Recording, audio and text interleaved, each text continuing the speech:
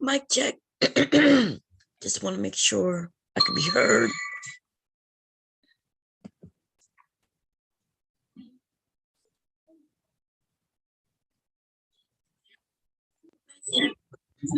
Okay. Sorry about that, y'all. We're gonna break down some information that has been shared. I want y'all to hear it directly from the source himself, and there'll be an understanding of why the Black Manosphere in particular are in the state that they are. Okay, ladies, we're going to hear it from a guy whom, when we hear him speak, he sounds like he could be educated. He's talking about things that we may not even have heard of before.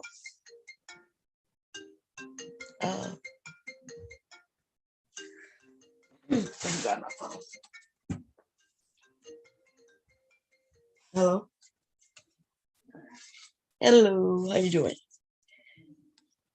No, I just went live. Yeah.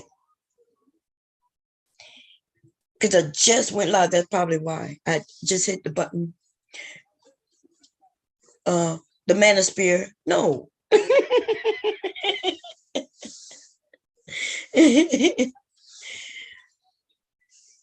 Oh yeah, it was a nice convo. Okay, talk to you later. Bye. Okay, sorry about that, y'all. A friend just called.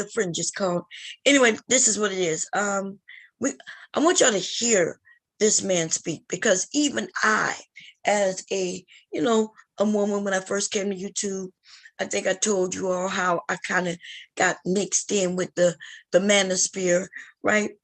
And originally, I've heard the women call me a mammy, right? I've heard that. I still hear that every once in a while. Not that I care, but I didn't know what they meant. But what I was doing, I took my time to assess what was going on, right? And I was actually invited to this channel because he had a woman's night. If I'm correct, the woman's night was on Friday night. I think, I'm not sure if it was Friday or Saturday night. I think a Friday night may have been ladies' night, right? So they actually invited women to come over to be indoctrinated with the lies. And so I went over and, I was listening, multiple women, and especially women my age. We were up there having great conversations. I listened to the women, but I also started noticing that the women would ask this guy, BGS, for guidance. You know what I mean? Like guidance. And I would listen to him. And I was thinking to myself, okay, I understand why a woman would ask him some questions, right? It was his answers that were kind of was throwing me for a loop. Because I started thinking, wait, is this a married man? Does this man even like Black women? Like, there was many questions I had, inside. And then I started noticing that no, it looks like an area that was safe for Black women, but it really was in order to brainwash us.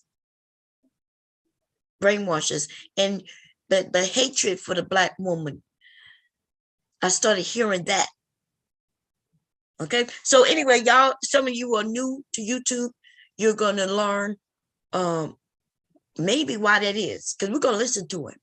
We're going to listen to a little bit of what we have to say. Now, the thing about this stream that I'm going to share, there was other Black men up there giving him pushback. And this, my brother, is what I like to see. I like to see when educated men step towards these other men and tell them that what they're saying isn't true. Now, Back then, I didn't see that at all. Back then, it was like you had to get along to really even be here on YouTube. That's what I saw with the black man. Like if you got up there and you challenged BGS, he had a whole group of soldiers who would come for your neck. And then before you know it, I watched where there were educated men who were new to YouTube who would go and challenge him. And then I would see a rise. I would see the angry man, that Faulkner guy, a whole shit of men, Obsidian, a lot of them, they would stand up against that one man who gave pushback. And they all would go on this rampage of beating up on this man until that man would submit. Now, I could give y'all names, but I'm not going to do that. I don't want to throw the men who ended up submitting. I don't want to throw them under the bus. I watched these men submit and start talking their talking points. And the ones who didn't submit, right? The ones who didn't submit, they were kind of brushed off as being not Black Manosphere. And so then they had to create their own little areas. And then, so that's why you could go in certain areas and you'll see a lot of educated Black men talking, offering assistance. What you find though is that those channels don't become big because it seems like our people like to go where the numbers are.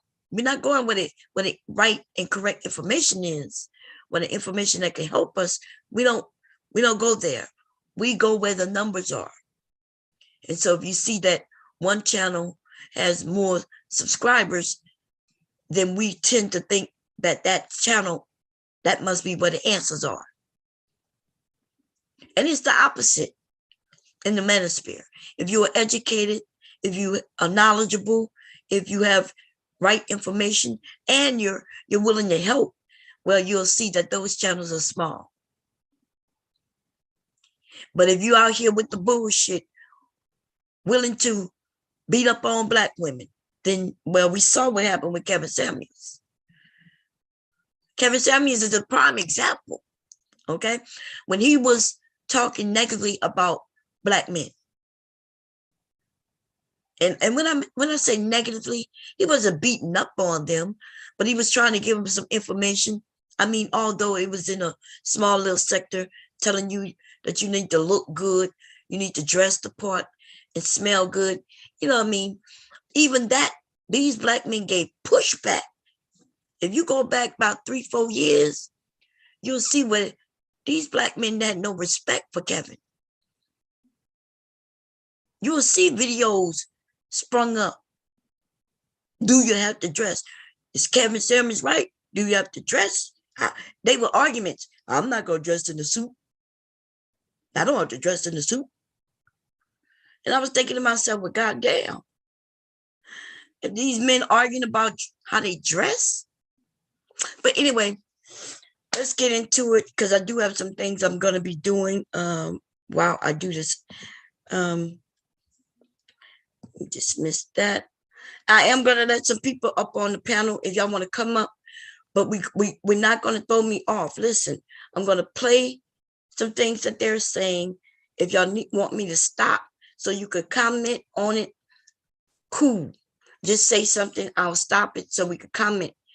But we're not going to stay in one spot for too long because there's some things that get stated that I want us to hear. Okay, so I am going to put the link in. What's going on, the verbal Koja? What's going on? We have Not For Everyone, Carmel, Free as a Wind, Martise, how you doing? Queen of Cadillac, what's going on, sister?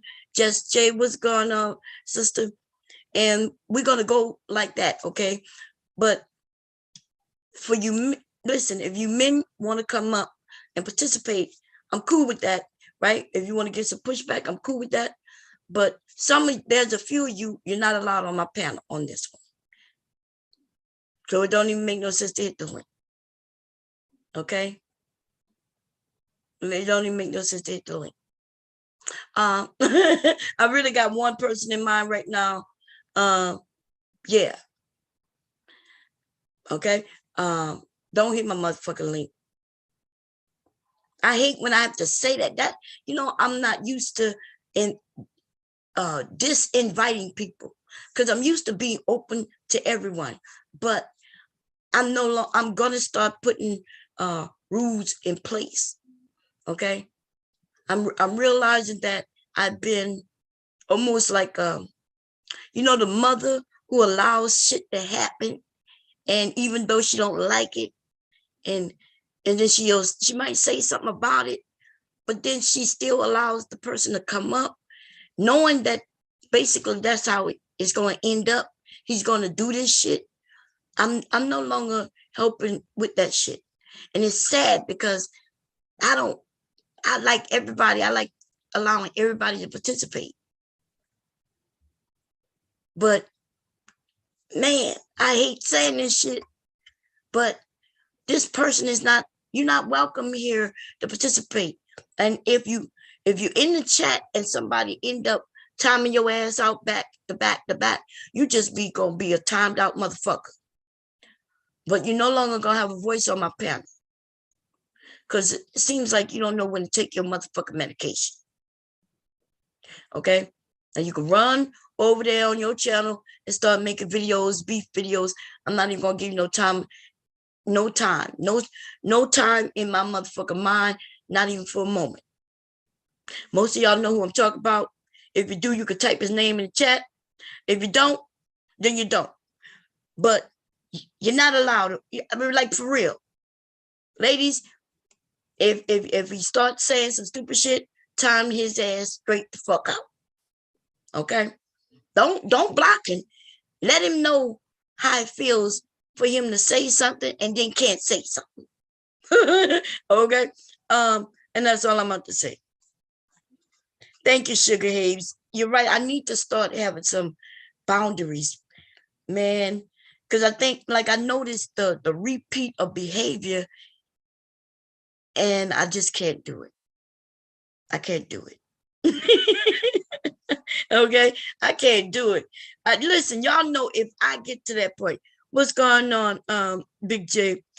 You know, when I get to the point where you are no longer invited, listen, it's not even beef. This is not about beef. This is not about me liking or disliking you. I'm just tired. God damn it. I am. What's going on? I just can't do it. Miss D Nova, how you doing? Says James, how you going? The black man can wear anything. These Zoot Suits niggas all were talking about one part of the black man. Okay. I have no idea.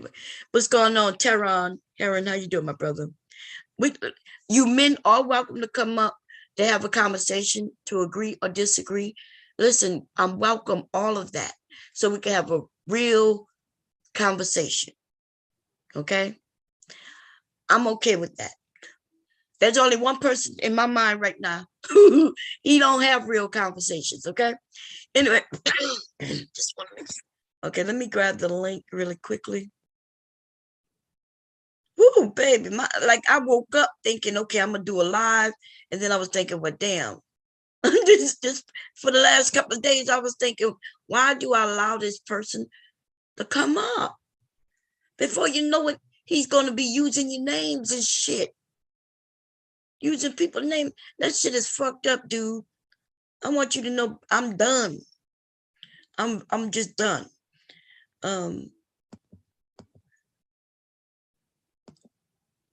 YouTube is supposed to be fun. We're supposed to have great conversations. Even if we get in some beefs, that shit don't mean nothing to me. But I be goddamn if when I wake up and want to go live and the first thing come to my mind, damn, why did he do that? You know what I mean? Why he do my I'm not doing this shit. Participants. Invite. Grab the copy the link.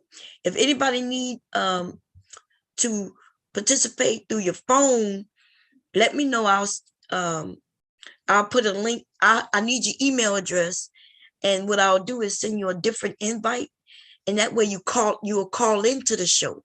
Y'all can literally call in from a house phone, your cell phone, or whatever, right? If you have bad connection. You just have to ask me for the right type of invitation. Okay. Now, let me put this link in. To my moderators, if y'all can, well, I'm going to pin the link, but just every once in a while, remind people that the link is pinned, you know, and let's get with it. What's going on, Haley? I hope I didn't miss anyone of me. GA boy, what's going on? How you doing?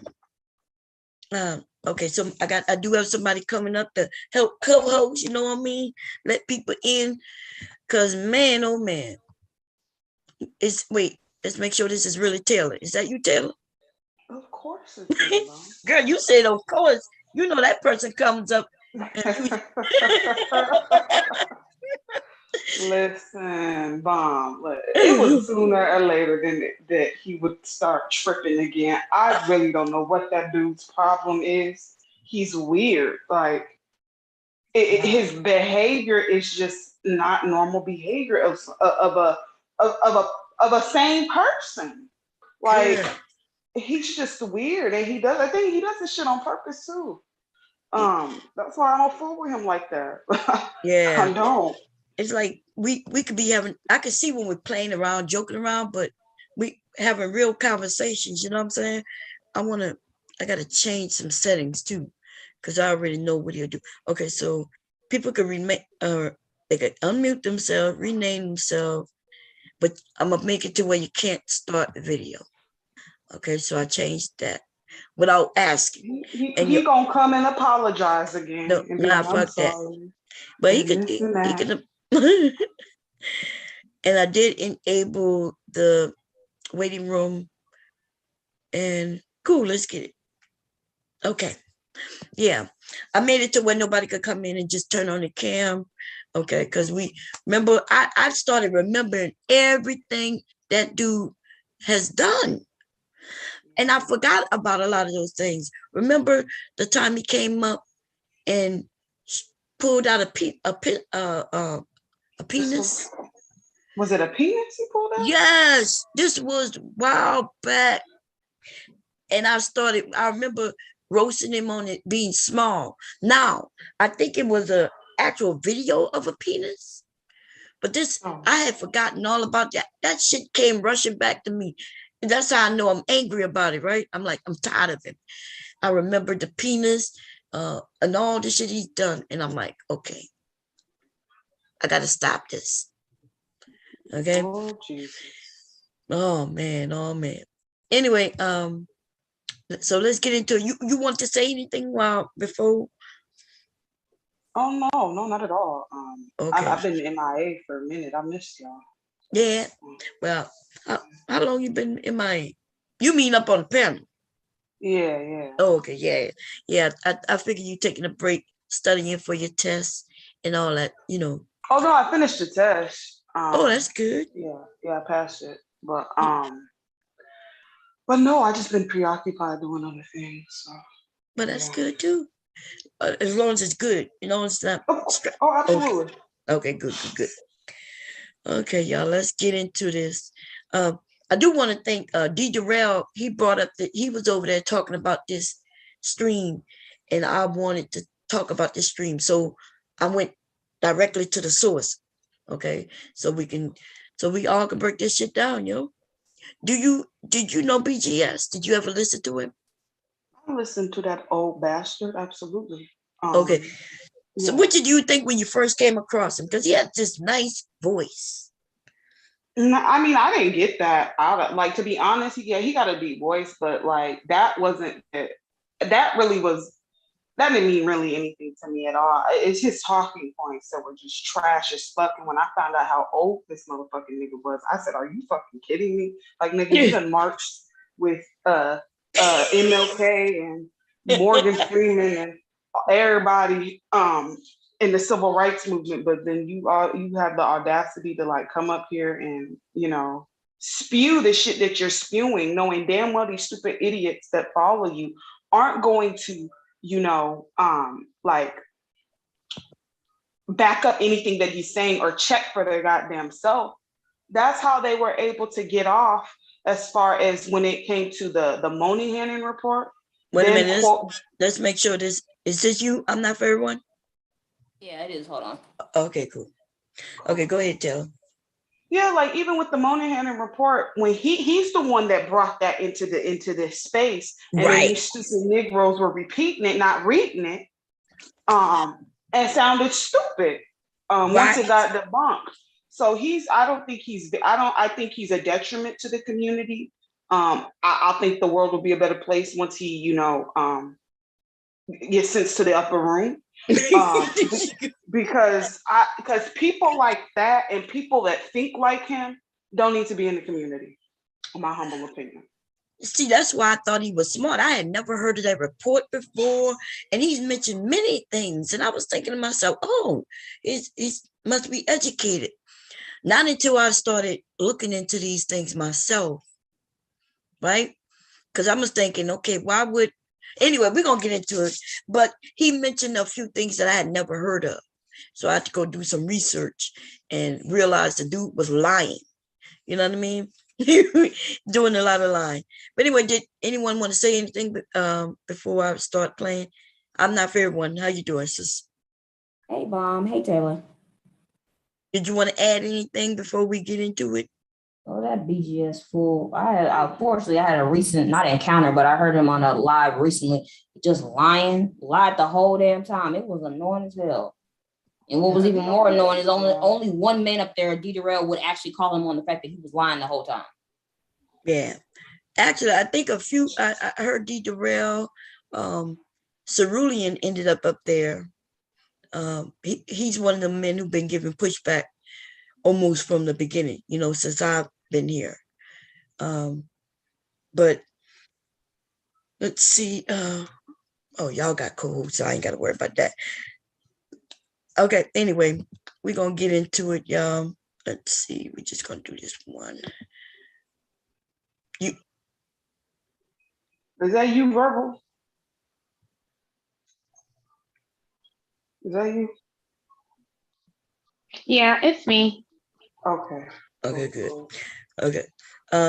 Anyway, we're gonna get into it. I decided to play it from here. I think it's like an hour in. Because I didn't listen to this whole thing. Y'all know I listened to a little bit of it. And I was like, okay, let me go find this starting spot. So here we are. Here we go, y'all. Verbal, did you want to say something before get into this? No, ma'am. I'm good. Okay, here we go, y'all. Here we go.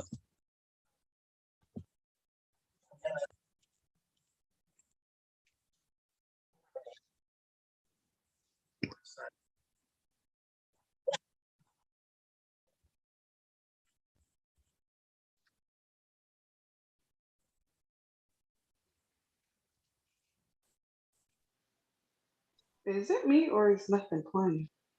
Yeah, I can't hear it either. I thought it was just me. Oh, okay. Hold up. Okay, hold up. Maybe let me stop it. I think I may have not clicked the sound. I'm sorry, y'all. But anyway. Oh, you know what? Yes, I saw part of this. I was looking at this the other day. What you thought about it before? I thought it was tragic.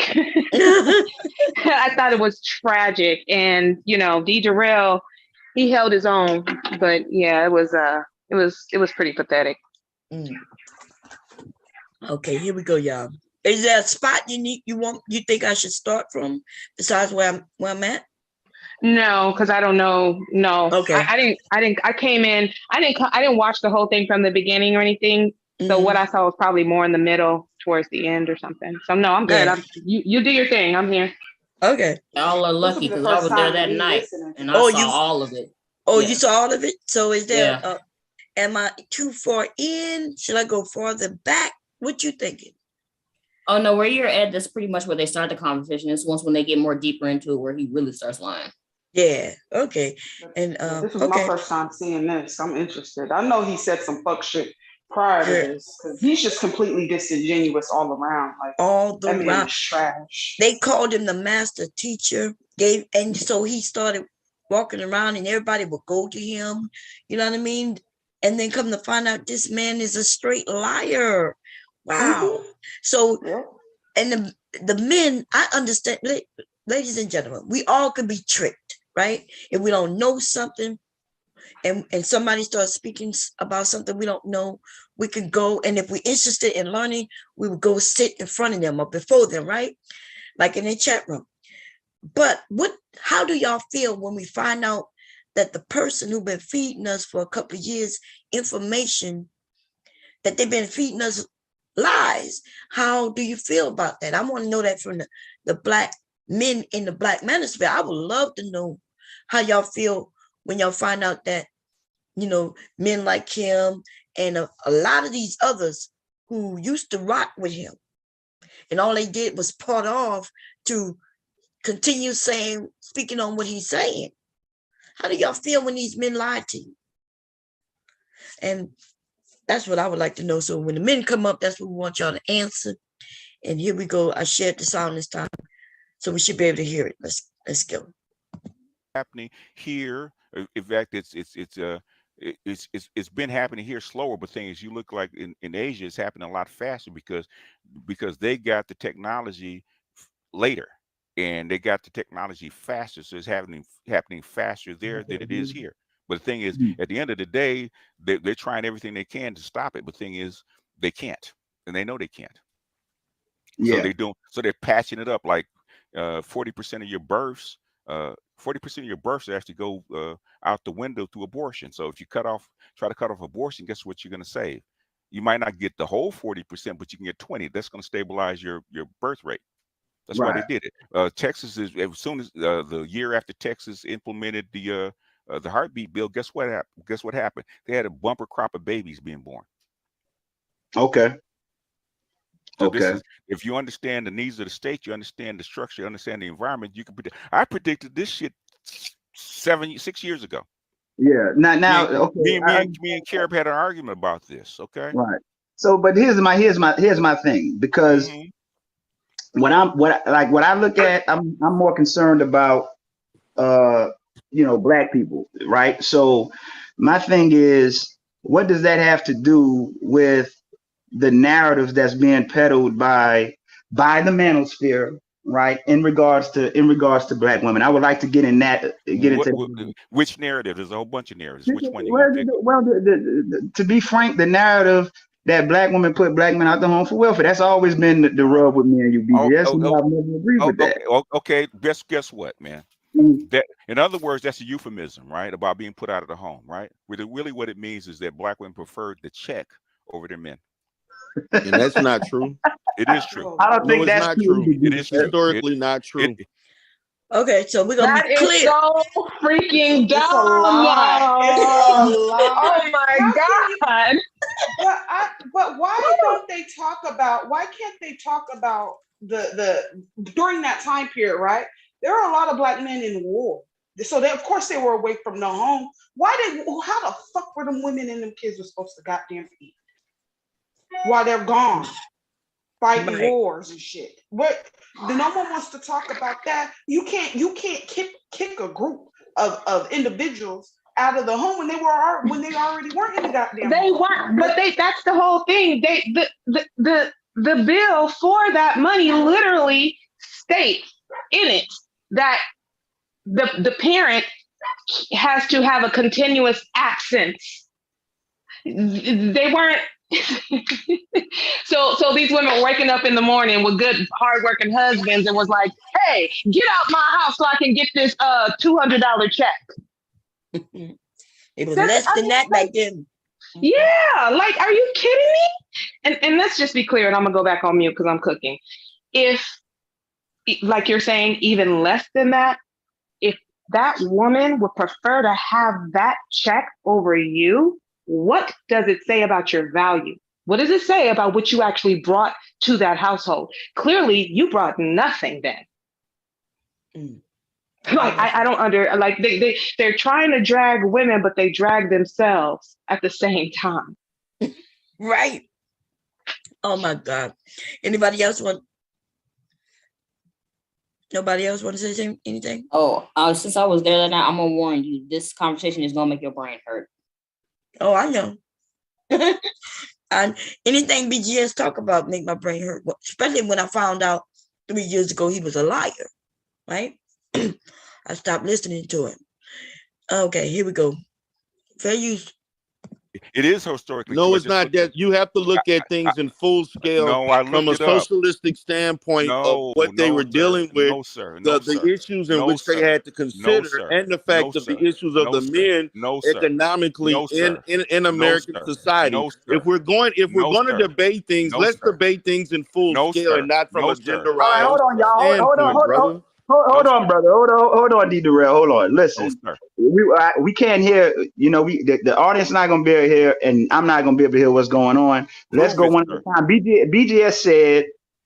BGS said that he basically the women preferred the check It did.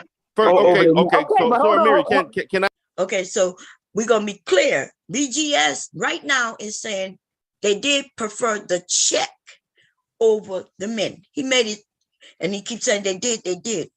Now later on, his stance gonna change a little bit.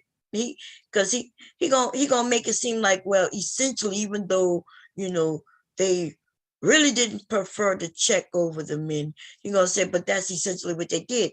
They ended up getting a check over and had to put the men out. But right now, his stance is no, them women wanted that check. You're gonna hear where later on though it's gonna change. So I just want y'all to hear what he's saying in this moment. Okay, because when these men start talking about how they on in Congress, they was trying to say that Black women were getting checks, but the men were still in the home. Like I've been saying, right? I know my family participated in that, right? My mother and father passed away now, so I can admit that, without, but I remember when my mom, she had to, just in order to feed us during a certain part of the year. So my dad was a construction worker. There's a rainy season where, the men were rarely making any money because it was wet. My mom decided she had to go down there. My dad didn't like it. But let me tell you, when my dad didn't like it and my mom didn't do it, our ass was hungry. That's the facts. We were hungry. I don't know if any of y'all ever been hungry before, but I'm telling you, I've been hungry. Child, listen. I'm talking about I had to go to school just to eat. My mom would make sure we didn't miss no days just to make sure we ate. I'll let you at least got 1 or 2 good meals. Right. Breakfast and lunch. Mm-hmm. Think about what happens during the summer months, though. Right. Yeah, no school unless you have summer school. That's right. Yeah, that's what I'm saying. Listen, a woman's going to do whatever she has to do to feed her children. I don't give a damn. Yes. Period. So and so I remember my mother going, getting some food stamps, and my dad wasn't happy about it, but she had to do it. Mm-hmm. My dad was still in the house. Yep. But we always knew that if anybody comes snooping around, your dad don't live here. Mm-hmm. That's a lot to put on children, And my mother didn't even like doing it.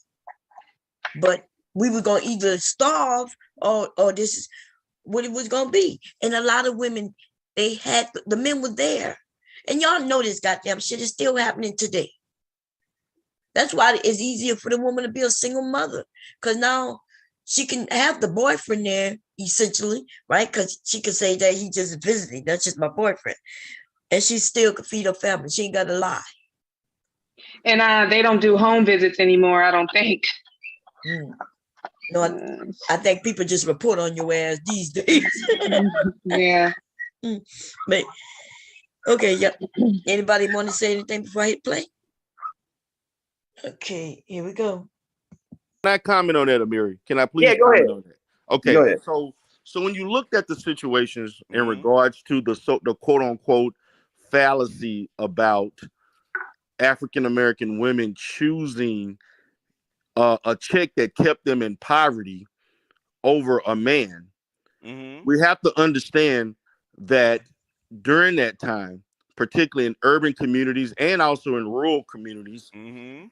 that was a very high black male unemployment rate that Okay. which also greatly exists today. Okay, so in that position, that Mhm. was an environment Mhm. in which women Mhm.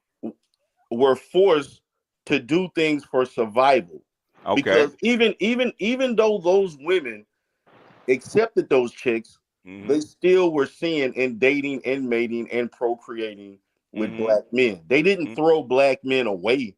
The issue is that the issues of black men being more economically viable in the Mhm. situation. So this whole fallacy about, oh, we just gonna choose a chick that kept you in poverty. Mhm. Okay, this was a matter of survival. It had They nothing to do they with chose, did I'm they going to not? make you Did they leave, did they and there's choose? no research. Did they There's no choose? research Yes, to there is. substantiate Yes, that. there Because is. number They one, chose. there's There no is. brother. When There you is. talk, I didn't say one Okay, all word, right. brother. Can you Okay, please all show me right. some respect? No, I'll I, mute I did myself. not speak when you spoke, brother. Hey, I did not speak Darrell, when Darrell, brother. D. Can Darrell, you please let me Let's keep it. finish? Darrell. Let's You keep it spoke. respectful. I didn't Yeah, say hold on, anything y'all. when you Hold spoke. on. Hold Now, on, what hold on, y'all. I don't want to have to. I don't want to have to mute because we got other people on the panel. So, uh, D. Durrell, go ahead and finish your point. Then Okay, I want to so really and then LB. so the thing about it, when you look at the statistics, okay, the statistics show that yes, during that time there was a decline in regards to marriage rates and things of that sort.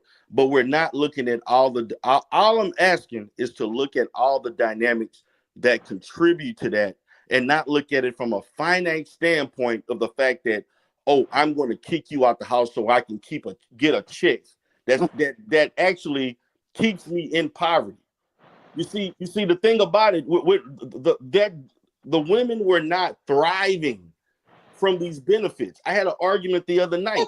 Someone saying some disingenuous things in the Manosphere about women getting over $130,000 worth of government benefits. That's a lie. See, so my thing is we have to quit being disingenuous. Facts, D. Darrell. See this man, BGS? I remember him telling these black men that we were getting hundreds of thousands of dollars in welfare benefits.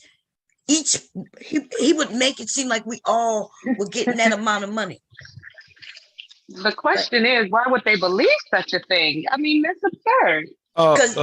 Here's the thing. 1968, King v. Smith disproves what BGS is talking about because it's a Supreme Court case. It says the government cannot kick a man out the household. And that was a woman, a black woman who went to black court woman from Alabama.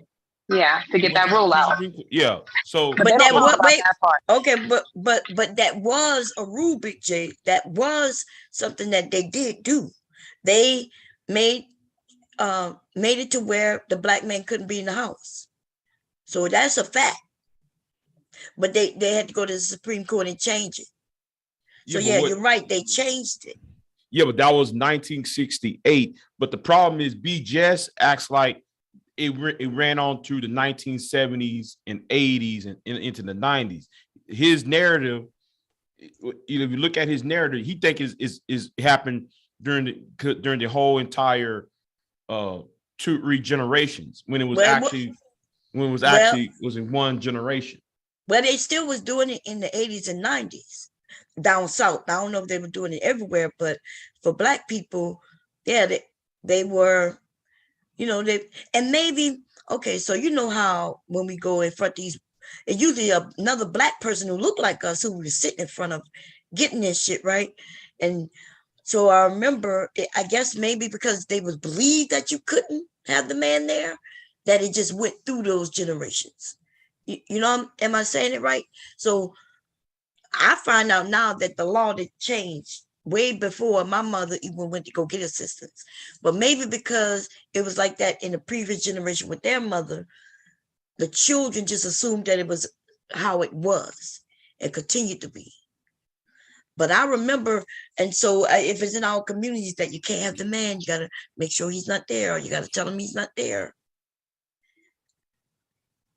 I'm not sure, but I mean, but that was just a rule. It didn't say this is only for Black people. That was a rule for anybody getting assistance. Right. Have you talked about his feelings about the Monahan report? Because he has a hard on about the Monahan report. Yeah, he's gonna get into that, and we'll talk about that when he get that. Okay. So, but let's fair use. Here we go, y'all. Instead of trying to fit narratives and speak the truth.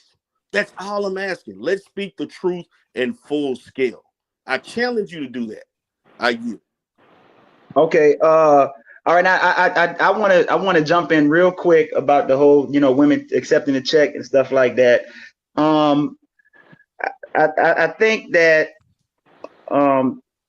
white society were very adept, especially the conservative movement. They were very adept at vilifying and racializing welfare and those policies. I think the problem I have with BGS's assessment is that it doesn't take into account the stressors that was already existing between Black male and female relationships at that time. And if we're going to say that sisters prefer to check over their man, then let's also acknowledge that many men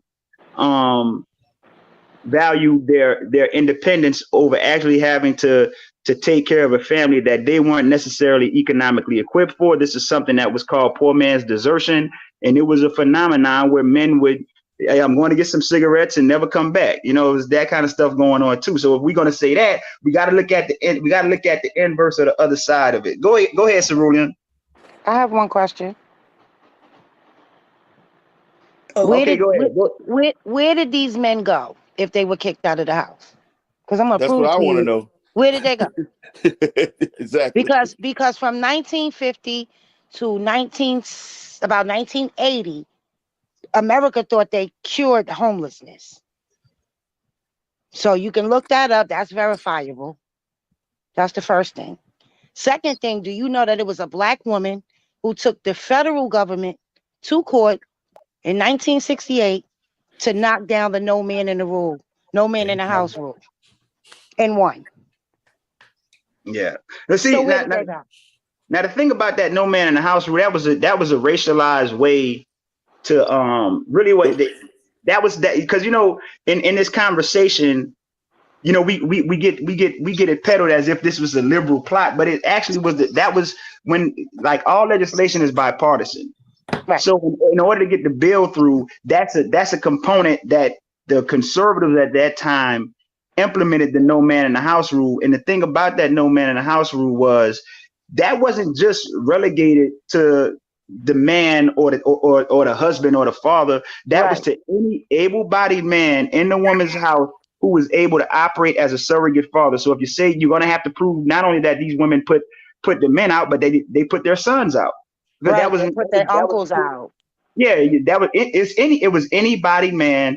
And the other thing about it too was not only did the man have to be in the house, it was if this Black woman was having any sexual relationship with any man anywhere. So if a woman went to Africa and was having a relationship, that would have been grounds for them to terminate her benefits. That's why that woman won that 1968 case, because it was very much racialized, and it was a way not to ensure that the Black family would break up, but it was a way to make sure that a Black woman would be disqualified from the welfare rolls. Right, but my point was. Did anybody want to say anything? I like, what is it? How you pronounce his name? Is it Amir? Amiri Brown. Amiri. Yeah, I like him. I like him. He's very smart. Yes. And he's gone through changes though. Anybody want to say anything? Big J, anybody? No? Okay, we're gonna go look. Thank you, everybody. Here we go. My point, I'm sorry. Housing Act of 1968. you have to understand that the man in the house law was actually a states' rights issue because it got struck down federally. So not Right. all states even exercise the man in the house law to begin with. Right, but it was what my point is. If you actually study this, right? If you actually just go and study it and stop regurgitating what this person said, what that person said, you would know that each state, like you said, had its own laws. So in some states you could be married and still get benefits, while other states you couldn't. Some Right. Well, states they had women and children still working in the field, whether they were school age or not. Other states didn't. So this whole Well, usually when thing about people, can I just, And then I we're just interject assuming that real most quick. Hold on, women were y'all. No, on wait, welfare, hold and on, that was y'all. not the case. Hold on, I hold just on, hold on. interject real quick I just don't to, want just to give some context, because usually when people bring up the man in the house law, they're talking about the state of Virginia. Okay, that's usually what they're talking about, because that is the state that is the only state that rejected to throw it down when all the other states started getting rid of it, and they were still exercising it post 1968. well, what my point is this: if you study it, you have to understand that each state had their own laws. Like right now, even in North Carolina, right now, if you live in public housing, you cannot have a man in your house, right? If you live in these projects down in North Carolina, if they come in your house and there's a man there, you can lose your apartment. In New York, they don't come in your house. mm, They don't come check to see if a man is in your house. They don't right. care. Well, okay. Well, I want to bounce it back to BJ so he can have a chance. Wait, y'all, is that true? What she just stated? I mean, I know they don't do that in California. That's why I was saying that earlier, that they don't be coming to your house. They don't do that. Yeah, no, well, I don't know if they, if they come through or not. But what I remember, she said that law is still valid to in Virginia. Did she say? What did she say? She said, well, you can't have an able man in your house if you're on Section 8. She said that's still today. Let me rewind it. Yeah, for some states. So okay, let me play it again. Let's do it again. You cannot have a man in your house, right? If you live in these projects down in North Carolina, if they come in your house and there's a man there, you can lose your apartment. In New York, they don't come in your house. Okay, so yeah, do anybody know? Because then if that's so, if the rules still exist in certain states, then what changed? Because that's what we were saying. Like I remember in the 80s, not so much in the 90s. By the 90s, I was grown, right? So I don't know. But in the 80s, my mother, she told us that if somebody come and ask anything about our dad, that he could live with us. So that would be interesting to know if that's true. Well, I think that welfare reform that was passed in 95, 96, I think that kind of destroyed that narrative. What you mean? Because when the Bill Clinton and Newt Gingrich passed the Welfare Reform Act, right? It kind of had women in to go to work, and a lot of those women were moved off of welfare rolls. So it's kind of dilute the notion of men in the household. Because some of the women went to college, some of the women went to places where they can have job training and what and they moved out of quote unquote poverty. Mm-hmm. So I don't think that applies today because of the Welfare Reform Act. Okay. Somebody said in Texas you can have a family. It is not about the man, it's about how much money you make. But Facts. also it's about, and like you just mentioned, it making even the women work for that little money now. Yeah. Right? So if she's able-bodied, she has to go to work. Right. And that's why if you go to some of them Section 8 housing, that's why you see Dollar Generals and dollar stores that surrounding these communities, these Section 8 housing. It was because a lot of those people who work for Dollar General, work for Dollar Tree, what may have you, those are people who are, you know, who took part in the welfare system. Well, you saying Dollar General? Well, okay, but anyway, Because what I'm saying, those Dollar General, them stores are in part of the welfare, you know, getting people off of welfare because they be hiring those people. yeah, That's but why you see know them when stores around those areas. But when you mention Section 8 housing, I've only heard this from Black people, where we think Section 8 housing is a particular building. White people are on Section 8 more than we are, but they're not living in a building. They live in houses. Right. So yeah, that's if Section 8 in your state is approved for a home. Yeah. Yeah, so you could be in a house. So when you said Section 8 homes, I guess I'm a little confused, but I guess you mean like a building, because I didn't know Section 8 was just a building. And is everybody in that building Section 8? Some people could be and some people couldn't be. It just depends. Right. But for some states, they have like literally like not like cities, but like communities where there is Section 8. So the only people who do live in there is Section 8. Oh, okay. Yeah, see, I didn't know that. Because like the last neighborhood I lived in, there was I remember at one point there was no Section 8. I remember when we went to go rent and the lady said, "Hey, I don't accept Section 8." And I was like, cool, because I'm not on Section 8, I didn't care. But then I remember being there for years, and then they started moving in Section 8 people in the neighborhood. So now you got homeowners and you got renters I was a renter, and then you got Section 8 also. Just a mixture of everybody, white, Black, and all. And you could buy a home on your Section 8. Black people don't know that. White people gaining these type of things because they know the rules and the laws. Welcome. Who came up? Somebody came up. Didn't somebody come up? Yeah, it was Koji. Koji, you still here? Come back up. I don't see her in the lineup. Oh, okay. Well, anyway, so I guess when she just said, so now it's not about, because I know men could get assistance now. So it's not so much about you being a man. Now it's so much of whoever's in your house of a certain age being able-bodied. And if they're able-bodied, then they need to be working. And okay, I'm not even so much against that at all. Okay, so fair use, here we go.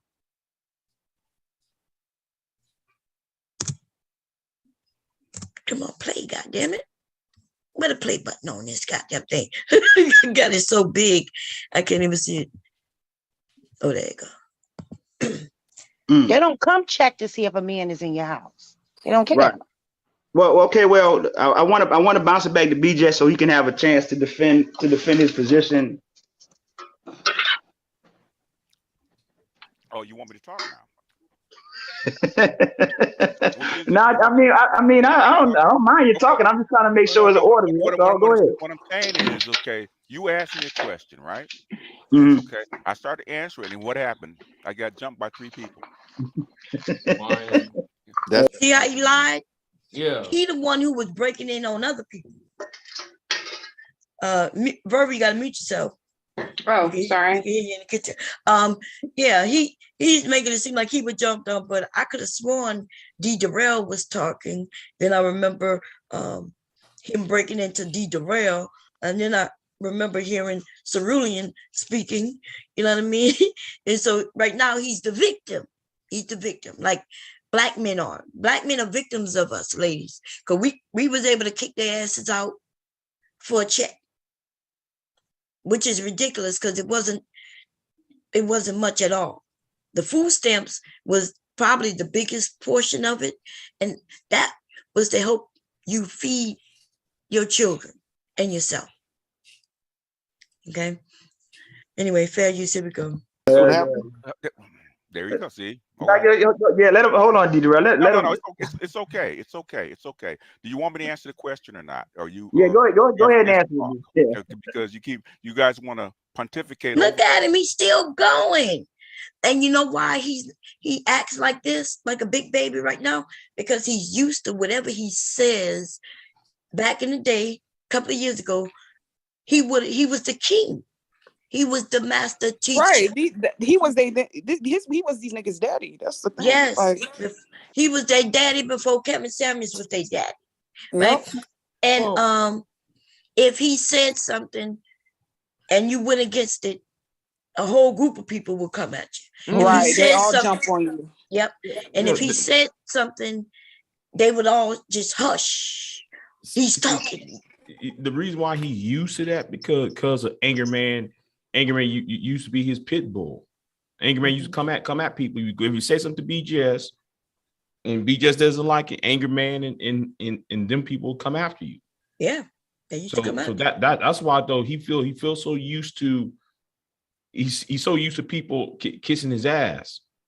So I mean, so that's been years. That's been years. So he needs to understand that the world doesn't revolve around him. You know. Yeah. Okay. Thank you. Here we go, everybody.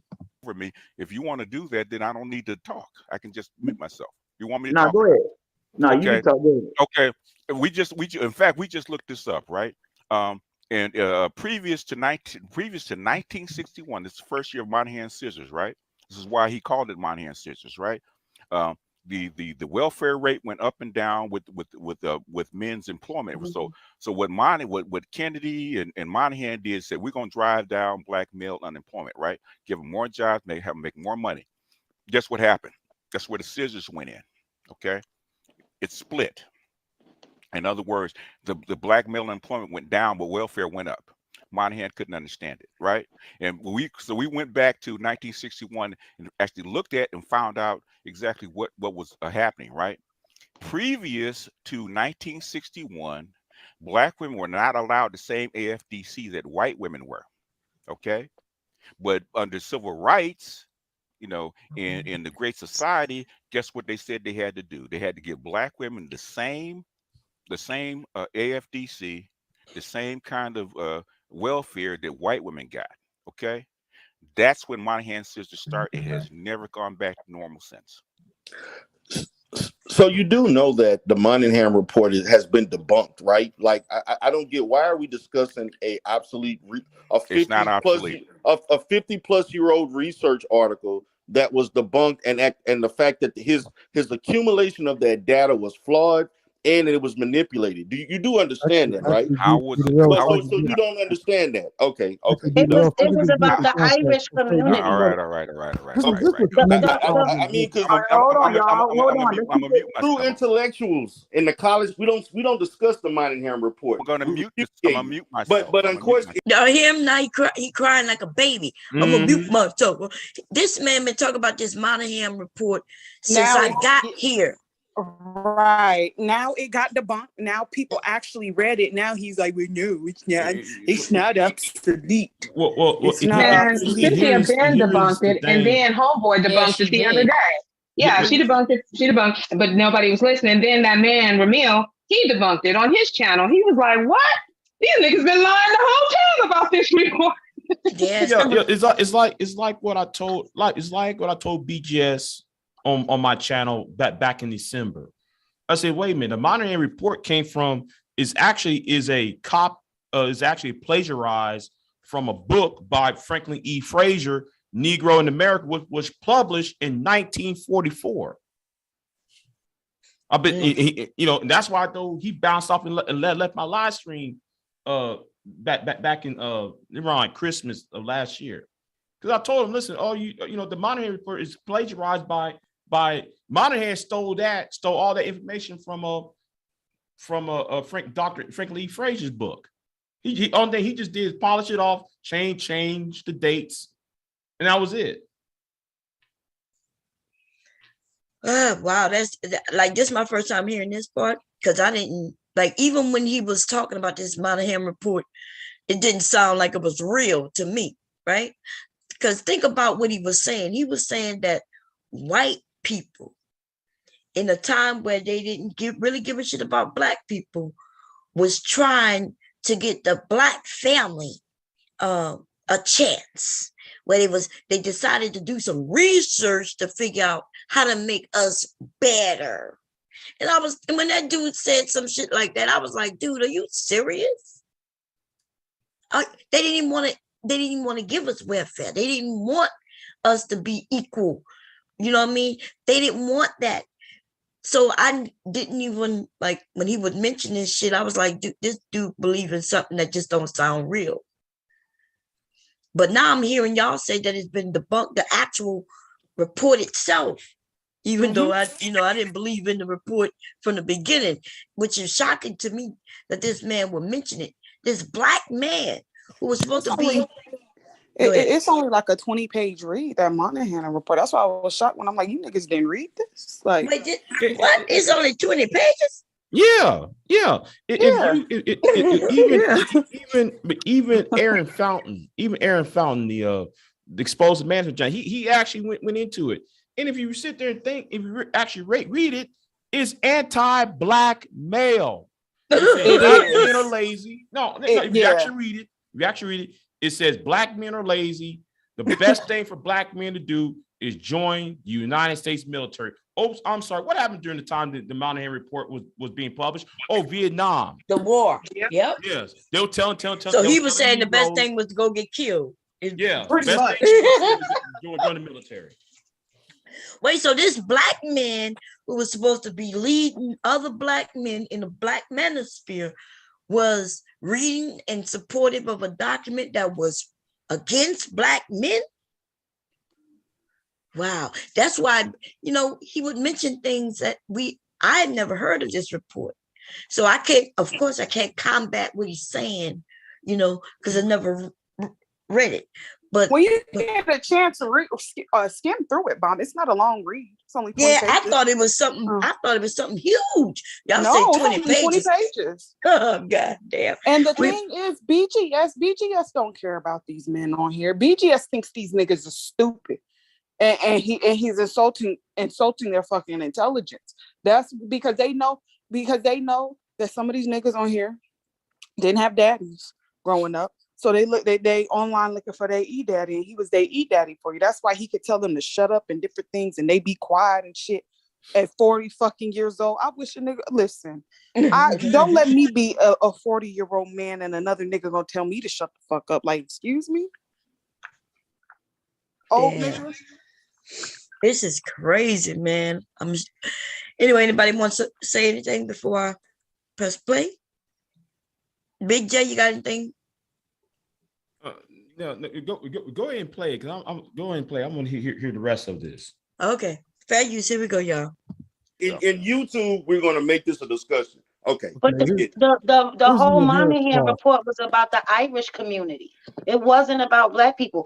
And that's the whole thing. If you actually read it, it talks about the breakdown of the black family started in 1935.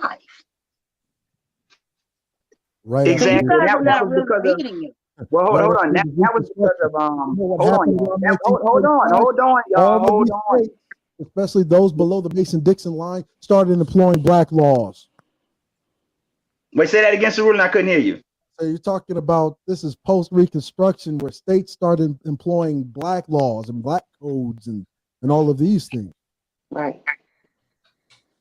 Well, that and she's actually right on that stat about 1935, and a lot of that had to do with the Bacon-Davis Act that created the minimum wage, and what that did is it inhibited black men from being able to undercut the white worker. Like, I think a lot of the issues that take place with the black family and stuff like that, a lot of it had to do with. I'm gonna just give you some context. If you look at the Oxford Handbook of the Economics of Poverty, the Bacon-Davis Act did not actually take away the black man's ability to undercut labor. What it did was it gave private corporations the ability to excise black males. Okay. So you mean, when you say excise, you mean what? Push them out of the corporation or whatever? Well, I can push you out just on if you have a virtual monopoly on skilled labor. Mm-hmm. Now I create a union and say, well, you can't be here because you don't meet the minimum skill requirement. Mm. Now that black man that would have gotten that job that was, say, equivalent pay to that his white counterpart, he wouldn't be able to get that job. So it basically gave the private corporation, more leeway in discrimination. which is why you have 30, 40 years later, you have the Equal Employment Act, right? Right. Well, I mean, I'm just actually agreeing with you, sir. But the thing is, they used this Monahan report, but they never really they couldn't have fully read it because it knocks down their whole argument. Well, the reason why Monahan's scissors, right? People that depend on this, it's a vacuous claim at best, and I'm explaining why. Right. Monahan would make the claim that they've corrected all of these so-called laws on paper, but he tried to push it into some kind of a cultural argument that it was a moral failing of cultural development on part of the Negro. And reality was that you're not really fixing the laws. Okay, you don't even get Anti-Discrimination Act until 1964. You don't get Equal Voting Rights Act until 1964. You don't get the Equal Housing Act until 1968. Why isn't it doing the same thing for Black family that is doing for these immigrant families? Well, Black family doesn't get to claim on the standard form that they're white. Right. Okay. Right. And when you have that up-down racial paradigm in existence, right? Unenforced law oftentimes becomes more problematic than a poorly scripted actual law. Okay. All right. Let's get BGS back in here. Listen, y'all. I want to give BGS ample time and space to hang himself. Man, they're gonna. I'm gonna talk for like a minute, and they're gonna jump. Brother, you talked 30 minutes before anybody got up here. So what do you see? So what I'm talking about? So you talk. No, I'm just saying. I mean, brother, let's not pretend you didn't have a monologue for like 45 minutes before I even got up here. So let's not be disingenuous about it. I was talking to who? You were talking to us. You were talking. Hold on, D-Durrell, because hold on, y'all. Hold on, y'all. To be fair, me and BGS we're having a conversation. It wasn't a monologue. We have a conversation. Yeah, we were having a conversation. Okay, so you had a conversation. You stand corrected. I stand corrected. Well, then you don't want me to talk. Can I? Oh, okay, man. What are you going to say, man? No, it's okay, man. He's not going to stop. I am letting him talk. Hold on. I don't know what's going on. It seems like y'all two have some history going or something. But we don't. I don't. But listen. Let BGS. He's well studied up on the things he's talking about. He's well studied. Yes, let him well hang studied himself. My ass. Yes, we need to hear him hang himself. God damn it! All right, studied in pathological lying. Man, oh man, he's too old for that. The Black Manosphere need to be ashamed of themselves, and we need to start. Y'all need to start vetting who you allow to become your next daddy. Maybe I should throw in my hat to be your next daddy. I would be a better daddy for y'all. Let me tell you why. I will hold your foot to the fire. I will whip your ass when it's needed. I will push education. I will help you decide on great job pathways. Me and Taylor alike. Taylor gonna help me help you. Okay. I'm gonna help you, Bomb, but I ain't helping you niggas directly. What you saying, I ain't helping you niggas directly. I was saying that you and Taylor are gonna have to wrestle down the king, because Jessica got that spot. So what y'all gonna do? Jessica said she don't want the spot. That's why she handed it over to me. And with I kept telling her to take that spot. What's going on? We don't want no smoke. Is that greetings? Hi, Cerulean. Okay, cool. The commander. Hello, Mr. Cerulean. Just had to make sure, because we have somebody that likes to copy people's accounts and come do weird stuff. So, yeah. Before I continue, Cerulean, did you want to add anything to what's going on right now? Because I see you was on the panel, and I didn't hear you talk much yet, as of yet. Well, yeah, I was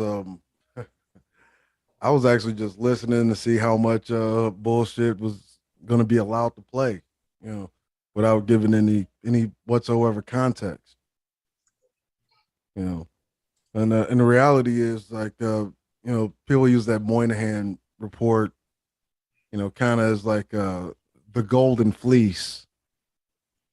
If you know the story of the Greek story of the golden fleece, the adventure that led to this golden fleece that these niggas hide under. It turned motherfuckers invisible. Oh yeah. It's like So a what? protection blanket.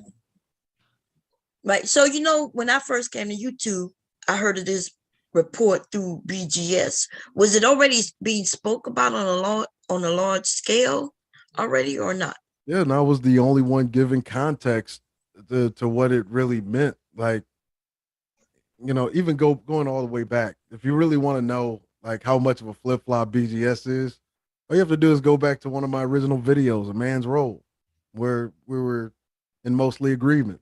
In fact, BGS stood on the side with, say, the likes of myself, Amiri, D. Darrell, and just and I suspect that it was for some kind of monetary gain, to pander to these red pill incels that have some kind of violent propensity or some uncontrollable urge to go on murderous rampages against women.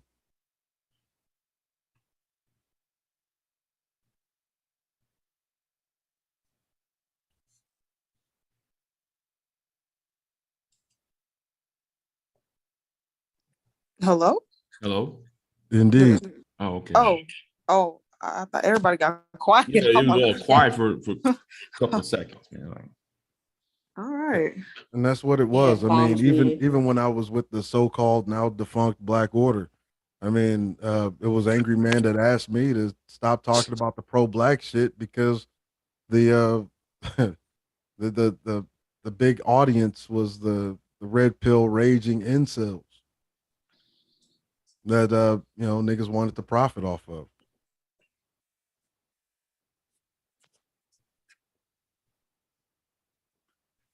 Yeah, that's reality. Am I coming in? Yeah, we can hear you. We can hear you. Yes, we hear you. We're just listening. So Yeah, we can hear you. So Moynihan sourced the reference material from several authors. One was E. Franklin Frazier, and little context about E. Franklin Frazier: the Negro family was actually a part of his dissertation for his PhD in anthropology. It was loaded with a lot of anecdotal evidence. Much of the material lacked context, like it didn't add in the contextual um, uh, arrangements in which men had to actually leave their cities a lot of the times just to search for work, as there was an encroachment on agricultural labor, where they confiscated through eminent domain about 10 million acres of black farms, black farmland. These were people that mostly worked as sharecroppers in the late 1800s, and then come back and eventually get to a point in the 1920s where they're going from sharecropping to farm ownership, which is like the largest. When you look at the 1920s, you're looking at the largest growth of black farmland, which was immediately confiscated directly after FDR's New Deal. Wait a minute. We want to get back on track because I had to step out. So we're gonna get back on track on this stream. But so the Monahan, I think somebody I'm else talking about Monahan's inconsistencies. He sourced these things from people like E. Franklin Frazier, another author named James B. Conant, who wrote Cities and Slum or Suburbs and Slums, which is actually where E. Franklin Frazier got much of his dissertation for his PhD in anthropology on the Negro family, because that's where it actually comes from. And then what happened was E. Franklin Frazier, having been a coon most of his life, turns around. He has his nigga wake up call at the University of Chicago, and then he becomes this voice for the great American Negro, which is typically how that happens. Right. Okay. So Anybody else want to say anything? So when you said you was wanting to know how much it was gonna play without giving pushback, are we giving sufficient enough pushback so far? Because it sounds like a bunch of bull crap to me. Well, what happened was when I would get ready to talk, I mean, D. Durrell just started talking. I just let him go. You know. Yeah, I did notice that. I noticed that so far. But anyway, Shaw, I noticed that Shaw came up. Is that you, Shaw? That is I. How are you? How you doing? All right. Did you want to add anything so far? Yeah, I was gonna suggest that you read it one day because I know your live streams can be very long. So just read it one day, see what the audience says. And then two, I used to hear so much about it and I never read it. And I was just thinking to myself, I wouldn't have made that decision that BGS was talking about of getting rid of my husband. That's what I was thinking. So I don't care what it reads. I was just thinking of myself. I'm like, I wouldn't do that. I'm going to hide him or whatever, but I'm not giving up my husband just No, to according a check. Lady Char, the way they, according to the way that they espouse the Moynihan report, basically the federal government came by in milk trucks and traded these women government milk for these niggas. No. Okay. Anyway, I'm gonna press play so we can hear a little more, and we're gonna go from there. He's far from an intellectual hack. He's probably the most serious person in far as intellect goes in the manosphere. So let him lay out his points. So give me a time limit, man. Because before because I don't want to I don't want to go monologue it. Okay. Because just let's keep it in between 2 minutes. I guess. Okay. If you read the report, and I have, and I've got a book called "Freedom Is Not Enough" that actually goes through the foreground, the background, why they made decisions, who actually wrote the books and actually helped him write the report. Those are Black sociologists that actually help him write the report, like Clark, like Frazier, and others. Okay, there was Black sociologists helping write the report. This wasn't a white man writing the report because he didn't know anything. He knew he didn't know anything, right? Let me go find the best people I can find and actually help me put together. And that's also not supposed true. to be a study. Matter of fact, many of the sociologists that was referenced in Moynihan's report never actually got any credit whatsoever.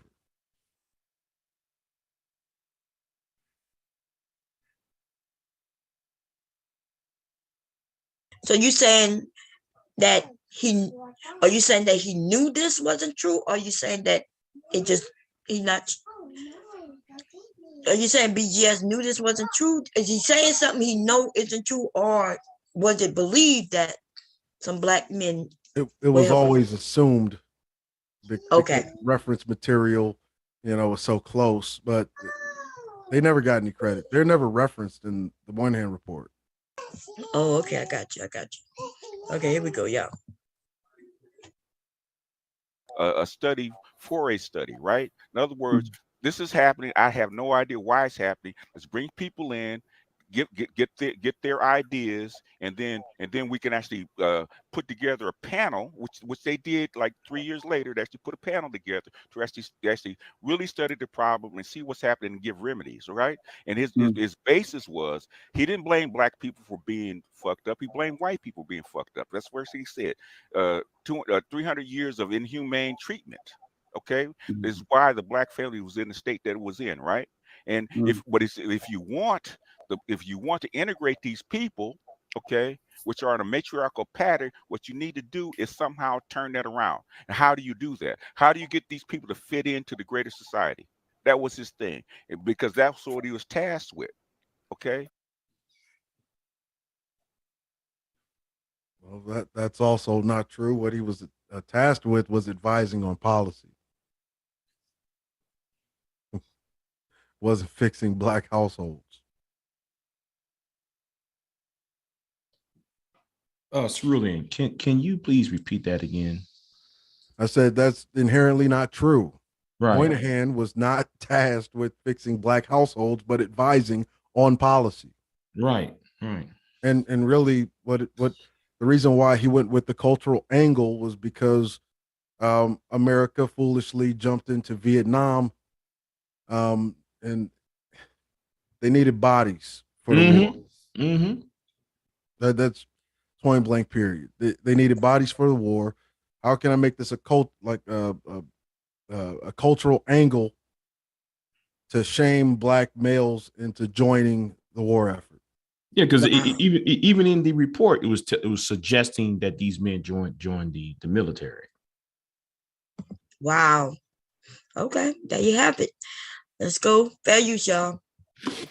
His remedy was actually, okay, if you want a greater society, what we're going to have to do is give black men number one, a male dominated atmosphere, right? And number two, start specializing and giving these black men jobs and training so they can fit into the greater society. That was his prognosis, his whole prognosis. He never blamed women. He never blamed black men. He wasn't. He never said that it was their fault. He said it was clearly white people's fault. Okay, clearly white people. That's in the. If you read the opening paragraph, he says that. But if you want to integrate these people, because guess what's happening? Only 3% of people are going to be on farms. Okay, you can't. They have no jobs down in the rural area. They're going to have to mix into the greater society, which is the urban environment. How do you make this work? That was the whole thing, which I said to FD Signifier, right?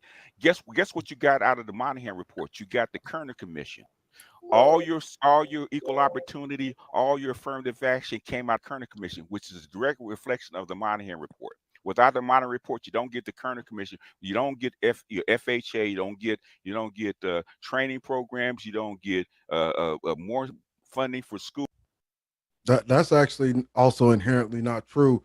The Kerner Commission was a completely separate doctrine. In fact, because it was an independent think tank, it was not even initially attached to the government. Okay, because wasn't that commission was formed in Pennsylvania? Was it in Philly, or that's the wrong group? It's the way it was. The Kerner Commission was meant to fix these social and economic disparities amongst all groups, and actually it was a response to the what they call the Foreign Aid Act of 1961, and shortly thereafter, which the first beneficiaries were basically Latin Americans. Okay. Yeah, because after 1965, Johnson signed that what's it called, the Immigration Act of 65. Yes. Yeah. So, which is why you come back in 1974, you had Latin Americans that have been newly immigrated here, crying to the government with their handouts, saying about how unfair it is because they were getting treated like the American Negro, and there was some. Therefore, they were added to the Voting Rights Act of 64, Civil Rights Act of 64, Fair Housing of 68, and even Title IX, which is the first thing that they were added to in 1972. Yeah, and when he mentioned the training programs, he's making it seem like without this report, there wouldn't have been any training programs. What do you say to that? That's also once again inherently false. The Moynihan report was actually designed to literally uproot and usurp the policy recommendations of the Kerner Commission. That's why they didn't make it about policy. They made it about culture. Right. People could relate more to culture. And okay, anyway, fair use, y'all. Here we go. You don't get a whole bunch of other things that you got.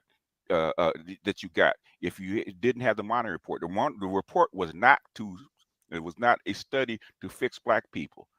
Okay, we have a problem. This is the problem as we see it. We brought on these black sociologists in here to study this. Okay, we need to go further. It was actually get the government in action to fix the problem.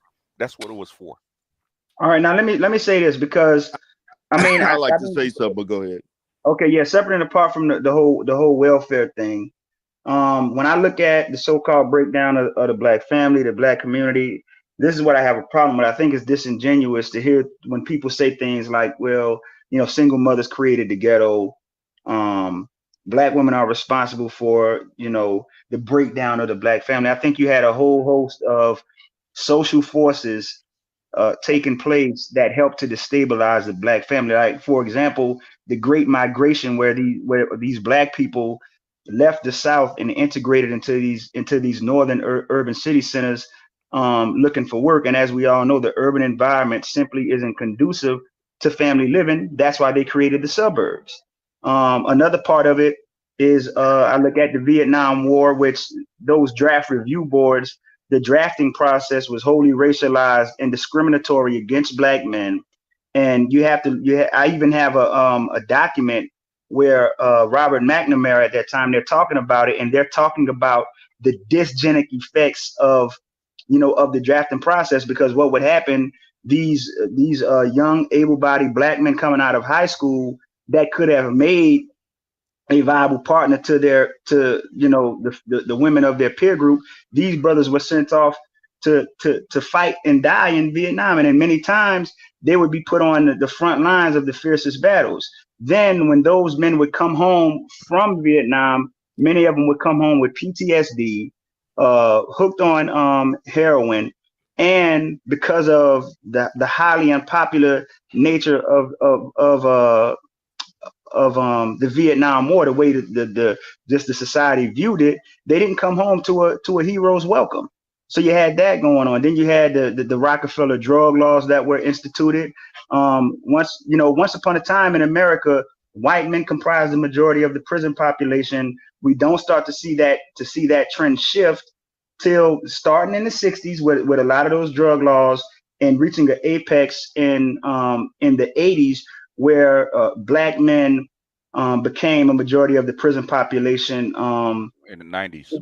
In earnest, right? So I think you had all of those things going on, and I think if we're going to have these discussions, BGS, as content creators and as influencers, I think we have a responsibility to these people that we're talking to black people, to kind of lay things out and provide the full context. This isn't to say that I don't think welfare doesn't have an effect on family formation patterns.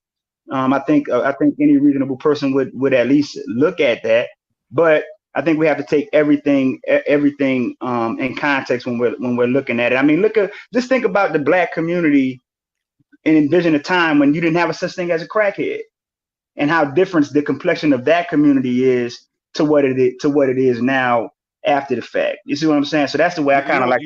You know what the biggest impact was especially on the black family, other than welfare? Welfare was just the start. Okay, that was the beginning. In other words, what welfare actually exposed, the damage that's already been done to the black family. Okay, it's had already been exposed. Okay, pushed it into another pattern. Okay, what really blew it up is when Johnson added sex to the Civil Rights Bill, right? Title IV, allowing white women to take the vast majority of what was intended for black men. Yep, I do agree with that. That was a chess move on their part. Yeah, that was a chess move on their part when they when they did that. I would agree with that. And the thing is, this is why, like in today's time, I just take a certain level of umbrage, because what happens is,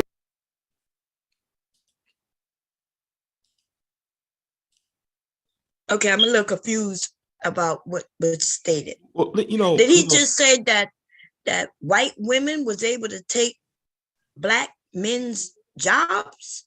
And if so, then what type of jobs are we talking about? Because white women, when they entered into the workforce, they're talking about the ones in politics. We're really talking about the ones in politics. Right. Oh, okay. Because if you see see BGS and even Miri left out a whole lot of things out of the mix. Now what I just put in the chat room is black male unemployment. No, actually black people, the unemployment of black people, right? It's by micro trends, right? So they will not talk about the gold shock of 71. They'll never sit there and tell you about that. Why? What happened with gold shock of 71? And I don't want to go deep into weeds about it, but the result was many black men in the Midwest, is particularly in the steel industry or in the automobile industry, lost jobs.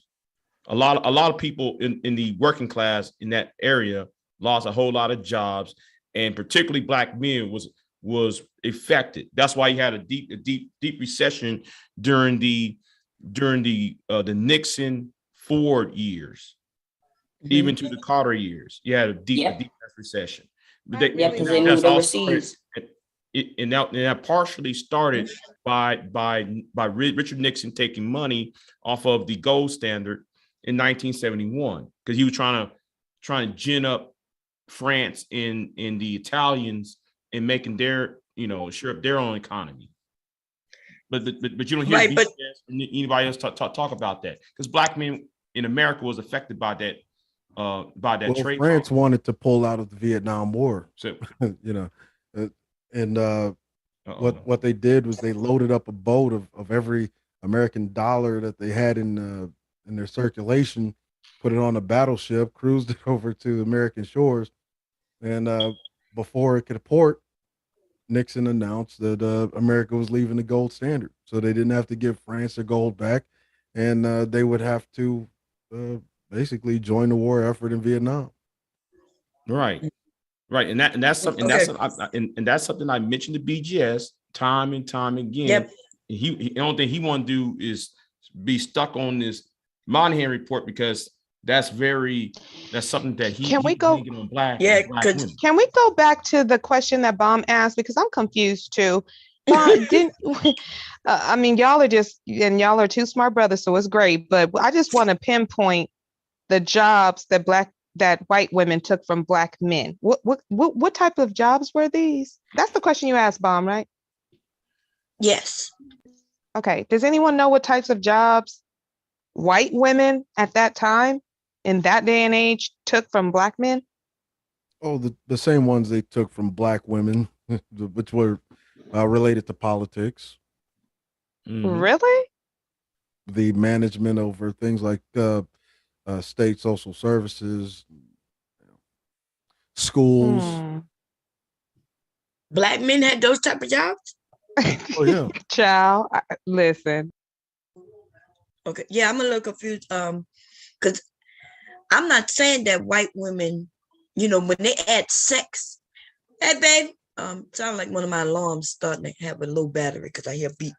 I never heard before.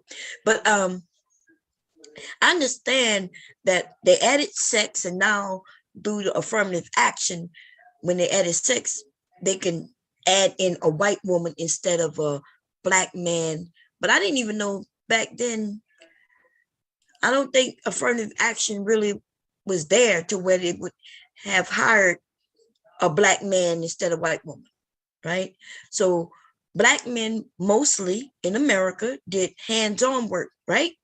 Mm-hmm. Mostly. So when you say that white women were now able to take those jobs from black men, are you telling me white women went into the construction business, into the they were what is that, car porters, the train porters, and working in the factories, in the warehouse, and is that what white women was doing? Those are all private.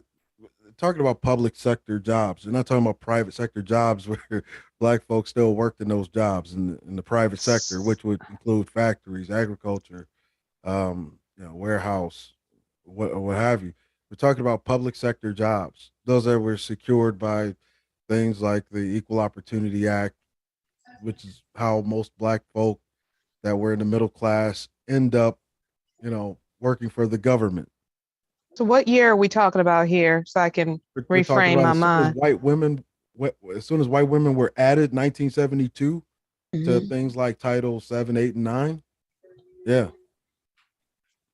And then in 1974, they come up with, they introduced a new nomenclature for a job that they just made up. It was called human resources. That's why most of the human resource workers are white women. The same with the teachers, why 80% of your teachers are white women. But did black men have those jobs? Because you said they just made it up. So and in fact, they destabilized black schools. There were more black male teachers, black teachers in general, before that.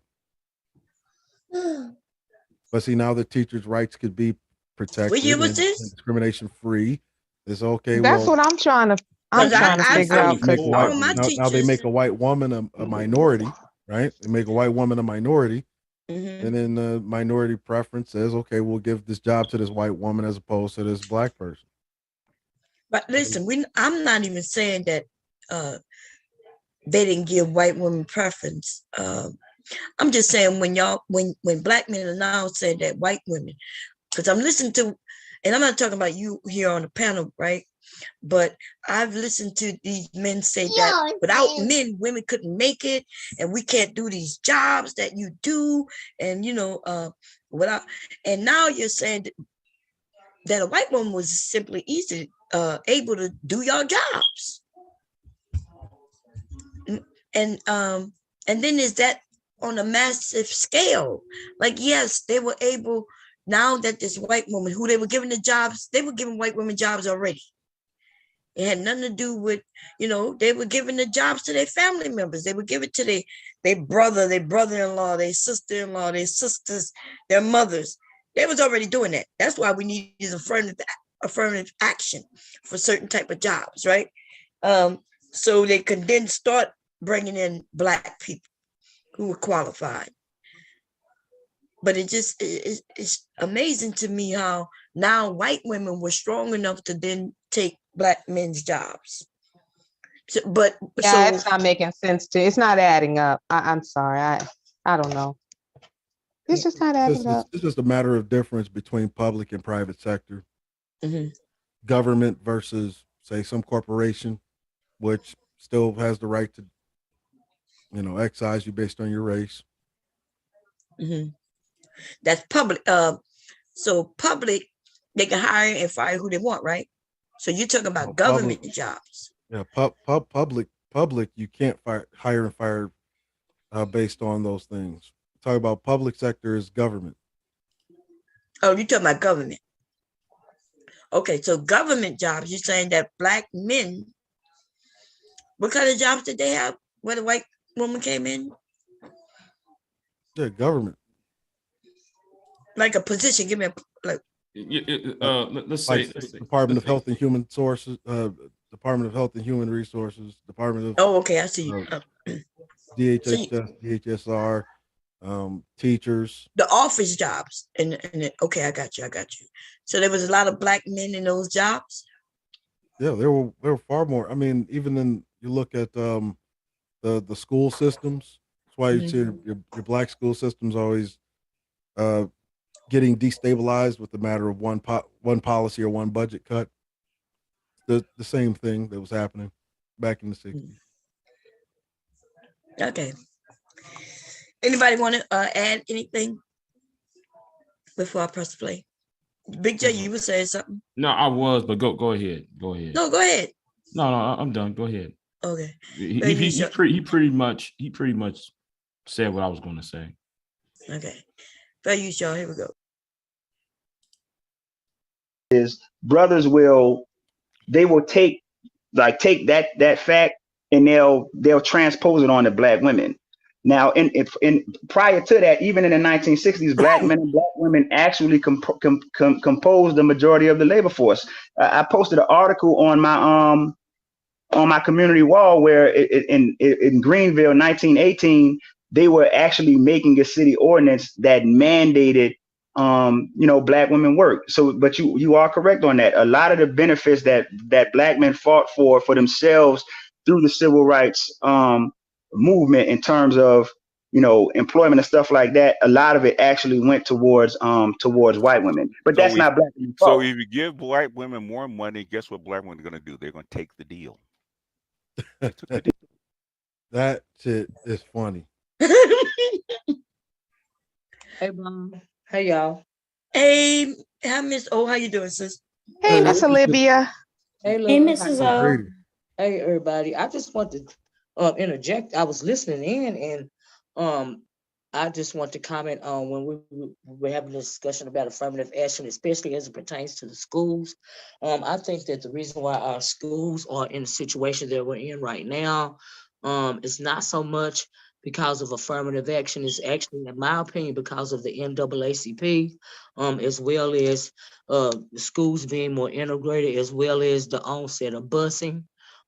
children out of our community and into other communities.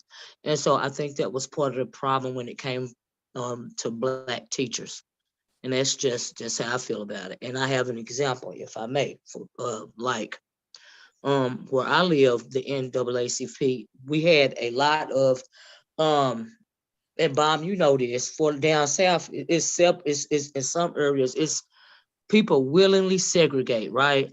Everybody go to work together, but when you come home, you go on your side of town, they go on their side of town, and everybody good with it, right? So back when I was about in the maybe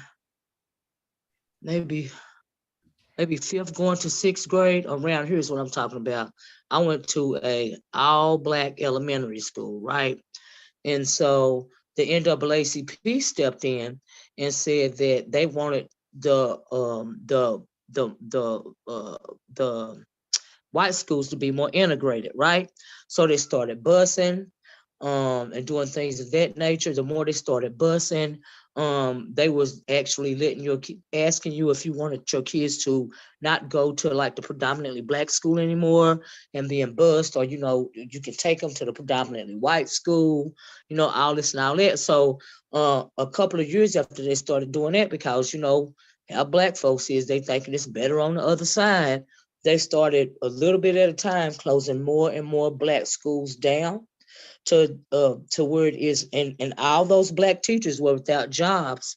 So I imagine some of them got hired, into these predominantly white schools, or not, because they're already filled up by these white folks, right? So that means they were out of a job. They started closing down the schools, and it's to the point to where now they do things. The kids don't want to be at these schools, and the people and the white folks don't want them there.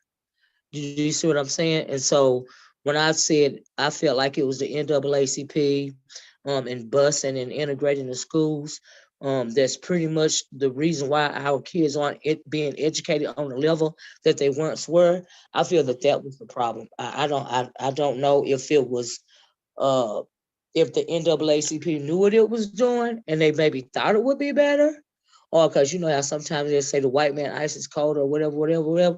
But I felt like our people had a better education when it came to educating our children when we were in our own schools and we were being educated by us. So yeah, I agree with that, even though that's not the topic we're on, but I agree with I know that. I just because they mentioned it a while ago before you started. So yeah. Oh yeah. So that they give it, they could take it away. So in other words, the NAACP came in, and we started getting bused because those other schools had things that our schools didn't have. So, but as soon as they start busing us to the other schools, they then bust their kids in another area, and then they move that they move the resources to wherever their children are.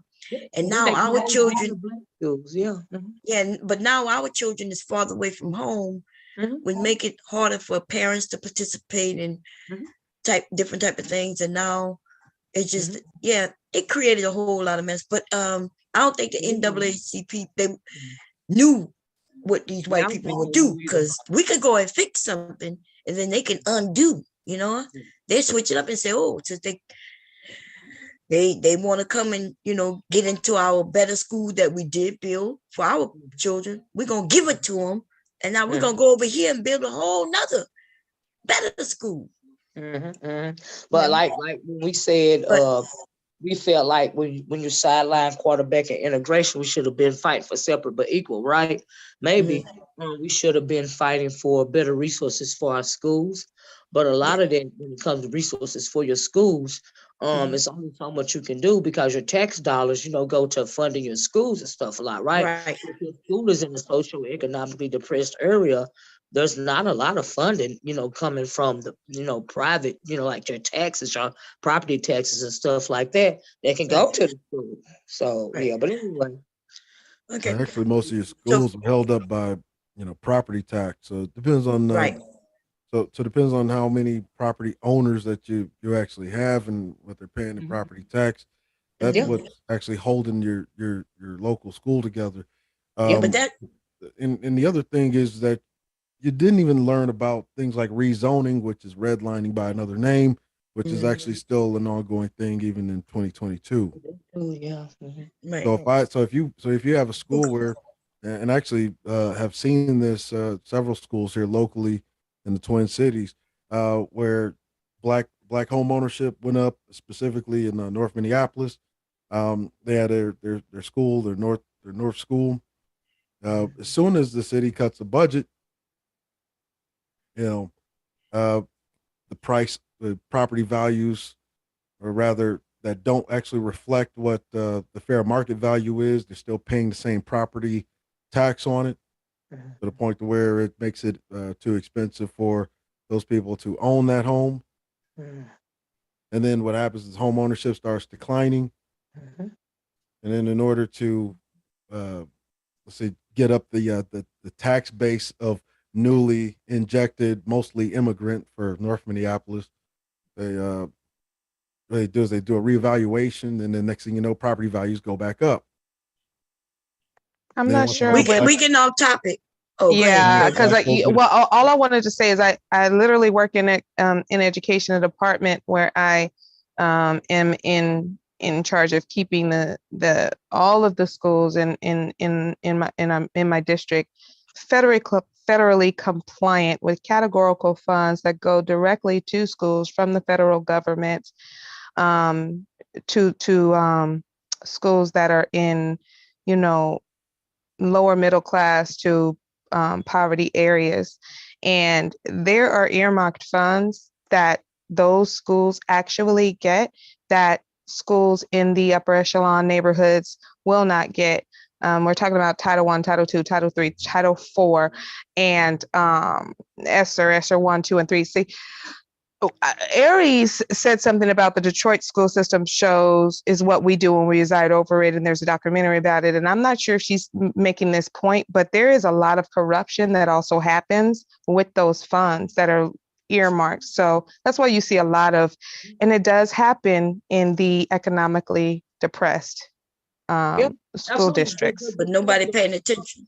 The funds Yeah. that are supposed to go to those schools, they don't always get to them, because you can like have a school in a socio-economically depressed neighborhood, right, being granted the same amount of funds in a upper middle class, or not even upper middle class, or just a area that's not Actually, even more downtrodden. funds. Right. Even more funds. But that's what I'm saying. And then the thing is that when you have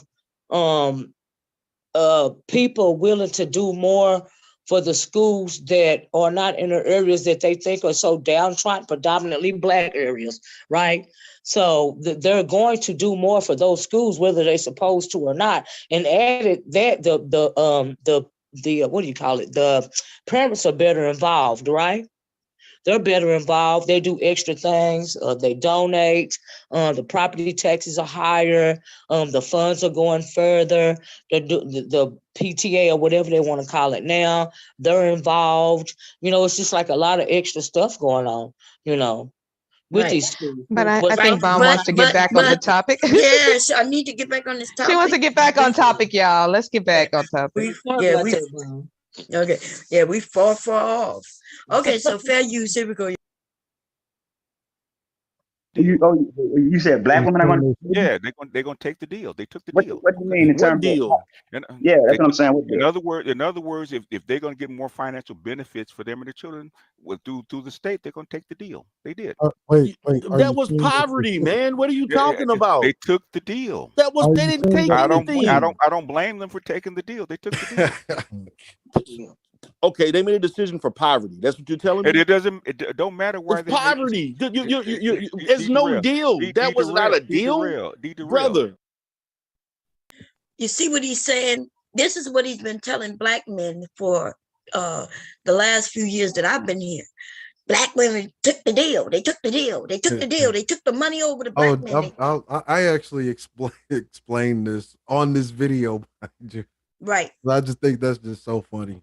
Yeah, we're gonna play it, and then we're gonna let you comment on your comment. But yeah, this he keeps saying the black woman, and now we got a lot of young black men, my children's age, and on here, really black. They hating their mothers for feeding them when they were young. Understand what I'm saying? They hating their mothers because BGS and his bullshit and his, bullshit that's coming out of his mouth.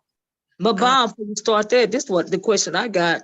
So you being condemned for taking welfare to feed your kids, right? And you don't have another choice. But you also being condemned for doing other things like in a pickle, like the question I asked the other day about would you do what you had to do to feed your kids? So you just let them starve? Because we know BGS been saying that forever too. You need to just starve.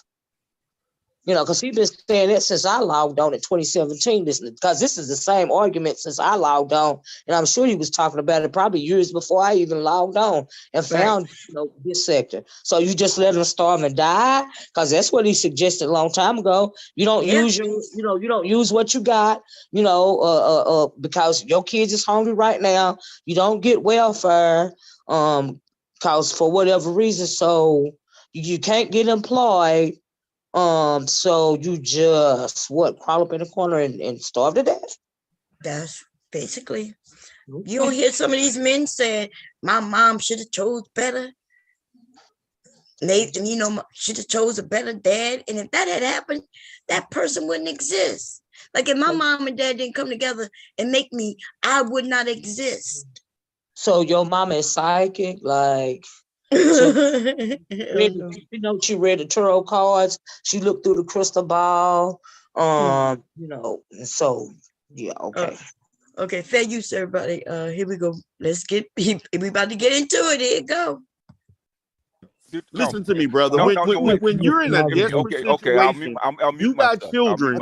Your husband or whoever you had does not have a job.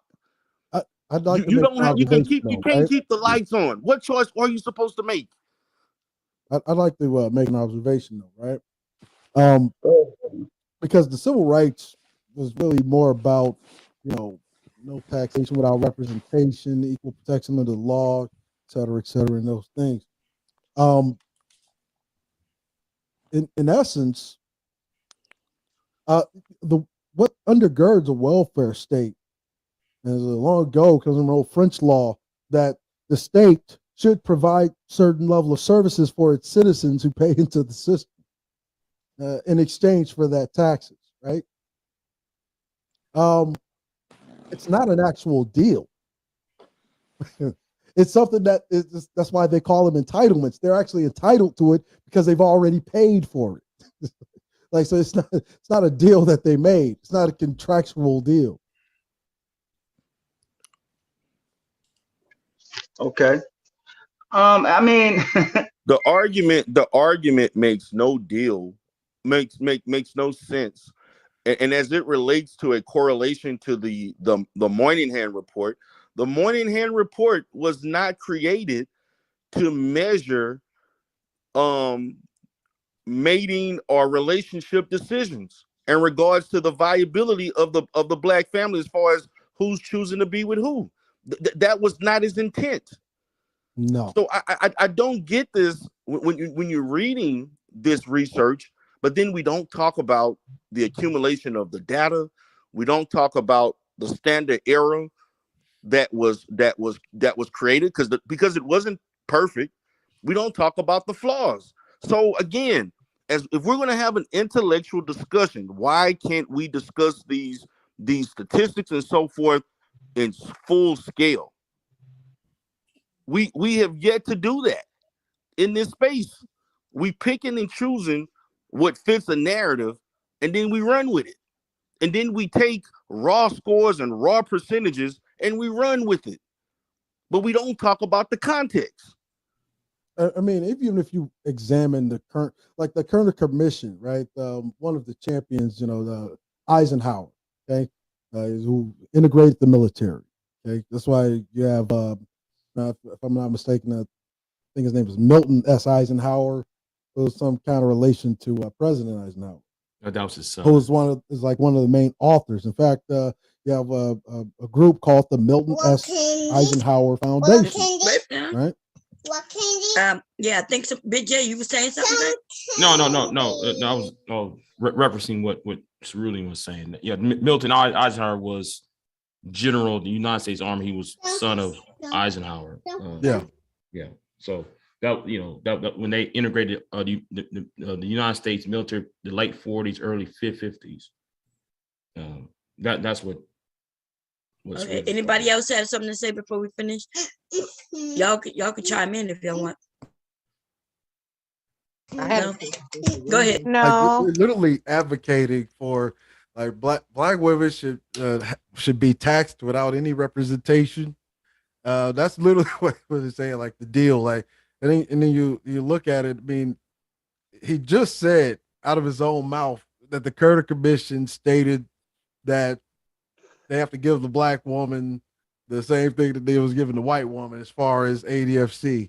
It's like, well, yeah, that's because they were being taxed without being properly represented. Where white women have always been represented.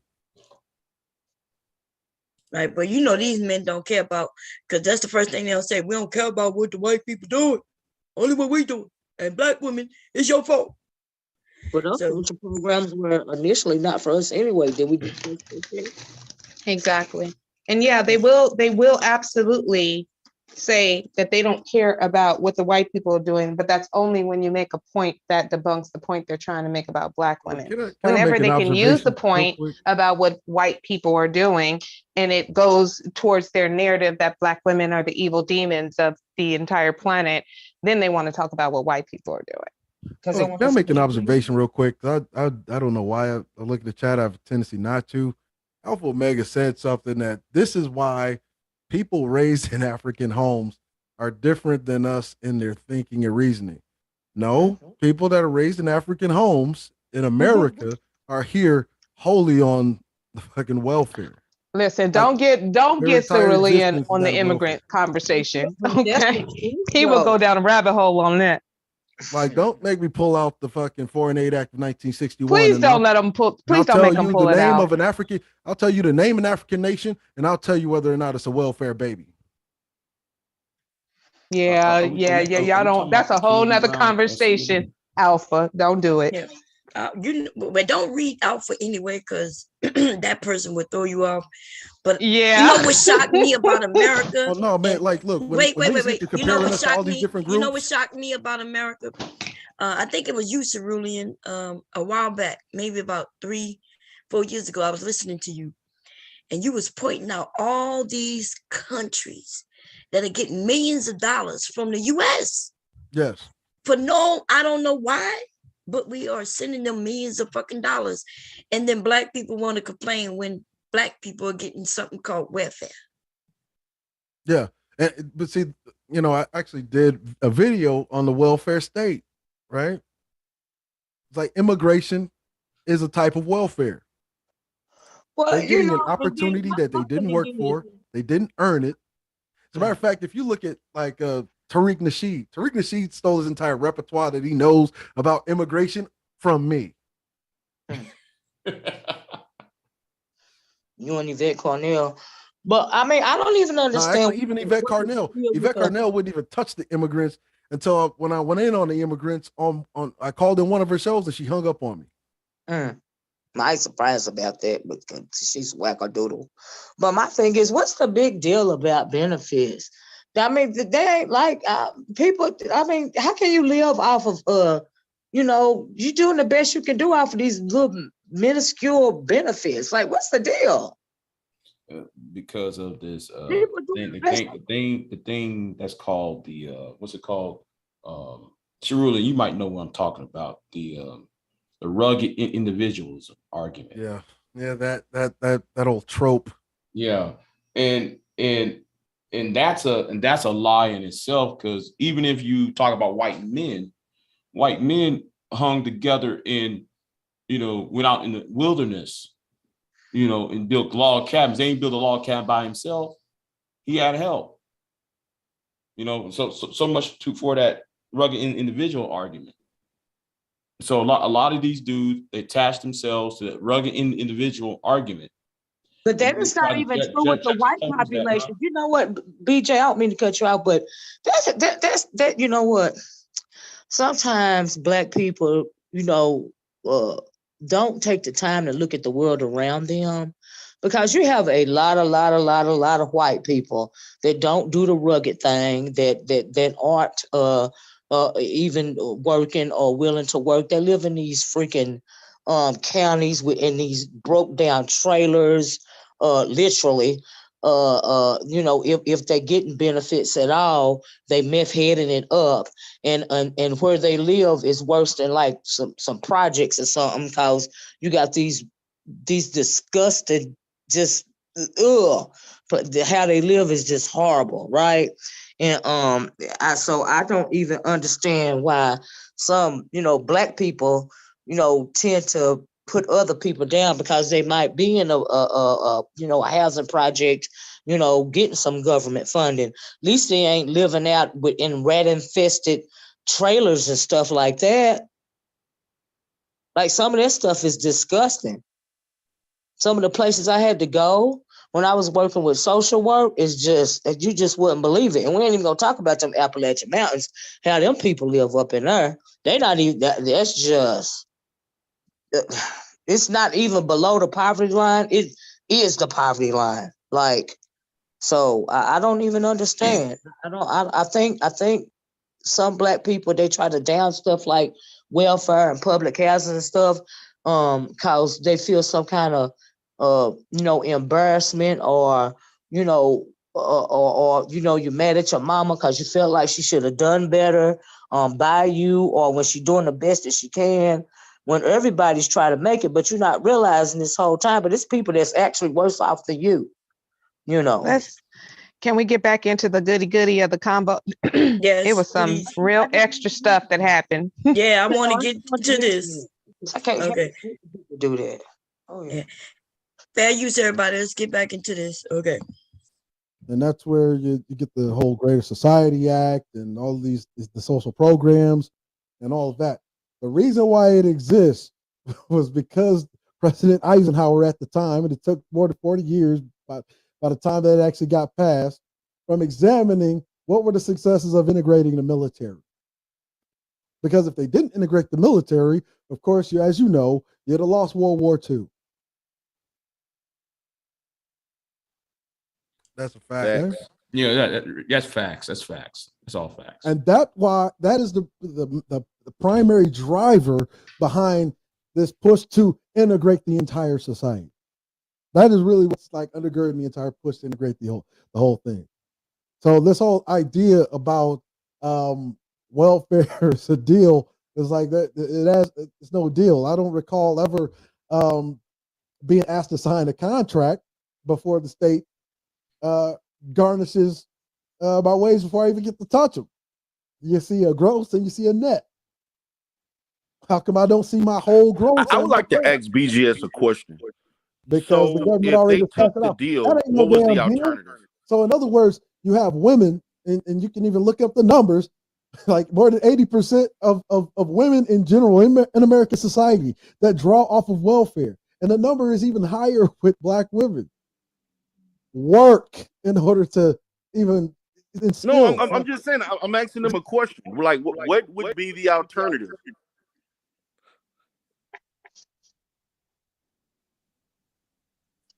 BGS, you there?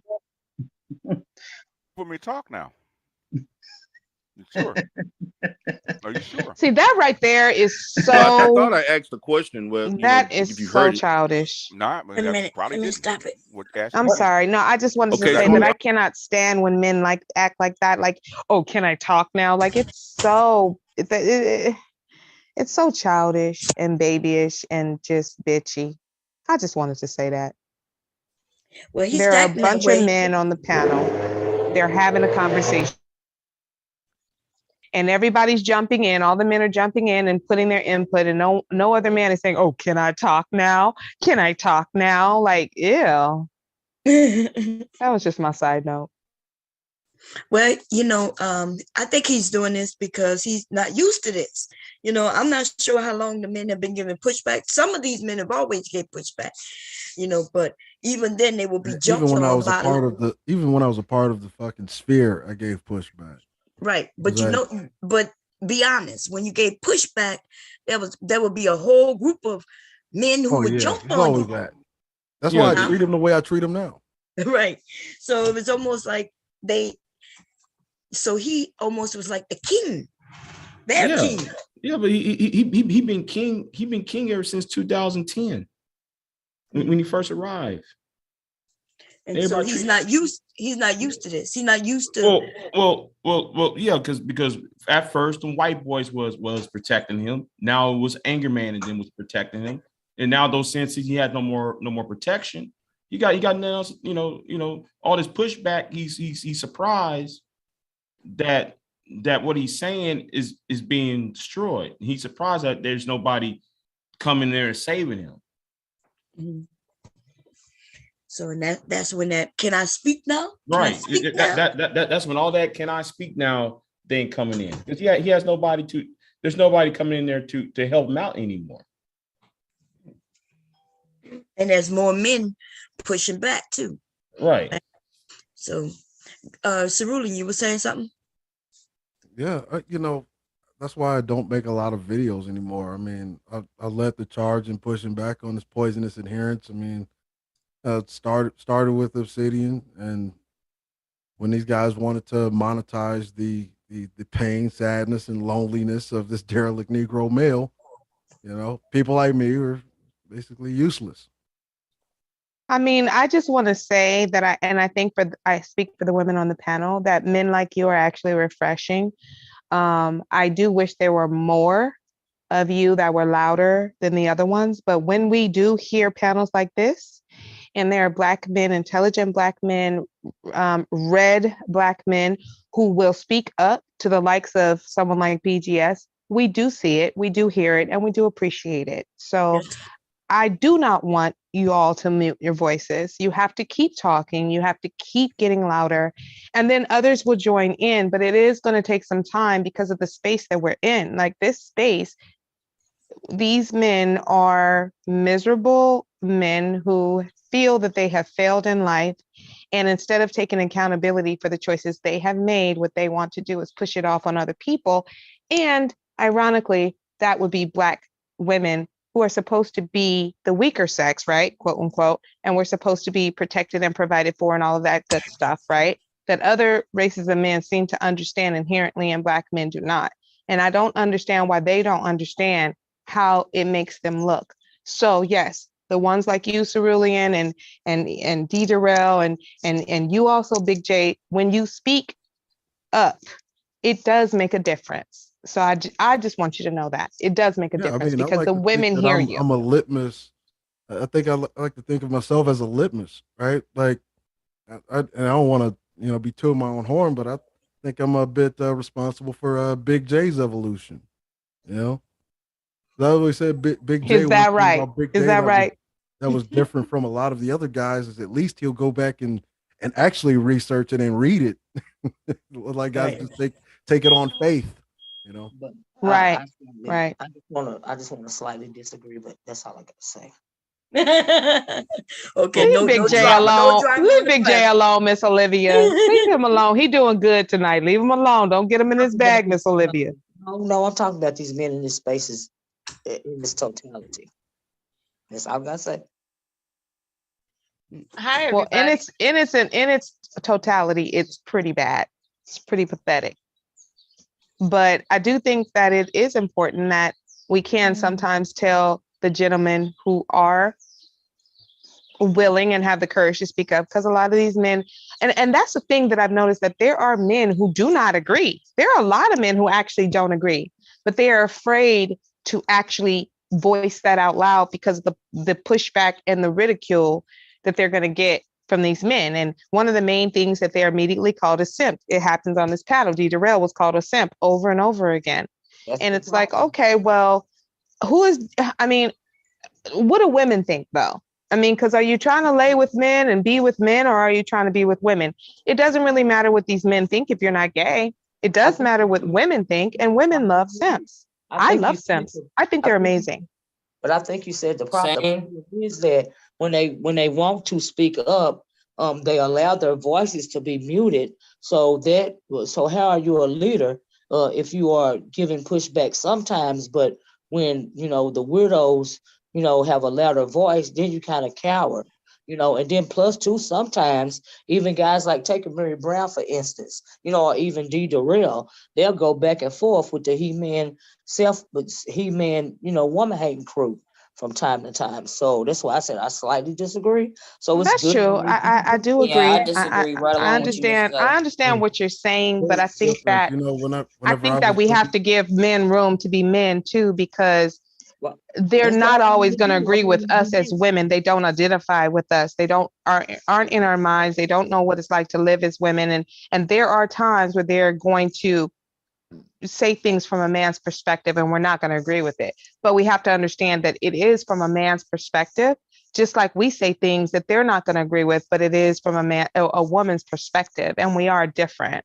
Does anybody recall when BGS said? It's not about agreeing with women all the time from a woman's perspective. It's about doing what's right and being a leader. We don't see enough of it in these spaces. It's not about agreeing with women. It's about agreeing with the right thing. What's wrong with their leadership? When they talking some BS, why you don't call them out on it more often? You just would rather not say anything. Because they don't have a point of reference. That's why.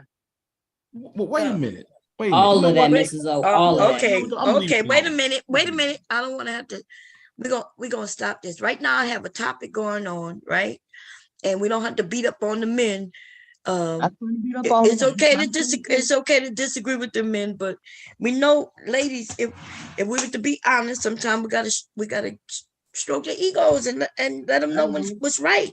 And then when they doing right, if we're gonna point out what they do wrong while we pointing out what they do right, then why would they want to do right? When they do right, we still gonna point out what they did wrong. Yeah, because what I know about men, what I have learned about men is that when you give them positive reinforcement, they will start to do more of that thing. Right. Because men want to please women, regardless of what these men say. This is why they're running around here mad and stuff. They want to please women. And when they please women, they feel like they've accomplished something. That just is what it is. So sometimes we have to give them a little grace, I think. Right. Right now, what's going on is, let's say me and my husband got in an argument, right? We got in an argument. We bypassed that. It's 2 weeks later. He does something good, right? Like bring me some roses. And I'm like, oh, thank you. And, and he did something good, but then I'll go back to remind him what he did a week ago. That was so bad. And he's like, but damn, can we, you know what I mean? All time, because you should have never done it in the first place. And I'm not your mama. So now, I'm going to need you to do better. No, I'm going to need you to lead. If you say you're going to lead, if you say you're putting all this bass in your voice and your amp in your voice, and you so steadfast in whatever it is you had to say because you thought you were so right and you was wrong, I'm going to need you to stand on that. Okay? Period. When you admit that he's wrong, that's him standing on it, right? You should have never said it in the first place. Then why did but they can hold that, they can hold us to that same standard and say, well, you shouldn't have done it in the first place, and we'd be like, I'm sorry. Like, yo, you gonna ever forgive it? Bomb. I told you we real petty around here. Yep. Well, anyway, we're gonna get back on the topic. I think Mela came up. Welcome to the conversation, Mela. What you want to add to the conversation that we Hi, everybody. About BGS. Hi, everybody. About BGS and his particular thoughts that D. Darrell addressed him about. I don't know if people are aware of this, but he's actually responded to that question directly with and I don't know, since we're halfway into this video, I guess I don't want to so-called spoil it. Yeah, please don't. I know his answer to that question. If you are about to give the answer before he gives the answer. I'm not about to give the answer. What I'm going to address is why he Hello? Why he was bitch made enough respond the way he did. So let's get there first. Well, Mella. Can we get there first? Let's get there, So Mella. everybody can be on the same page, because I haven't heard it yet. Okay, cool. Okay. But did you want to say something about where we've been so far? No, I just don't like BGS. That's all. Oh, okay. Fair use. Nobody Fair does, use, girl. everybody. You're in good Okay. company. I'm muting myself. Here we go, y'all. I'm gonna ask the question again. I'm gonna ask the question again if you didn't hear it. There we go. I'm asking you if they took the deal as you stated, if they chose not to take the deal, what would be the better alternative? There was no alternatives. That's all right. No, I want It's okay. You have a choice. You guys gonna talk over me, man. It don't make no sense. Okay. Yeah. Surya, let BJ's answer. Go ahead, BJ. Answer the question. Yeah, y'all gotta let BJ. We trying to have a intellectual discussion, and one of the things I want to do with my channel was a space where people are able to actually talk and convey their thoughts. So y'all gotta be respectful of BGS and be respectful of me in the show. That's what we trying to do over here. We have enough of that going on already on YouTube all over the place anyway. So let them go ahead and say what you have to say, y'all. Let them talk. In other words, the best thing was to do is stay with your men, keep your family intact. Everybody's got to suffer, right, until times get better. Okay, they were trying to fix it. What in the holy fuck did that man just say? Was everybody supposed to starve? Like, he literally said, don't get the assistance, which is the food stamps for the most part, was the biggest, and stick with your family, and everybody in the house just suffer. Did he just say that? Yeah, but Bob, the other night, if you tell, like, I heard you, I didn't see that show, but you said that you were telling the men that they need to be armed and pick up arms and be willing to fight. That's a problem, though. But they can tell us to let ourselves and our children starve, though. Really? Oh, okay. Of course he said that. Of course he said that. Wow, what you meant? Well, I know y'all gonna say it in the screen, but Big J, you wasn't up there. What you think about what he just said?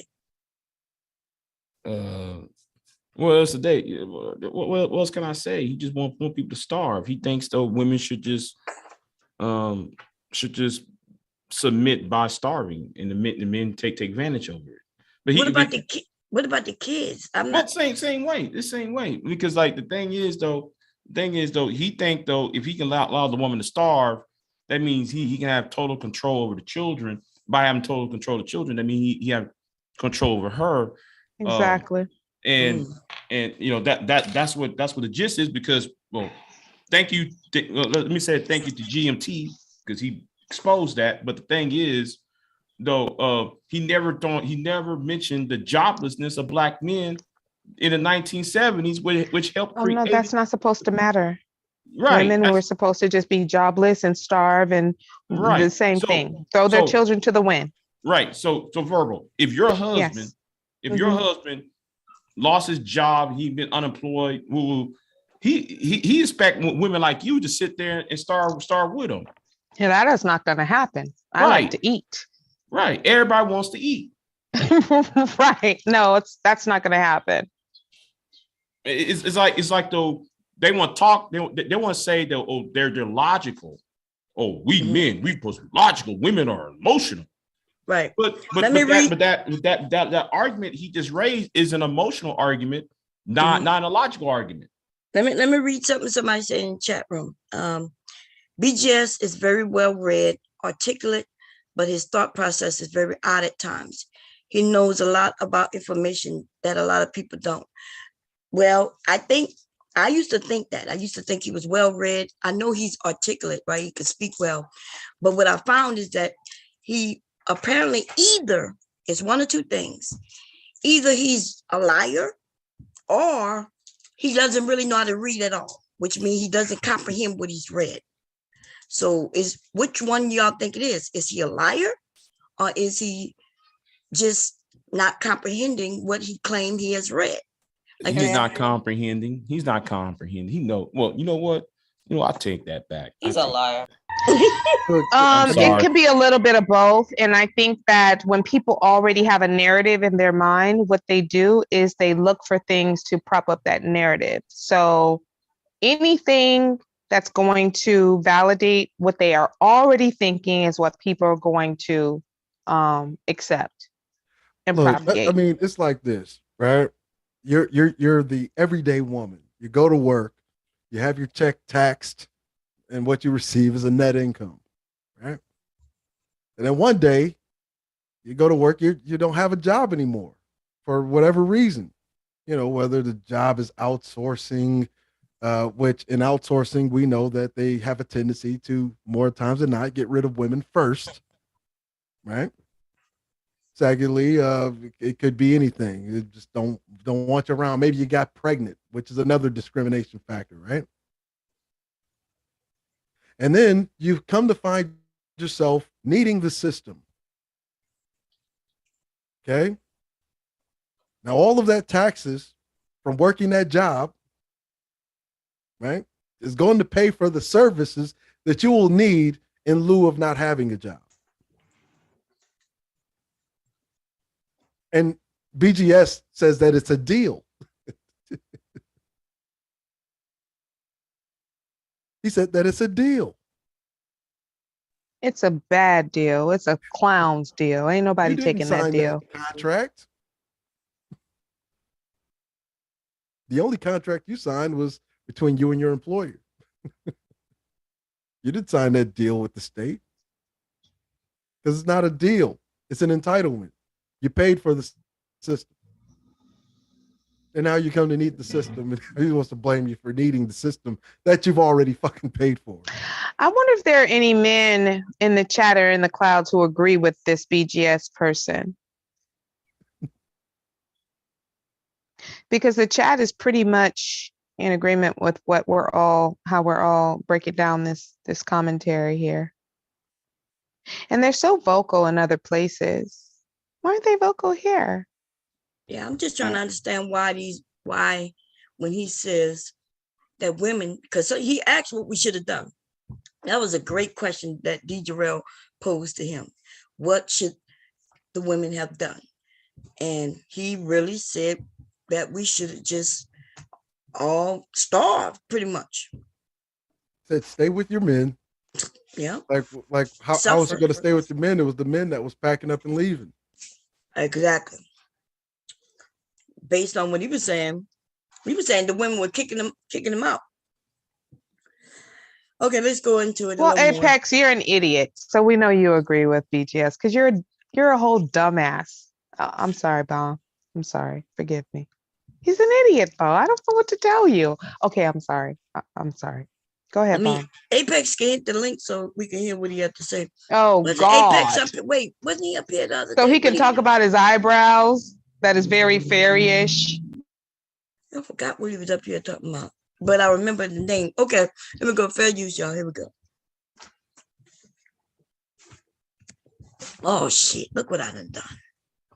Okay, I got to catch it back. The whole Great Depression. The conservative movement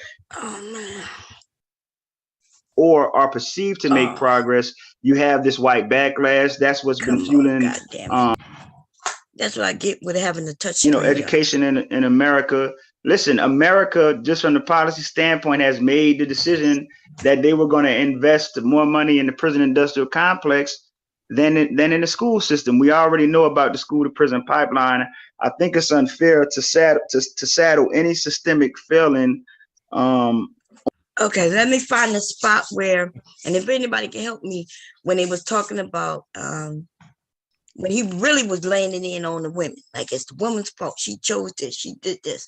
Because I was looking at it from BGS, from D. Durrell's channel, so I don't know where he was with that, but let me go and scroll. Yeah, I think it was backwards. You think it was towards the front? Yeah, towards the front. end? No, towards the front. So it probably was where I left off at, and I touched the screen. Let me see. What undergirds a welfare state is long ago, because in old French law, that the state.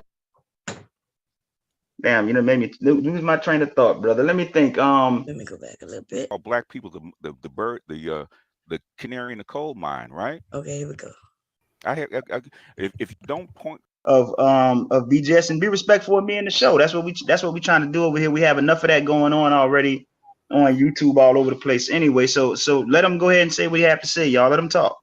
In other words, the best thing was to do is stay with your men, keep your family intact. Everybody's got to suffer, right, until times get better. Okay, they were trying to fix it. They're trying to fix it. Okay, the thing is to work with your man. Okay, if you feel that the deal is better on the other side, take it. But don't go back and point at the man and said, okay, I'm taking it because he ain't no good. If he's no good, okay, fine, accept that. Stop blaming him. If you're going to take the deal and you take the deal because it's better for you, better for your children, I can accept that. I have no problem with that. But stop pointing back at the man and said he just upped and left. Okay. You have been with him for almost 200 years. Okay. So What is he talking about? Bounce, you bounce. Okay, fine. Okay, bounce. It's okay. I can't. And Oh the thing, my God.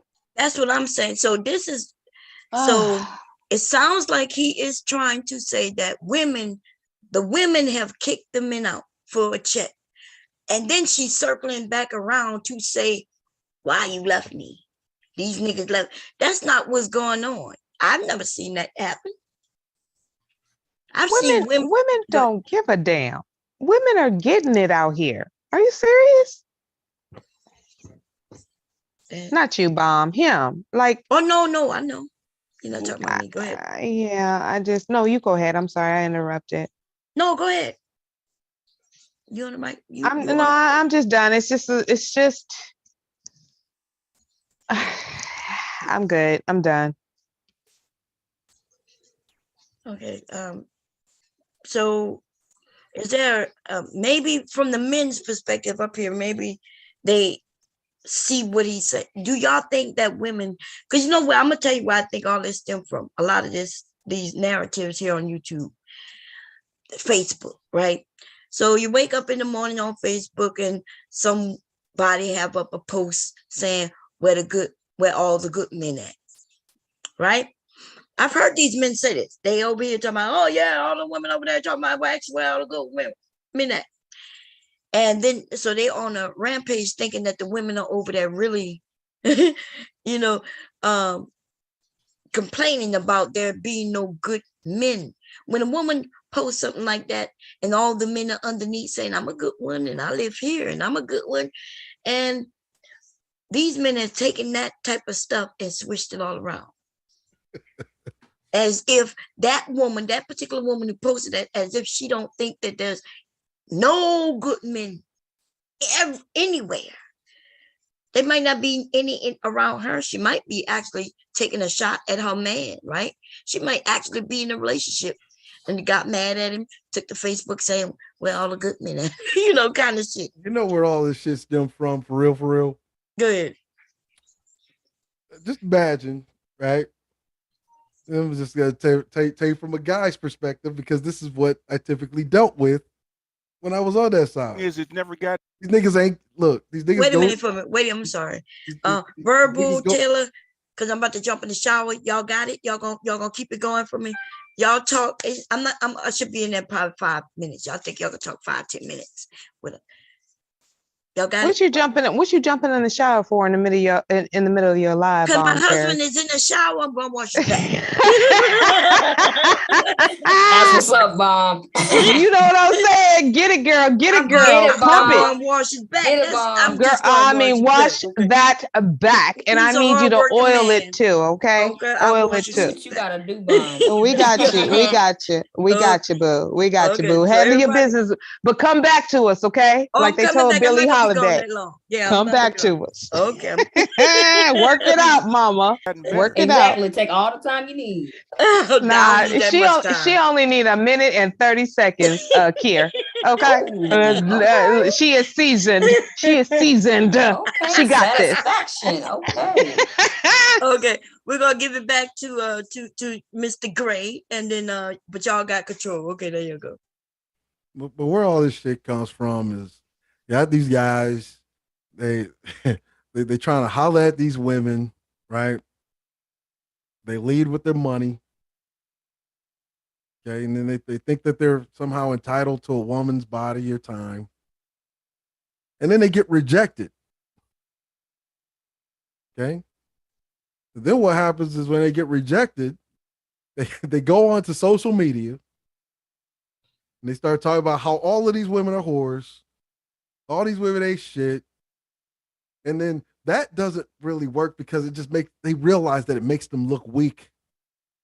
And so then they try to come up with these talking points that justify their position. Because now instead of you're not giving me no ass, now it's, man, all these women are single moms out here. Now it's, man, all these women is fat.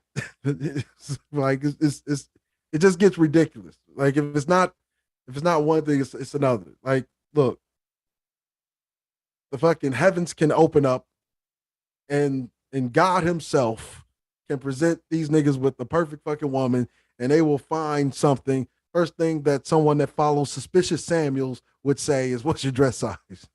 Okay. All of this shit stems from rejection. Because even one of their white manosphere fathers would say is that there's a certain trauma that comes with rejection. And that's all you're seeing. Like all of this shit. Like they don't really give a fuck about any of the statistics. They don't really give a fuck about any of the social illnesses. All they give a fuck about is getting laid. That's really where the root of all of this shit comes from. And that's the truth. Because they got that from what's his name? Tom Likas. That's where they got their talking points from Tom Likas and them. If you look at the line of logic, you know, it's always about sexual access rather than about what is really causing the problem. I disagree. I disagree with Cerulean, and I do agree with BGS. It's not to address Cerulean. It's not about men being rejected, and we're upset about that. It's the entire landscape of the mating dynamic. The mating dynamic. So it all goes back. Okay, is Apex iPhone Apex Predator? Are you Jurassic Park? Are you the Jurassic Park nigga? Let me put a pause on I'm that. a Jaguar. If that was the case, right? Can I finish my point, brother? That was really the No. case. Can I finish my point? Let you already said what you had to say. Can you please let because I need to qualify what I said. let Cerulean respond, You can't please. I didn't even finish what I said. What he how can he respond? And you don't need to finish. Okay. What you just said quantified what I just said. Yes, I'm the excuse me. It's not quantified. Excuse me. I am the host right now. You gentlemen will When show I say some quantified, decorum. I mean the sum total of what the fuck you guys are talking about is summed up into that one thing, and that is the mating dynamic as what you just espoused. Right.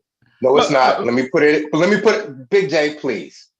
Let me put it in its proper context. Let me put it in its proper whole context. mating landscape. Hold on.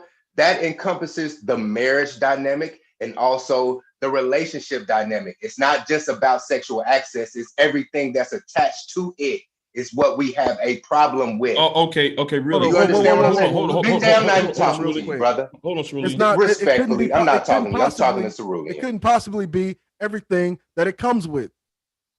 And the reason I'm saying that is because you haven't even gotten the draws yet to know what it comes with. Nigga, I have a little person that gives testimony to me getting draws.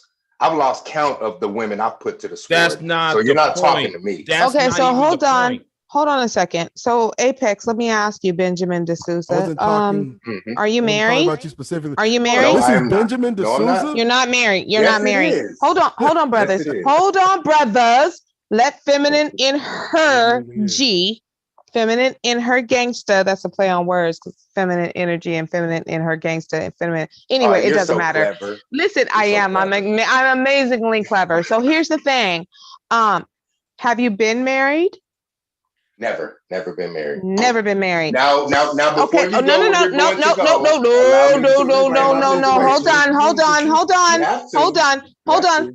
Hold on. Let's go down the rabbit hole together, hand in motherfucking hand, okay? So you are up here telling men who have been married, okay, that you know about marriage and everything that comes with it, although you've never been married. What you've done is pumped and dumped and left droplets. You've left, you've left shit drops all around, right? And so you think that you being a, I don't give a fuck what you talking about. So you feel like, no, I'm talking to you about what you've done. It's not about your child, it's about you. And you attempting to come up on this platform and tell people who have been married and who actually know about it.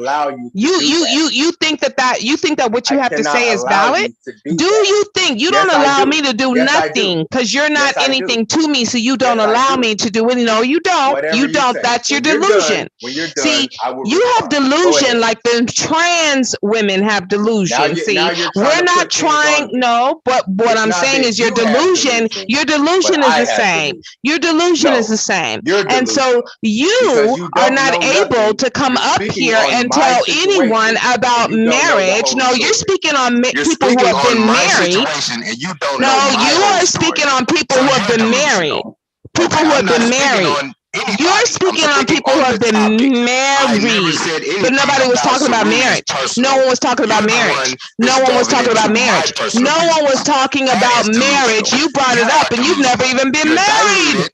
You've never been married, you fool.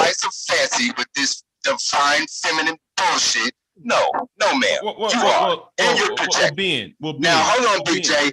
No. You hold on. That's what he came up here for. No, he yeah. wanted to go Hold back right. with the women. To cause confusion and dysfunction. Right. No, I'm going to respond to what she said to me and about me. Those were slanderous accusations.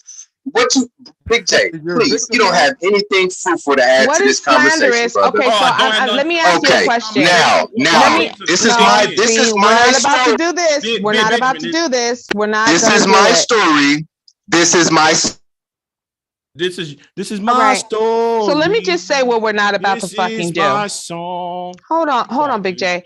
Let me tell you what you're not about to do, because I'm the co-host right now. So is Kier. What you're not about to do is come up here and act a fucking fool. You are going to act like an adult.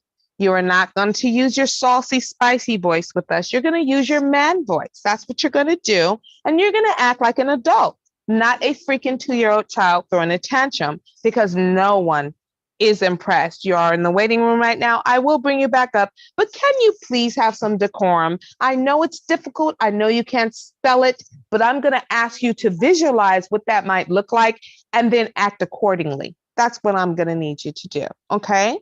Do not get up here hollering and screaming with all your sassiness and all your booty switching. We're not interested. We've been having a good conversation. Join in the conversation. Do not attempt to overtake it and overtake people, because I'm not bomb, but I'm here right now. I'm not going to have it because I don't have time for it. So I will let you back up.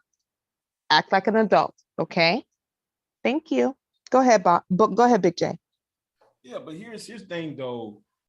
What Ben doesn't seem to grasp, right? He keep thinking about marriage and getting in draws. Okay, in order to get draws, like there's an old saying there is no romance without no finance, right? That always been the same, right? Okay, then how you gonna get those draws when black men are not getting educated, because you're not explaining about the jobless rates among black men. You're not addressing the if everything had to do with sex, how come you start with women and not with the joblessness, the education rates and the incarceration rates? Why is it always starts with a woman not giving you pussy when women want men who are at a certain level of education in some station of life? Ben, go ahead and speak. Oh, he just dropped off. Yeah, he can't participate in the conversation correctly. I put him in the waiting room. I did not kick him off so that people could say what they needed to say. And he left.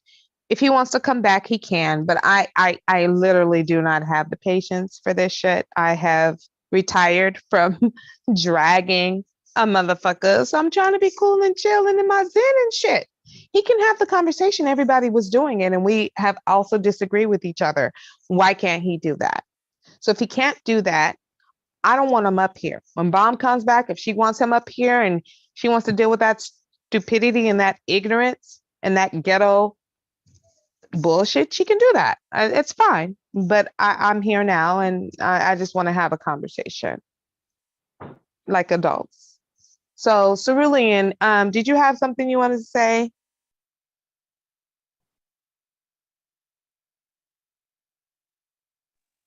Or anyone? Does anyone have anything they want to say? Because I don't have access to her stream to continue the share. I mean, So I does just think anyone that else it's want to chime in? interesting. I just think that it's interesting that when he got up here and he said the bullshit that he said, it was exactly what I said it was.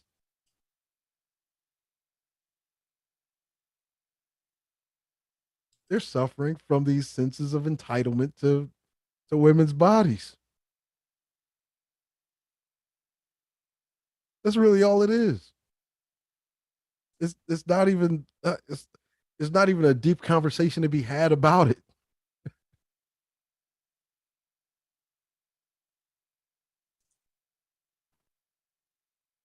I'm curious to know as to how you get a mindset like that where you think you're entitled to someone else's body.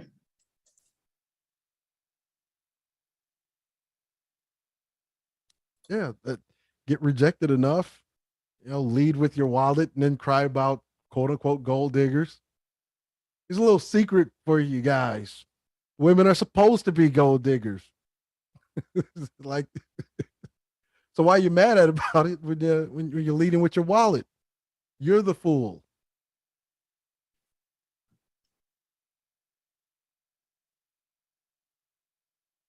No, he has no personality, no talent whatsoever. That's what.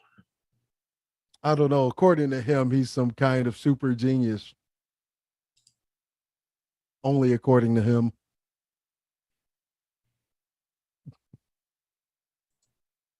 But my thing is this. My thing is, how are you going to talk about pumping and dumping, then you complain about single mothers? That really something though. That's one of those type of talking points. I'm just amazed that the logical part of it is missing, because if you go around slinging dick, you're going to get somebody knocked up. So why you complain about single mothers when you're according to them, Big J, unprotected sex? You got to remember, according to them, the stork, a separate but equal stork delivers these children. Mm-hmm. Yeah. Oh well, I'm gonna get off of here. Thank you for having me. The entire time they were perfect angels. Mm-hmm. Yeah, but anyway, let me get off of here. So thank you for having me on.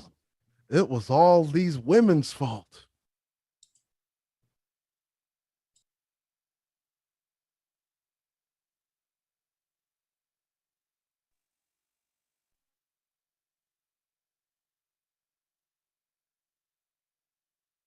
But it's just always interesting. So it's basically goes back to sex. They don't really care about any of the other shit. It always goes back to sex, and that's exactly what he said. Oh, the entire mating landscape, nigga. Mating, that's sex. You just said what I just said. Like fucking imbecile.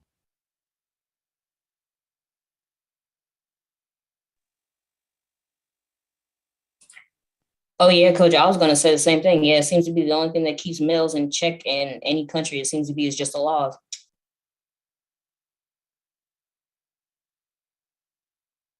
For some of these guys, I think what's really really like in their psyche, somehow they feel some kind of traumatic wound for not having their chance to abuse women. It would seem so. That's not funny. That's sick. Because women don't think like that. It's like, I didn't have my chance to abuse her yet. I mean, that's really kind of. That's what it sounds like to me when I hear it.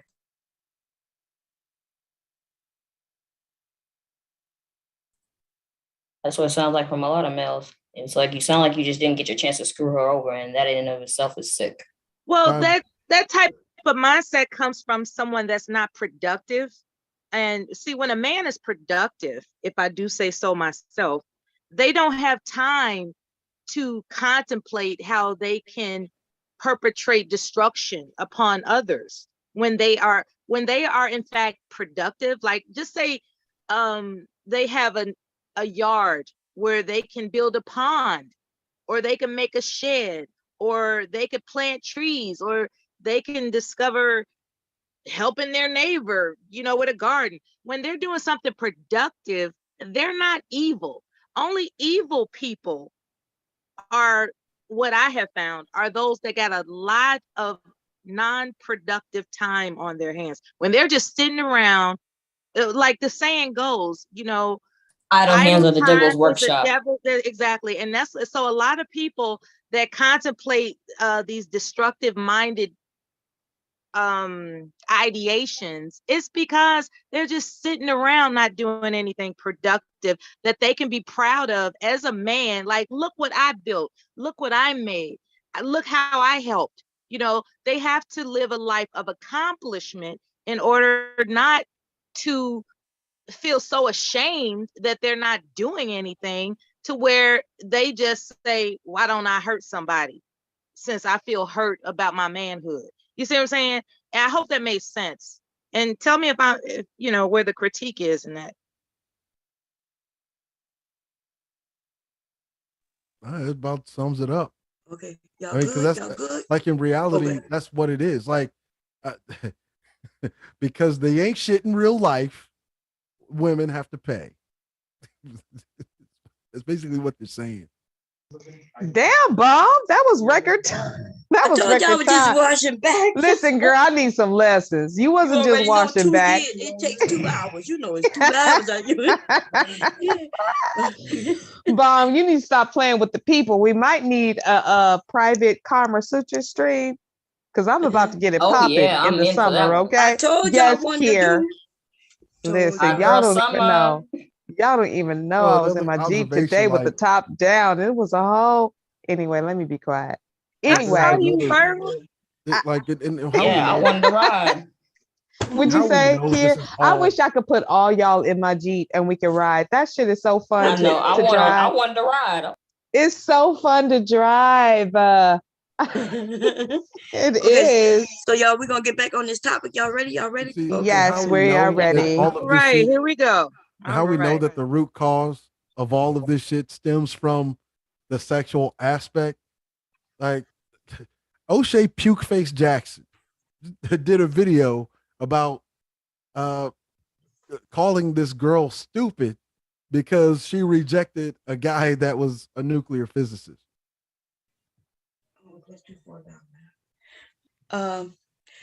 Yeah. Listen, a woman's choice is a woman's choice, no matter what she chooses. And just because he is what he claimed to be a nuclear physics. Remember, he hadn't even started the job yet. That's just what his, I guess, what his title gonna be within the military. But hey, she had a reason for letting him go, and I think she spoke on it. But they do. They call her stupid for being with the Pookies. They call her stupid for being with Ray Ray. They call her stupid for choosing what they call the educated lane. What is the educated lane anyway? Is that a man who's just educated, or is he educated and don't know how to talk to women? I don't even know what it means. Apparently it's the nuclear physicist. Who called him the educated lane? Or maybe it's some kind of super genius. Because I remember my husband was talking when it was last week, and somebody came in and called him a Poindexter.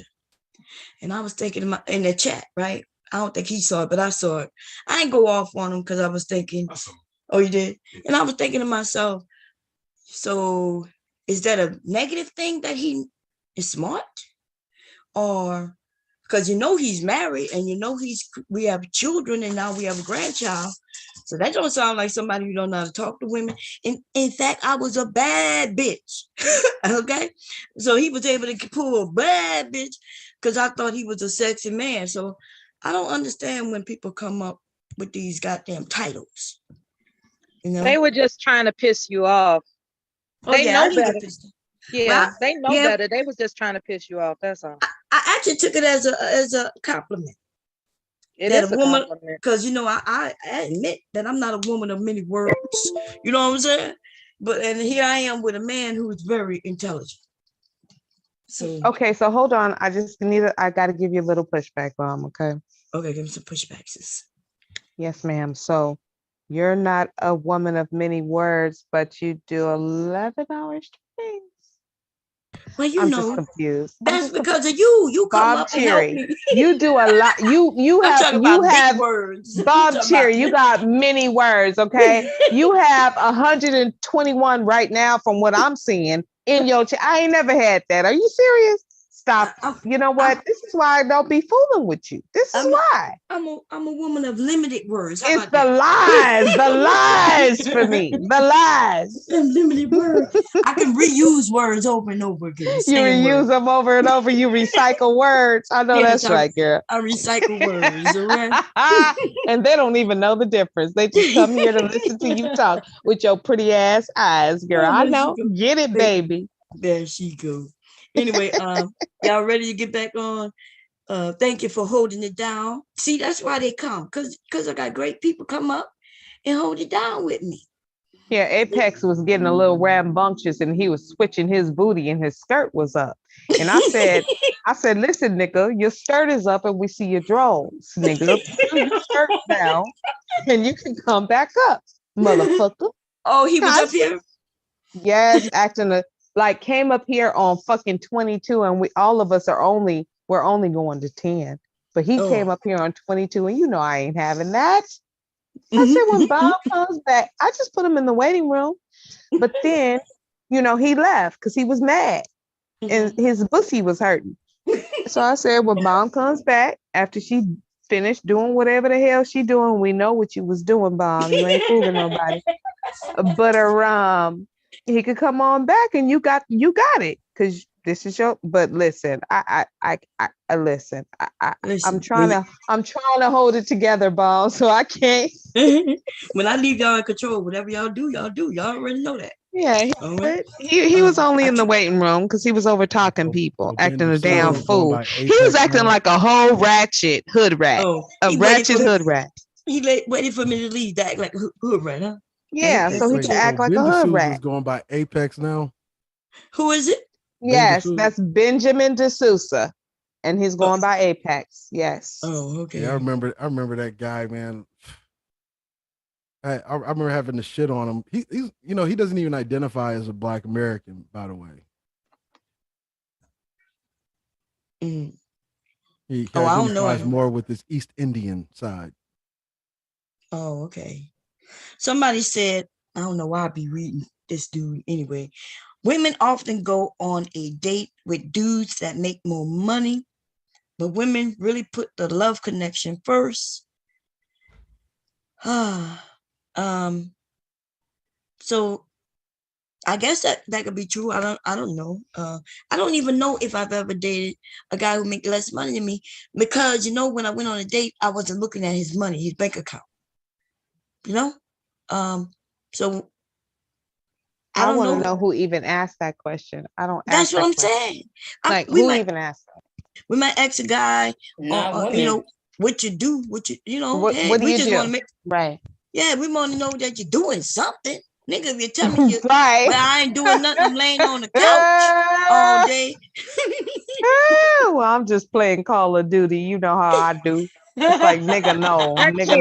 We're going to need you to do something else. I can't stand it when a man I want sacrilegious. Hit the link. I love me some sacrilegious. Sacrilegious, come on up here and hit the link, baby. I like you. I don't know how you look. I don't know if you cute, but I don't know. I just like him. Come on up here, sacrilegious. Yeah, he's decent people. He is. I like him. Anyway, y'all ready? We're gonna get into this. Fair use, here we go. If it had stayed, if the out of wedlock rate and the welfare rate had stayed level, then okay, well, then Monahan would have been wrong. Guess what happened? Even Monahan said I think he said the what is it, the 30th anniversary of the mining report. He said he underestimated what the effect or the problem. He underestimated it. Anything. He didn't think it would get this bad. He had no clue it would get this bad. But the but basically the black family. I always call black people the bird, the canary in the coal mine, right? Canary in the coal mine. There was always something else going on, right? The urbanization and demographic shift and all that kind of stuff. The industrialization affected white people the same way. Just not. You mean, did you hear him? So we not mere humans, and then he said, well, it affect the white people, other races the same way, which I guess that means we are humans, except it affected us worse because we have a foot on our throat. You know, it would affect us worse, right? Poverty makes a big difference, right? Why don't he understand that? I'm waiting for the part where he blamed black women though for our. I remember when he used to understand it. I remember explaining it to him in great detail more than 4 years ago. And anytime that there is a drastic social shift, economic shift, political shift, the most impoverished group is always the one to feel it first. Right. I'm waiting for him when he blamed the black woman for everything. That's the part I'm waiting to get to, because ladies, he started blaming us for our children. Well, our black males, he said that who can't read at did he say a 4th grade level? He blames us for that. That's what I'm waiting to get to. Anyway, failures, here we go. Not as fast. They were the canaries in the coal mine. But the thing is, this is what happened. This is what they did. You can there's a whole bunch of reasons why women took the deal. Okay, instead of y'all hear the slip? Did you hear when he said this is what they did, and then he hurry up and got a little silent for a little while and then changed it up? Yeah, like what they did with what they did with the system of white supremacy. But we're not gonna get into that. Okay. What I would just say is that if they put laws in place, did they put any laws in place due to this report that they put out? Because that's what it sounds like. Report, the whole basis of the report was to fucking get black men onto the front line. Get them on in the front line. I heard you say that. You said it was trying to tell black men, hey, if you want to solve your issues, go into the military. And although, the military did put a lot of black people in the middle class to a degree.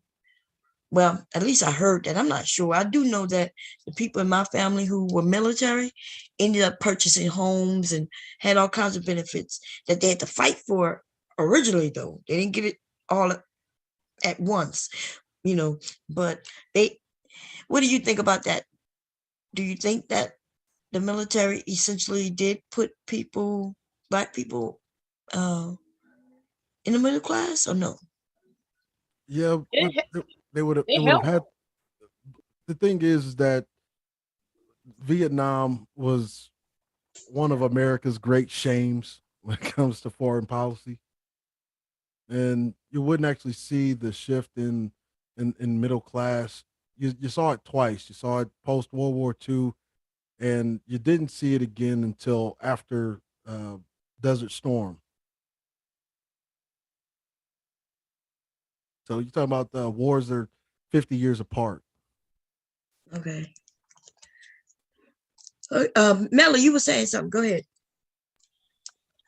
I said I think it helped because people that aren't going to college, they went into the military, and after they finished, and I'm not talking about wartime. I understand wartime is a different era. I'm talking about as far as what it has to offer once you complete your term.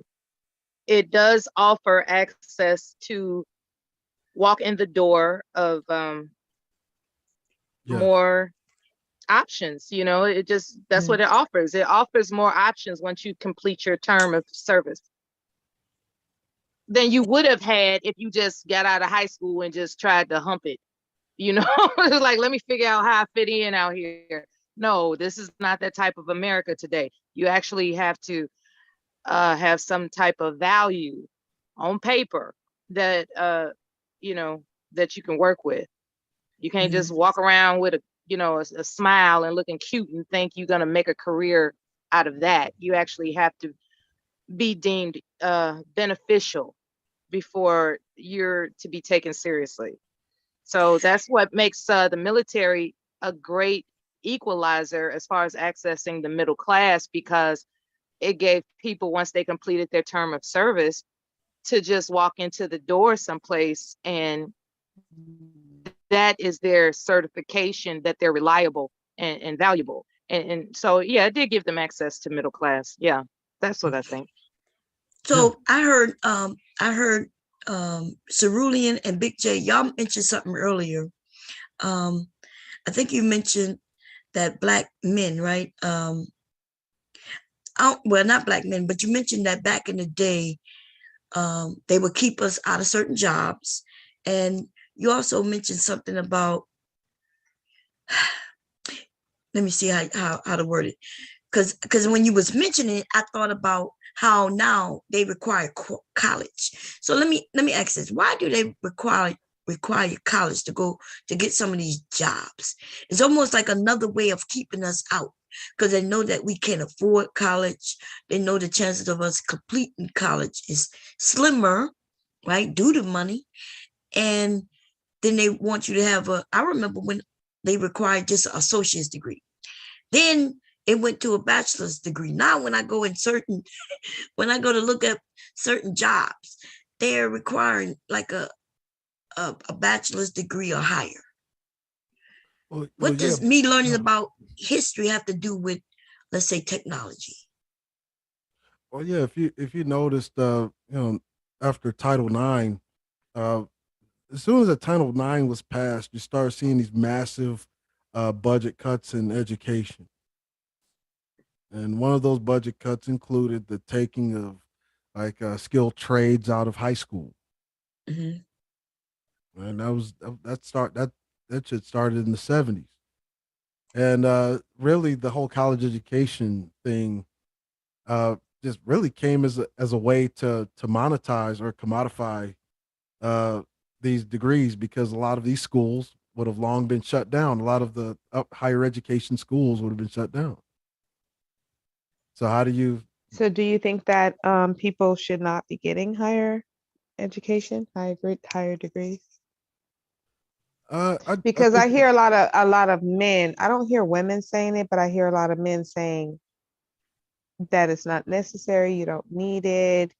Mm-hmm. And I tend to think that it's because they did not put in the effort to actually get them for themselves. I'll put it this way: like I have college degrees, and I'm a 2-time dropout. And and I'm gonna tell you this: college is a huge debt generator. Absolutely, it is. Oh, that's a fact.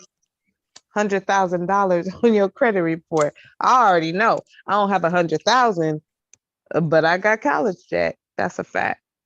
It's hard to get out from underneath that, and used to be able to put it into a bankruptcy, and they changed the rules. Like if you notice, before the major budget cuts in education that started with taking the trades out of schools, right?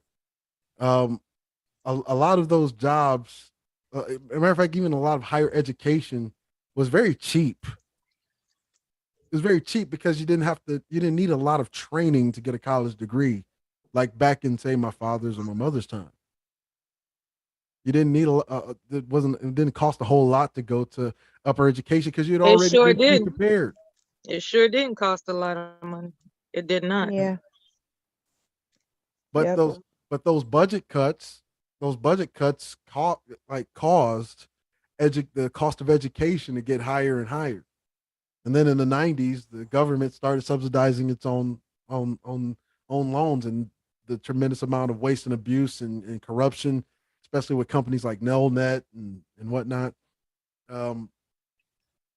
They sold this idea that in the absence of these skilled trades that were in high school, now the next way to get into the middle class is to go to college. And that just necessarily wasn't so. Actually, it left more people in debt than actually got into the middle class, because most of the people that have degrees are still in the working class. Mm-hmm. Yeah. So, Exactly. but do you That's agree? true. I agree with that. Do you? But I do hear far too many men being against education. But at the same time, BGS will mention that our boys, in particular, are uneducated. Shouldn't he be supporting education in that case? I mean, not for women, just for men though. Right. Just for men. Yeah, y'all men make me sick Oh, no, sometimes that because look, it's literally like you had an we're entire living in a movement. reality on social media. You had an where entire movement men about white women, right? Crying about the crushing weight of college debt. And you know what happened? Bam, a debt forgiveness program. Absolutely. Yep. But not for everybody. Not for everybody. No, not for everybody. Because made they ain't canceled none of my debt yet. I'm still waiting for Biden to do that shit. They made it to where you had to fill out paperwork. You had to know where to go. I remember filling out some paperwork, even paying a certain amount per month. They asked me how much I could afford. Oh my. And I said, well, I can't afford nothing. They said, you can't afford nothing. I said, well, what about $5? They said, 500. I said, no, $5. They said a week. They said a week. I said, no, a month. It's so bad. I mean, you had a shit. A push from the right. These white women that support like conservative leaning and Republican views. Bomb Sherry, can I tell you that there are so many people in your clouds right now? Because in the debt you have forgiveness so many program, people in your clouds. they prioritized immigrants, right? So if you're an immigrant or some kind of like DACA recipient, you could get your debt forgiven before even natural born Americans. And that didn't matter if you were white, black, whatever. But immigrants, they could go to immigration office, file an affidavit, say they needed this assistance for debt forgiveness, and bam, what happened overnight. You just had that. They got all kinds of forgiveness. Is it true that when they come over, they get grant loans to start businesses? It's almost like they put them in our community. It's almost like they tell them, you can't put this liquor store here and there, but look at that see that little area over there? Absolutely a fact. And then they don't have to pay taxes for the first. Because the black men has dropped the ball. They've dropped the ball. And they black men who want to be the leaders and want submission, but don't want to do what it takes to get it. So yeah, all these foreigners can come into our communities, open up these businesses, and the black women and the black men are going to these businesses and making these Asians and Hispanics and Indians rich. I got an example, right? I got an example where in Chicago, which is kind of segregated, it's known for being segregated. The neighborhoods that are segregated, for instance, the Hispanic areas, there is no way under heaven you are going to be putting a Taco Bell in a Hispanic neighborhood. They tried that shit and they ran them out of there. You know what I'm saying? And that's what I'm saying. Like our brothers, we don't see them with that same type of fury. Like, no, what you're not gonna do is put, an Asian restaurant in our neighborhood. What you're not gonna do is put a whatever, Chipotle in our neighborhood. We can feed ourselves. And what we do in this city, apparently the aldermen are just for sale when it comes to black neighborhoods, because it just doesn't make any sense that the Asian communities, you're not going to see anything other than them exchanging commerce amongst themselves. In Hispanic communities, commerce amongst themselves. And then you go to the black neighborhoods, right? And you see every other culture represented in business, and just maybe a speckle a speckle of our own. And so our money is just being given to other cultures to enhance their families as opposed to our own. And that's where the ball drops, you know. But I think when you say that black men drop the ball, I think it's set up that way. It's set up where they won't give us the loans. Before we even get credit, our credit bad. How you credit bad before you even gotten credit? That's true. They do oppress entrepreneurs who are black. They do that. That's why we need more black banks. Higher risk. Yeah. Yeah. Even if we have the homes to put up, they'll tell them our homes are valuable. We can go and buy homes and take care of them. The neighborhood, they'll come in and devalue. They can, it's all kinds of things the system can do, you know. Oh, yeah. Why you think they keep talking about like police budgets? You have them like mischaracterizing defund the police, which is really the whole defund the police, which started here in the Twin Cities, was really about limiting federal government spending to local, state law enforcement officers. And you have people that will mischaracterize and say they want to get rid of the police. Like, no, they want to federally defund the police. Right.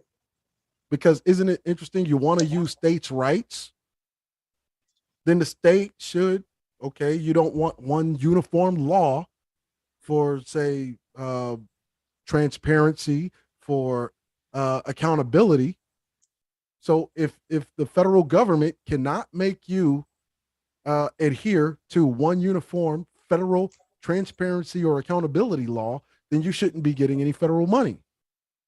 That's really what the defund the police thing is about.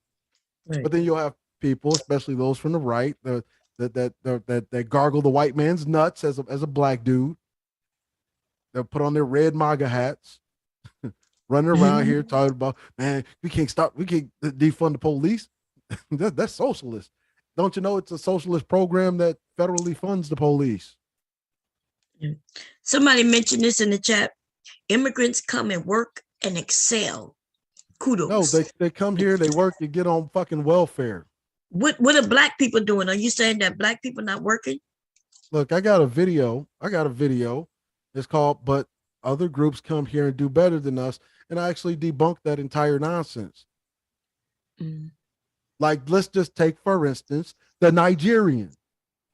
The Nigerian don't work hard at shit, but fighting for more fucking handouts from the government. You better say that.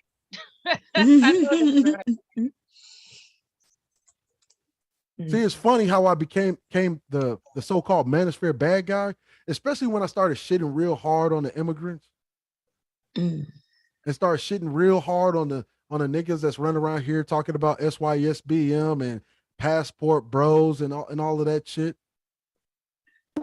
Cerulean, you know niggas want to love everybody else but themselves. You know niggas don't like themselves. Yeah, let's absolutely talk about it, because the truth is, with this whole work hard bullshit, that's what the liberal left is telling you. That is a game. That is a lie. See, when you work in the public sector, all right, any type of government entity, you get to see what really the fuck happens. They get all kinds of benefits. They get paid. They get benefits. Do you know their countries actually get paid for them to send their immigrants here? That is a liberal agenda. Okay. Now you guys making me do this. You know what? I don't want to make you do it, Cerulean. Go do it on your own channel, bro, because we will go down a whole fucking situation. But listen, I see what they get. They get a lot of free shit. Are y'all crazy or something? I have told this story before. I'm going to tell it again.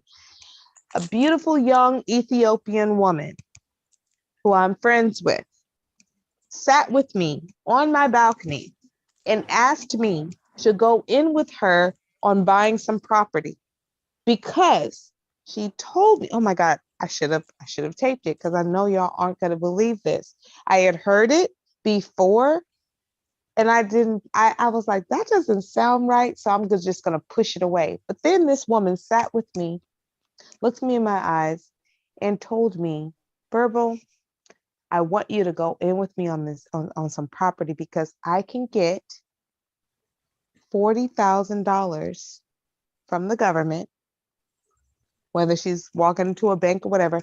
I can get that as someone who is not a citizen, but I need to hurry up and get it, because once I become a citizen, I cannot get that money. As a person who is not a citizen, an illegal immigrant, she could get that money because she was an illegal immigrant. She could get 40, she could put her hands on 40 G's for property. You never thought it was interesting? You never seen an immigrant driving a used car? You never thought that was interesting? Because they can go to the immigration office until they need assistance for anything, and it's not even considered welfare. And that's a federally funded program, courtesy of the U.S. Foreign Aid Act of 1961. I'll tell you a little story about a Minneapolis community known as Riverside. It used to sit on what is called a racial covenant. Now it looks like little Mogadishu. Mogadishu's in Somalia, for those of you who don't know geography.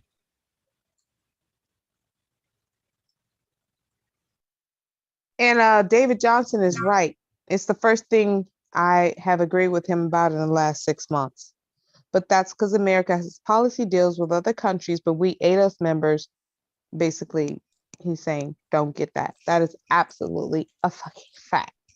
They have a vested interest. Now, I'm not sure exactly why, but they do have a vested interest in uplifting immigrants who have no papers over Black American ADOS citizens who literally sweat blood and tears for this country. And these immigrants come over here and they take advantage of it, and at the same time look down on us. And they pretend like this is hard work. You've made have rolled up your sleeves a little bit. I'll give you that. But let's not act like you didn't get no help, because I know you got some help. They've told me, the ones who are honest, told me to my face, you've got help that I can get just because you are an undocumented person. This is what America does to its citizens. So not only that, listen, I in my neighborhood, in the old neighborhood, there was some people who gotten a loan to have a little store in the community, and they were thinking about selling it, right? So I had heard that they were talking about selling it. I was thinking to myself, well, hey, like if you selling it, like, why isn't a Black person buying it? He told me that they're not allowed. There's a deal in place where they're not allowed to sell it to us. Y'all never wonder why, even when they sell their businesses, a Black person never take over? I noticed they're not allowed to sell it to us. I think it's some secret club they got. Don't sell the Black people club. Well, can we talk to Eros Nectar? Because Eros Nectar says, hi, I'm an immigrant. How can I get this money? I've never heard of this program. Not sure where y'all are getting this. Well, let's break it down to the brass tacks. Let's be really pinpointed with it. That is going to be the general line. Take your wetback children into any one of these schools and enroll them in it. Let me tell you what you get. You get enrollment. This is funny. Free enrollment. Cerulean, let me get it. Cerulean, let me get it, Commander, for 2 seconds. I need them to know what you get. Now, if you don't know about the $40,000, $50,000 program, just walk into your local bank. Read it up. Google it. You can Google it. I'm sure you can Google it. But let's forget about that. Let's talk about what your children get. All right. Let's talk about them anchor babies. All right. Y'all walk into any school you want to walk into, and you can put in you can give us a Guatemalan birth certificate. Guatemalan, ain't American, you get every fucking thing plus more than an American Black child gets, or an American born here, any type of citizen, no matter what race gets. You get the enrollment, you get the education, You get the classes that will make you bilingual. Okay, you get the English classes. You get the uniforms. You get the food. You get the lunch programs. Free braces. You get free braces, flyers all around the school district. Free braces. You don't have to be a citizen. Illegal immigrant status or citizen status does not matter. You get that. That's a lot of fucking money. That is millions of dollars, billions of dollars that is spent on people who are not citizens. And do you know what I paid for my daughter's braces $6,000 fucking dollars. $6,000. I'm a citizen, born here, daughter born here. I couldn't go and get that.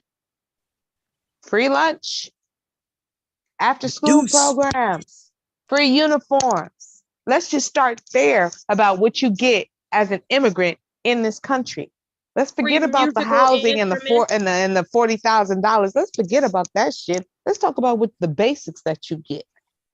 And when I questioned it, yes. And when I questioned it, I live in the state of Minnesota. We got the first fucking Afghani refugees.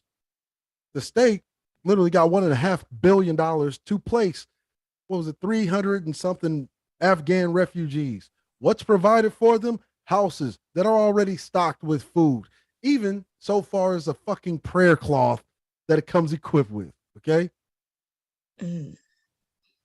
Oh, if they need transportation, there's all these types of services that will help them go through the rigmarole of the DMV.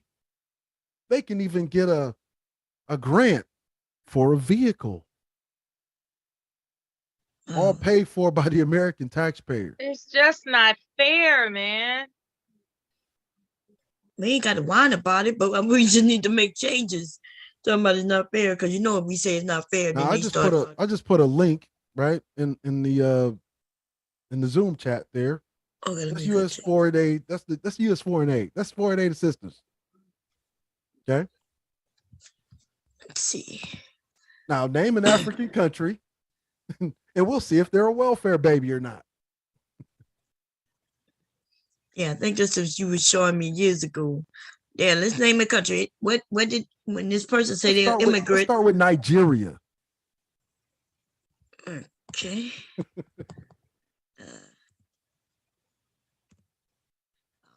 Nigeria's been getting billions and billions and billions of dollars for what?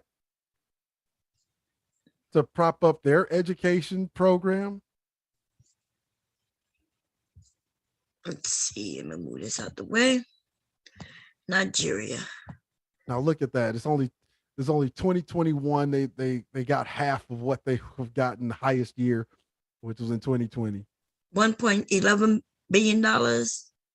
What's that? What's this? That's how much that country was getting from us. From us. $1.11 billion from us. Nobody's complaining about it. Here go their money right here. What's that? Emergency food assistance? Yeah, they work so hard, but their country still look like shit. Because if they really work that hard, how come they don't spend all that time doing that same hard work for their own country? Look at how come they don't apply themselves in the country from whence they came? Look, they get $80 million just for family planning, y'all.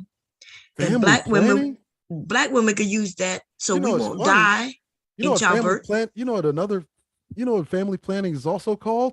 It's also called culture.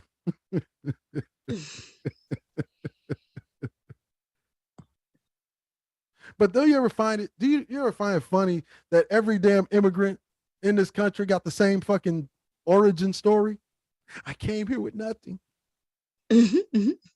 I had to work. That show do say that shit. You got the Mexicans. The Mexicans were saying that shit. I came here with nothing. I came here with nothing but the mule and some beans. And a donkey. I had to eat the donkey on the way here. You even got the Nigerians saying that shit. I came here with nothing. I had nothing but $2 in my pocket. I came here with only $3 Nigerian dollars. And fufu. When I hear of the young Africans, when they get on these panels, you don't hear what they're saying. They so proud of where they from, you know, what their parents did in their country. Yeah. You even hear it from the Asians. I came here with nothing. I had to eat on here. I had to eat on hair. On hair. I eat on hair. Chopstick, eat on hair with chopstick. Put the spaghetti sauce in the hair. And I survived. Why you can't survive? You nigga. Why? I feel sorry for your mother. I feel sorry for your mother. Cerulean, goodbye. Good night. Good night. And then it's only these dumbass niggas that believe that bullshit. Man. But even if they don't believe or do believe, why is it that they always attacking themselves? Right? They'll attack the black woman, the black man. That's why they have to create. Look, they have After to create saving with customized car insurance from Liberty Mutual. Their entire existence depends on it. Okay, because they're scrambling with their hand out for undeserved benefits that they didn't work for, they don't deserve, haven't been here long enough to really contribute to anything.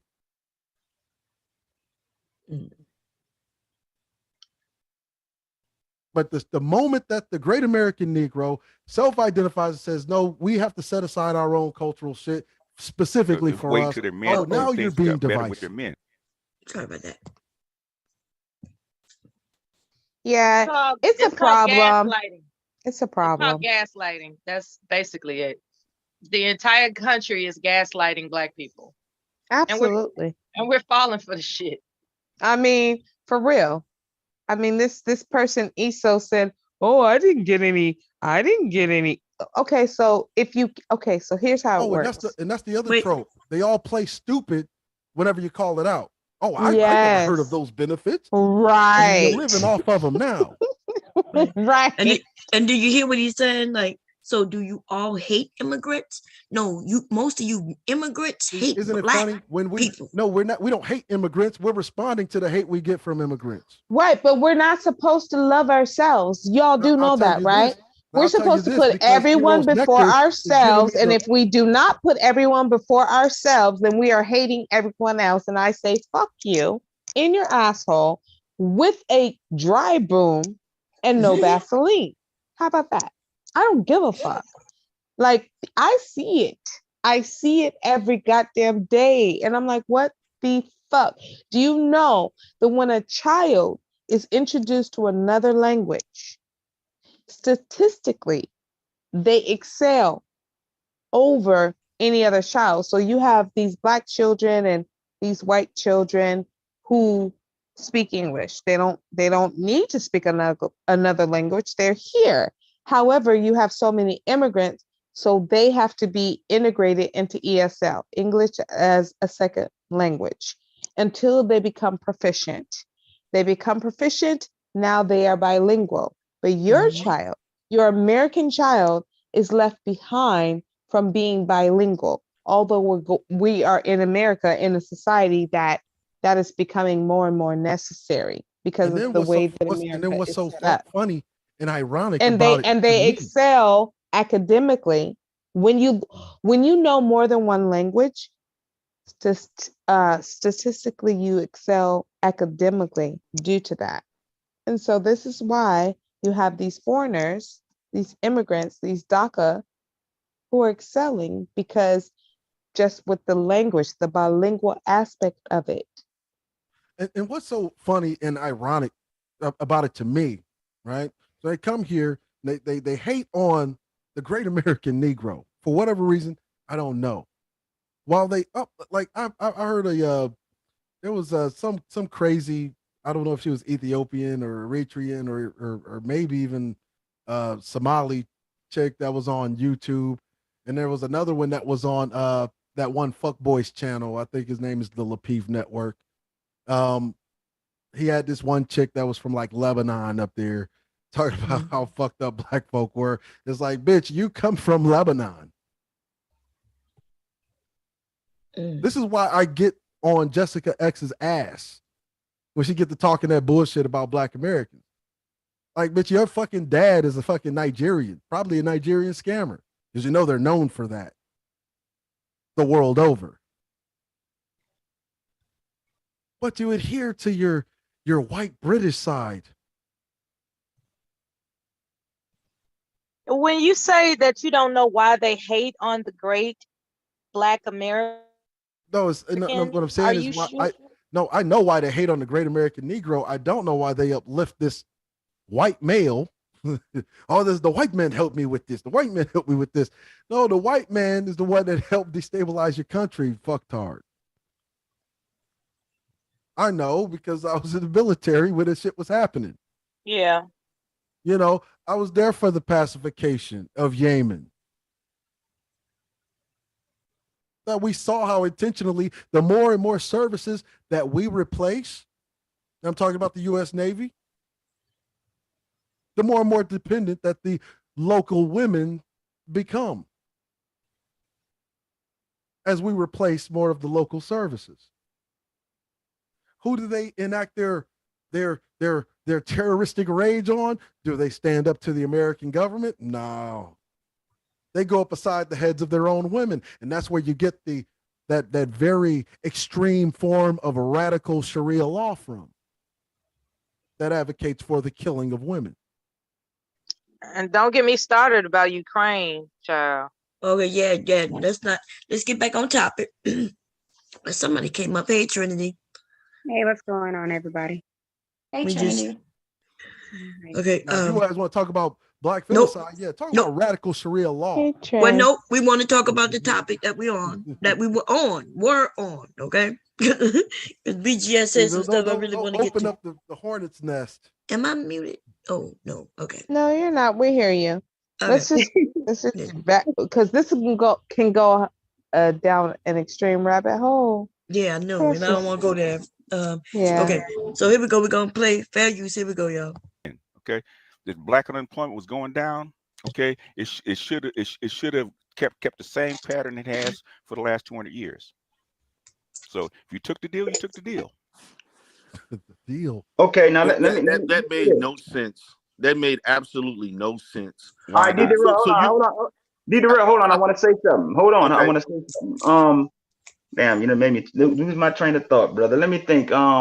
Okay, so damn, I done lost my train of thought. Go ahead, D-Darrell. I got to think about what I was. So we're going to sit here and say there was an effective way to measure the decisions that black women made, whether or not to keep the men that they were with. Mm-hmm. But then you go about with continuing to quote research that didn't measure that. Okay, why that not? Makes no that it Why has not? no the mining hand report. Why not? Has no Why validity. Not? No, but brother, wait a minute. I thought you said we were not going to interrupt each other. I'm asking you a question, right? Okay, but I thought we wasn't going to interrupt each other. But go ahead and ask me a question. You made a statement that it didn't show it. Okay, I'm asking you why not? Clarify that. Why not? Because that wasn't the intent of the research. Okay. You're only speculating, BGS. Now, isn't it funny? It had no, when you read the mining hand report, everybody else is quiet there was while nothing BGS in the mining hand report that specified. Everybody somebody was silent talking? while I said go everybody was silent when BGS was getting that bullshit off. And the moment that nigga said 2 words, that nigga was like, jumped in. Okay, I want to hear what what D-Darrell was saying. Maybe. The reasons black women made as far as their decisions to choose to keep their family together or any dynamics in regards to relationships. It did not measure that. It has that is not that whole mantra is not applicable to the Moynihan report, nor to the decisions of Black women. All right, And also with that, Would somebody say something? No. Oh, I thought I heard. No, that was the show that you're playing. Oh, okay. when you're talking about the fact that Moynihan stated 30 years later and so forth that it actually was worse, I think that's a bit disingenuous from yourself and Moynihan report without necessarily identifying all legislation that was used, such as redlining, inability to access capital, education, drugs, targeted by police, all the injustices that created the Black community being worse. So in essence, that research didn't do a damn thing to give rise to why the community, because in the research, it did not specify, nor did it give a prognosis to these other things occurring that contributed to the Black community being worse 30 years later. All right. Well, listen. I want to say this because I now remember what I want to say. Okay. Now here's the thing. So let's say we take BGS's assertion or assumption at face value that this is what the women did. They preferred the men over the check. The question that I would pose as a response to that is, okay, fair enough. How is that a relevant conversation to be had in 2022? Meaning, in other words, what does that have to do with Black women today who weren't even around for that? That's number one. And then the other question I have is BGS aware? One at a time. Okay, well, go ahead. In other words, it's called precedence, right? In other words, once it gets into the culture, you don't fix it. Guess what? It gets worse and worse and worse every year. Okay. In other words, the same effects that started back then are still in effect in 2022, are they not? I mean, if you say they are, I'm asking you. The assertion. You know what I'm saying? But okay, that's for the sake of argument. Hold on a second. I'm asking you. Do you still see the same effects now? Sure. Thank you. Okay, now. Right. That's what's still relevant. Okay, now here's the next question. Are you? Wait a minute. The question is, he said, are we still feeling the effects now? Okay, yes. My question to him is, won't we still having these effects before this report? Because nothing really has changed in the community. I mean, essentially in the Black community, there wasn't always, remember there was slavery. So we didn't have a Black man leading then, right?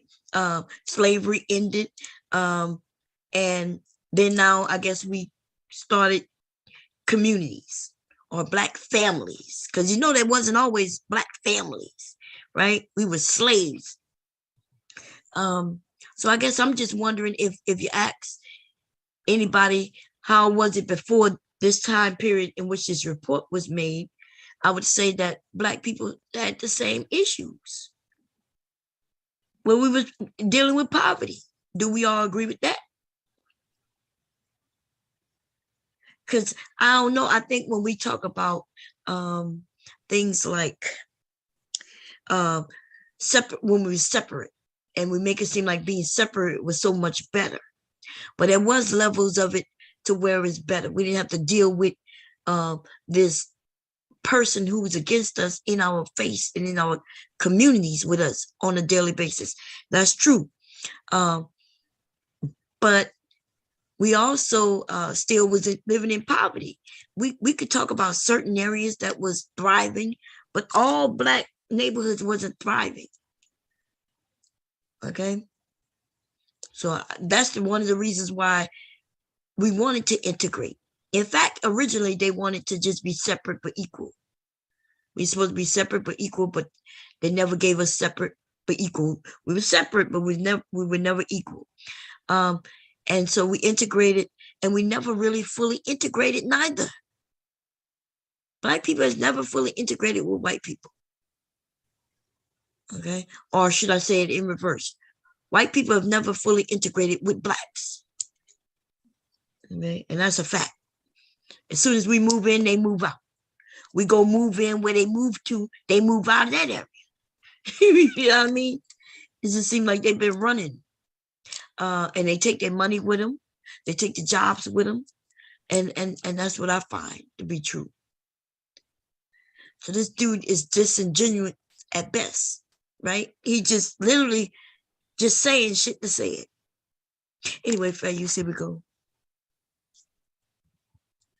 Aware of the congressional hearings ran by Senator Robert Byrd, who was a Democrat, used to be a part of the KKK and everything, where they had these congressional hearings in I can't remember the exact year, but God, here we go again. Okay. Somebody, I'm only stopped it because somebody said something in the chat that is true, false. Okay, false. And most slaves were married. Who told you that shit, dude? Who told you most slaves are married? My God, it's ridiculous. When you say, why do we say stupid shit? Anyway, most slaves were not married. In fact, you had to get permission to get married from your from the person who was your master, right? The slave master. Most slave masters were having family members, right? We already know the buck, the man, may have had to mate with his own mother or his own daughter, right? In order to even create slaves, more slaves. These people were not marrying each other on a large scale. The ignorance. Why do we say stupid shit? Fair use, here we go. Yeah. Oh, I'm sorry. Go ahead. That's even worse than what they said that slavery wasn't so bad, you know. It wasn't Right. so bad. They was there working with, they was happy to have, something to do. God, yeah. That dude just said most slaves were married. Yep, you're right. Yeah. It's almost like now they had a choice to pick their mate and start a family while in slavery. Enslaved. God damn. I'm gonna pass out if he bring out some statistics or some percentages next. I know that's right. It may have some out there, you know. Because 80% of the slaves were married, to each other and happy, living whole happy lives. Good. He said, and they got had it one from the CDC. Yeah, they even ate free ice cream. Yeah. He said, and they had wonderful wedding celebrations. Lord have mercy. Oh yeah, jumping a broom and throwing rice. Oh yeah. Mm-hmm.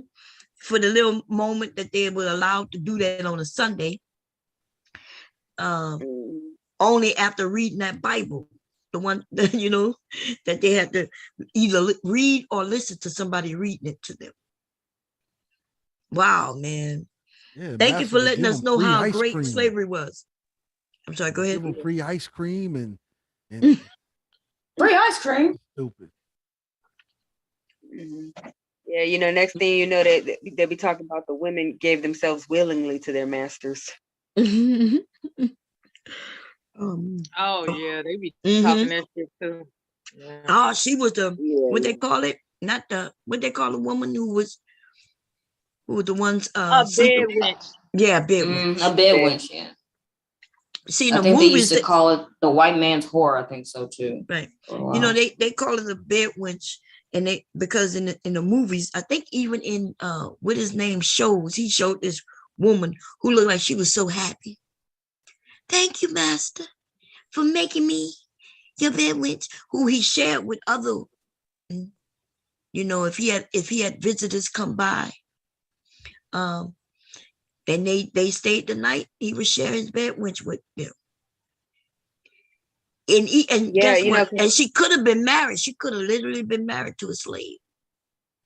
And so now, not only do she have to sleep with whoever the master tell her, but the husband have to understand that, yeah, Your wife is about to be taken and possibly beaten and maybe even killed. Just imagine if the man was into BDSM, you know, he want to choke her out and shit. She ain't get no say in none of that. Yeah.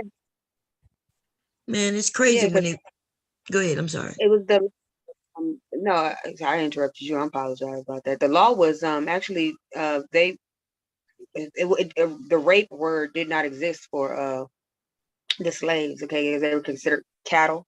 So when you call somebody a bad, that is that's first of all, it's victim shaming, and it's a racial slur to the most disrespectful degree. And same thing with the term motherfucker.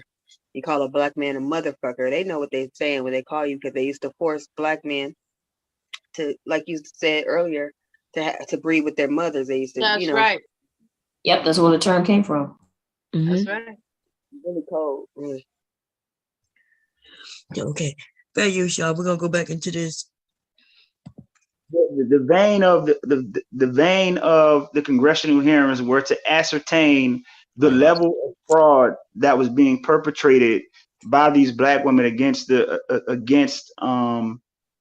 government by getting welfare, because what the premise that they were operating with off of in these congressional hearings was not that women were accepting a check and putting their men out for welfare. What they were saying was that the women were getting the welfare check, still had a man in the home, and they were using the money to support their families. Are you aware of those congressional hearings? I am aware of them. Okay. Wait, so he's aware of them. So wait a minute. I thought he said that black women took the deal. And if we took the deal, that means that he said that we took the deal kicking men out of the house for a check. Yeah, but a congressional hearing was never had on women kicking men out of the house. But it was had on state fraud. Stay lying. When she would get the money, but the man was still there. Right? So which one was happening more in mass? While he's telling you should have stayed with your bed. If they had to go to Congress on this, then we know which one was happening in more in mass, right? That man was still there. Wow. And he said, I am aware. See, I didn't know about this Congress until y'all brought it up. So, but he was aware. And that's why I'm saying he's a liar. Putting out this narrative for years to these young black men who believe him when he knew he was lying. Wow. It's funny because I remember being the guy to say, you know what, they should get more welfare. Matter of fact, I say get as much welfare as you can and weigh this system down like the cash hog that it is. And don't be ashamed of it. Why are we the only ones that's made to feel shame about being our sisters? We know more white people are on it than any of us. Because the way that they view it, like I think I discussed this in a video about the welfare state. The way that they view it, especially white women, was that if this black woman keeps getting all access to what they thought was their money solely, there's going to be less money in the pot for them. That's the way they look at it. And even all the literature that shames this idea of the welfare state, that's literally the way that they look at it. I'm talking about it as less resources for their white woman that they believe that they're solely entitled to, even though everybody that is considered an American pays for this shit. And that's really what led to the whole no taxation without representation. Bomb, do you want to put this person in the chat, or can I block him talking about the pit? What happened? Somebody in the chat basically trying to read it. Pitfall specimen of the male. I've been reading the chat. Who are you talking about? Somebody in the chat basically trying to question the I guess the morality of the black man for not being able to do nothing about being enslaved. It's just ridiculous ass comments they making. Oh yeah, they know they could comment how they want to comment. I don't see nothing. Who are you talking about? I see Reality Checker, Queen of the South. That's the one. Oh yeah. No, they're okay. Because I think we talking about BGS and but okay. So okay, here we go. Because I got thrown off. I don't know. Here we go.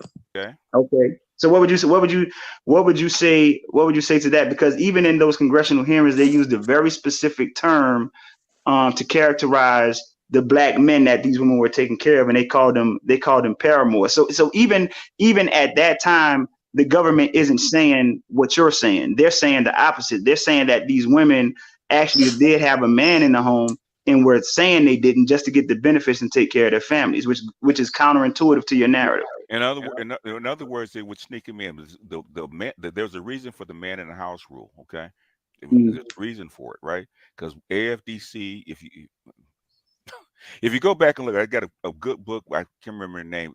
Talked about the child support system. She actually came from Minnesota. She actually helped Bill Clinton rewrite the welfare reform bills.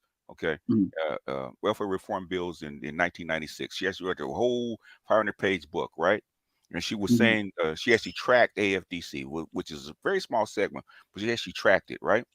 Okay. AFDC was actually in 1935 to help widows and orphans, right? And it actually expand upon that, make it federal, right? In other words, then you had to have been married, and you would have to have either the husband die or the husband abandon you to get welfare. This is white women, okay? Okay. So they expanded that. They expanded that to desertion, right? So if whether the man was in the house or not, where the man was around the block, it didn't matter, right? If she wanted welfare, what is she gonna have to say when she walks into that office? Two things to get her welfare: either he's what, dead, or what, deserted, or deserted, right? So guess what? If you want your welfare, you got to check. Unless you can produce a death certificate, which you're gonna have to check off. Deserted. Okay. And there's tons of evidence in that book where I forget where the judge was. I think the judge was down south someplace where he actually told the women that to get their welfare, they're going to have to produce that man and find out where he was and to get your welfare. If you couldn't find out where he was, then you're not going to get it. But if you did find out where it was, he was going to put that man in jail for 5 years. And this went on and on and on and on about the man in the house rule until they didn't change the man in the house rule until I think it was they tried it with TANF, but they really didn't change the man in the house rule. What year is he talking about? Because I'm a little confused. You talk about 1968. The only state that didn't strike the man in the house rule down after the King decision was Virginia, and that was in 1968. And then he said white women. So it sounded like he went even farther back because he was like only white women was able to get the assistance. And he said, and she would only get it if she was widowed or just deserted. And then he made it seem like, well, if she was deserted, right, if she had to tell where the man was. And if she didn't know, she didn't get nothing. And if she didn't know, they would chase him down and he'd go to jail for 5 years. When did this happen? Did this happen to white women? Because this don't sound right. Remember, he started out by saying this was white women. This happened only to white women. So I'm confused at what he's talking about. He said that somebody said, so so did I hear it wrong or is he just all over the place? Or is it correct that this happened when they did this to white women? I've never heard of. Say it again. Virginia. Oh, okay. So they were putting white men in jail for 5 years in Virginia? No. That's what I'm saying. Like, so he's making up shit. In other words, is what you're saying. Because see, when most people talk about that welfare shit, I mean, it only became a federal program in 1935 as a part of FDR's New Deal. Mm-hmm. Okay, they were not locking up white men for for welfare. As a matter of fact, it was just the opposite. The welfare created the white middle class. In fact, welfare was used to incentivize men to stay, so they didn't have to do what black men did, which was go to a different state to find work. Mm-hmm. So they weren't locking. It's just nonsense. He did say that though, right? Or did I hear him wrong? Yeah, he said. Okay. That's why I'm thinking something is wrong with this dude. He's mixing things up to make his point. So a little bit of truth with a long, massive lie in between it. Because he said white women in the beginning, but I think now he's referring to black women and men. That's why he mentioned in the men going to jail for 5 years. Watch. Wait, I'm gonna rewind it a little bit, y'all, so we can hear it again. Someplace where he actually told the women that to get their welfare, they're going to have to produce that man and find out where he was and to get your welfare. If you couldn't find out where he was, then you're not going to get it. But if you did find out where it was, he was going to put that man in jail for 5 years. And this went on and on and on and on about the man in the house rule until they didn't change the man in the house rule until I think it was they tried it with TANF, but they really didn't change the man in the house rule like that until effectively till like 1991. So okay, well now let me ask Amiri, I got a question for you, Amiri. All right, go ahead. Okay. Go ahead, brother. I'm sorry. Go ahead. Yeah, Cerulean been waiting. Yeah, go ahead, Cerulean. Well, hold on one second, y'all. Hey, Chaos, drop the link in the chat. Renaissance Man want to come up. The landmark decision for the man in the house rule is called King versus Smith. United States Supreme Court, 1968, strikes it down. What happens then becomes states' rights. So states get to exercise what you call statutory privilege. That's why most of the time, the only state that held on to it the longest until 1993 was the state of Virginia. That was the only state in the union that held on to that law until the 90s. Look, even Alabama and Texas struck that down back in 1968 because it was the only way that they could pass it at state level. Okay. So I have a question for you. Okay, go ahead. And I'm asking you this question. You did state that you grew up in New Orleans, right? So you grew up in Louisiana, right? Yes. Okay, just as I did. Okay. So and I'm just gonna just and I'm stating this not just from your own experience, but I'm trying to also paint a picture as it relates to the women who were accepting the quote unquote deal. Okay. And the type of women and what was the social fabric of their experience at the time. So Amiri, as you were growing up, okay, and in New Orleans, which is a predominantly black city, okay, when you in your neighborhood or wherever you grew, where it was church and so forth, when you saw black women who were in, let's say, the middle class, right? Did you see a percentage of black women that were in the middle class? No, I like the community I grew up in.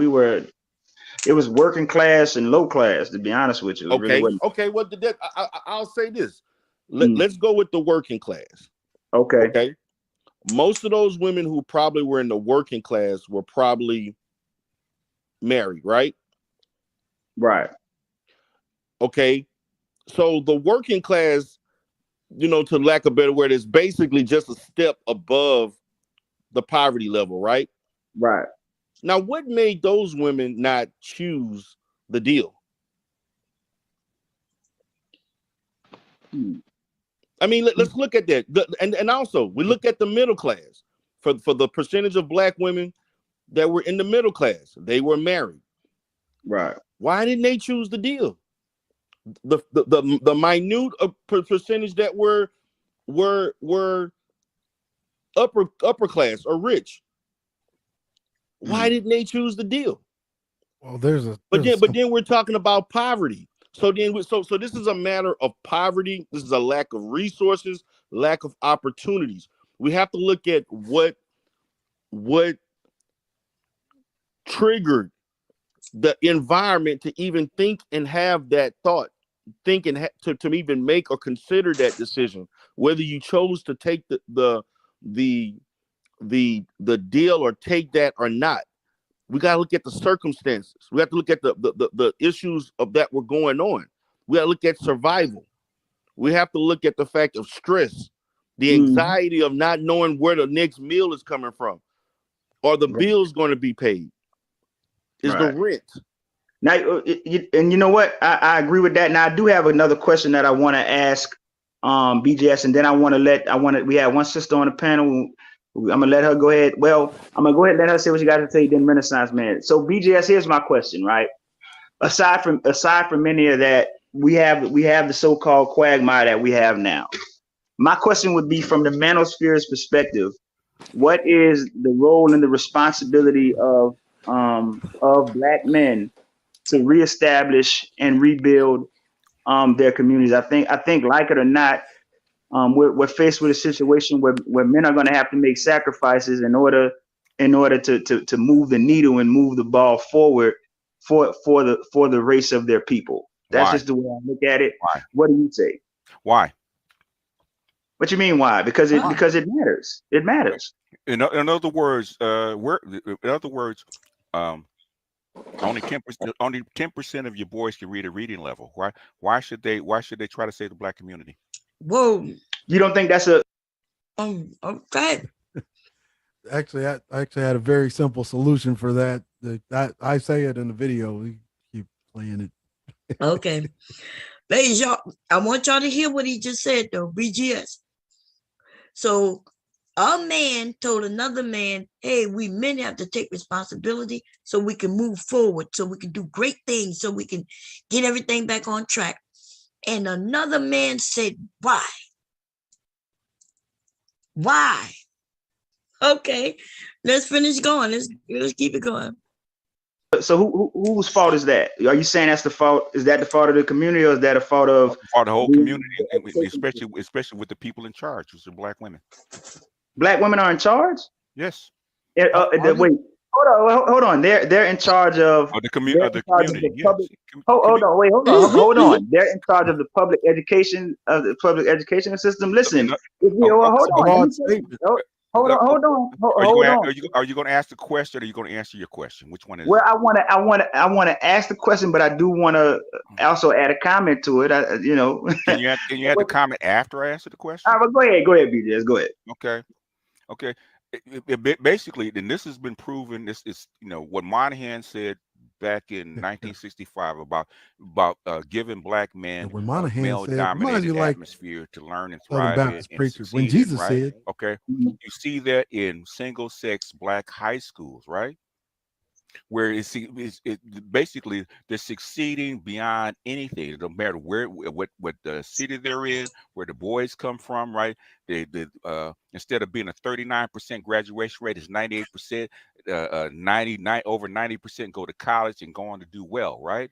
How come the society, Black community, and Black women especially are not pushing for something like that to actually fix their boys? Okay. He want to know why the women aren't pushing for something, but he don't even want the men to take control or do something to move forward. Isn't that sad, though? Isn't that sad that Black men don't understand the role? It is very sad for me. You are actually men, and when you want women to follow you, yet you want women to lead. We're confused. I'm confused. I don't know what I'm supposed to do. If I listen to Black men, I will walk around confused all day looking crazy. Do you all know what you want? Can you pick a struggle? Can you pick a side? I'm confused. Bomb Cherry, can you help me? I can't even, I'm confused too. I don't understand it. Can you I just had a simple get in your lane and stay response. in your lane so that the women can know what it is? We will follow. That is what we do. Like We will do that. I had a But simple goddamn, response niggas. to the question. Shit. My response was very simple. If I have to sell it to you, if I have to sell your own posterity, your own well-being to you, then it's better you just lay down and die. And do it in silence, if you will. Basically, please don't tell us about it. Mm-hmm. It's out. BGS is creating a whole group of dummies. I don't know what to call them, these men, right? So do you want to lead or do you want to follow the black woman? He literally just said that we women could ask for something. But if you think about it, right? Look at BGS's age range. Okay? I want you to understand something. He's my age. See, in the military, we have a saying, right? That there are no bad followers, only poor leaders. That's a And if fact. you look at BGS's age range, right? Mm-hmm.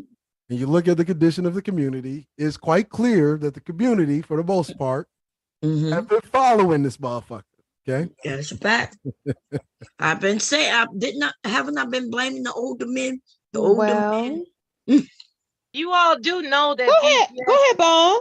Not for real. BGS was a sharecropper. I'm in right? quiet. Not a sharecropper. You know what? Mella. She I'm put done a with whole you, Mella. Sharecropper. I can't do it. But I will say that there is a man on YouTube, and he is, he's a military guy. He's a military guy, and it's 22 years. And this military guy gets up and he talks about his leadership role in the military, right? His name is L. Nixon. Oh my God, did I say that? Yes, L. Nixon.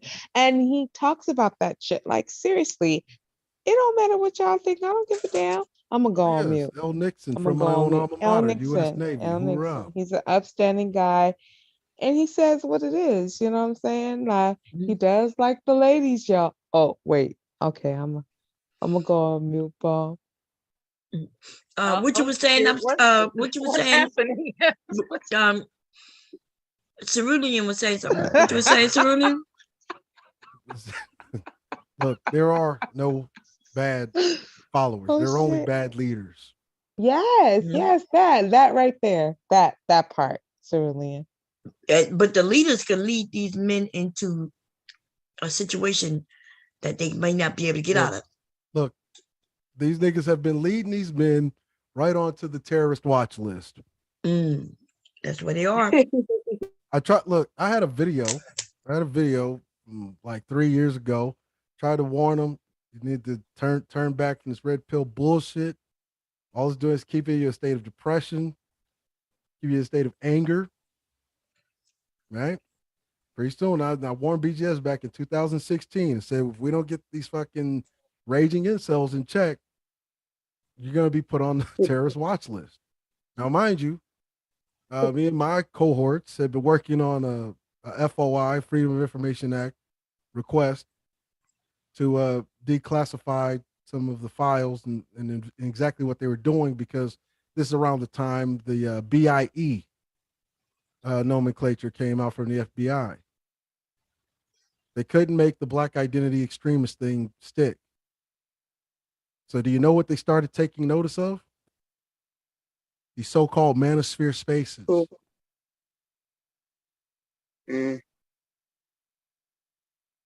I shared the documents. I mean, pretty much everybody who's anybody should have them by now.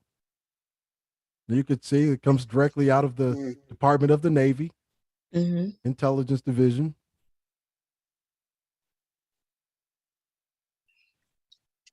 No, I agree with you. They're not only being on the FBI list, but the women are walking away. Or they're walking away from women because of a dude who called himself BGS, who they refer to as the master teacher. Well, here's a news flash. You've had this rise of so-called going your own way. That's why SBM. And, it's like, surprise, motherfucker. You've actually been doing that. They've been doing that since before the Vietnam War, which is why during the Vietnam War, Uncle Sam came in and kicked over your weed, kicked over your bottle of alcohol, kicked over your tray of cocaine. You know, a lot of niggas was doing that back in the day. They said, Uncle Sam wants you.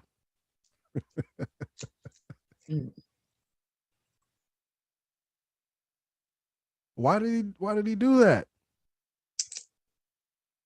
Because these niggas was already going their own way. And as far as the derelict Negro male, he assumed because, well, he had sexual access now. Yeah. To white women. That's his reparation. So, Cerulean, let me ask you a question, because Still Post is in there. You know how Still Post gets it in, right? He said you was calling women light birds. What was you Flightless doing birds. back? You know the funny thing about Listen, flightless birds Cerulean, is that, what were you doing in the Black Order, man? What was you doing back you know, it's then? funny, they'll say that, right? But the flightless birds nomenclature wasn't exclusively towards black women. It was also for derelict Negro males. You know, the ones that had those incellian things, similar to Obsidian. I don't know if you remember when I did the video about Obsidian. I think it was 2018, about how he sounded a lot like Roger Elliott. Now, isn't that interesting? Still Pulse must be a flightless bird. Failure to evolve.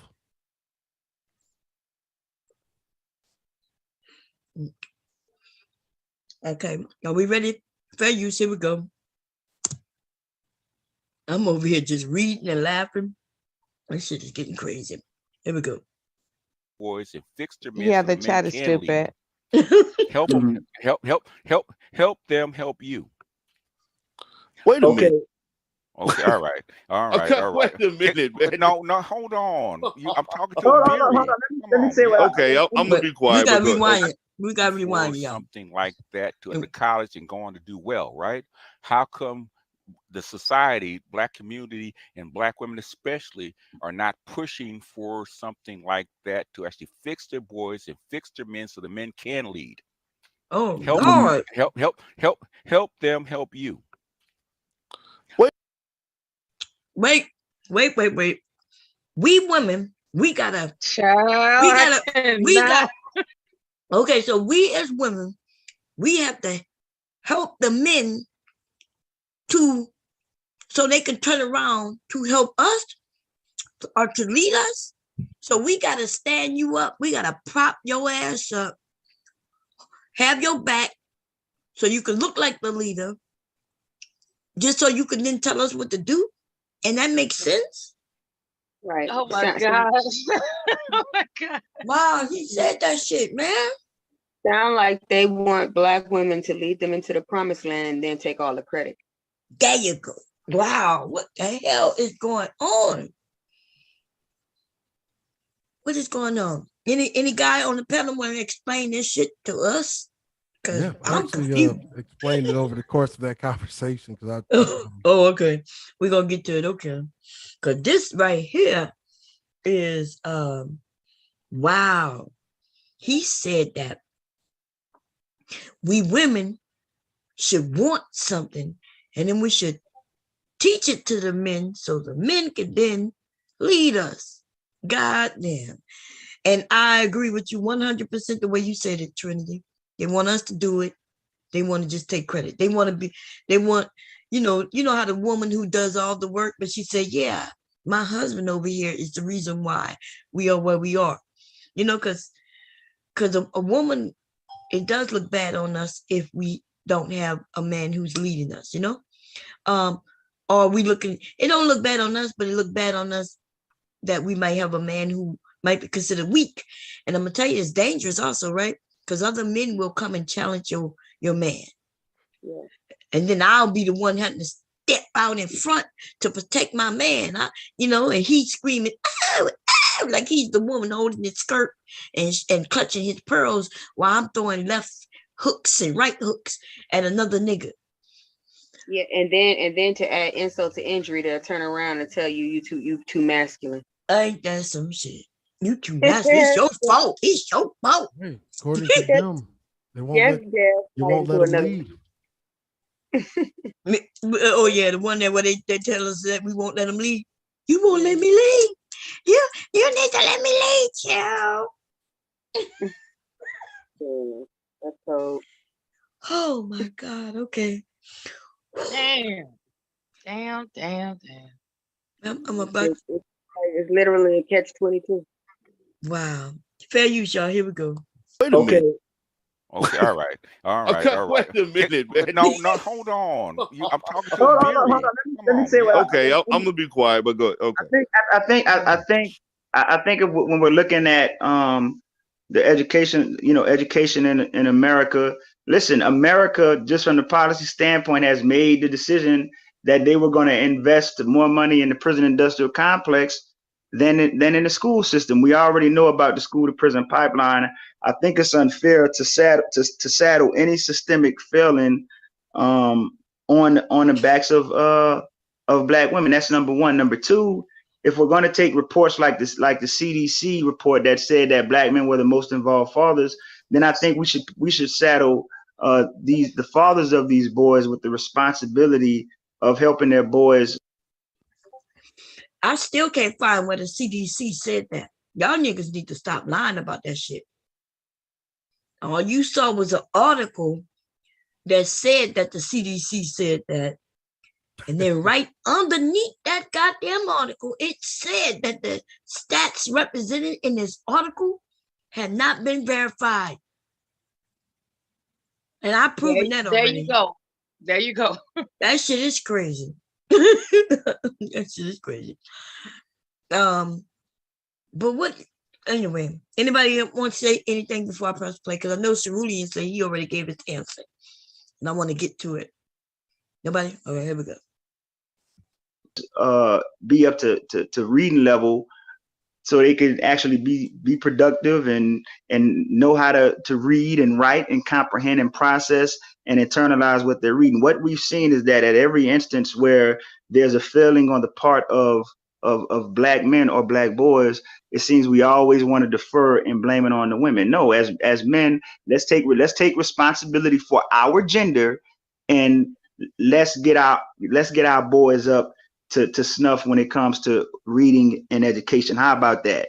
Lexi, go ahead. All right. Hold on, BGS. I'm gonna let Lexi go. Go ahead, man. I'm gonna mute myself, man. Okay. Mute yourself, nigga. Okay, go ahead, Lexi.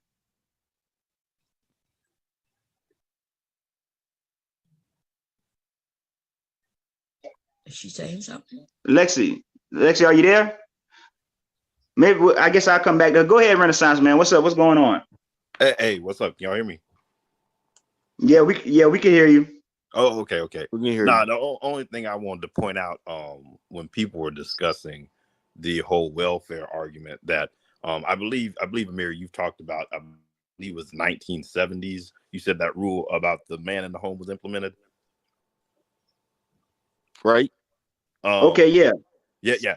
It's funny because I was finishing an audio book today while I was working. I don't know if anyone have heard the book by Tim Wise called "Dear White America," a letter to a new minority. But one of the things he talked about, and I actually had to go look these books up, and actually I'm gonna have to read them, was he was talking about the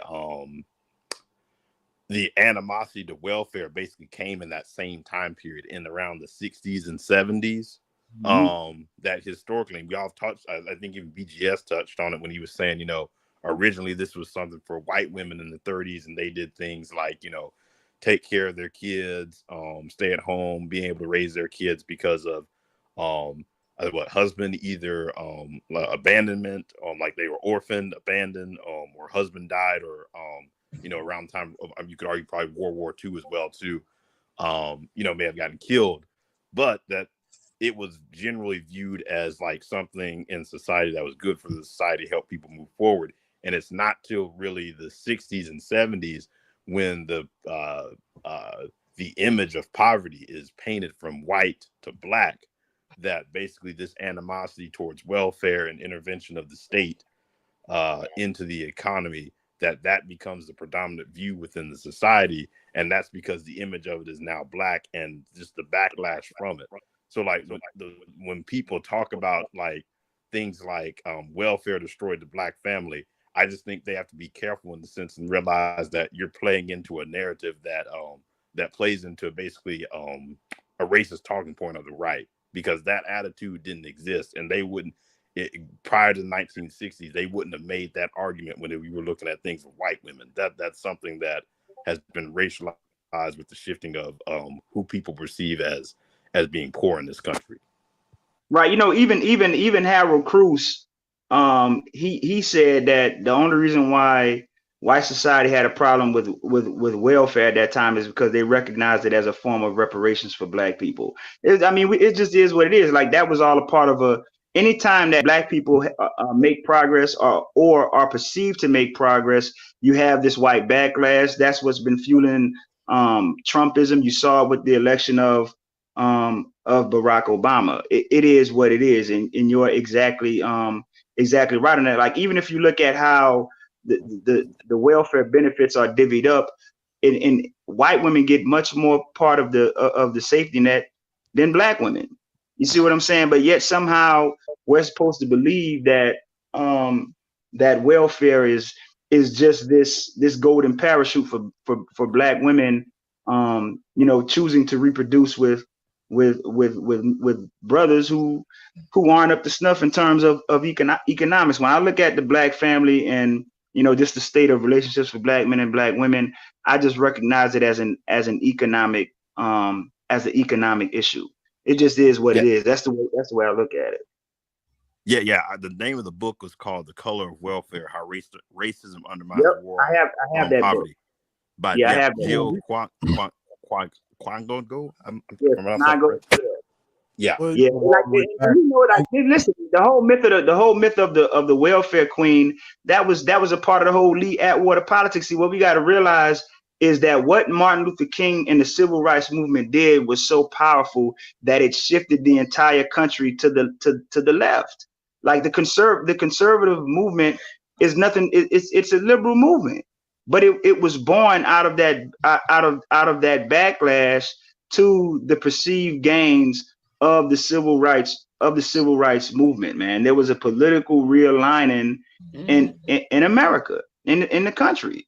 You see what I'm saying? That's the whole conservative. We go back to 1932, right? America's going through, the whole Great Depression.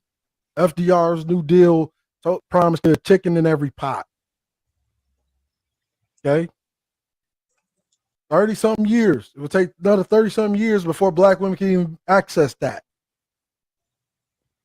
Why do they start shifting to the left? Why do they start becoming adversarial towards this idea of welfare that white women have been benefiting from since before FDR's New Deal? Because in their mind, they're perceiving this as there's going to be less money in the pot for, the white children I abandoned back in Tennessee. That's the way they're really looking at it. I did the video about it on the welfare state. But isn't it funny, especially whenever it comes from so-called conservatives, you never hear them talking about corporate welfare or immigration, which are two forms of welfare, like foreign aid. Damn. But that's why the public trust in general, that's what you've seen really since the 60s and 70s and across all things, is that conservatives and a lot of white America has basically gone against any sort of idea of the public trust. And that's where you see a lot of these far right-wing movements coming from, when they're anti-this, anti-government, anti-these things, when they don't even realize that these are the institutions they're undermining themselves. What's crazy about anti-government whites?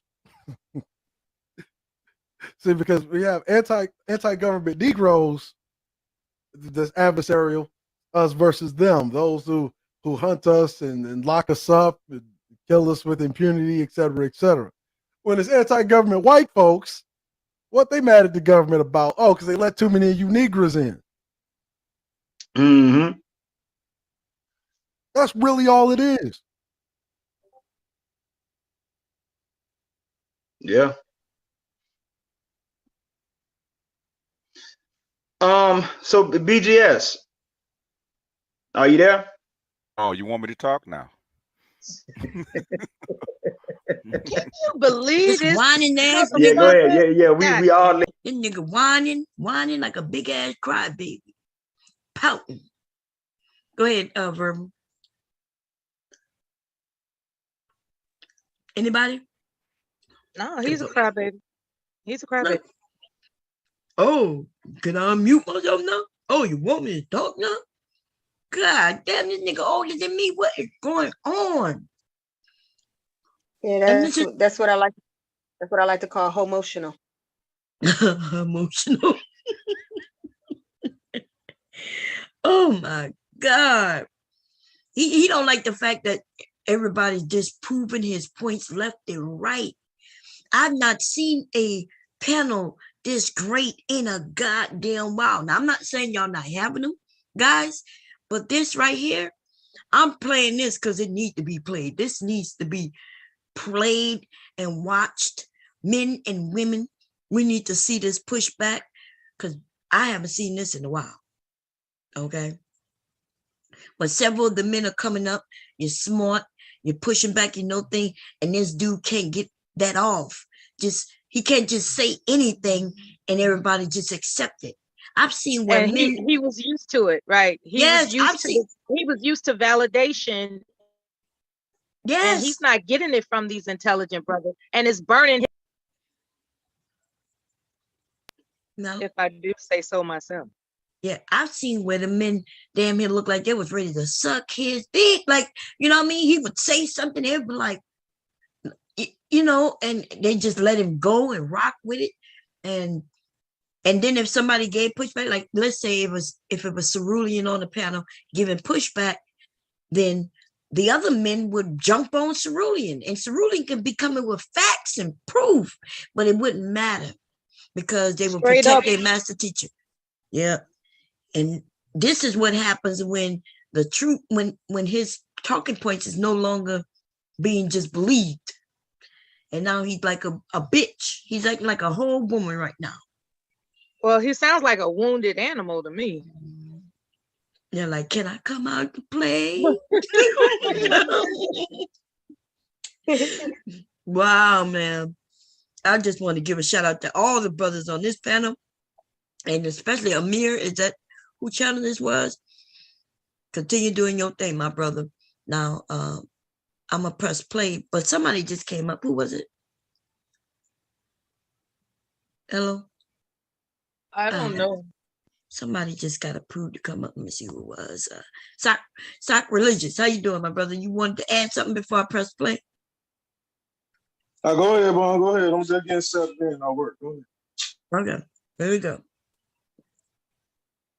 Laid out our point, and now's your turn. Oh, really? Why? Another what I'm saying is the fundamental question, right? And I you know, because I am pro-black, I'm still pro-black. I'm still conscious community. I still do programs on conscious community content, right? It comes back having black men to sacrifice, and I'm saying why? Give me a reason why they should. Because you have to throw them a big saying that you need to save the race is not going to do it again, man. We already did that. They did that already. How they did that? Hold on. Quite yet. Oh, all right. You guys going all jump in? Hold on, sir. Okay, BJS. How did they do that? The civil rights was that not black men? But it was black women too doing that too, though. Civil rights was there not black men? Okay. It was black women too, though. So the black women out there rioting in 1967 and 68. The reason you got the Kerner Commission and financial stuff. Okay. How many black women went to jail during civil rights? I don't know. A lot. I don't know, but come on, we both know that. Come on, man. All right. If we be disingenuous, man, this is a disingenuous conversation. Hold on, y'all. Let's not get on. Hold on, y'all. I'm gonna stop. It's all right, man. I'm here. Yeah, if they start over talking, start muting people. I'm on my phone, so I can't mute them. But if they start over talking, we're gonna mute whoever's over talking. Well, okay, so before anybody continue, let me see what this is. Hold on. How to work this thing? Okay. Hello. Who's this? Your camera's on. Miss Pat. You gotta turn your camera off. Oh. All right, we back. So in other words, if you want them to sacrifice, you got to sell them on it. What you selling? How you gonna sell them on it? What do you mean? If you want them to sacrifice, you said black men are going to have to sacrifice to fix the black community. Did you not say that? Yeah, I said that. Okay. I have Okay. a simple answer to that if I can answer. Okay. All right. All right, go ahead and answer that, Cerulean. No. That's You want to assure that your sons have a better life to live when you're not here. That should be the selling point. Well, we'll try it. Okay, try Actually, it. See if it works. I have a much simpler and easier sell point than that. If I need to sell you anything, I'd say just lay down and die, or go in the dark and cry. Fine. That's fine. Lay flat. Then it's okay. Let it go. What the hell? Hold on, y'all.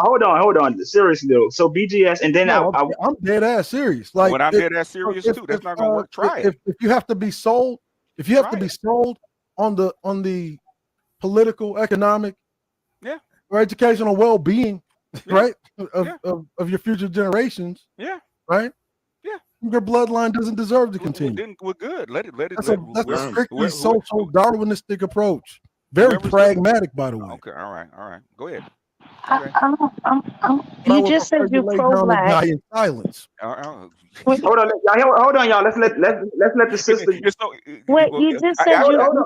All right. You just sat here and said you're pro-black. Yes. You teach conscious content. Yes, I do. But then you're saying. I told him already. Just brother, please, you really need to step out. You need to step out the way, because there are people who are serious about this. There are people who want to see their future generations do better. Okay. And you're not helping. You have a defeatist attitude. Well, then how many? How are you gonna convince us? You Called have nihilism. All right. You have a defeatist attitude. Okay, fine. And you are not good for our future generations. You're not. I'm sorry, you're not. He asked. He asked. And you sound like a woman. Fine. Wow. I do believe that if you have to be sold to protect yourself, if I have to come and plead with you, please protect yourself. Please, make sure that you're good, make sure your family's good. Then I do agree that you may want to just open the doors to the enemy, let them come in and just get rid of you. So the rest of us don't have to worry about you. We don't have to worry. Just lay down and die. Yeah. And if you be so kind, do that shit in silence. Mm-hmm. Take some feed your family some, a cocktail of medicine, since you don't want them to be a part of anything. You're not even willing to protect your own family. I have a humble question before we restart the video. I was wondering if Cerulean could tell me, with his thought as a man, would a girl be better off not being influenced by a father of his mindset? Oh, I tell you what, you go a lot further without him as an influence. Okay, that's what I thought. Thank you. Because with that mindset as an influence, hell, she'll end up just like the women that they complain about. Yeah. Or worse. There you go. Well, I mean, I think she did. Didn't her daughter get doxxed or whatever for like being a beat baby me to the mama? punch. It already happened. I remember, so when I stopped listening to him, because I used to be over there, on ladies' night and stuff like that, but I remember him.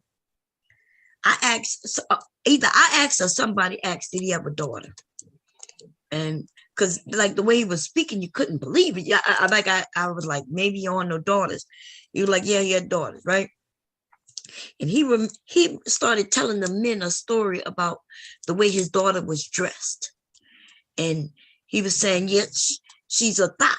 Like he called his own daughter a thought simply because she was dressed in a certain way. And he was like, yeah, she puts on these clothes and she's walking around looking for attention, taking attention. I was like, are you serious? Like, what kind of father are you? I couldn't imagine. My dad could have been extremely mad at how I was dressed. But what my dad would have never done is go in front of his friends and called me names. In fact, my dad probably would have shot one of his friends if they would have called me out my name. And this dude is calling his own daughter thought. And that's when I knew it was just like, it was no hope. Yeah. No I hope, remember no hearing him say that. Disgusting. That's disgusting. Yes. But we just heard what he just said. Like, he don't have any I don't even understand. I can't even explain him. Cerulean did well though when Cerulean said, hey, like for real, just die. Go away. Don't cry, from your injuries. Just go in silence. Go away.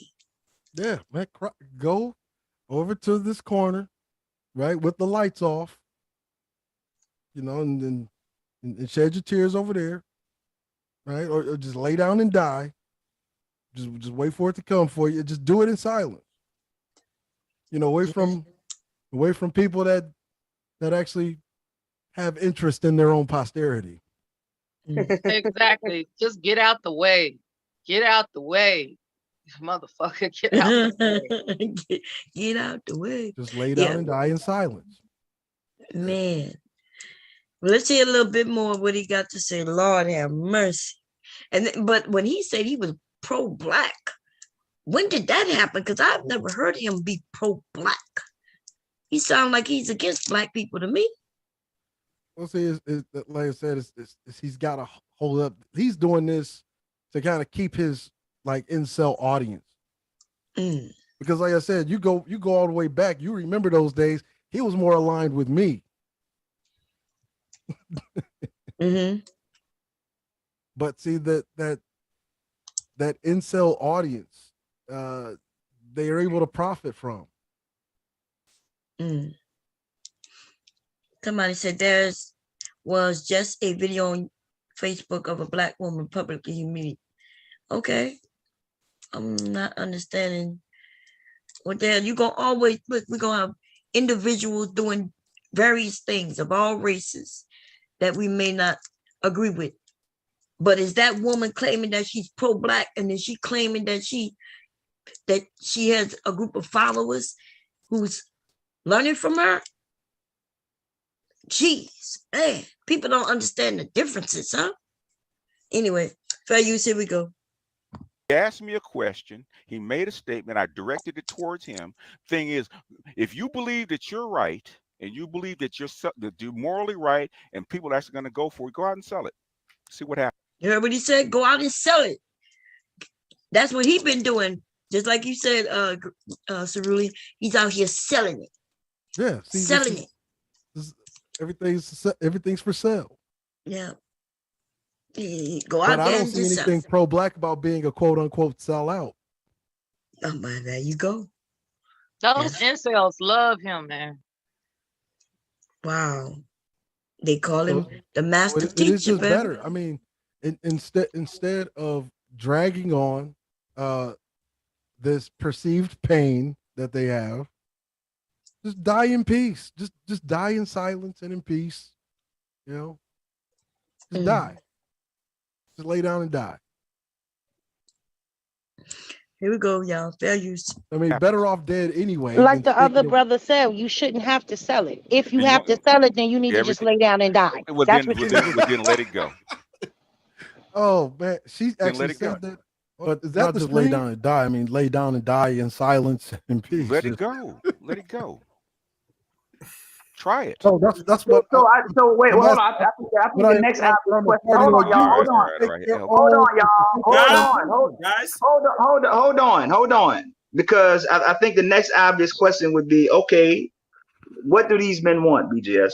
What? I mean, you speak for them, so. I mean, even Cerulean came up with a plan, right? He came up with a plan. How many people are actually wedded to it, or even trying to implement any parts of it, right? Something as simple as going, which the federal government probably approves of, right? Great Faulkner Initiative.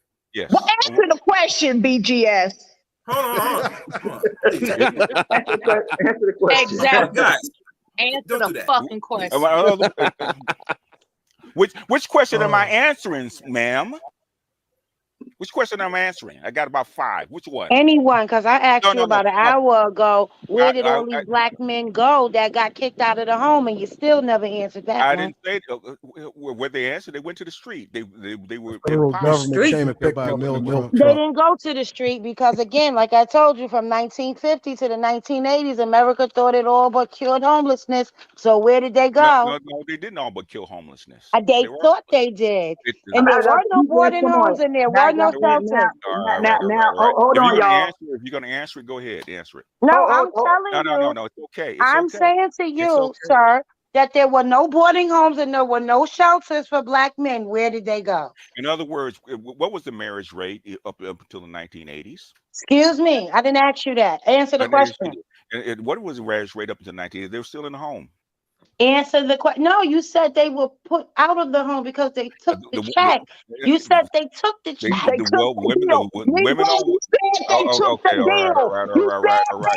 I did say that. You gonna yell at me? Want me to yell at you? No yelling, y'all. Hold on.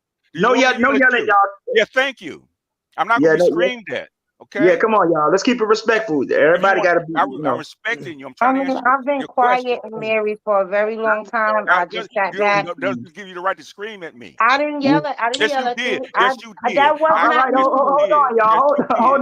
Hold on. Like, listen. Let's just keep it. Let's keep it respectful. Passions are high. So let BGS go ahead and say what he was going to say. Go. What were you about to say, BGS? And before BGS, the person that was screaming at you, BGS, was Miss Pat, not IB. I don't care who it was. Stop screaming at me. I'm not screaming at you. I'm trying to answer. Right. Yeah. Let's not scream, y'all. You want me to answer a question? I'm trying to do it respectfully. Please. Okay. I'm not calling your name. Please.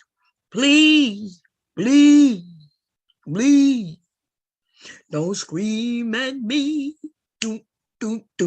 I beg you, please. This nigga sound like he a whole bitch for real. I was about to say, let me ride that donkey. he really over there just a screaming. He's mad at the screamers. So ladies, please don't scream at him. Okay? God damn. Well, they were getting frustrated with his deflection tactics. It was just obvious that all he was going to do was answer a question with another question or try to deflect in some other way. He's practicing tactics and it frustrated them. Oh, yeah. Since a while back, he never answered. And he's not trying to answer now. So he claimed that the women kicked these men out on a massive scale. For it to affect our community the way it affects us today, it had to be on a massive scale. So she said, where did the men go when the women kicked them out? And just now he said, well, they was in the home. And she was like, well, no, you said they took the deal. Exactly. And it's the lying. It's just like when anybody else that is caught in a lie, it pisses people off. It's like, how you gonna sit up here? We're supposed to have a panel discussion and you lying? Really? And so she's, her voice amplified. Mm-hmm. I wouldn't say she was yelling. I would say her voice amplified. Well, she was yelling. Well, here we go. Fair use. I'm screaming at you. I'm trying to use data and facts, right? If you don't like it, you don't like it. Okay. Mary asked me a question. I actually came up there to talk to him. Okay. Not to be for an inquisition, right? I'm one person in the Manosphere. I am pro-black. I've been doing this for 40 years, right? And they've tried everything. I give you one simple remedy. Nobody wants to do it. Okay. Nobody wants to do it. You got to take care of your black boys and your black men. Otherwise, they're not going to. Otherwise, who got to take care of the black boys and black men? He just said earlier, right? First, he want the women to do it all. He want the women to take care of the black boys and the black men. But then, like Trinity said, we should give them credit for everything. And this is your leader. This is the Black Manosphere master teacher. This is one of y'all leaders, and he's been leading for quite some time. Okay. Leading them where? Straight into a damn ditch. And according to that report, what y'all call it, the Moynihan, and what is it called again? Moynihan report. Moynihan. But nobody give a damn what it's called. But anyway, that report. I'm joking, y'all. That you come to find out, it's been discredited. Apparently, he himself didn't read it, because based on what I'm hearing, he didn't read it. For a man to be pro-black, he wouldn't reference that report. Why would he reference that report? I've heard him mention that report time and time again. I thought it was some massive report because, but I just heard that, I think Taylor said it was only, 25 pages? We could probably run through that in no time on this channel. And I'm quite sure other people have done it. 25 pages to sum it up, run through it. But wow. The Manosphere is full of fuck these kids. I know that. Thank you for saying that, sis. He says we need to be caring about the kids, but they are claiming fuck these kids. Just like when somebody asked him, what are we gonna do? What should we do? The men should take lead. And he said, why? Why should they take over and take care of the community? Why? That was his goddamn question. That wasn't even that long ago. And fair use, here we go. Why is they're not going to sacrifice for you? If you don't speak up for them, you should be on Capitol Hill, advocating for black boys. So let me get. I'm sorry. Can I don't mean to cut you off. I didn't mean to cut. Okay. Wait. Excuse me. I didn't mean. Listen. Excuse me. No, I didn't mean to cut you off. I'm just asking for clarity. Who are you saying needs to be at Capitol Hill fighting for black boys? Number one, 4 out of 5. 4 out of 5. Well, basically, holders of any seat are women. Okay, in government. 4 out of 5 of your government position holders are women. Okay, women have the power that black men don't have. Okay, you're in the seat. Okay, especially now. Women have the power that black men don't have. I'm not even denying it. But when this black man, Amir, and a few others on this panel suggested what black men could do in order to siege power, right, gain power, he said, why? He literally is, so it's almost like he feels comfortable where he is. Do y'all think some of these black men feel comfortable? They okay to be complaining. They want to complain, but they also don't want the power, because with power comes responsibility, right? With power, now they would have to come up with some solutions and lead us out of this, what they call mess. But actually, reality is black women don't have any more power than black males do. What they do have is a greater propensity to organize. That's why they have their own packs. That's why they outnumber us in politics. Okay, and I've been saying it since before I was making content, that we need to match that fucking energy. But because if you're not gonna match the energy, you can't complain about what the fuck they're doing. I kind of agree with that. It's as simple as that. But they want to blame us for everything. He said the black woman run the community. That's what he said. That sounds like power to me. But do we run the community, or are we was left with holding the bag, and we can only do what we could do? You're left with holding the derelict Negro male's failure. Right. So whenever it comes to the politics, when you're seeing such a pervasive level of failure, now you have to flip it back on its head. Now you have to sell your idea to the black woman. Why should she advocate for you? Right. Time and time again, you're shown that the culture that you want is one of failure. One of failure and one of victimhood. And you're only allowed to be a victim, especially over down that side. You're only allowed to be a victim if the victimizer is a woman. You're not allowed to be a victim if the victimizer is the greater society, who actually is responsible for all of these overarching problems. Right. So what is their solution? Blame the woman. No. Don't get organized for some kind of political solution, some kind of economic solution, which is to uproot the competing group of males. No, don't do that. Just blame her. Mm-hmm. I wonder why is it that Black men don't want to organize?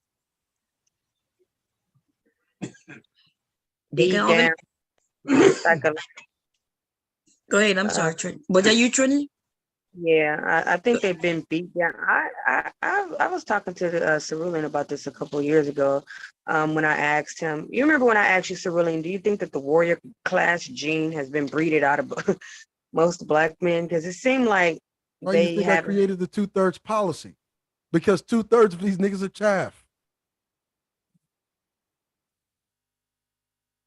Well, you know, somebody in the chat said that Black women owe Black male reparations. What we owe you is an ass whooping.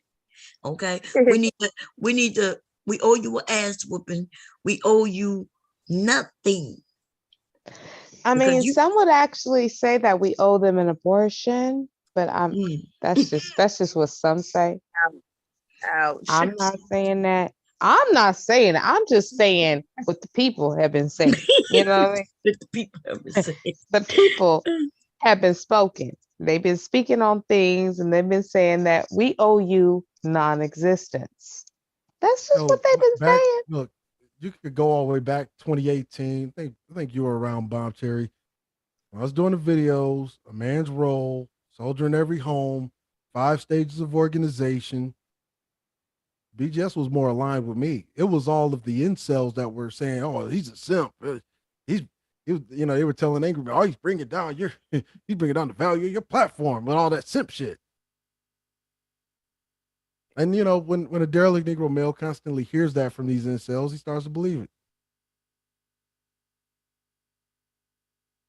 I agree. I've seen some stronger males, right? When they give their opinions, if they realize that the opinion isn't the consensus of the majority of their followers, they switch it up.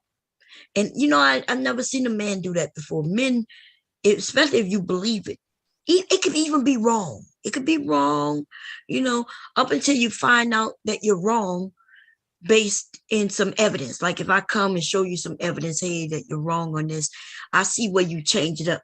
But I watch men just change it up just simply because the group of their followers don't like it. I'm like, well, what kind of what kind of leader are you when you're being led by your followers? Right? And that's when you said that everybody can't be a leader. Leaders lead, and they don't lead based on those who are following. Anyway, let's press the play, baby. Let's press the play. She with Biden in office, okay? You guys have an enormous amount of power. What are you doing with it? Are you advocating for your men or trying to make your men and your boys better? If you want better men, they don't just show up, okay? They have to be made, okay? If you let your Black boys go, guess what you're going to get 20 years later? What do you expect? We have to make our men, ladies. I didn't know that. I do know that we're supposed to raise our children. And I do know that it's best to have a man to help you. Because, I'm not sure about the stats. And maybe Cerulean can correct me if I'm wrong, because I'm not sure, right? But based on BGS, he said that our boys are reading at a low level.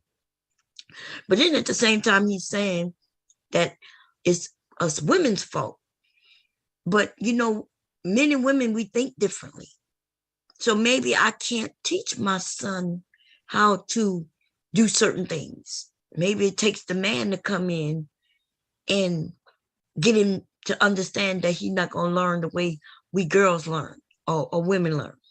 Yeah, I mean, that's even part of like going all the way back where me and Obsidian used to get into it about all the time, where he didn't think that there was any fiduciary responsibility on the part of a black man for responsibility of his community.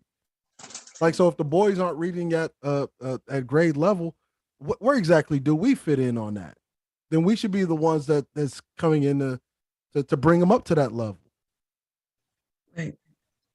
Night verbal. I see in the chat you say you're going to bed. And that line about selling it to him, that's Obsidian's line. That's Obsidian's line, because that was his response to me. Mm-hmm. And I told Obsidian the same shit that I told BGS on that panel. If I have to sell it to you, it's better that you lay down and fucking die and do it in silence, if you be so kind. Right. Somebody say black women are the only group of women that has to advocate for our men. That's an international embarrassment. Beta boys. I do think that's an embarrassment. They want to get mad. They want to get mad when you have certain political parties that want to give praise to a black woman and thank her for helping them win certain seats. And then as black men, like, look, I'm regularly a participant in local affairs. When you go to City Hall, you're not seeing a whole lot of niggas down there. You're not seeing a whole lot of black men down there. Okay, that's just what it is. Mm. You're seeing a whole lot of white people of all ages, specifically women, and you're seeing a lot of black women down there. As a matter of fact, that's pretty across the board. Like even in Minneapolis, I mean, you see the majority of the motherfuckers that go down to City Hall, they be Somalian women. Somalian, Eritrean, Ethiopian, you know, those dirty foot, terroristic descent countries. Mm. Okay, y'all, let's go into some more. Men, men, I'm gonna ask you a question. Men don't have a hand in this at all, because what I'm getting from the Manosphere is you guys want submission from women so that you can be leaders, but you want us to put you in a seat of leadership. Okay. That's what you're saying? No, what black men are saying, if you want them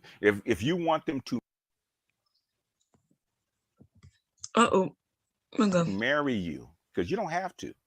If this is the kind of wives that they want, if you don't want to be married to them, or you don't want husbands, then guess what? You can be whatever you want to be. But if you want them to marry you, then this is the kind of wives that they want. If you don't want to be the kind of wife that they want, guess what? They don't have to marry you. Okay, no, they don't. You're right. So hold on. Let me. Why would anybody want to marry men out of the Manosphere? Hold on, y'all. For what? hold on, because I want to respond to that right quick. Okay, fair enough, BGS. So then I'm gonna have to ask you the same question. What? If brothers want those types of women who are submissive and all those other things, what are they offering black women? What do black women get out of it? Do black women want to be married to black men? So the only thing they get married all the time. Hold on. So the only thing they get out of it is a husband that you're telling us they have to work to put in the power, to put in a position of power, and then they have to turn back, and then they have to turn right around and submit to him. I think if because you mentioned the deal, you mentioned the deal earlier. If that's the deal that black men are offering, who would take that? Who would take that type of deal? Don't take You the know, deal. the base model doesn't come with any guarantees. Don't take the deal. Yeah, kind of like the deal is Y'all hear this shit? So the base model Negro doesn't come with guarantees. Yeah. So yeah, so we supposed to put these black men in power, ladies, only for him to give us no guarantee. And on top of that, all we get is marriage. But even in marriage, we then have to submit and do everything he wants us to do. You know, and it's funny because on another panel that Amiri did, me and him talked about this very thing. So the woman's got to do all of this, that, and the third, and all she gets in return is this nigga. No, wait a minute. Oh, what's up, Bomb? What up now? What's up? Salute to everybody on the panel. What's up, Cerulean? Hey, David. How you doing? That's real. That's really, you know, I always like you. You know, we go back and forth. Cerulean, why you always do? See, this is why I always looked at you kind of simpish, because you know as well as I do, and I watch you do this every time, Cerulean. You be sitting up here with these women, and you be knowing the shit they be saying ain't that easy. You know it ain't that simple with this shit. You know it ain't just like walking down the street. Well, let's David, talk. David. You ain't got to talk to Here's the Cerulean thing, David. alone. Let's talk on the No, facts. no, no. I am bomb. I'm wait, hold on, Cerulean. I'm gonna open. Wait, hold on. Wait, Cerulean. Wait. Let me finish talking to Bomb. Wait a minute, Cerulean.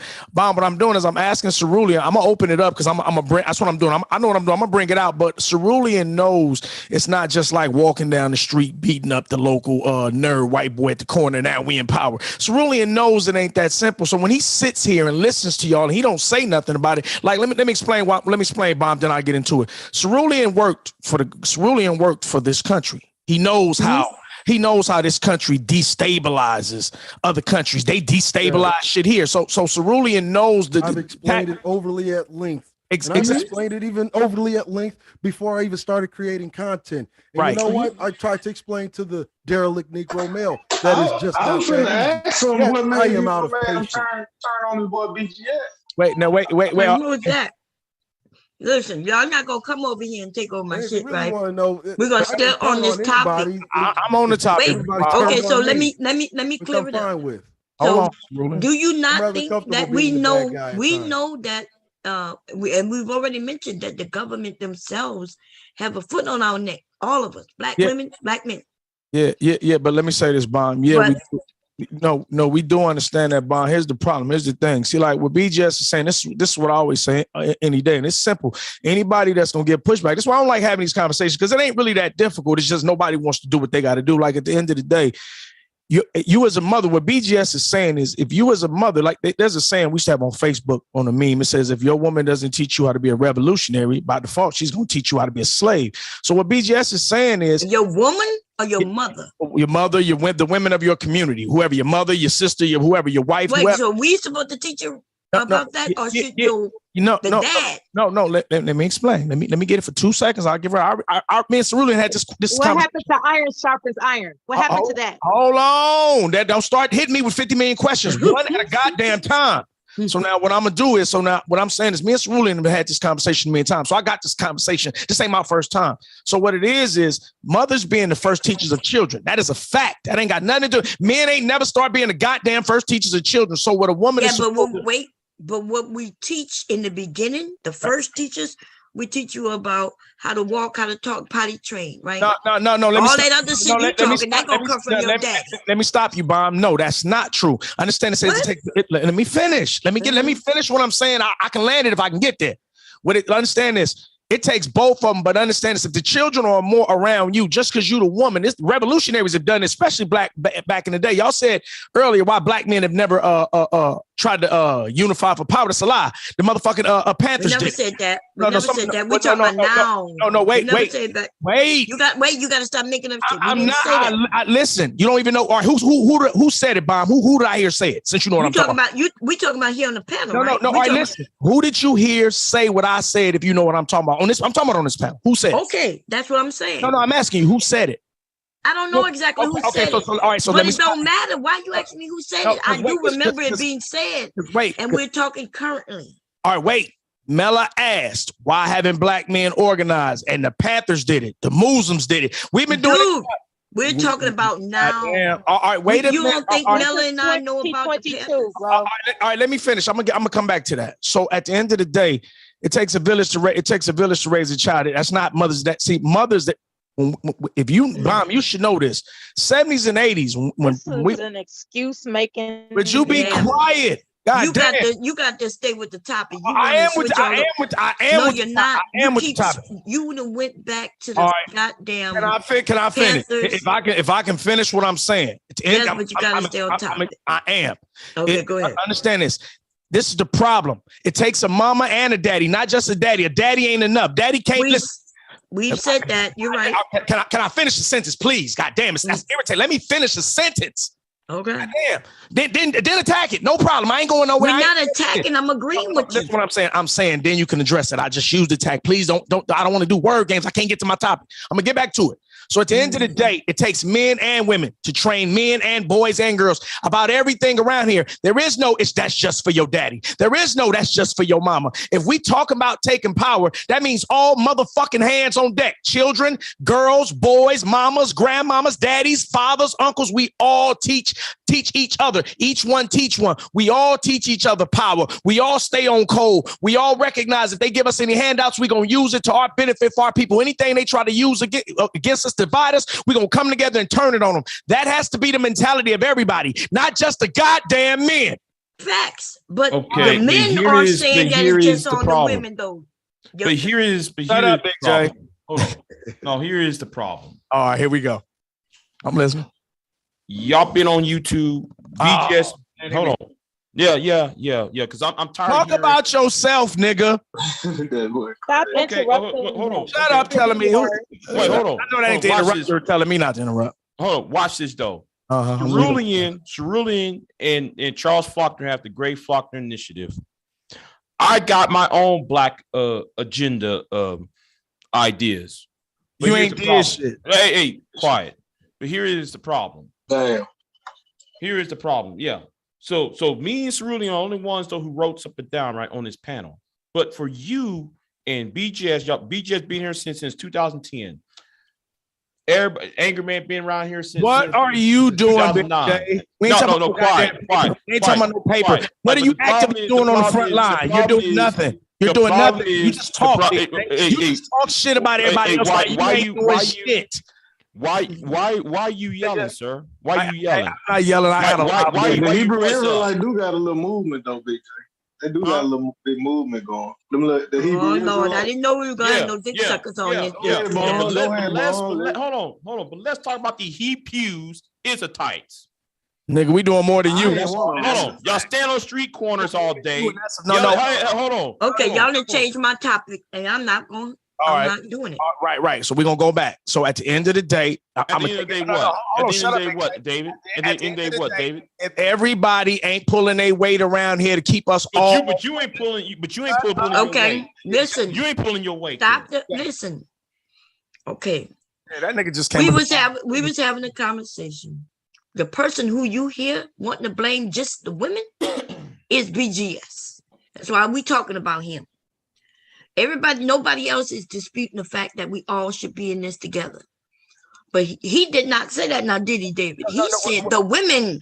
Right, but let me explain why he said that. I fuck with BGS, so I know I've had a million conversations just like Cerulean has. I know how BGS thinks. His talking points are his talking points. What he's saying is this: because women, let's say women have y'all have the kids for most parts. That's a fact. The court gives them to y'all. Y'all have them. I'm not even going to say the men would take them. Y'all got them. So being that y'all got them, you don't just go, well, no, I ain't going to teach them shit because that's their daddy job. Even though you ain't with their daddy, even if you don't know who their daddy are, them children are with you. So because they with you more, if you know who your goddamn daddy is or if he left you, it's still up to you to teach your son empowerment. The problem, hold on, let me finish. The problem is y'all don't want to teach that because that's counterproductive to what y'all been programmed to do. Y'all been programmed to look out for each other, be into materialism and consumerism. That's y'all biggest thing. Y'all not teaching power, and they know that. That's why they put y'all in charge. So what BGS what happened to only? Hold up. What BGS? I don't know what happened to all of us doing it together. So what BGS is saying, since y'all got the goddamn boys around you, y'all. Damn. Goddamn. Yeah, he was having an aneurysm, I think. I mean, and he thinks though that's supposed to be a sign of leadership. Nigga, right? You would never be a leader. You can't even stop stuttering. Shut up, Big J. You ain't led shit. Hey, personal attacks. But I tell you what, at least I'm honest. You're right. You're right though. Listen, hold on. But I am a trash bag duster. Leader. But at least I can admit it. But the thing is though, you sound worse than me. Big J, who have you led? Oh my God! Listen, no. We gonna get back on the topic. No, you don't got no lead in your okay, I don't want to kick people off, but I definitely will. All right, listen. Back to the topic. So, like I said, Bomb, at the end of the day, since the boys are around the women, for y'all to be the most educated, how the boys dumb? Make it make sense to me, Bomb. Because where are they fathers? And why are they dumb? You consider them dumb. My kid's not dumb. I'm trying to understand why they're dumb too. It's not I consider them dumb. A lot of boys can't even read. A lot of them I can understand what you say. A lot of them. What percentage we talking about? I don't know. You can pull a percentage you want to pull. What you mean pull? I don't know. Pull up the percent. If you want to pull up percentages, pull up percentages. At the end of the day, ask her to work for you, nigga. You provide. Y'all the ones who use that as your talking point. Mello. I don't think it's that large of a group like y'all claim. Listen what I'm saying. Listen what I'm saying. Here's the contradiction. Y'all can't be the smartest if the kid's dumb. Well, the kids aren't dumb. Wait a minute. But how can you just say what you just said? Wait, hold on. Y'all. Hold on. David, you think because you speak fast that we can't hear you? No, because listen, by default, if the women are smart, I know y'all are the kids, don't you? You are the one who's saying that they're dumb, not I. No, I'm not saying. Listen, the black community reflects that. It ain't got shit to do with me. The black. That's y'all talking point. Y'all talking about the black boys are dumb. Wait, if the most if the most educated women, if black women are the most educated women, I'm gonna go into that. Then by default, the community should be thriving because y'all should be raising healthy, intellectual, educated boys and girls. I black see communities don't reflect that, Bob. Black men. What are you talking about? So are you telling me the majority of men on this panel will be dumb because that's not. No, listen what I'm saying. See what you talking about. If the numbers are so high, that means we gotta at least have. What you doing now, though, y'all? Out of the men that's on this panel, it got to be at least one dumb one, two dumb ones up here. What I'm saying is, y'all are saying y'all the ones who calling our children dumb. No, that's not what I'm saying. I'm not saying dumb like that. I really mean can't read. But I'm gonna go back. But they can't read. Wait. The black communities overall, if you guys are the most educated and you are teaching the children that the actual observable reality. Rest in peace, Kevin Samuels. The black community should reflect that. They don't. Do you not? But do you not understand that you black men in the Manosphere, y'all the ones who are literally calling yourself dumb, we don't powerless. That has nothing to do with what I just said. Yeah, that is. You're deflecting. If the you are deflecting. Y'all are the most educated, the black community should reflect that. If y'all are the most educated, the black community should reflect that. Then why don't they reflect it? Check and me. Fucking y'all up. There you go with that check and me shit right here. Not if, sir. You cannot speak over. You cannot talk too fast for me to hear what you're saying. When people use the word "if," that means they're overwhelmed by their own failure. Okay, I don't know what you're talking about, but listen, you black men in the manners. I don't even care, right? In the Manosphere, of course, that makes sense. The men, it's BGS and you Manosphere men who are the ones who are saying that our boys are dumb, or that you say that they can't read at grade level. Now, I'm not saying that's not true, but even if it is true, what is the percentage? Why are y'all announcing it instead of doing something about it? But y'all use it as a talking point against women. And then we are not even the ones saying that, but you want us to then what? You want us to explain why that is? We are telling our kids to get educated. And it's you men who I've had discussion with you men and y'all say, well, nah, you don't need to go to college or you don't need to do that. Or y'all start talking about how much money it costs. So even in that, if a mother is saying, son, hey, let's go get some education. Let's do this. We're going to get you a tutor. We're going to do this. And you're going to go to college. And then some man is in our community, rapper or whatever, saying, oh, no, you don't need to do that. You don't need to do none of that. Okay, then what are we to do? Oh, David, you're not up here no more. I didn't know that. You want David and the active activists on? Yeah, everybody's welcome to come on. No, only one person not allowed to come on here. I thought he was still on here. I didn't even know. Censorship reflect fear. Listen, I did not know you wasn't on here. Okay. Go ahead. So what I'm saying is, at the end of the day, like the math ain't mathing.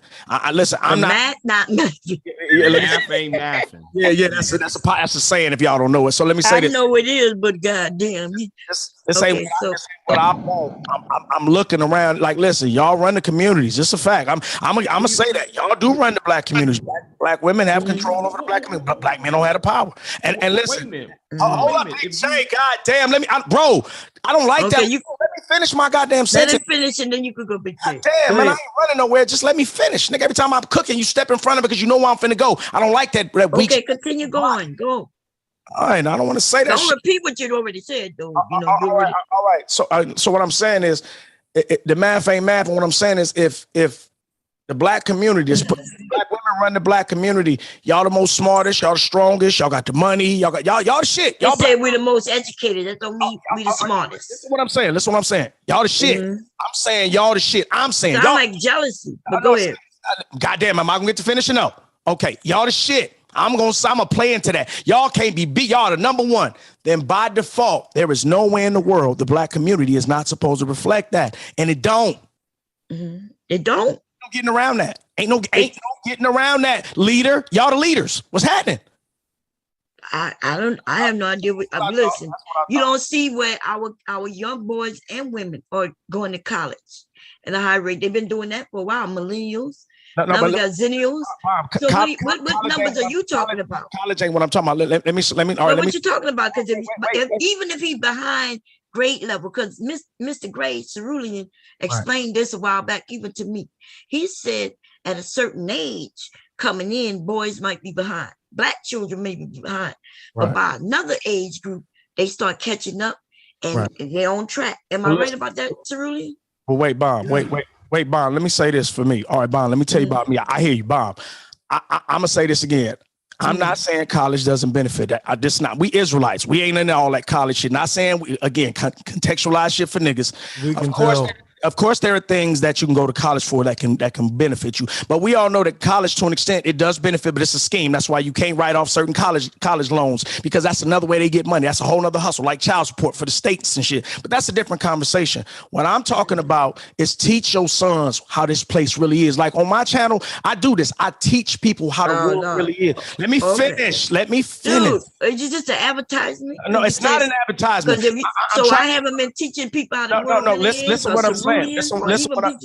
Listen what I'm saying, Bob. What I'm saying is I'm not really big on the gender shit. That's not my thing. My thing is, if you're gonna teach the sons, I tell women this, I teach women this. I say, teach your sons that life is about being fucked up. Teach your sons that, yes, everybody is against him, including a lot of women. Not all of them, but a lot of his own women are. Teach your sons that a lot of the men are going to go against you the moment you sow leadership material, because they're so indoctrinated and they've been so conditioned. They're going to fight you. These are the things. Teach them, no, the world is not what you know. It's not about shopping. No, it's not about putting clothes on your ass. It's not about, I'm trying to tell you what to do. But you don't tell me what to do. I didn't ask you what to do. No, listen. Our topic was clear.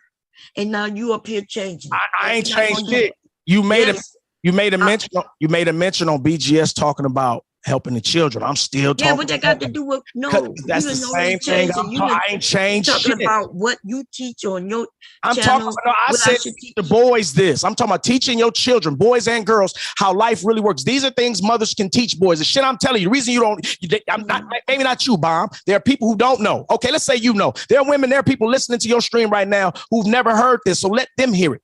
So at the end of the day, so you teach them, it ain't about consumerism. You teach them it's about power. You teach them about what ain't what you put on you, it's what you put in you. You teach them about, listen, if you got to be a man, even if sometimes you got to be a man and it's going to go against what mama want, you do it. These are things you teach your sons. You teach them, no matter, even if it's what mama want, if you got to break your word, you don't break your word. You tell mama no. You teach him these things. You give him the cold hard reality. What they got to do with what we're talking about, though?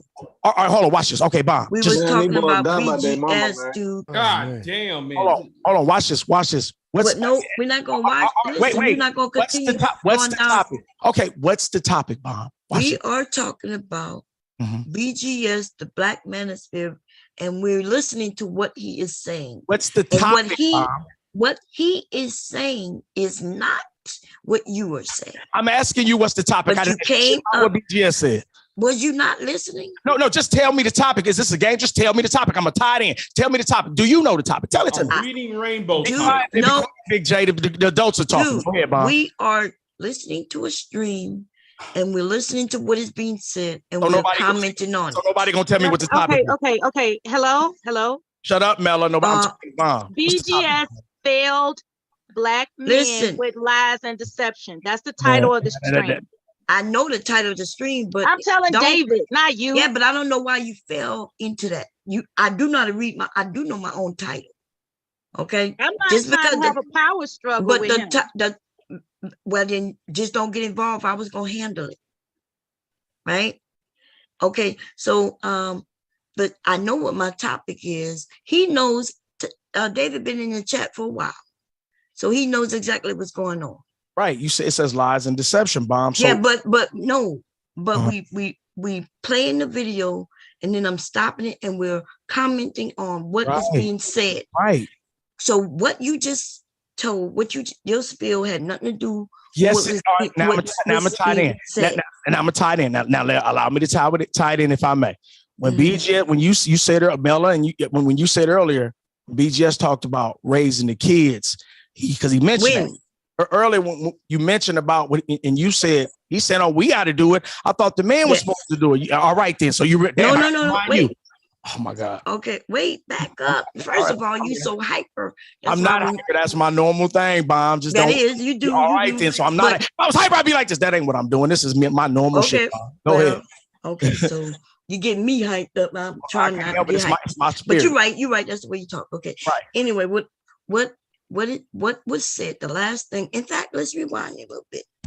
No. It's not much. All right, but you said. All right, but you said he said about the kid. So I don't elaborated. What I said. Let's okay, wait. I remember though. I elaborated on how you helped the kids. That was the whole purpose. Listen, we're gonna play. All right. Well, I'm just telling you. I got a great memory. That's what I do. Okay, fair use. Here we go. For what? Hold on, because I want to respond to that right quick. Okay, fair enough, BGS. So then I'm gonna have to ask you the same question. What? If brothers want those types of women who are submissive and all those other things, what are they offering black women? What do black women get out of it? Do black women want to be married to black men? So the only thing they get married all the time. Hold on. So the only thing they get out of it is a husband that you're telling us they have to work to put in the power, to put in a position of power, and then they have to turn back, and then they have to turn right around and submit to him. I think if because you mentioned the deal, you mentioned the deal earlier. If that's the deal that black men are offering, who would take that? Who would take that type of deal? Don't take the base model doesn't come with any guarantee. Okay, there you go. Now, it was before that. But what we brought up the kids was before that. No, okay, but this is what we were. So you, but it's okay. Okay, so go. So you're right. He mentioned the kids. He basically said what? What did he say? No, I was responding I forgot what he said. I was responding. Wait a minute. Wait. When he said something about the kids, then you said, "Oh, what he think? What does he mean? We supposed to?" So I was responding to actually your question of what you was responding to him. So I actually was coming to what you said, and so I elaborated on what he meant as far as how y'all can deal with the kids. It wasn't black men saying, "No, y'all just do it." But if y'all are around the children more, and y'all are, it's just math. It has nothing to do with me. It's not a gender thing. It only makes sense. Whoever's around more needs to be teaching the child the real harsh truths of reality. That's all we say. Shut up, Big J. That's all I'm saying. Let Big J go. Go Big J. Just gonna deflect. Yeah, but wait a minute. You Hebrew Israelite. Come on, let's not talk about religion. Yeah, just disrespect because he can't. But here is the problem. You have all your problems. Yeah, everything you said is about women. You got no answers for what men could do. All right, let me respond. So shut up. Shut the fuck up when I'm talking. We're not gonna do this. I'm not doing this. My husband is outside of me sleeping right now. Well, Big J, calm down. So let me respond. No. I ain't calming down for a goddamn thing. Are you gonna have to calm down, or I'm gonna take you off? Thank you. Goddamn. Big J, you said what I do as a man. Understand this. The things You're not a man. That's the point. That's a lot. My God. That is the point. So Bob, you see why I don't respond to him? Because don't respond to him. So Big J, I'm not gonna even listen to you. I'm just talk over you because you ain't saying nothing. You're not contributing to. You're just a detractor, bro. That's what you're doing is a female trait. Listen. Bob, he's taking us off topic. Okay. Somebody's hand is raised. Oh. Go ahead. Whoever hand raised. Y'all stand on street corners all day. Y'all stand on listen, yelling at women. Big J, you won't yell at the police. You won't yell at the city hall. Look at him. You won't yell at the governor. You won't yell at. That's a whole woman. I don't know why Big J made me do that, but the active activist. I said, yeah, go ahead. God. Hey y'all, what's going on? So I just wanted to chime in real quick on far as talking about the kids and being dumb or illiterate or whatever. Like, so nobody looked it up. Nobody put the put the statistics in the chat, but I looked it up. So according to the US, you know, census and the CDC and all that shit, only 10% of black boys at in the eighth grade are reading at grade level, right? So that's an indicator that it's no reason boys should be in the eighth grade with all these smart ass mamas and can't read. So okay, cool, stop. True enough. Okay, because I got a couple of questions, and then we're gonna continue. So you're saying only 10%? Are you talking about black boys or boys across the board? Black boys in America. Okay, so only 10% of black boys are reading at grade level. At age 8 or grade 8? In the eighth grade, at grade 8. Grade. Okay, so give me that link. Where that link at? Okay.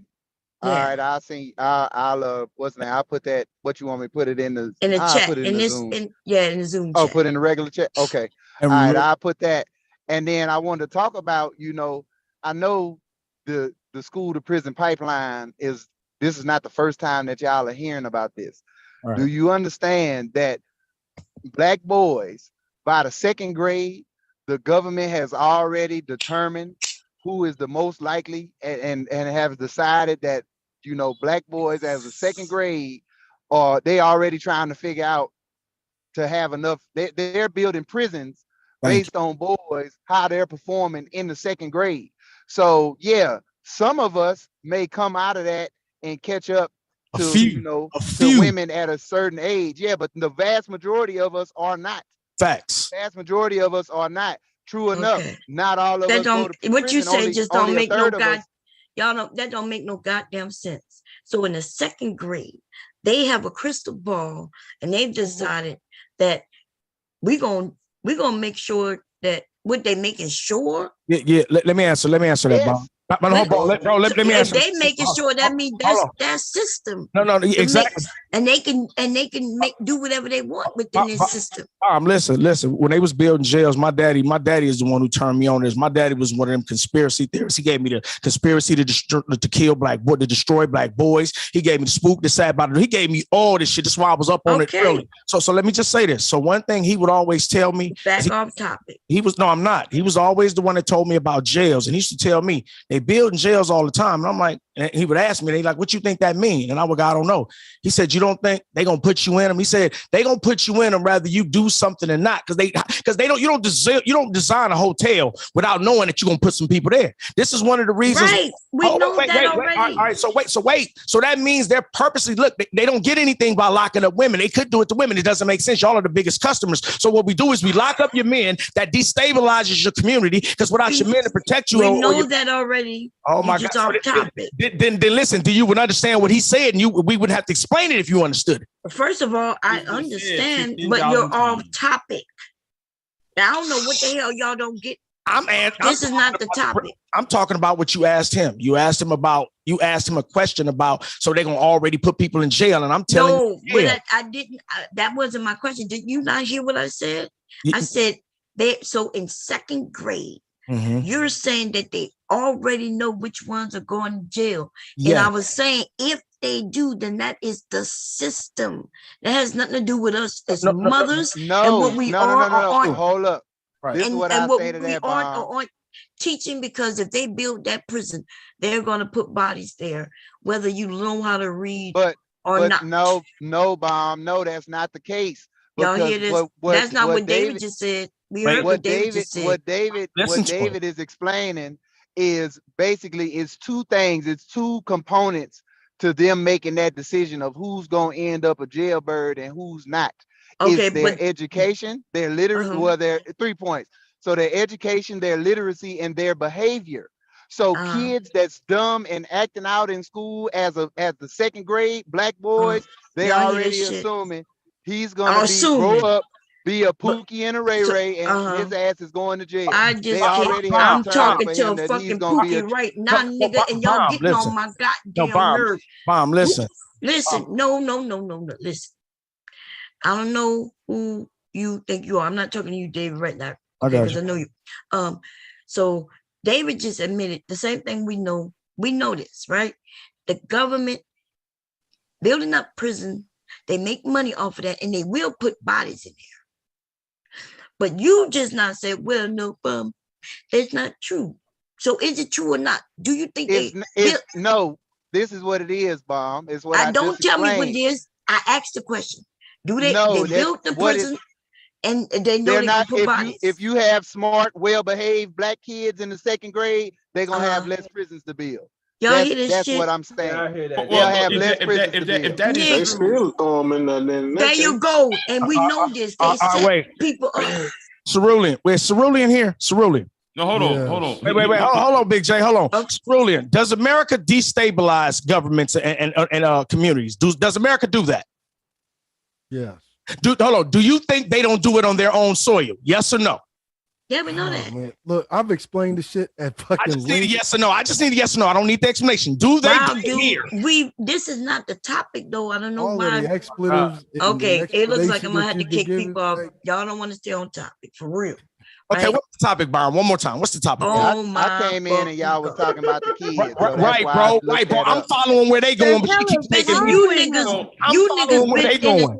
Okay, but y'all seen what the topic is because both of you niggas was in the chat for a while. We are listening to a video. 20 minutes.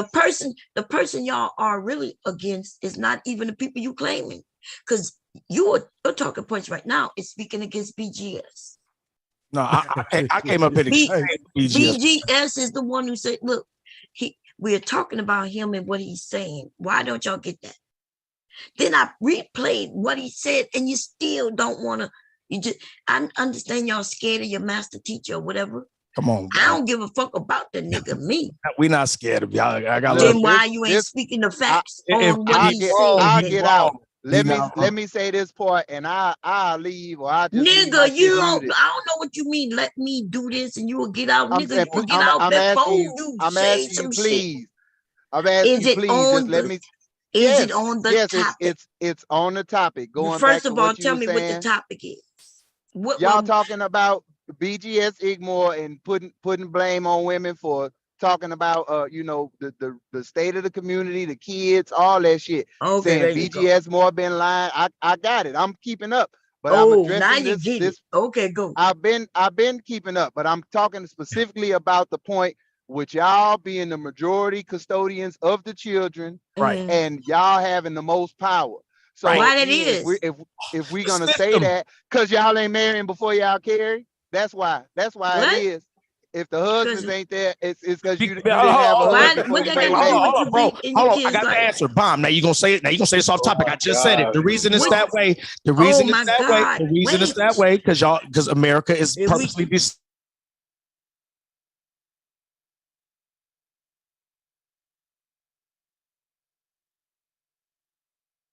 You all can unmute yourselves. Okay. Bomb said wait. When Bomb says wait, you niggas wait. It's as simple as that. Lord have mercy. Wow, we was really on topic. We've been going through this video for a few hours and everything was cool. And then y'all get up here in twos and just go crazy. Okay, listen, I know y'all want to blame women for every fucking thing, but David, you didn't even do that, right? You was like, yeah, it takes two. You said that we all supposed to be doing this and that, teaching the kids this and that. Just because you and I divorced, what the fuck that got to do with you still teaching your kids? What that got to do with that? It has nothing to do with the point. Listen, there you go. All right, now let me say this. It has nothing to do with it. The point is this. Whoever has the child the majority of the time, I'm not getting into, I don't want to do the victim Olympics. Whoever has the child the majority of the time, it's numbers. It only makes sense that you need to teach the child more, being that the child is around you more. That's just the rules. And it's not about, well, I ain't going to do it, so you need to do it. Like if y'all, I'm going to say this again. Nobody's saying that. Okay, I'm not saying nobody's saying that. I'm just clarifying. Bomb. Okay, well. Everybody don't know what you know, Bomb, so I'm speaking. I know that. I get it. But do you think women are going around in their everyday to go to work? They got to bring, it depends on the age of the child. Either they got to take the child to child care, daycare, right? And go to work. Or if the child go to school, you got to make sure the child get on the bus, go to work, right? She's at work. She got to come home, pick them up, then cook and clean. And you think she's sitting around thinking, you know what? I'm not going to teach these children this, that. or the third. If she Maybe got, it's just not many hours in a day. if Maybe she it could be all kinds. Maybe she don't know. if she got all day to be on Instagram and she can be on Facebook, YouTube. Now she you're got mentioning it. time- See, there you go I with didn't the say you Instagram mentioned shit. it. If she got time for that, if she got time for that, she got Man. time to teach her kids. Okay, That's a well, fact. listen. Now you got to prove that these women that you're talking about was on Instagram. Oh, we can prove that. Oh, We know Lord. everybody's on social media. Stop that, Bomb. That do don't mean. Don't do Oh that. my God! Everybody on social media. Stop that. Y'all hear it? So if she got time doing her break to hurry up and No, type on I didn't social say media, that. Well, Say that. Tell me I didn't something say then. that. Hold on. Tell me something then. Oh man, you don't want to. Hey, quiet. Hold on. Then tell me something. Active activist, and Yeah. also, if what you're saying is correct, right? Then how come there are more black men in colleges than there are in prison? She just said in jail, so she just no, it's the opposite, huh? More men in jail than in college. They say that's not true. I I mean, know they say that's not true. They say that's. but he just, so which one is it? Let me. I guess you can look it up. Let me answer. Are you Big talking J. about black men? No, or men? Big J. Let me answer that. I'm gonna play into that, Big J. No. Wait, I specifically asked active activists to answer. Oh, I thought you was talking about me. My bad. Go ahead, David. Okay. No. Wait. Don't run behind Wait. David. I'm the one that Wait. called you up, nigga. Okay, listen. You're not gonna run my shit though. Right. Active activist. He might not want to answer that question, but he did want to say something. Go ahead and say what you want to say. Let's get it out. Y'all niggas gotta beat up on women just so you can get through the night. Go ahead. I mean, look, I'll say this, Bomb. I am in agreement with you and David. Yes, it takes the village. It should be both of us there. But I'm saying, regardless of why the daddy's not there, right? If y'all are the majority custodian, it's on y'all to make sure that y'all raise smart, productive kids. That's like it. You can't get mad and talk about all that. Oh, well, the daddy ain't here. The daddy got to do this. Right. The daddy's not there. So you gonna let the kid rot because the daddy ain't there? Right. No, so but a woman not doing that. We're not gonna let you off the hook. That's all women are doing that. And women are doing that. Women are doing that. Y'all may not be doing it, but women are doing it. Right. But why is it you are too damn scared to answer my goddamn question? Don't go down that rabbit. Don't go down that rabbit hole, activists. Don't go down there. Again, Big J. I got it, David. Ask your question again, Big J. No. Let me say to you. If you said what you said, how come there are more black boys, black men in higher education than there are in jail? That's fine. How many are in neither? Oh my God! How many black men don't? No. See that? You see what? Guess what? Guess what? No. Guess what? No. You trying to run? You trying to run? Big J. No, you trying to run? Don't run. No. Hold up. I got you. No, this ain't running. Hold up, Big J. 1/3 of black men are going to have a jail or prison record, but by the end of their life, or 1/3 of men or black men gonna have a college degree by the end of their life. Uh-oh. Thank you. And yet, though you don't have a manifesto, he deflected. Yet, though you don't have a white paper. Hold on. Don't go down there. You don't know what the fuck don't have a blue paper. Can we let Trinity? No. I gotta address this. No, you don't got it. No, You see my Big J. You sit there trying to insult my intelligence. Big J. No, you're trying to insult my intelligence. Big J. Yes, I'm gonna calm down. Yeah. I will. Big J, listen. You see my name.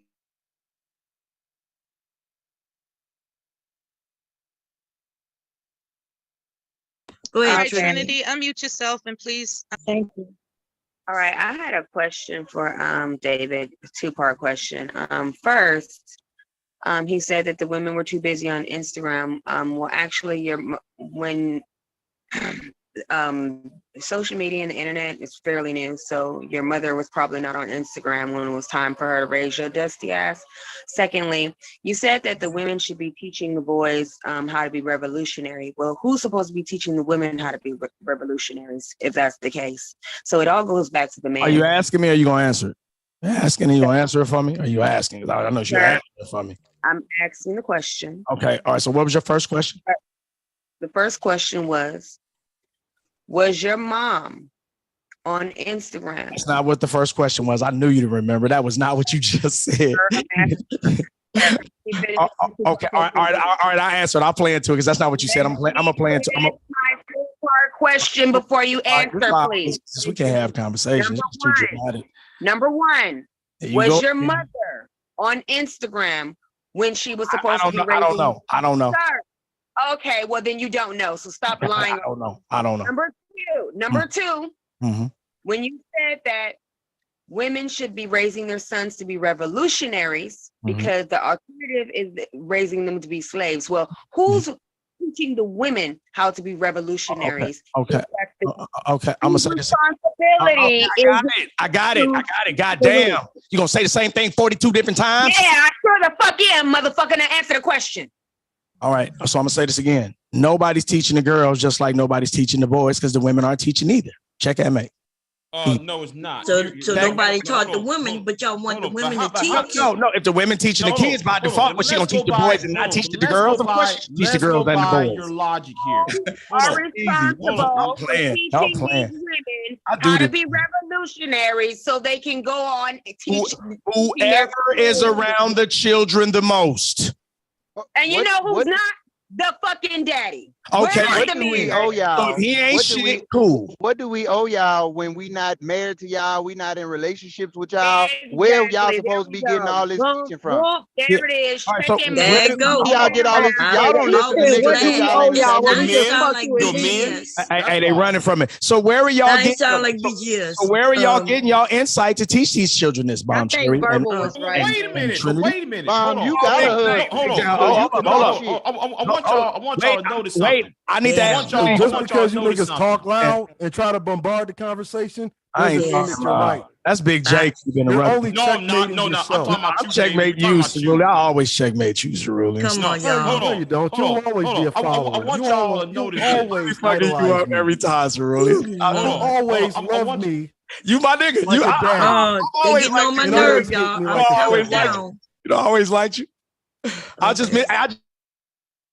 I'm counting down. I don't know what's going on. It's like the conversation was flowing. It was good. I think y'all come up here to retract from the conversation, but so I'm gonna kick some people off and we're gonna get back to it. Listen, I know y'all come to protect y'all daddy, right? And so y'all protect your daddy by throwing motherfuckers off the whole conversation. We're gonna continue beating up on your daddy, master teacher, or whatever y'all call this nigga. Y'all like sucking his dick, okay? So we're gonna say bye-bye. Where my co-chairs, we're gonna kick off. First, we're gonna kick off unmute what his name is, this activist dude. Unmute him. We're gonna give him 1 minute to say some shit, and then we're gonna kick your lazy, stupid, dumbass off this motherfucker, okay? Okay, there you go. I'll cut it out, Bomb. You know you love me, Bomb. I do love you, but you can't. Bomb, you're dummy though. But go ahead. Hold up, no. Listen, God say love all dummies. Look, you got a husband, so it's a certain level of shit you can talk. If your husband was of that mindset of like what David is talking about as far as being revolutionary and all that, you have a man in your life directly that could teach you those things. I had my daddy too.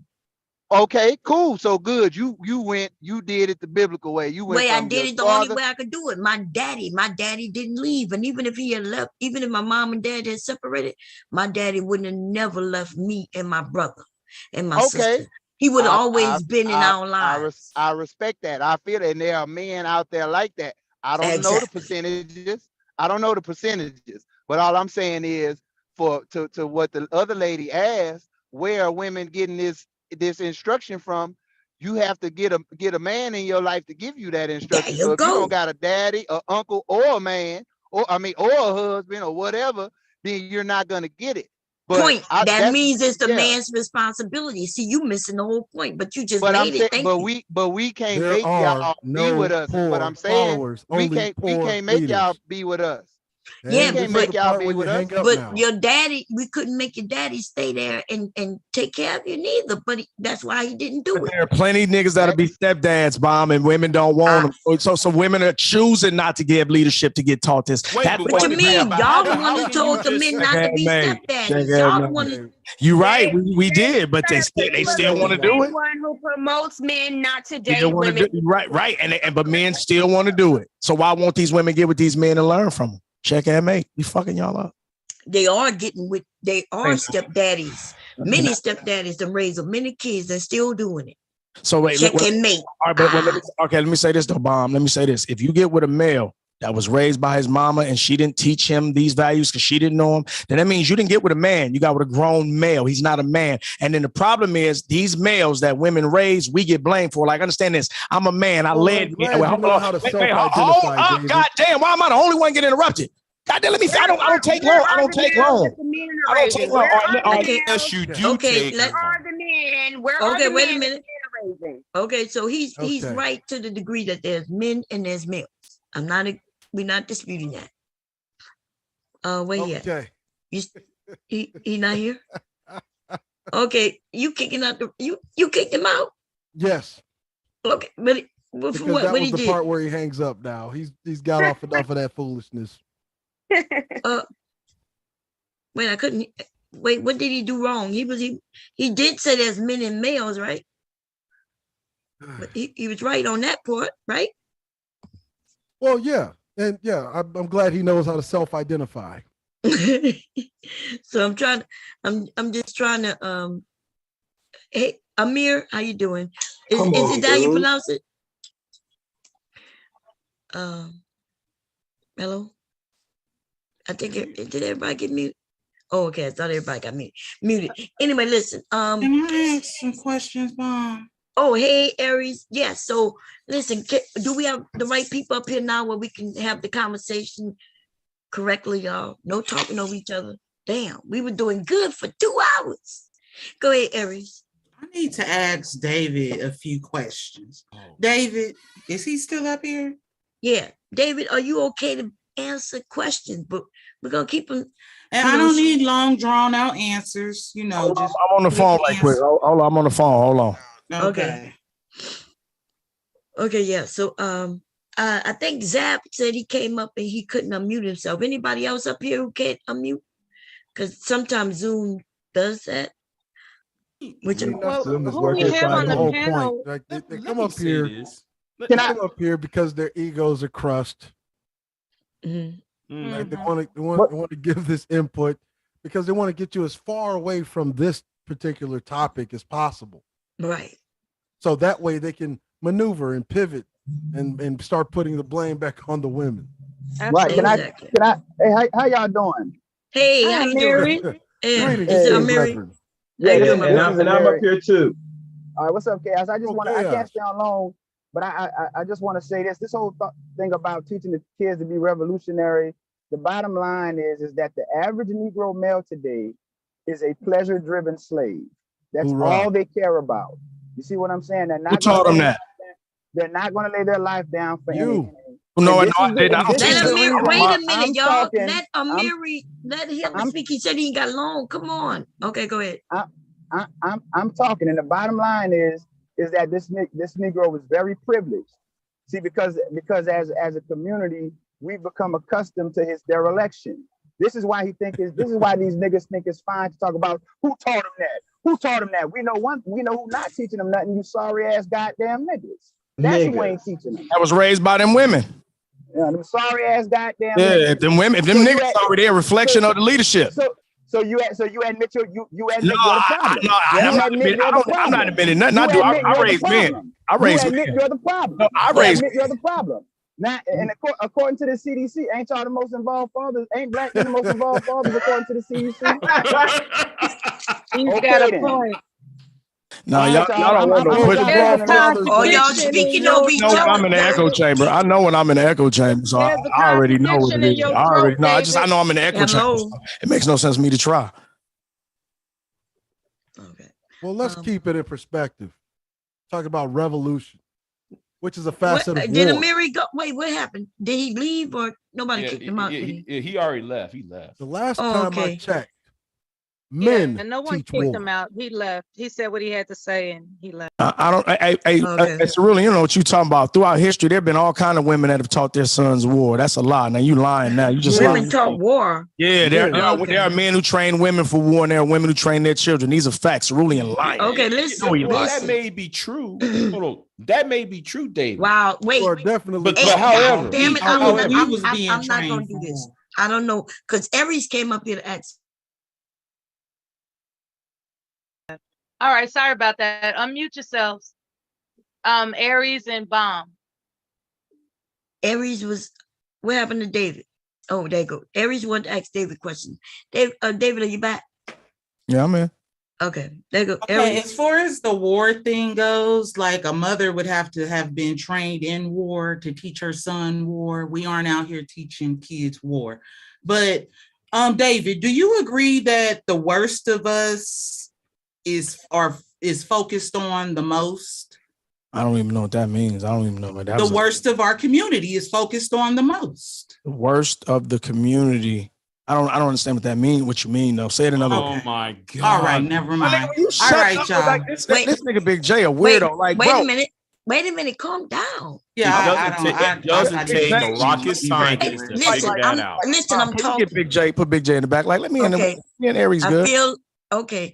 Are you? Because maybe I'm not catching you. Are you saying that we as a community are focused more on the least? I said. Wait, say it again. The worst of us in our community is focused on the most. On the most of the community, or the most? Right. She ain't saying the most. She ain't telling us the most of what? The most of people. The most of the worst people. What the fuck are you talking about? I guess I you know proved exactly the point exactly that you what have she's poor referring comprehension. Thank you, Mela. I'm missing the point though. All right, well, maybe I need to just go back on mute. Or maybe just say it. All right, let me just roll. All right, you guys. Jesus Christ! Like when somebody tells me something, I say it another way. Okay, let me say it a different way. So maybe you'll get it this way. That's what people do. People, we don't understand. It's so simple. A caveman. Well, if it's that goddamn simple, then why I don't get it? Right. With the most of what? Right. She never said. Thank you. It's too many guys. That's why I'm going. I'm going. Y'all got it. We talking about so many things. I'm trying to keep up. Well, you have derelict Negro males, talking over, and she basically said the most defective of our community has the most to speak on our community. Oh, okay. Facts. Okay, speaking on the most. Okay.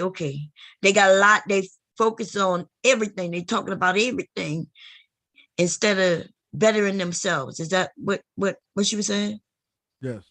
Okay, I get it. What she was saying, but what she was asking, the Negroes who contribute the least always have the most to say. Always got the most to say. I agree. Look at YouTube. Niggas don't super chat. Niggas don't send no cash apps. I agree, Cerulean. When's the last time you sent a super chat or a cash app, Cerulean? I agree.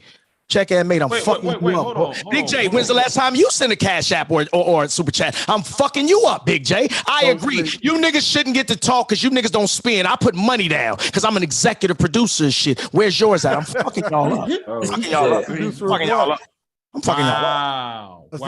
In the space for 6 years.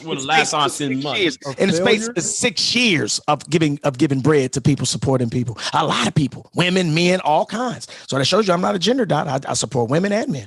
I support my people. Well, that's your problem. Yeah, but where is your money? Stop deflecting. Your broke ass don't never spend shit. Big J, you another broke nigga. So you broke nigga supposed to be quiet in all actuality. I'm fucking. Why are you still talking? Fucking nigga, I ain't broke. I spent. Why is your hand definitely in my broke? pocket? Stop it. Wait, hold on. Why is your hand in my pocket? Nobody on YouTube would say I'm broke or say I don't spin around here. Now you just lying again. Lying again. Okay. You're appreciating assets up against mine, and let's play big bank. You could fuck with me on my worst Anyway, day. Chaos is up here. Chaos, you got something you want to say? It's interesting you reviewed this lengthy video, and I'm trying to snippet this, but I have a hard time for some reason, but that's not the story. As you could tell throughout the whole conversation, the one-on-one with Mary and BGS was good. I think it got crazy when they started letting people up because now BGS has to be challenged in a way where someone else is well read. If you listen to the early parts of the stream, Bob, which you probably did, that now his talking points has to be challenged because the people that he conversate, most of them are not well read or really looking into some information. To be honest with you. See, Chaos. That's where y'all go. That's where y'all go wrong. Wait a minute. Wait a minute. Me and Chaos talking right now. I'm just saying, Bomb. He think Chaos been up here everything for a while, and Chaos, I want him to speak. He don't speak often, and I just want to tell him this was a great stream, Chaos, up there, and you are 100% right. And BGS been getting away with this shit for years, right? With nobody giving pushback, and even when someone did give pushback, a whole group of them would jump on that one person who gave pushback. But now he got a whole group of men up here, intelligent men, pushing back, and nobody siding with him. That's why he sound like a bitch crying. Can I speak now? Here's the problem, though, Bomb Cherry. Amiri, Chaos, Cerulean, they don't have a lot of experience. So again, it's a difference from talking from a book versus experience. Are you gonna let the man in the book?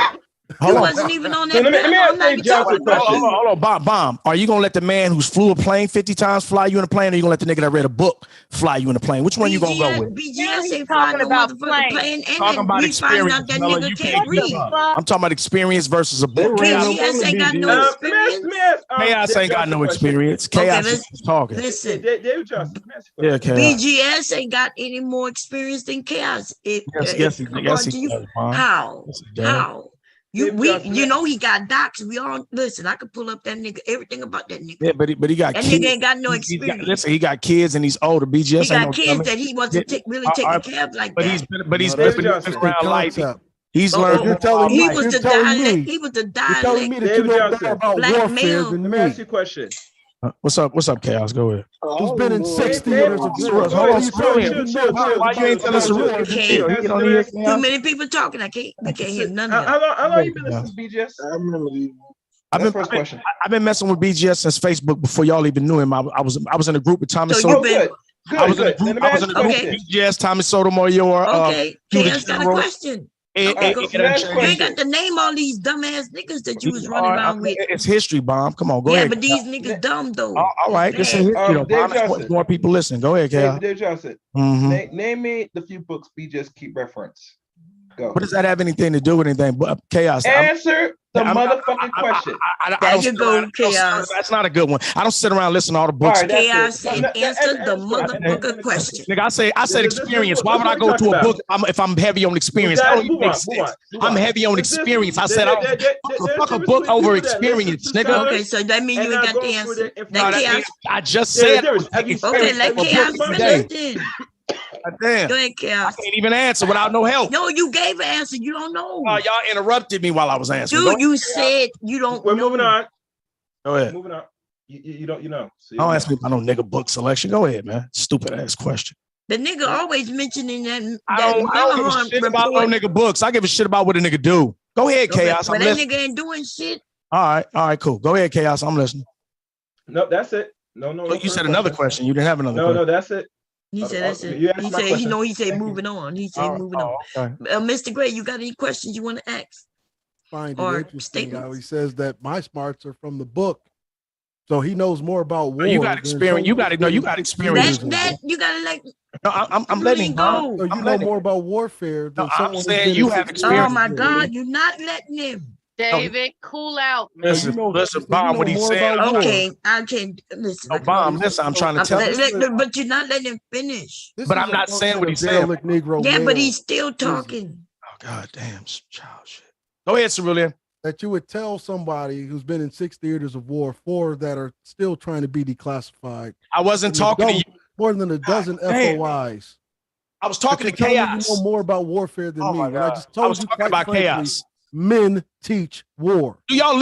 We're the primary teachers of war. Bomb, why are you letting him say somebody? I didn't say him. I said Chaos. You said both Cerulean and Chaos. I didn't. I said Chaos. So what I would say is talk within your pay grade. Sit over there with the insects. Nigga, I didn't say you. Are you listening? Fucking weirdo. I know you've been in service. I know you know something. Nigga, I said. I don't even know how I deal with this. I gotta make sure. Am I muted? More than a dozen fucking active FOIs to fucking declassify certain fucking things in the military from when I was deployed. He's telling me he knows more about warfare than me. I didn't say that. Why you keep saying that? See, and he ain't even gonna respond. I didn't know, but I got 1,000. Say where I said it at. I got 1,000. How else do you respond? No, to I got an insult? 1,000. Bet it. Fuck your mouth. Bet it. Put your money where your mouth is, big mouth.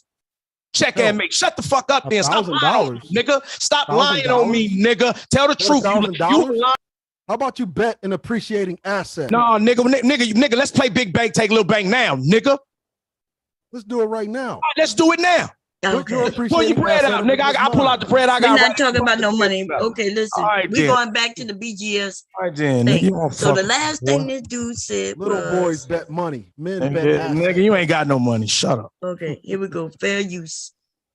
Try to make your men and your boys better. If you want better men, they don't just show up, okay? They have to be made, okay? If you let your black boys go, guess what you're gonna get 20 years later?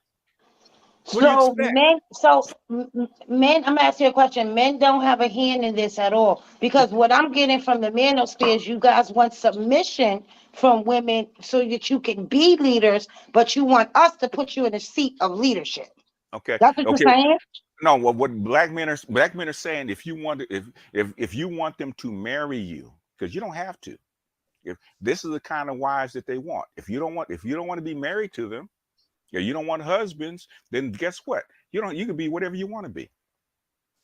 See but if how you want them to marry you, then this is the kind of see how he ignored her question. That's facts, though. That's facts. No, did you hear how he ignored the fucking question? What you mean? No, he What answered is it. facts? He answered No, it. he did not. She asked him a question Let and me he explain how he swerved up. answered it. Listen. I'm not gonna play this. I think some of I heard y'all. what he said. I don't give a fuck, you bum ass bitch. Now I don't Hold know why on. y'all making. Listen, I didn't come up and disrespect I don't you, give a Bond. motherfucker. Listen. Don't play with me. I've been played with a little too long, and I'm getting tired. Yeah, My husband on side of me. If I walk down the motherfucking steps, it's gonna be on. Now this is the thing. He ignored the question, and now you niggas like to play games. She asked the question. Now let me rewind it, right? Because he went to, if you want us to marry you, but that nobody ever mentioned marriage up until what he just said. No, she said if nope, that's right. We're gonna hear it again. Don't worry. She Let's said hear it. Nope, let's you hear want it. women to put you in the position. Yeah, but That's what she listen, said. we gonna listen to it, okay? How about that? Fair use. Nobody wants to do it. You got to take care of your black boys and your black men. Otherwise, they're not gonna sacrifice for you. If you don't speak up for them, you should be on Capitol Hill, advocating for black boys. So let me get. I'm sorry. Can I I don't mean to cut you off. I didn't mean to cut. Okay. Wait. Excuse me. I didn't mean. Listen. Excuse me. I'm a mute. No, I didn't mean to cut you off. I'm just asking for clarity. Who are you saying needs to be at Capitol Hill fighting for black boys? Number one, four out of five. Basically, holders of any seat are women. Okay, in government. 4 out of 5 of your government position holders are women. Okay, women have the power that black men don't have. Okay, you're in the seat. Okay, especially now, especially with Biden in office. Okay, you guys have an enormous amount of power. What are you doing with it? Are you advocating for your men or trying to make your men and your boys better? If you want better men, they don't just show up. Okay, they have to be made. Okay, if you let your black boys go, guess what you're gonna get 20 years later? Men, I'm asking you a question. Men don't have a hand in this at all, because what I'm getting from the manosphere is you guys want submission from women so that you can be leaders, but you want us to put you in a seat of leadership. Okay, that's what you're saying. No, what black men are saying, if you want them to marry you, because you don't have to. If this is the kind of wives that they want, if you don't want to be married to them, yeah, you don't want husbands, then guess what? You can be whatever you want to be. But if you want them to marry you, then this is the kind of wives that they want. If you don't want to be the kind of wife that they want, guess what? They don't have to marry you. Okay, no, they don't. You're right. So hold on. Let me answer the question. Why would anybody want to marry men out of the manosphere? Hold on, y'all. For what? Hold on, because I want to respond to that right quick. Okay, fair enough, BGS. So then I'm gonna have to ask you. I'm gonna have to ask you the same question. What? If brothers want those types of women who are submissive and all those other things, what are they offering black women? What do black women get out of it? Do black women want to be married to black men? So Of the course only they thing do. They get married all the time. hold on. So the only thing they get out of it is a husband that you're telling us they have to work to put in the power, to put in a position of power, and then they have to turn back, and then they have to turn right around and submit to him. I think if because you mentioned the deal, you mentioned the deal earlier. Okay, we're gonna stop it right there so we can. He said nothing catch up. about being placed in power. The woman who he was talking to said, "You want us to place you in power?" Listen, I don't know how long you've been here. Exactly. But they were talking about power. That's why she said, you want us to place you in power. And then he responded. Yes. He responded. Right. He said, this is what he said. It's called listening comprehension. Listen, I'm gonna speak for him. No, he said, you don't no. How about he speak for himself? If you want us to marry you, this is what you're gonna have to do. X, Y, and Z. He wasn't asking to be placed in power. He was basically saying the women are gonna have to break themselves. Dude, you are late to the game. Yes, you I'm are. There are They've two been talking people about that have power. their hands raised, and it's not you, Apex. So be quiet, Apex. Hold on. He wasn't asking for say something though, He was saying you're gonna have to break yourself if you want us to marry you. That's what he said. Listen, go ahead, Big. First Trinity had her hand up first. I think. Go ahead, Trinity. Hi.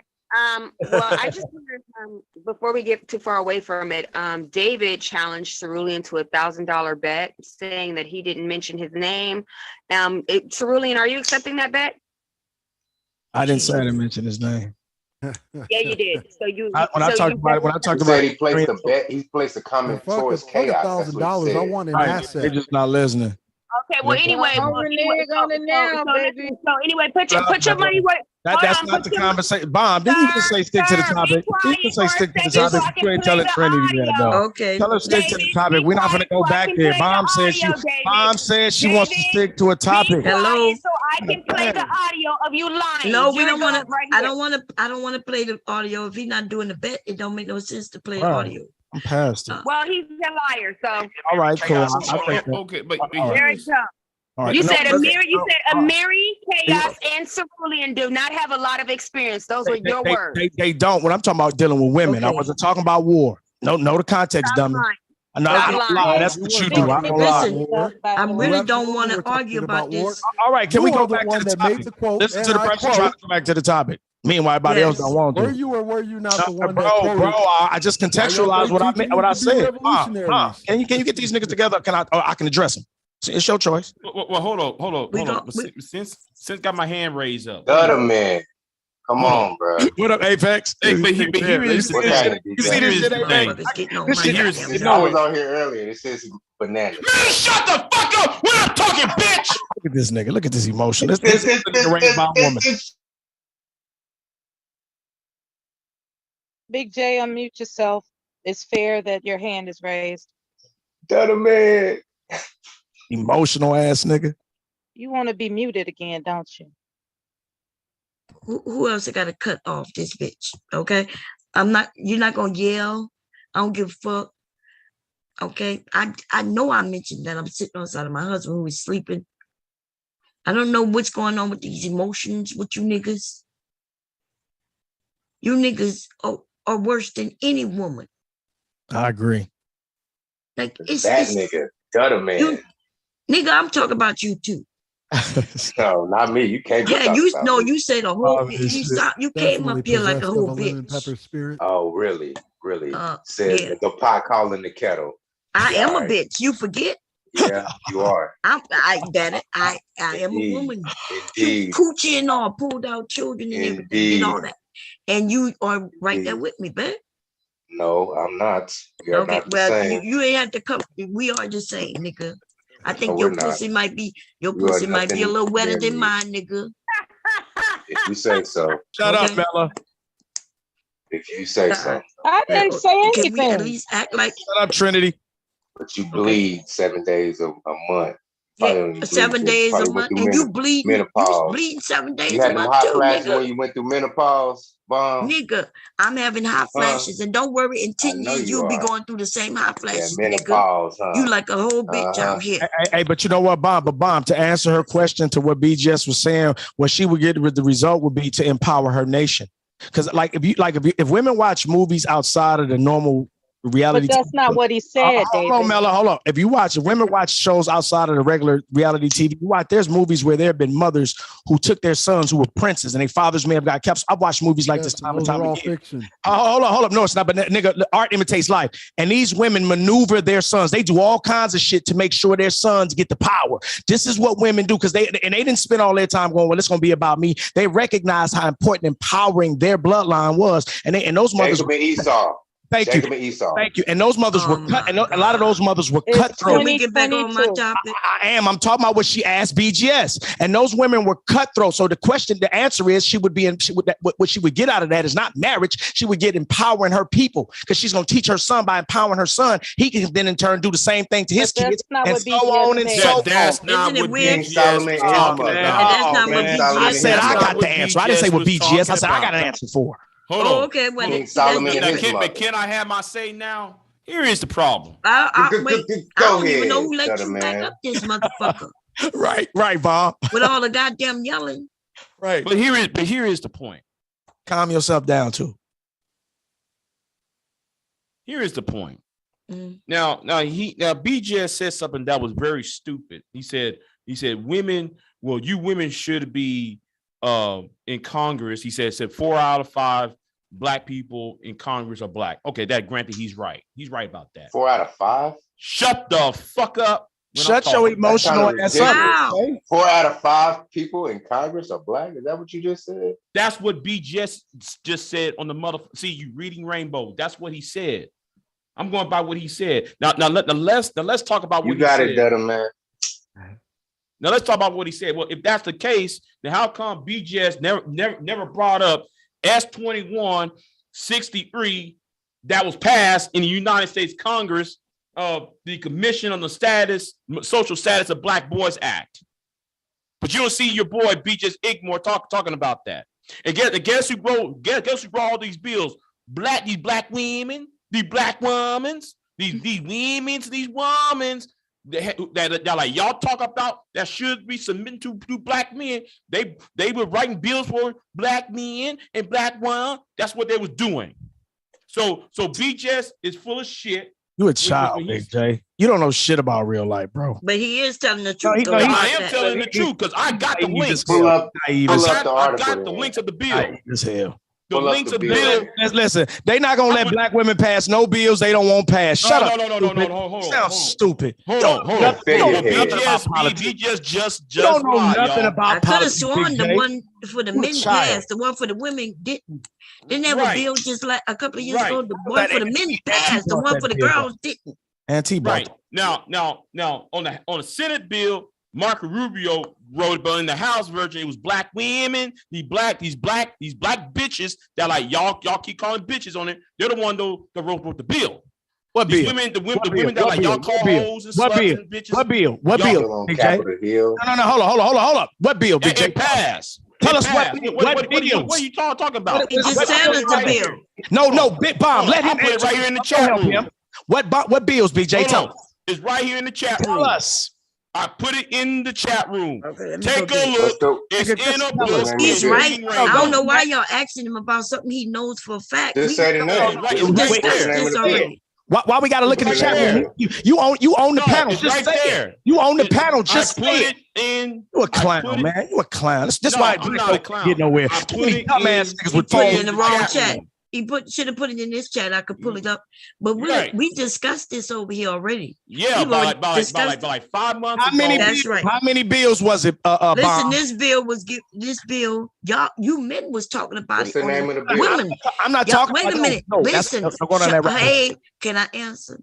So there was 2 bills. You men was talking about how they was giving these black girls this and black girls this, right? And we were like, well, wait a minute. That was a bill for the males too. The one for the males passed. The one for the girls did. What bill is it? What's the name of the bill? What's the name of it? What bill? Hold on. See, hold on. This ain't no real conversation. It's a bunch of kids, and I'm a man, so I'm gonna bow out and let y'all have this shit. I'm out. Y'all got it. See, you gonna run now? Yeah, you're running because though I put the facts on the table. What's the name of the That's bill? why. Hey! If you would stop doing all the stuttering it's jokes, called the Search Commission on the Social Status of Black Men and Boys Act. Thank you. As you was trying to insult me and disrespect me when I was reading it, you should have heard it the first time when I read the goddamn bill. You know, I'm gonna say it right now. I should join the Ku Klux Klan on you niggas, because you niggas stupid. Y'all just dumb. You know, I just put a bill right in the fucking ass chat room. Here y'all, and y'all run like a pack of bitches. And it actually became a law. June 25th. I The put the link in the back in the will Zoom. investigate potential civil rights violations Nigga, who affecting reading Black out males loud and on my study motherfucking the panel like these niggas? Who is this? Somebody make that It's saying nigga. it will study. It's Nigga, saying shut the fuck up. Thank you. Shut the fuck up and have a seat. It says it will study the disparities. It doesn't say it will do anything. It just says it will study. It says it right here. I'm reading it right now. This dude's slow. He's slow, y'all. He's slow. I'm asking Apex. Says the man with but Apex. Have you watched the meeting? Because it was on YouTube when that commission met. Have you watched it?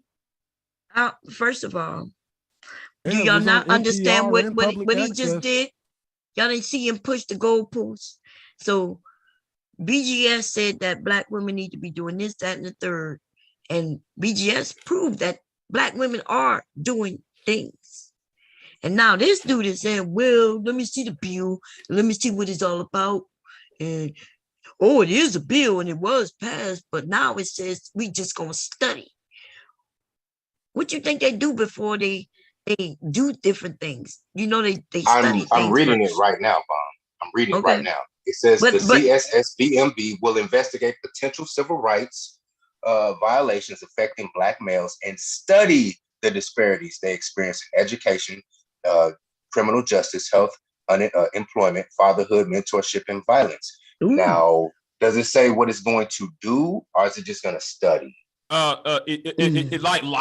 I said, Apex, while you were so busy making insults. I'm done talking to you. Yeah, you damn right. I'm gonna continue reading, but go ahead. I took my earbuds out. Knock yourself out. Can you go over there and read in silence? Yeah. No, you ain't got to read out loud. Reading Rainbow having ass. Can't get anywhere having ass. Here's the thing.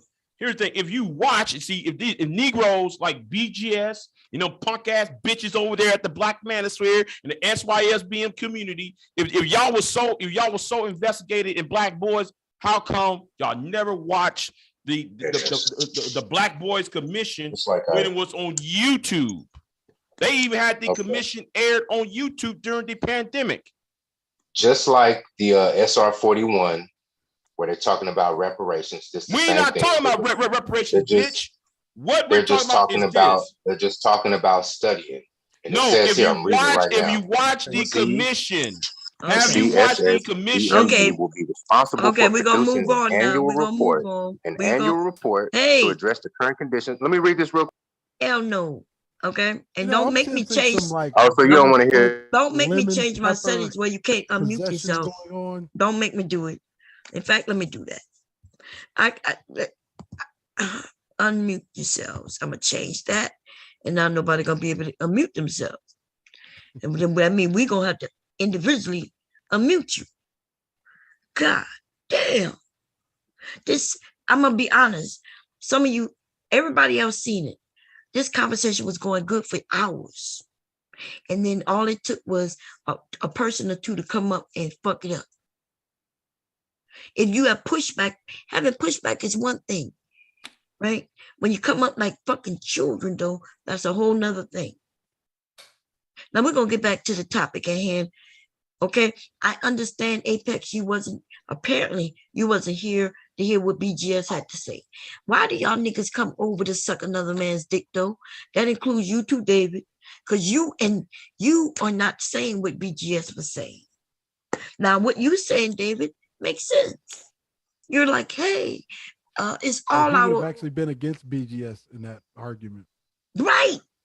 What you were saying, David, was made 100% sense. Except you come over with another man's dick in your hand, wanting us to suck it like you've been sucking. Well, yeah, he was getting it wet for that prostate check. Ouch. So I'm, and that's all I'm saying about that. Okay. Now, let me make sure. So nobody's muted right now, except we're gonna unmute you and we're gonna unmute you. Make sure nobody's unmute. No, nobody's muted. Miller. Okay. And but once you get muted, you're not gonna be able to unmute yourself. Somebody with the code's going to unmute you.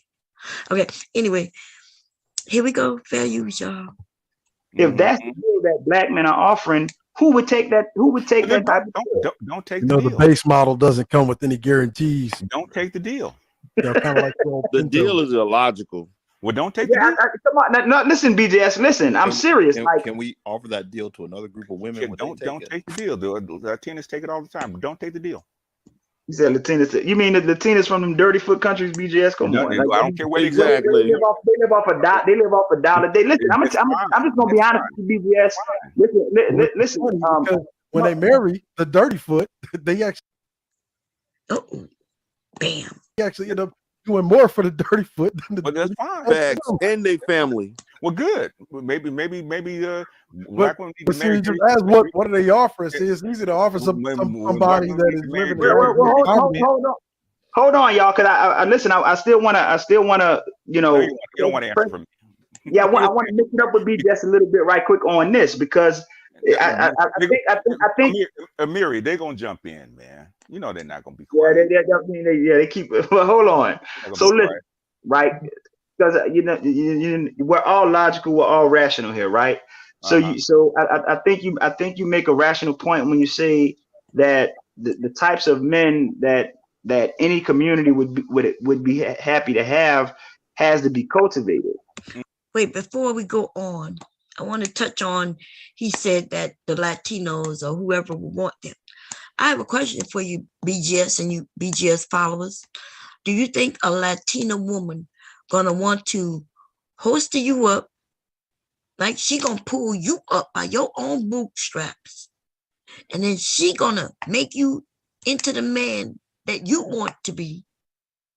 She's gonna go to Congress and do all those things you said black women need to do. And then after she does all of that, she's then gonna be submissive when you get to the house. I can answer that. Yeah, I can answer that. Yeah, that's a good question. For one, I don't care about all this legislation bullshit. So I don't all that shit that BJ is talking. Well, you black women are in Congress. I don't give a fuck about none of that. And furthermore, I don't need a woman to build me up. That's not what I'm asking. What I'm asking for my woman is simple: know your role, shut your mouth. When I draw up the play, run it. That's it. It's that simple. But so is that the topic that we're talking about? You see what I'm talking about, niggas? No, nigga. No, nigga. And I'm telling you, that's not what I'm. I don't give a fuck what you say. Say bye. Say it in the chat, nigga. Okay. You clearly see that we're talking about something BGS said. Right? BGS said. Just like you said, you don't care about the Latino. You don't deal with them. So what in the hell are you doing? You should have just laughed it off and said, yeah, that is ridiculous. Or you should just laughed it off and say, you know what? I don't know, because I don't care about what he's talking about. Y'all niggas is deep throating for real. Okay? Let me change these settings because his ass is gone anyway. Yeah, you can unmute yourself. You should be able to unmute yourself now. Okay? Let me unmute this in case. Okay. Anybody have anything to say about this? Yeah, that's just go ahead. Funny to me. Go ahead, Cerulean. That's just funny to me. Like he's talking like he actually has balls. It's beyond me. Go ahead, Mella, what you were saying? No, he was intentionally being disruptive, as usual. Because when he was talking backed about what in a BGS corner, said. when he was backed in a corner about a point being proven against his so-called argument, then he wanted to try to change it to another argument. So he was intentionally being disruptive. That's what he came up here to do, be disruptive. I'm talking about BGS. Well, BGS is full of shit, as usual. That's facts. Anybody else? Trinity, you Chaos? Anybody? Big J? Yeah. Let me say this. For somebody that's supposed to have all this knowledge, right? You're supposed to have all this knowledge about women, the black women, right? So you, instead of counting on these four out of 5 women in Congress, then therefore he should be, you supposed to have knowledge. You're supposed to be doing something yourself. So why are you looking for a woman or any woman to do your work when you have all the knowledge and the tools to do it yourself? He has a fan club on YouTube that can't sit there and help him, to help fight for black boys or black men. You got all these subs, you got these followers. You can't sit there and do that. You can't muster out of them. I mean, I think matter of fact, going all the way back, I think me and Big J used to get into a back and forth about this, right? Mm-hmm. When it's talking about, when women actually do that, they actually do more to cripple us. And I've always advocated that women should not be doing shit for men that we ought to be doing for ourselves. Yeah, I agree. Even Rude, I remember Rude telling us that, right? He was like, men, he even told women to stop doing so much for men because he said that some of you men end up It has a regretting. debilitating effect. Yeah, that's what Rude said. I was like, wow, like I never heard that before. Right? Actually, there's a video that Cynthia G shared of mine about high value targets.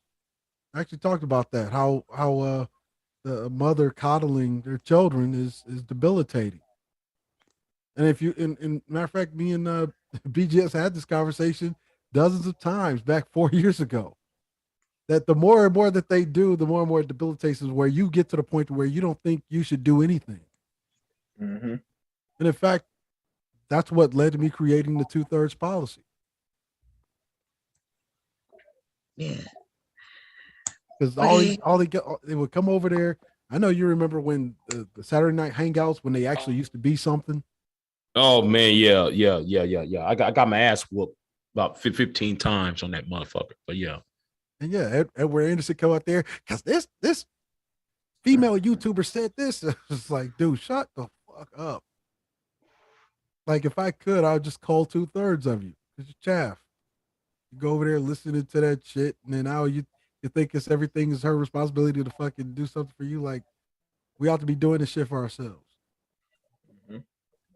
I mean, yeah, but if you got all this talent, you got all these men, these Negroes following you, and you telling people that this is a problem and all that, well, you should have came up with something. That's why me and him had a beef. That's why I had beef with him. That's been a 5-6 year, no, actually about 7 years beefing with him over that. I'm trying to tell him, listen, you got all this influence. Why don't you do something with it? You got here complaining about it all the time. Okay, fair. You said we go. Let's listen to a little more. Mm-hmm. I think the other part of that is true too. That if men or brothers, particularly from the manosphere position, want those types of women, you have to have a culture in where you give the boys to their father. Well, listen, hold on. I'm not even. I have no problem with that. I have no problem with chaos. Hold on, because that's not what we're talking about right now. What I'm saying is this is the standpoint that I come from. Hold on.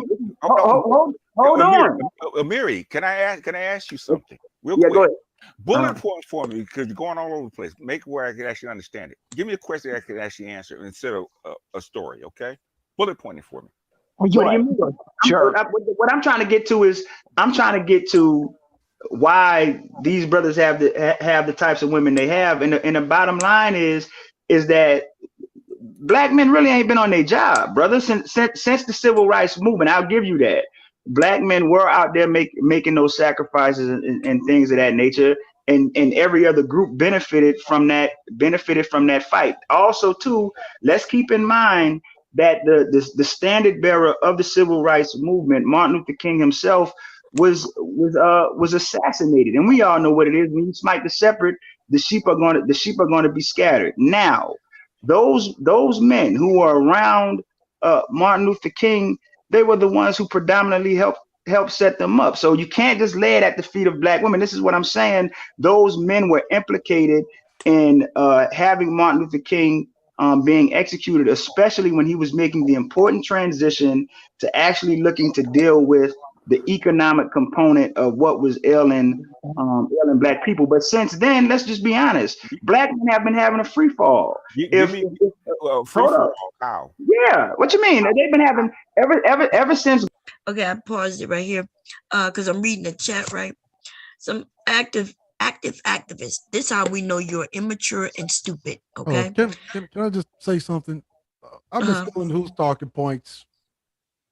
I've been getting accused of this by Rube, been getting accused of this by Sakatra. I've been doing a man's role since I've been making content. You could go back to videos with me and Cynthia G. I've been saying the same shit. Hell, before I was making content. Okay, make a short announcement. Oh, wait a minute. I want to read this comment before it disappeared. Who's stealing what from whom? So, goddamn, where it went? He said, I ain't left any woman, and I'm in the 50% with no kids. How old are you, the active activist?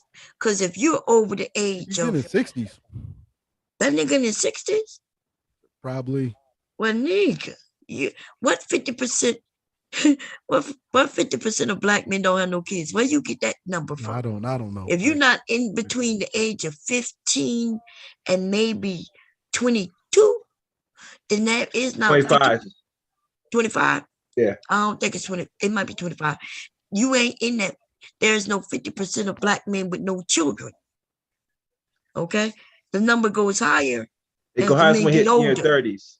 That's, and then it gets higher in your 40s. Mid-30s is where it start to touch. And then 40s it start to go to 80, and then it goes. Yeah. So if he's over 35, then there's no 50% of black men with no children in that age. For the record, Death Racer. He said who's bitch led? Because if I'm not mistaken, it was your daddy BGS, the one that said that the women need to be doing all of the heavy lifting. So who exactly is bitch led? Where me, I've always said that black males need to exercise the creative will to do shit for their fucking self.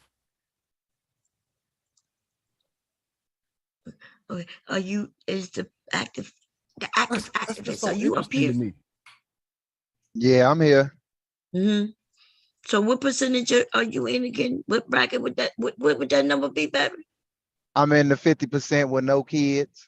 And I'm 36. The comment that you read from me and Big J was talking in the chat, and when you was somebody had said something about why the men ain't going to Congress and doing it themselves. And to clear up what BGS said, BGS didn't say 4 out of 5 people in Congress was black women, but he said 4 out of 5 people in political positions are women. But so I don't know what the exact percentage of black women are, but I was saying in the chat. But wait, 4 out of 5 are in political power. Do you believe that they're women? I believe whether black or women, yes. And we talking about countrywide from federal to local, yes, no doubt about it. I have no doubt. I have no reason to discount that stat. But so it sounds like why would he be talking about women across the board when we knew he was talking about black? We knew because I don't know if he had the stats. I mean, I'm sure they're out there where he could say how many black women, what percentage of black women are in these kind of political positions. But I'll look that up and put it in the chat for everybody. But with that, I was saying, you know, he was like, well, why are they asking asking women to do whatever, and the black men need to do it themselves? I said, well, we know that the country don't give a fuck about what black men have to say.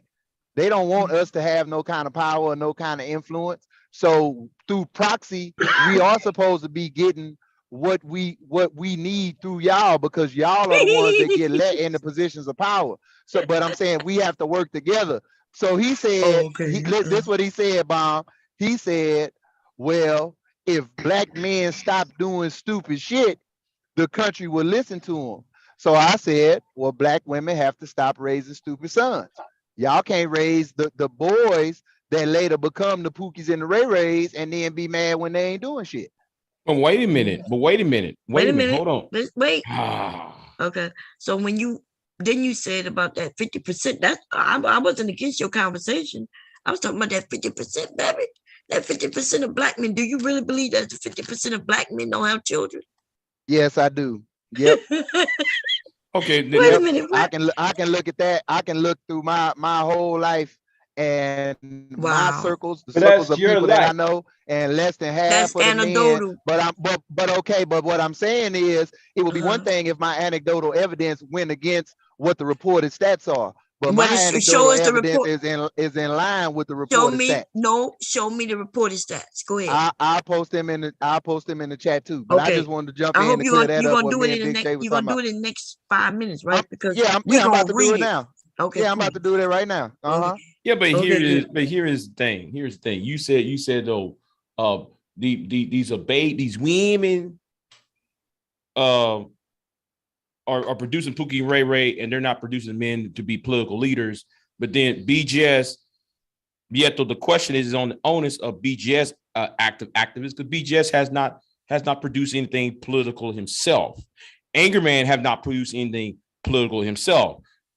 Your boy Sergeant Willie Pete haven't produced anything. See all the people, y'all hadn't produced anything political yourself. So how can you put the onus on the women raising Pookie and Ray Ray, when you blame Pookie and Ray Ray for being stupid and dumb, when y'all being stupid and dumb, not complaining about the shit.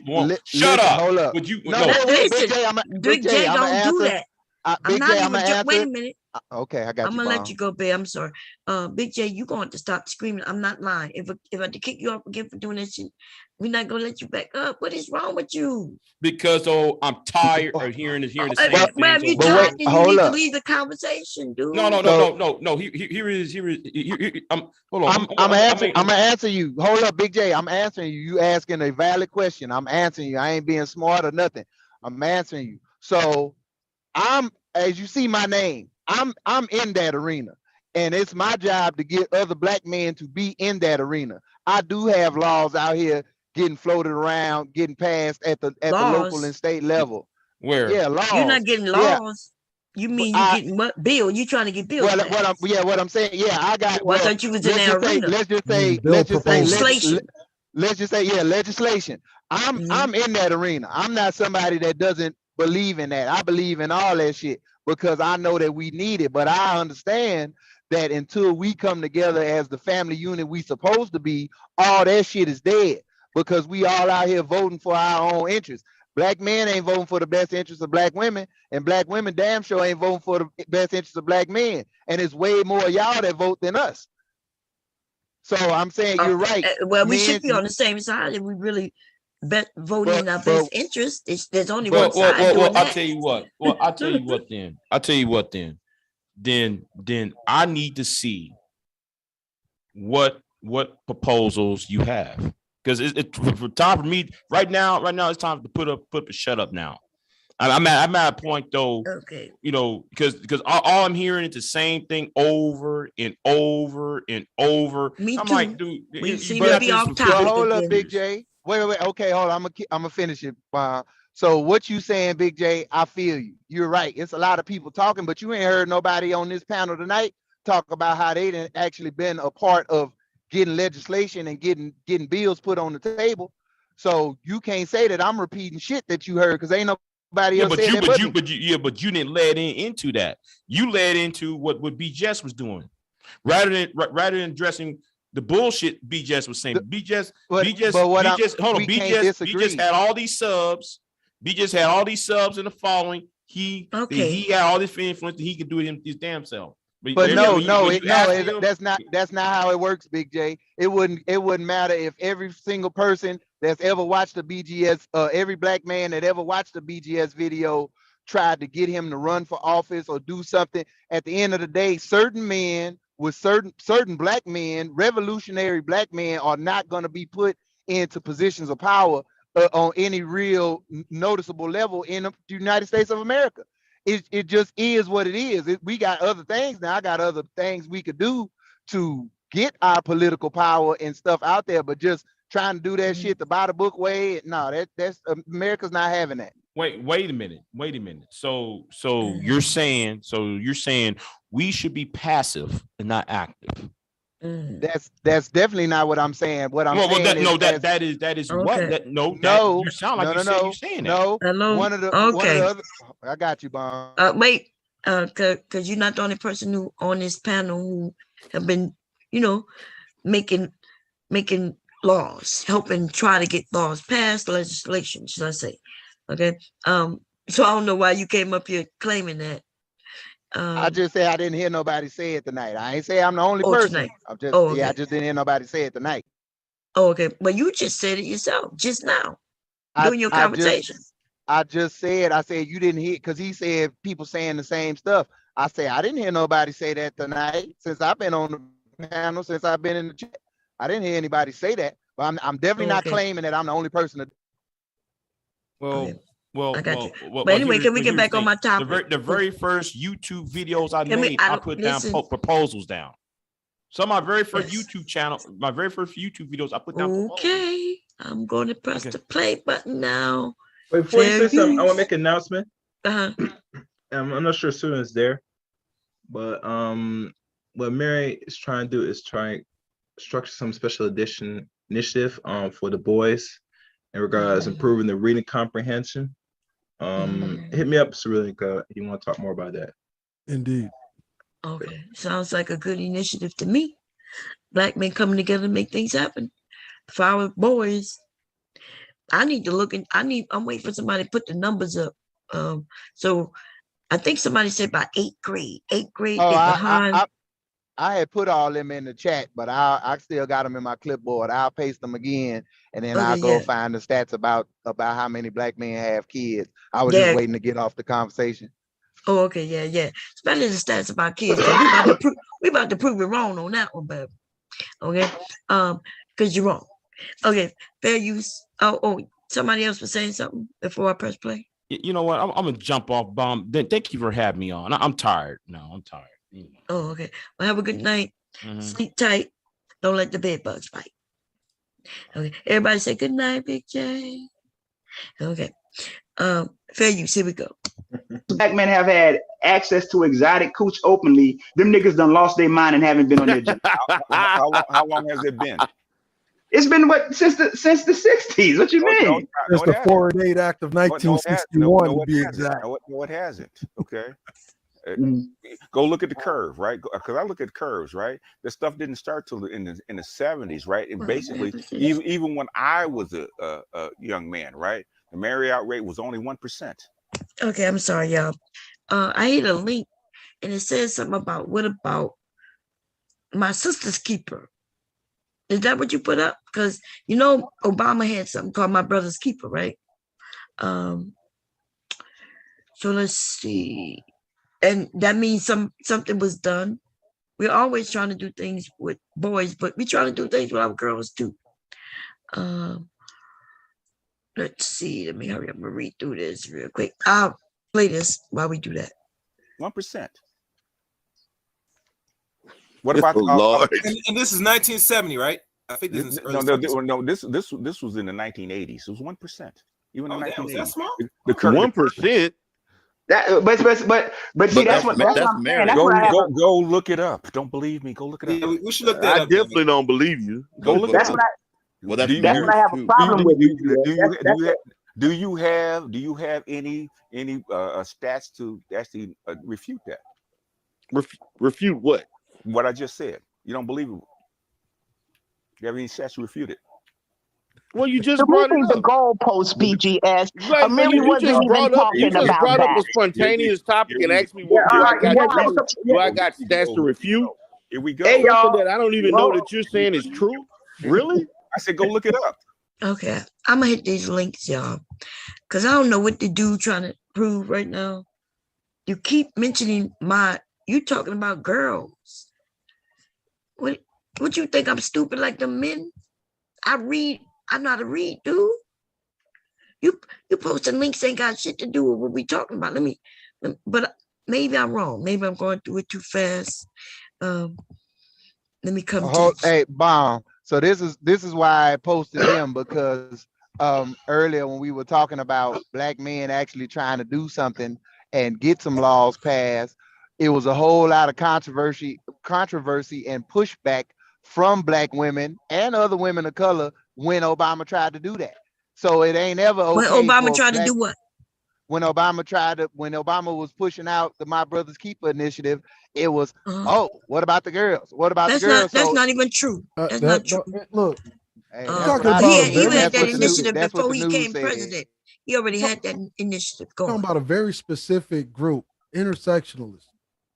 And then when Obama tried to do what? Okay, when Obama was pushing out the My Brother's. Look, that My Brother's Keeper program, the most outspoken advocate against the My Brother's Keeper program was Larry Elder. That was one man. Larry Elder said that black men don't need no handouts because he assumed that it was a handout. Why these men lie so much? Jesse Lee Peterson was another outspoken advocate against the My Brother's Keeper program. And the reality was the conservatives were against specifically the My Brother's Keeper program from becoming federal law.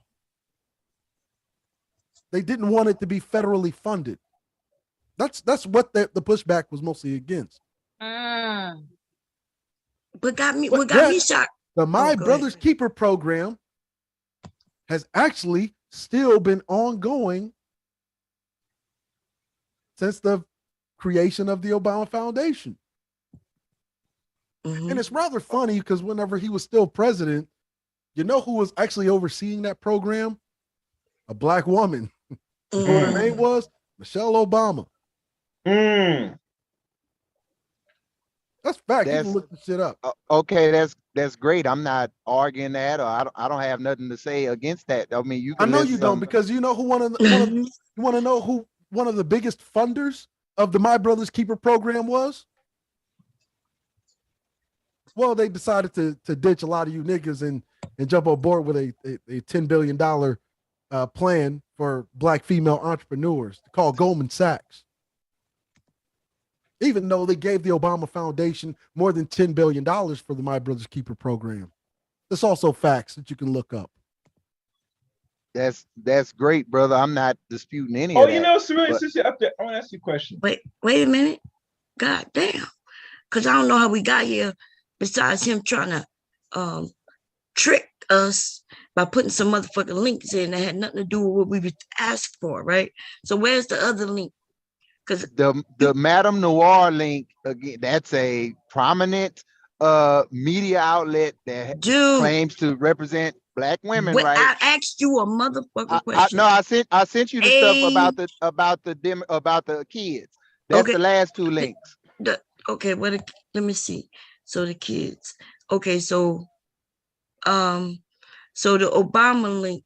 When did we talk about anything doing with Sisters Keepers or even Brothers Keeper? So why did you even post that? Because that's that shit y'all do. No, because we were talking about it. We wasn't talking about that specifically. Nobody said My Brother's Keeper, and I went to find it. But we were talking about black men trying to get legislation and different things passed for the benefit of these black boys and preventing the stuff I was talking about with the school to prison pipeline and them building prisons by the second and third grade and shit based off little boys. Yeah, I asked you to show me what little boys are reading at 10%, and you posted this shit. Oh, no, that's okay. I got that too. I had posted that right after you asked me. But okay, I'll post it now. Okay, y'all, we went. You see this? What we went through this right here. We went through all of this. These niggas can't read to save their goddamn lives, y'all. Okay. They sure can't. To save their lives. I know, right? Okay. I don't even know if I feel like going through this tonight, because we're gonna go and get the real numbers. Right? We're gonna go get the real numbers and look at it from factual. We're not looking at something that we know that they're siding one way. Am I giving you a right back? Look, I'm about to put this link in here. Okay. You want me? In the chat. There you go. If you want to know about my brother's keeper. There you go.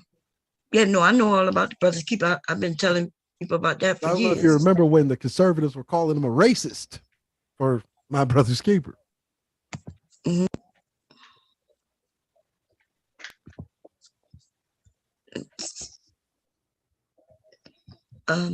You know, those same conservatives that whose asses they're motorboating.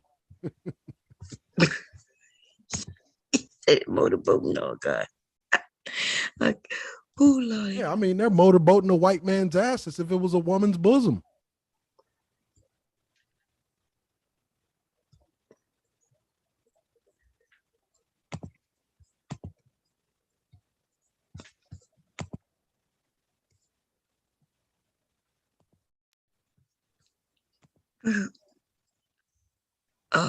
Are we going back into this? Y'all ready? I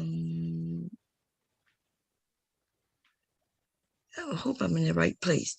Fair use, here we go, y'all. Yeah. So look. Wait, let me do it again. Make sure I got the sound clicked.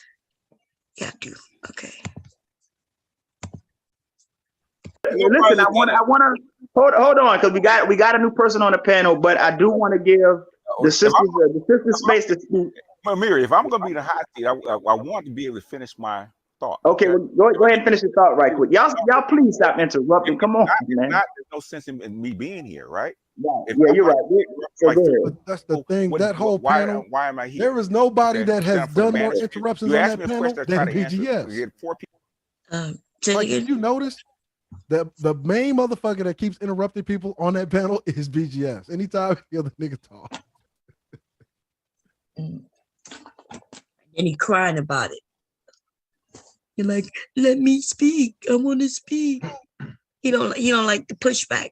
Is what it is. Especially when y'all prove him wrong. But here we go. Fair use. People jumping in. Okay. Right. Is that fair?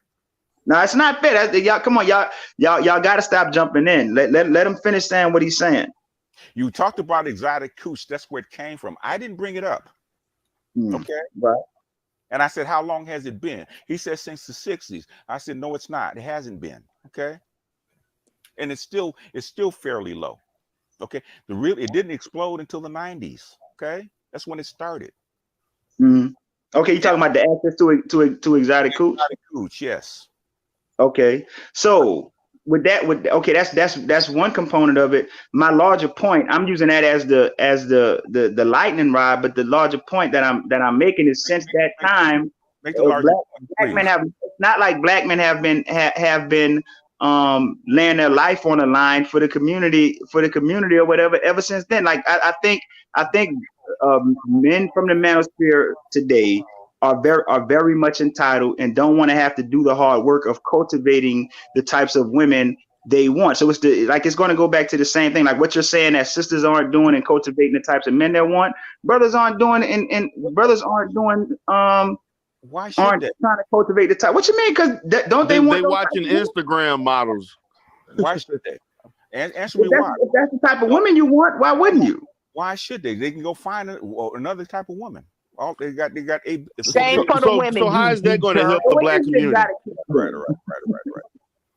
Come on, y'all, stop. How is finding women of other communities that don't have our interests going to improve our community? It will make him happy.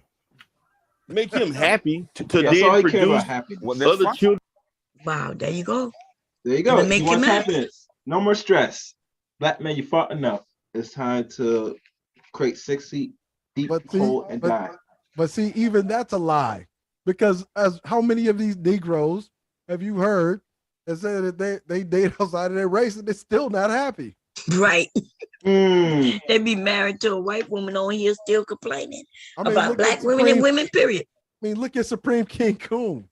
His wife works in a massage parlor. Goddamn. She tugs these things in her pastime. They still complain about black women. I mean, it's beyond stupidity at this point. Oh man. And this is the leader in the Black Manosphere. And he says he's pro-black. Did you just hear what he just said? That didn't sound pro-black to me.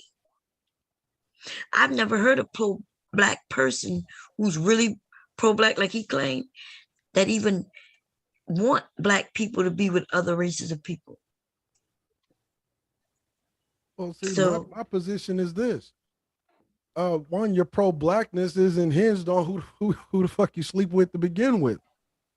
Because if that's the case, we're no better than the LGBT, who wholly define themselves solely by who they sleep with.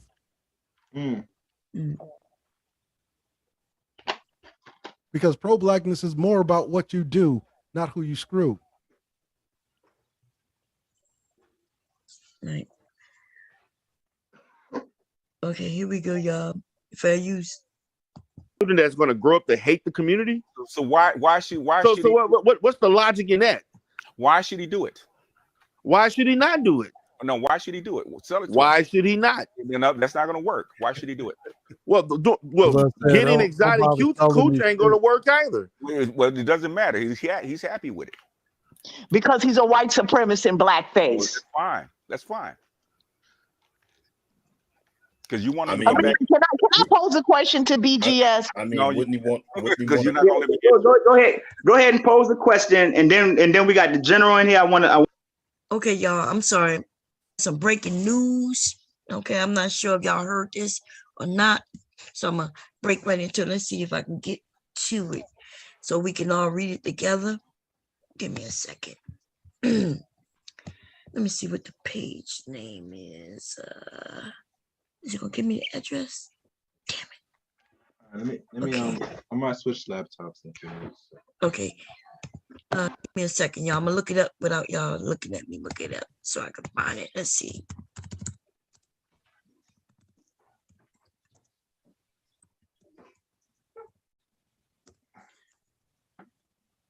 Here we go. Where is it? Let me see. Look like it's BET.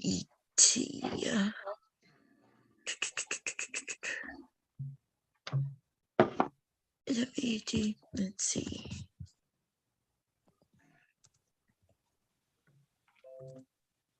Actually, I know how to share it. Let me share it a different way. Share from my iPad directly.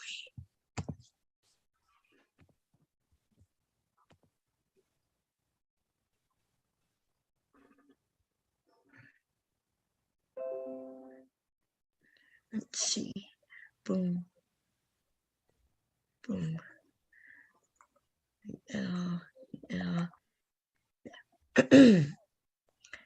Okay. Did anybody? So it looks like this was done. No, this look old. This is old. Did y'all know this already? What's that?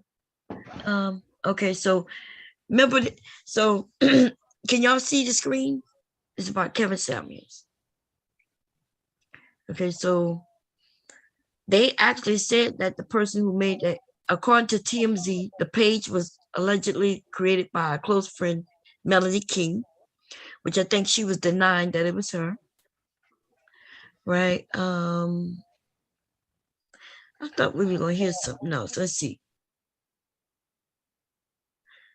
This is not even new. Somebody gave me this. This is old. Aren't we in June? Yes, we are in June. Oh, man. How you going to send me some shit talking about breaking news? Okay, stop the share. We already knew all this stuff. I thought it was going to be about his death or something like that. Confirmed it. Okay, anyway, back to what we're talking about. Sacrilegious, you got anything to say? Because I see you up here.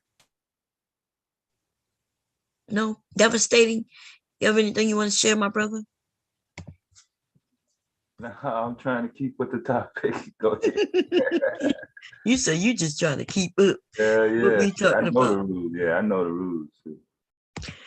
Well, we were just talking about with BGS. I don't know if you know BGS because you're kind of fairly new to YouTube, but he's one of the fathers.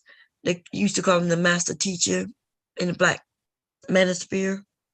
Yeah, I looked him up after the whole Kevin Samuel situation. Yeah. And so he's the one who a lot of these men have been listening to for years, you know. And as you can see, the things he promote is negative towards the community as a whole. Always against the Black woman. It's always the Black woman's fault, no matter what. So when somebody like your granddad tell you this, especially when men who looking for a father and father figure, when they stumble across a man like this, you know what I mean? They believe it. Yeah, he's not only is he not able to back up his stats, he's basically on that accountability shit. Mm-hmm. He's basically caping for the man to say, we don't have to be accountable. Right. That's all I've been getting the whole tape you've been playing. I've been listening for about 2 hours, and the Black man is not accountable for the status or the position, those whatever words he used, for the Black community to be, progressive or whatever. I was like, right. While claiming to be pro-Black, if you're pro-Black, you want better for the community, and yet here he is wanting to blame the woman. And even when David came up, right, like essentially he's saying it's up to everybody, but then they quickly jump on, but the woman have the child first or most. And I'm thinking, why do the woman have the child the most? Like, why? And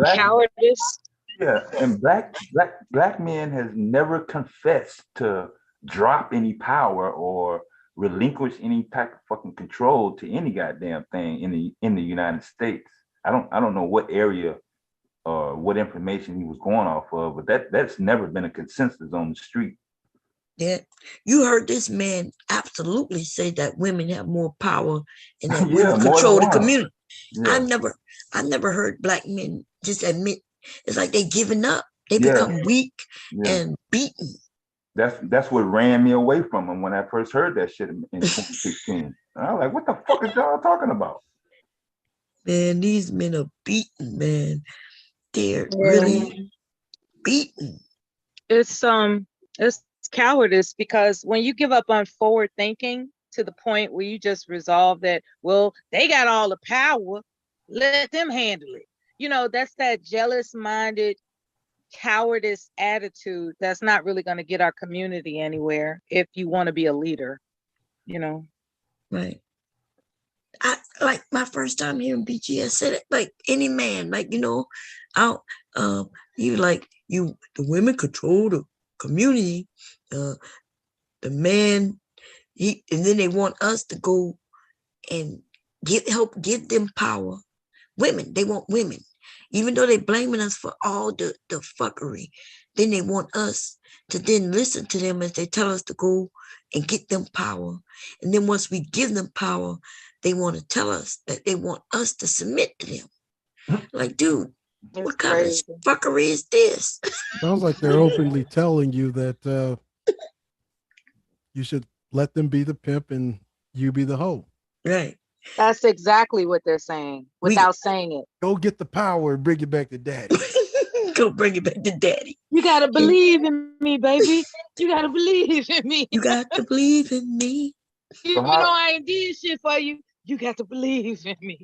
So how can he make that statement if he hasn't already in some form at least practiced it or seen it? I mean, as a man, you know what I mean? Just as a man in general. I mean, I just don't see myself not even using that in a pretending type of manner. I mean, he's like standing on that shit. Well, it's the nature of pimp thought. Just like Mr. Gray said, it's the nature of pimp thought. You know, why should I do something when she got a pussy that I can control? You see what I'm saying? And all I got to do is convince her that I own her pussy. That's all I got to do. She gonna go out and get what I need, and I'm gonna be happy because I control her. But I'm not gonna do anything. I'm just gonna lay back and let it come to me. And so that's the coward. You know, a lot of cowards just don't want to be men. You know, there are men that want to be men, and there are males that are afraid to be men. And that's the difference. That sounds like a lot of fear and insecurity on that man's part. Right. Yeah. And I think when David was up here, I think he's the one who was like, there's men and then there are males. Was it him who said that? But we don't disagree with that. We agree with that. David, I don't understand your fight, because you are completely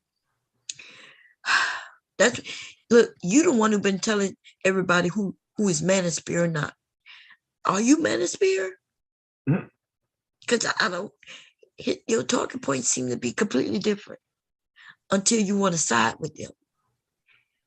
Okay, I'm not sure what's going on with that. But anyway, let's fair use, and I'm gonna play, and then we might have to continue this tomorrow, y'all, unless somebody want to take over. But we'll finish this, breaking this down tomorrow. But I think did we get to the meat and potato, or did BGS get farther into it? Anybody know? Was that his main point through the whole live? Well, his main points are always talking about women. He even watched that show Insecure. That nigga watched that shit and break it down. I woke up to Insecure being on my TV. Wait a minute. You said watch? There's a TV show? Yeah, called Insecure. Oh, I think it's HBO. Really? Yeah. But it's about black women dating. It's like a black woman and her friends. And this nigga be watching that shit so he could break down the women. And I'm thinking, you ain't got no women in your life you could break down. You ain't got no, tell us how your mama was. Tell us which grade she was, and your wife or your ex-wife or your girlfriends, your daughters, your nieces. This nigga looking at a TV show, and we know these are actors, actresses. You know what I mean? Playing a part. Is that show promoted or geared towards black women? Yeah, I've just never heard of it. I don't. Yeah, I think it is. I never really watched it. You want to be a woman then? Shit. Oh man, that's all I can get out of that. Shit. You know what I find interesting, right? Is that I'm looking at the chat and I see a lot of these guys saying it's funny how they turned on their boy like that, and it's funny that nobody says I was the one that was actually turned on, because BGS used to be in agreement with me. And see, when they wanted to monetize you niggas' pains and your incel rage, that was a better money getter than sitting there and staying the fucking course. There you saying go. that we have to take accountability. Because, accountability to this derelict Negro male, he's allergic to.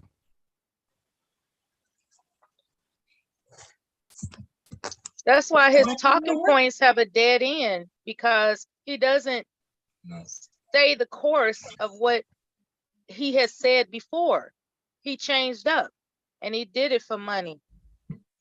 He did it on his live. That's why I was so confused. Oh no, yeah, on the live that. Yeah, you're playing right now. Yeah. Oh yeah. Okay, let's play a little more, y'all. Like, even whenever they were talking that shit about the communities or matriarchy, I said, no, the community is actually a plutocracy. And I put it in the video, American plutocracy. Mm-hmm. I'm the one that got flipped on.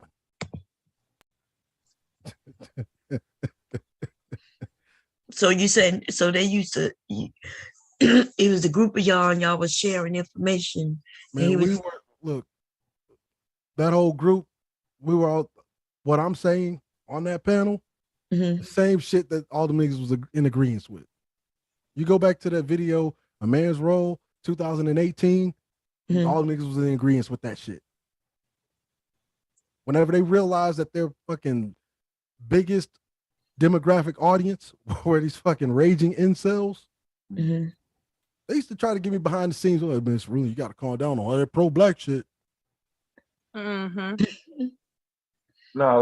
Ms. Baum, I've been on YouTube since like 2014. It's just different spaces that I've been bouncing around. I never really messed with the gossip area. The Black conscious at the time they were giving out information, and they were just now starting to get drama. So I kind of missed a lot of the important stuff. But I think Kanika Jenkins is when I found the beef sector. Yeah. I don't remember who had it live, but once that was a big story with her. Once I clicked that live, then I found it was only channels that did beef, and that's it.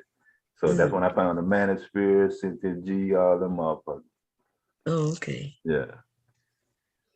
Okay, let's play a little more, y'all. But when that, I might have to clip that when he openly says that Black men have no power, that you're weak, and that women control the community. That was embarrassing. But he said it with such pride. Yeah. Wow. I'm mute. Okay. Here we go, y'all. Fair use. I want to let him get a chance to speak. So go ahead. Thank you, Amiri. BGS, I have a question for you. Damn. Are you married, and is your wife Black? God damn, she fired up, baby. She fired up. I'm not married, but she was.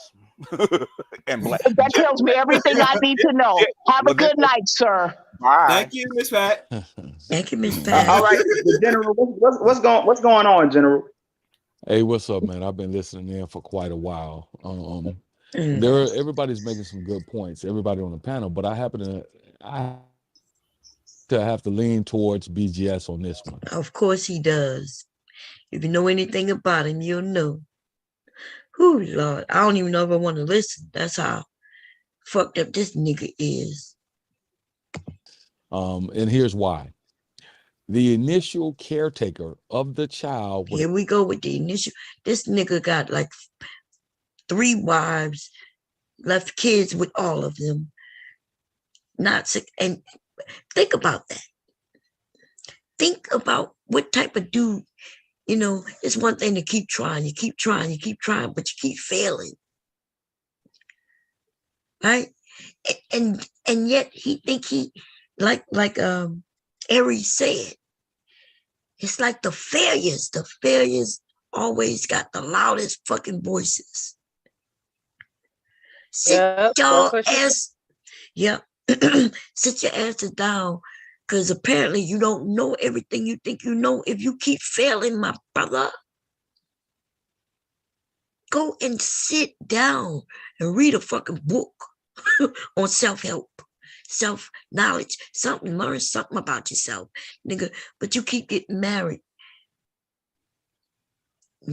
woman after woman, and it fails. His last wife, he told us she wanted to go back home to her mama.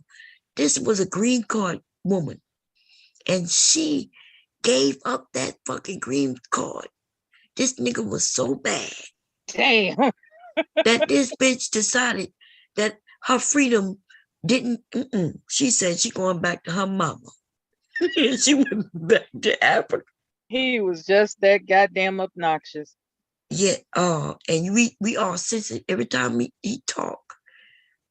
You could sense the arrogance, I know it all, do it my way. If you don't do it my way, you can go hit the highway. And them bitches left. That's all I'm gonna say. He probably gonna drop out the clouds because he stayed in the clouds, baby. Thank you. Here we go. The child is born between a black man and a black woman is who? Don't answer all at one time. Who's the initial caretaker? Who's the initial teacher? If you live in a perfect world and the initial teacher should be both. That's how I knew y'all ratchet. You know, my mom came home with me as a child. She explained to me how my dad was scared of me, but he had no choice, right? Because he would come and change my pamper too. My husband helped with our children. I would be asleep and the babies might cry. I'll be like, it's your turn, babe. He'll go and change him. What in the hell are these men talking about when they make it seem like it's just the woman? Feeding, you think I'm the only one who fed my sons? No, my husband fed my sons. In fact, I got a picture when my son was first born. He was in the NICU because he was premature. I got a picture of my son, my husband in the gown with this tiny, tiny baby that could fit in the palm of your hand, damn here, feeding his son. His fucking son. What are these men talking about? Do anybody know why they keep making it seem like it's just the woman, just the woman? I could tell y'all ain't got no kids for those of you who keep saying that shit. I mean, it's real simple. I mean, the task that is at hand is seemingly so insurmountable. It's better to just blame it all on the women. Put it at the feet of the women. Let them deal with it.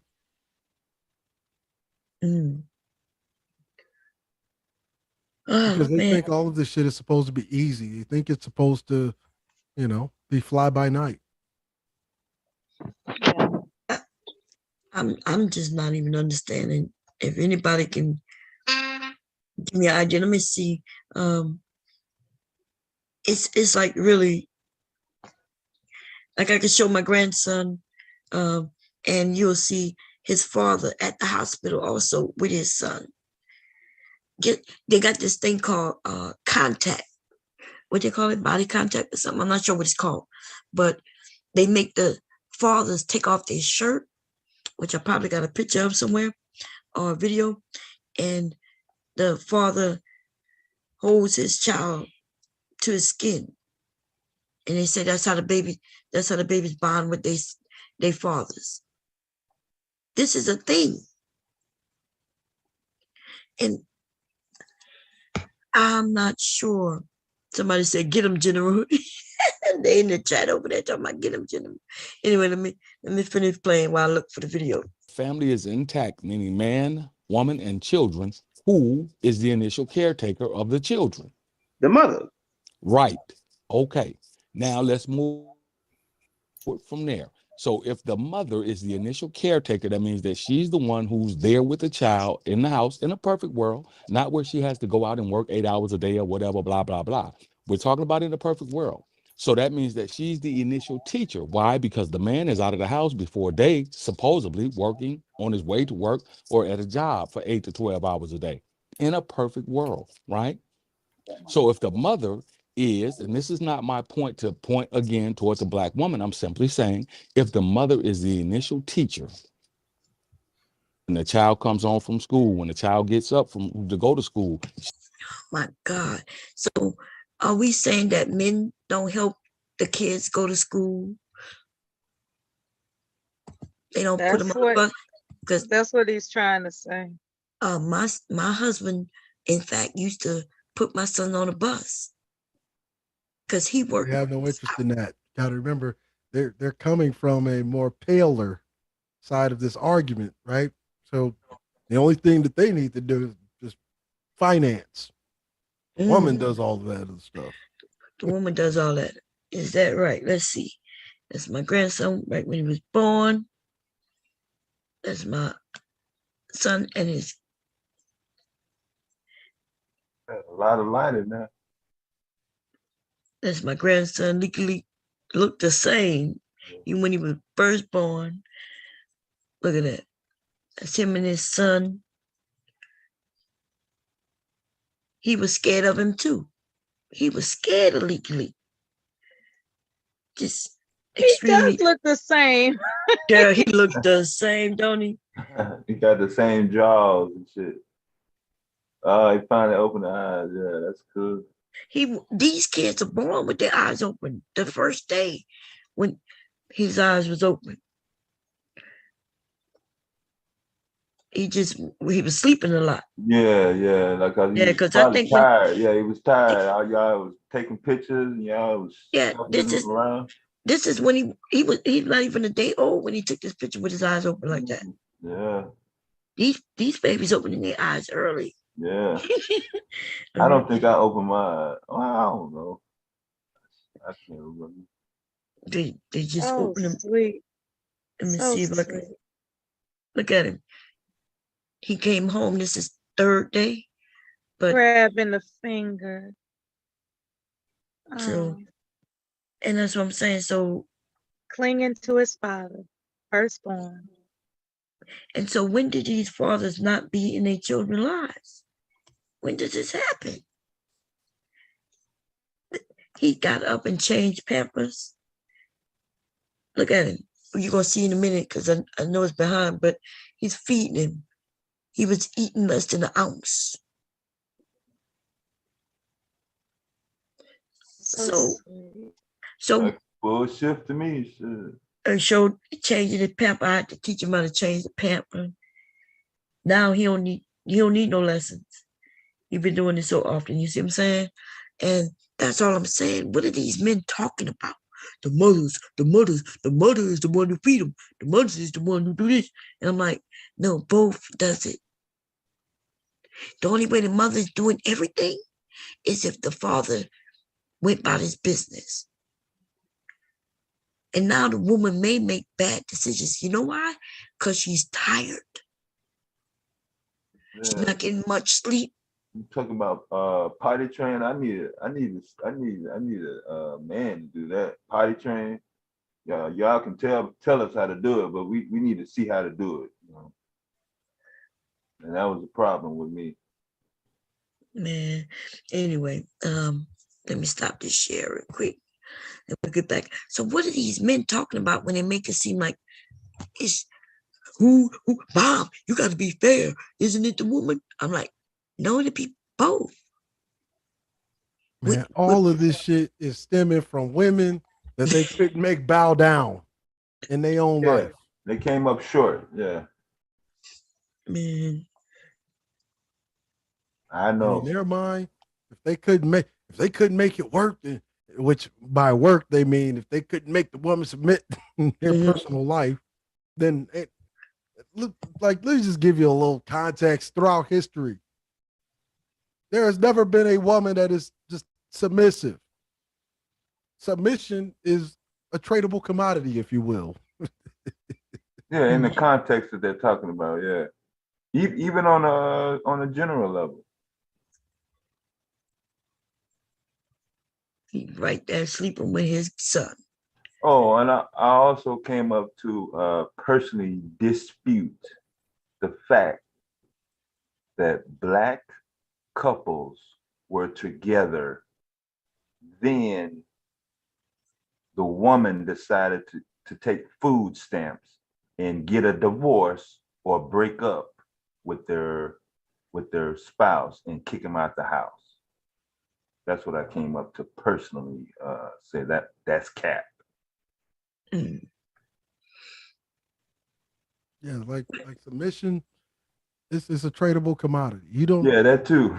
you don't just get it because you think you deserve it. Yeah, that man. Like there's a lot that comes with it that people just quite frankly don't understand. Yeah, they seen one of their boys have it. That's what happened. They seen one of their boys have it, and their situation was different. Look how tiny he is, man. Oh, he's so small. He had to have mitts on his little hands. Yeah. And That's who a that is? brand new baby. Yes. Brand new. Yeah. And who holding him? His daddy. And who feeding him right now? His Oh, he's daddy. grabbing the bottle. Wow. They the reaction. Yeah, that's pretty good for a couple. What is that? An hour? 2 hours?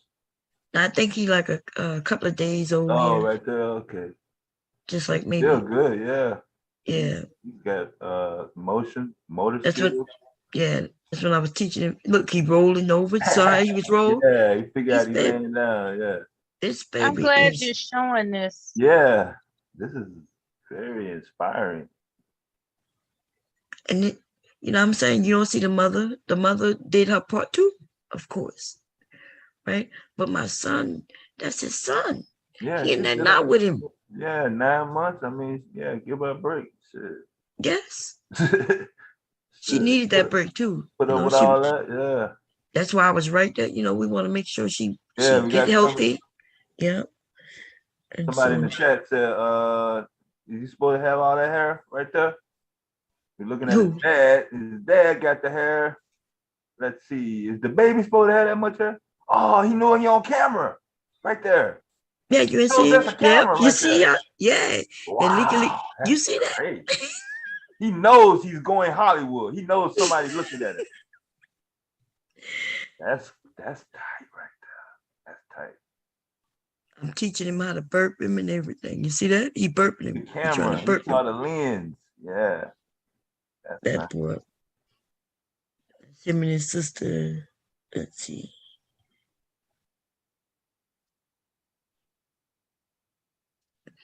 Boy, he getting some good sleep in. It's when, you know, he was a baby. That's all he did was sleep, you know? Yeah. He's smart too, you all. He's very smart. Ah, man, he sure picked up on that lens when he figured out he was being filmed. Mm-hmm. He laying with me and his pop-pop right here, because that's his pop-pop he facing. He used to love sleeping with us. But yeah, he was just a tiny little thing. So I guess I'm wondering when do these men think, why they think that men don't deal with them when they're young like this? You know? Because they didn't deal with theirs when they were young like that. No, they don't know nothing about what you just showed. Nothing, huh? No, zero.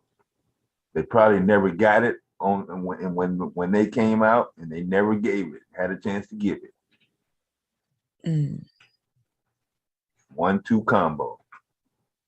They don't want to announce that they're afraid of fatherhood. They're afraid of it. You know, men that talk like that. A lot of them that talk against. A lot of them that talk the way that we've heard, they're afraid because they know that they're inadequate, and they're just afraid. You're gonna come up short in the rankings. They always talking about numbers and stats and all these bullshit ass fucking shit that they be talking about, but they don't never. Every time somebody asks them for it, they always deflect to a whole different topic instead of just showing the goddamn fucking numbers. Yeah. When they come up with you just got you talking about they coming up, they bringing up the caboose of the train.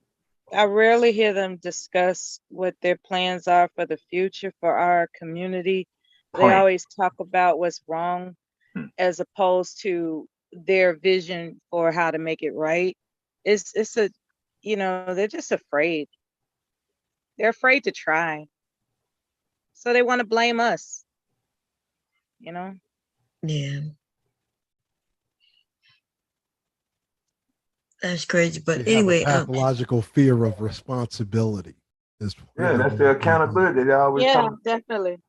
That all them accountability lies they be doing on the women, but I don't never see their proof of their accountability. Which just provide one example. Man. Well, fortunately, there are live streams like this that point out the how absurd their talking points are. So I'm grateful for that. I mean, yet here they are. I mean, They're sucking off a man who's rotting in rigor mortis.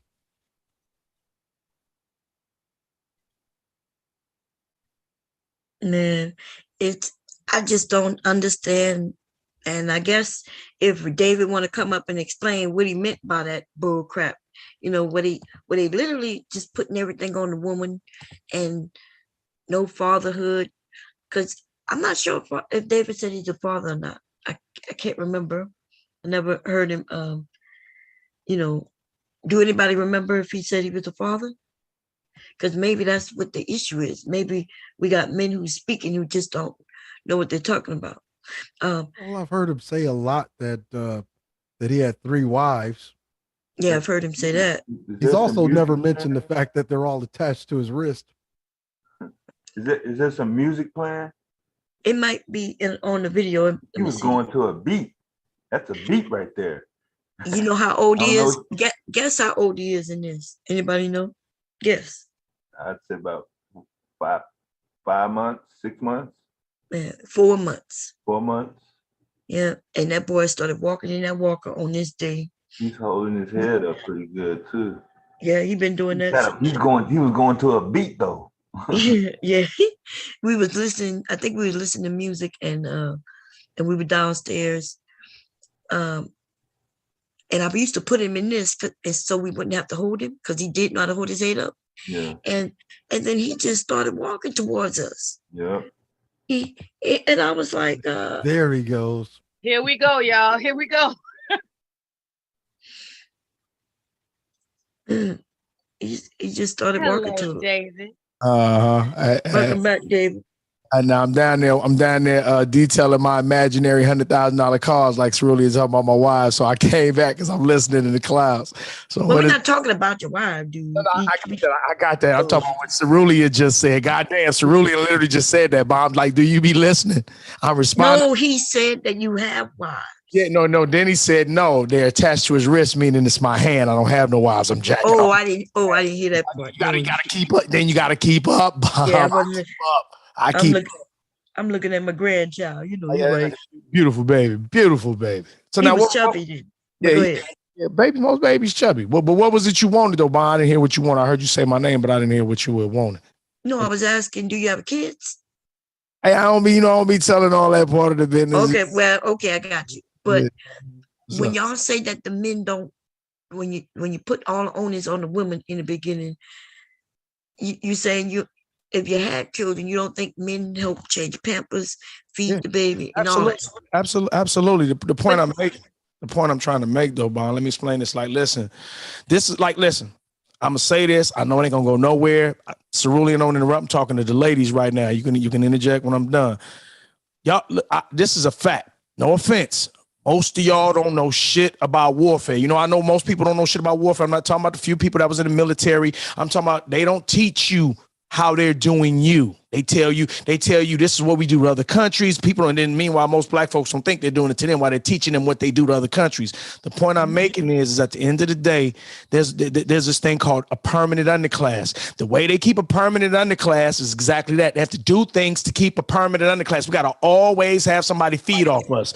Now, the problem is nobody tells y'all this, so y'all assume everything they going to tell you, that white folks are so fucking stupid and dumb, they're going to put every goddamn thing they do to us and that they do in a book. They're not. They just like I say, some black men are looking for black women to get a confession. White people ain't gonna get a confession, but all you gotta do is pay attention. If you look around, permanent underclass is not something I created. This has been going on a long time. J. Edgar Hoover said, if there's ever another black messiah, we gonna pick him. They're saying like, we ain't letting nobody come out of their community that can rile them up. If you look at all the people that ever came that grabbed the attention of the people, they made sure they got rid of them. Because they saying is we ain't gonna have nobody running. Now, I'm not saying be scared. I'm not talking fear talk. What I'm doing is showing you the games they play so you can see it. If you look at it, you'll see the pattern. It's always a pattern. This is what I do with people, so I beat everybody online. Once you learn a person's pattern, do you know exactly their move they're going to make? But if you're always arguing, debating, and you can't catch the patterns, you're going to always be chasing your tail. So I'm going to say this again. If you think there's a permanent underclass. You can look this shit up. You can Google. If you think there's words like social engineering, if you think they have terms like this because they don't use it, you the fool.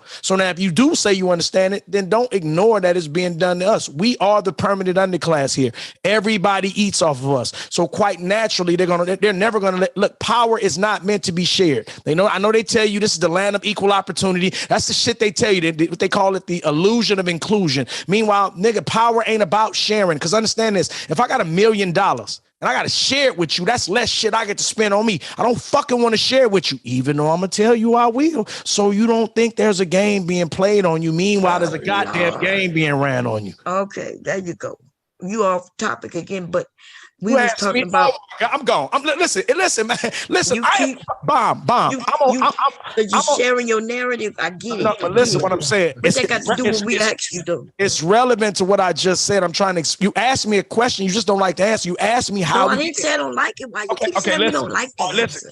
Can I listen? Can I just say my shit? And if you don't like it, cool. But allow me to have my point. And if you go like, listen, what's going on here is smooth because there's an echo chamber. When there's some pushback, it's rough. So if I get off here, it'll go back smooth because all y'all agree. No, don't do that. All y'all, that's gaslighting. Do y'all hear him? They hear me. All y'all agree. Agree to what? Whatever the topic is, y'all all agree. That's why there ain't no problem when the pushback niggas is gone because y'all echo chamber. But you're not giving no pushback. I'm only giving pushback every time you're not even talking on the topic. It's on topic. You asked me.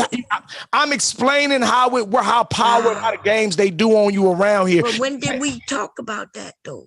When did we on this panel talk about them? We keep going. All right, listen. We keep going. All right, listen. We keep going. Listen, you keep talking about them. All right, listen. What's your question? About them. See, you don't even know what the question was. I know I do, but every time I expound on it, you say I'm off topic. I prove that you don't even know what you're talking about. What's your question again? Off. Okay, what's your question again? All right, let's just reset it. What's your question? I'm gonna show you I'm not. I'm on honor rolls all day. How many honor rolls you on, Bomb? Physiology, anatomy, hard shit. I'm on honor rolls. I'm in the stupor. I got a great memory. My recollection is great. You still talk about honor rolls. All right, listen. What's the topic? What's the topic? You don't even know the topic, Bomb. You just be talking. What are you talking about? I asked you a question. What's the topic? Wow. Why you keep asking me the topic? That's what because you don't even remember, Bomb. Dude, I asked you a question. What's the question? I asked you, did you have kids? Remember? And then we went around that. Then you asked another question. Then the question was, why do you men, act like men aren't involved in their children's life from the beginning? Exactly. And I expounded on why we say what we say. We're not saying that I'm not saying no man that makes a baby shouldn't be in his child's life. You make a baby, you goddamn well better be there to help for. What I'm saying is this. It has nothing to do with men. Stop making it a man-woman thing. Wait, let me finish. If y'all have the majority, if y'all have the majority of it's a numbers thing. Women, y'all suck at numbers. If you have the majority of the children around you, the majority of the time, the same man or woman, whoever has the children most of the time needs to be training the children about the real life issues, not consumerism, not materialism, how the world really works. The reason why we use the Matrix, the reason we use the Matrix and the Manosphere is because what we're saying is the world isn't what it appears. Thank you. Enough of that. Yeah, that's enough for that, man. I can't do it no more. That motherfucker not consumerism. You get up on here talking about these imaginary $100,000. Y'all just dumb. Accept it. Y'all just dumb. God, all right, y'all dumb. You talking about something we're not even talking about. Anyway, you asked me to come back. Okay, so I can go now. Y'all straight? Yeah, you could go now. All right. Don't call me again now. Bye bye. I left once. I was done. God damn. This is the part where you hang up now, David. Okay. God damn, y'all. Anyway, let me give y'all co-host to people. Okay, because I'm about to go take care of some business. Okay, that's all y'all need to know. Y'all need to know that. Actually jump off here too. Yeah, not consumerism. He's mentioned curse. I'm not gonna be arguing with these people. I tell you. Oh, you're not. Oh well, whoever up here, however y'all handle it, it's how y'all handle it. Well, yeah, I actually have to jump off here too. It's way beyond my bedtime. Okay, but have a good night. So really, we probably gonna finish it tomorrow, depending on if there's more to listen to, but. You're welcome to come up anytime. You know that.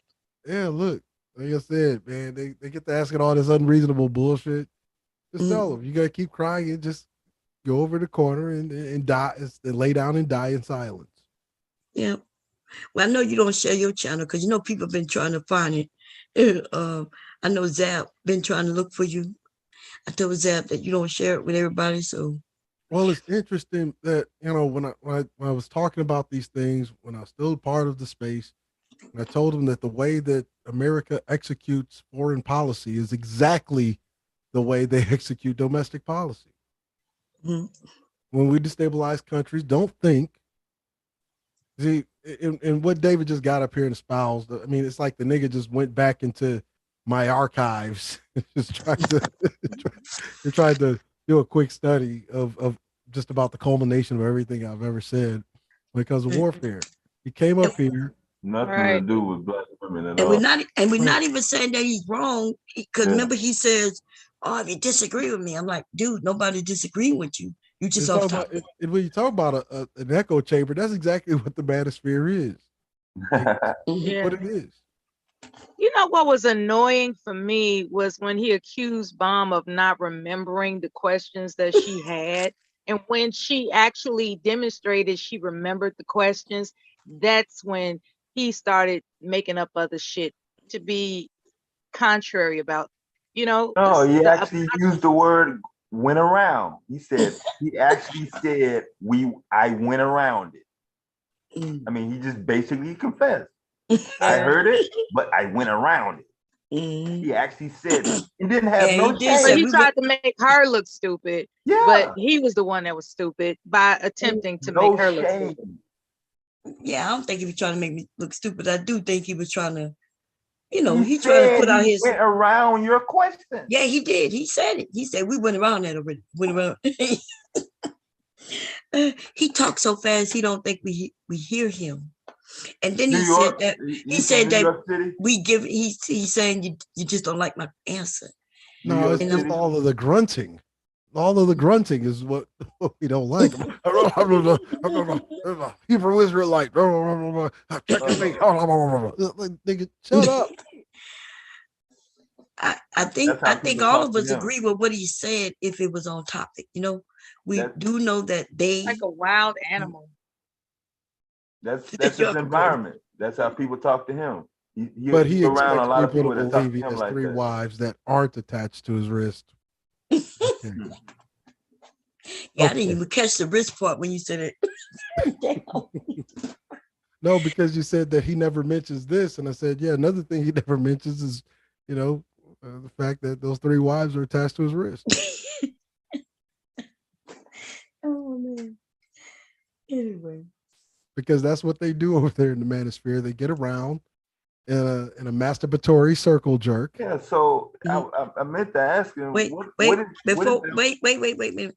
Trinity, Bella, and Devastating. Y'all got it. Y'all got co-hosts. I know. Cerulean say he leaving. Y'all good? Yeah, we good. Trinity, you good? Mella, you good? Yeah. Okay. Listen, if the last person up, I'll probably see it anyway because I'm not going to sleep right away. But I am going to mute everybody in the chat. I'll see y'all later. Okay. And y'all got it. It's on y'all. Have a good night's rest. All right. Yeah.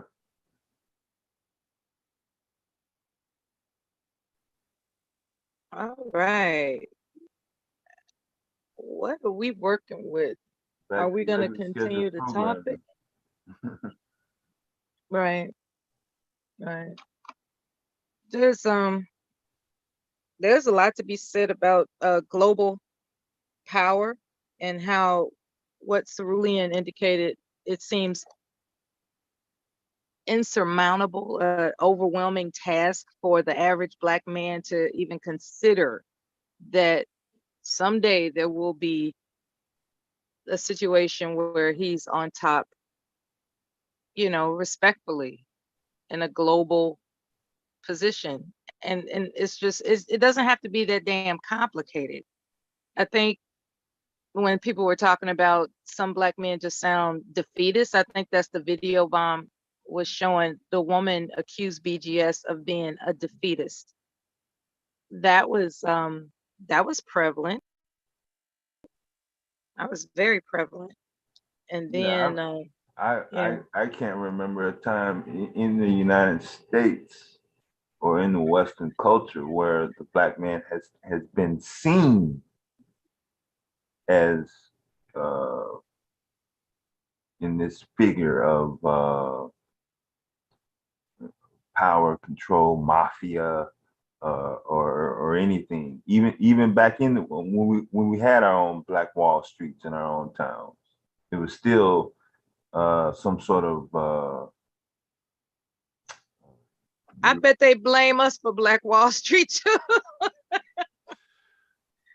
When I think about it, because it's the blame game for me. Yeah, I don't see what their point is. Should be forward.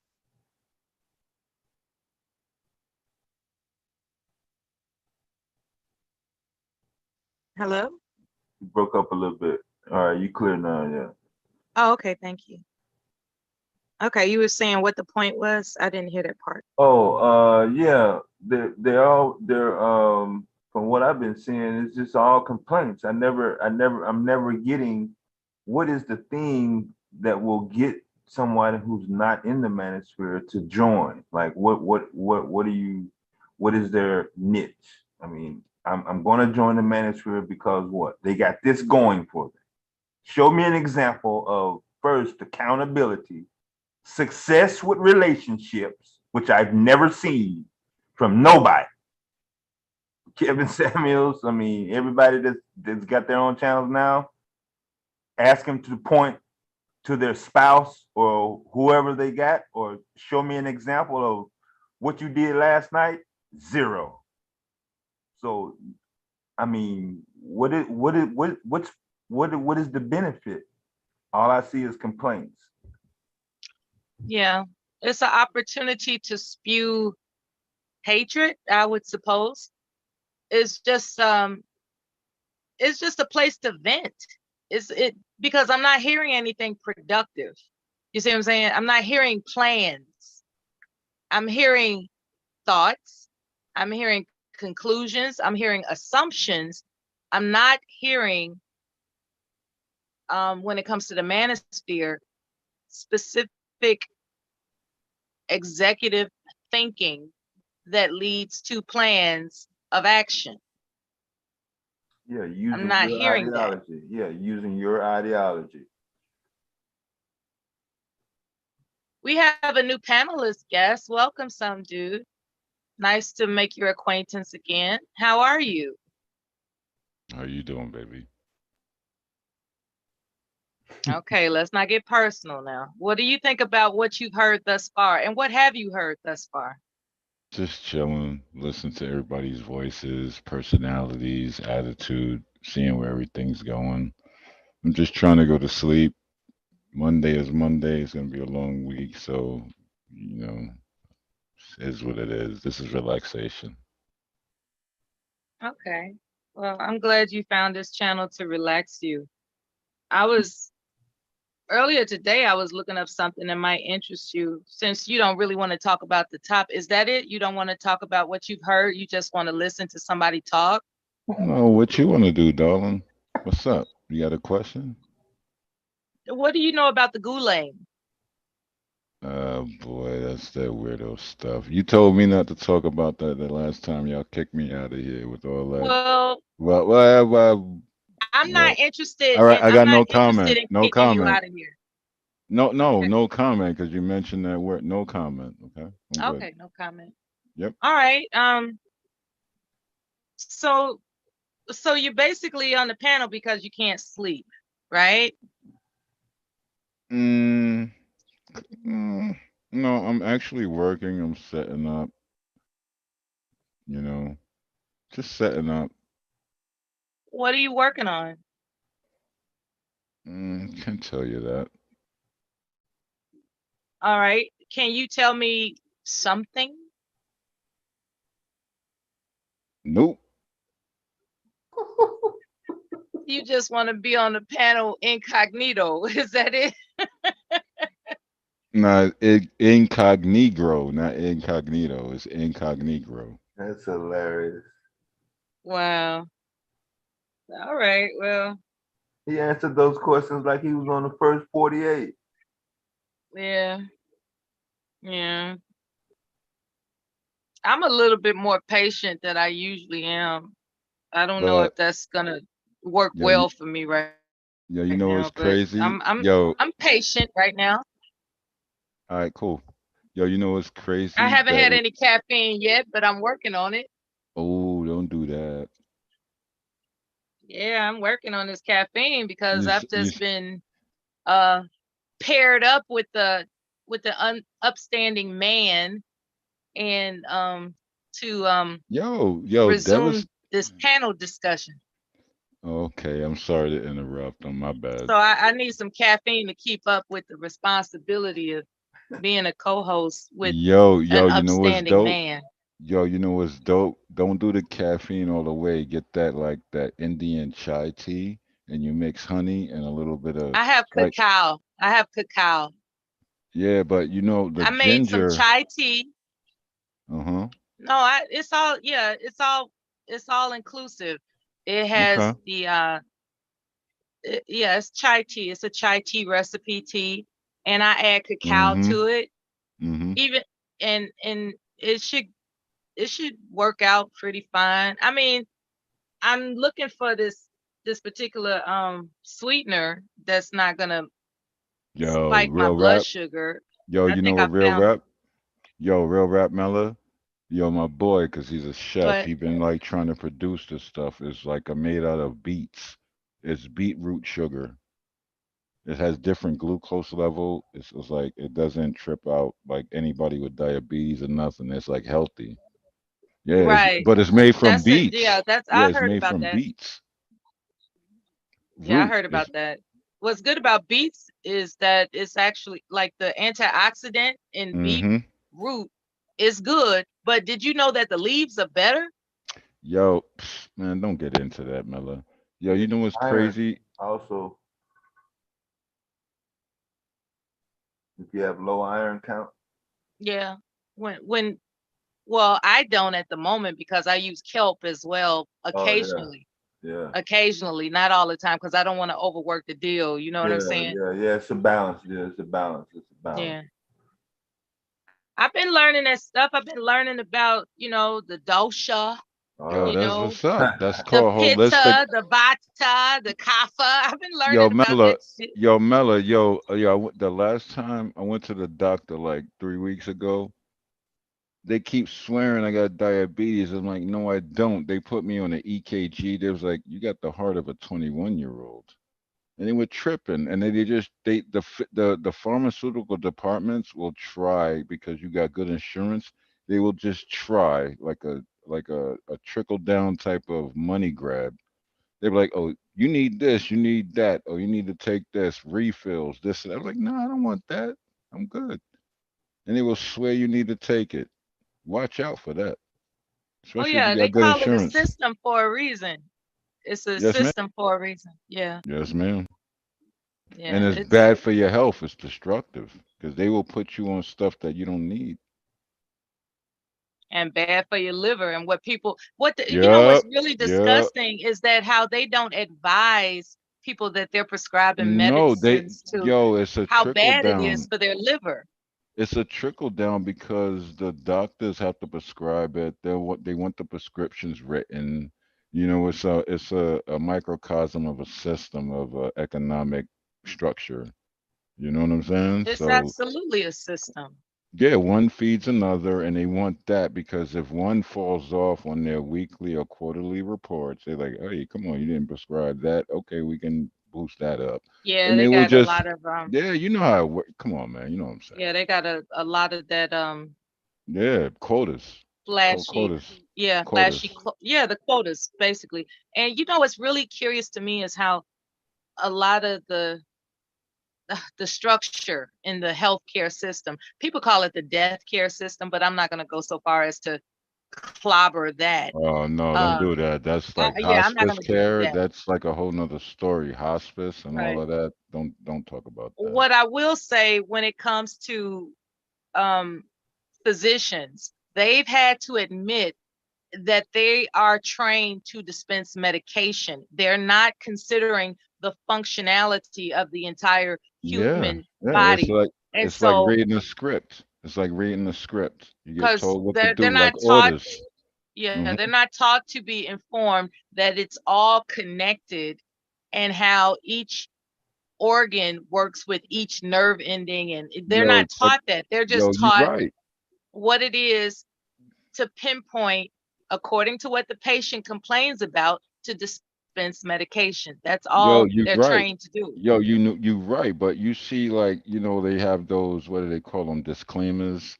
They're like this and that, and then they will talk so fast at the end of the commercial in 30 seconds. There was a guy that used to do that. As long as they said it, they're not liable. But that you will get a medication and you'll get an after effect or a side effect, and One of then them is death. yeah, but then they'll put you on another medication to counteract the side effect that they put you on from the first thing. And that's the trap. And then there's a third and a fourth and a fifth, and that's when they tap your insurance.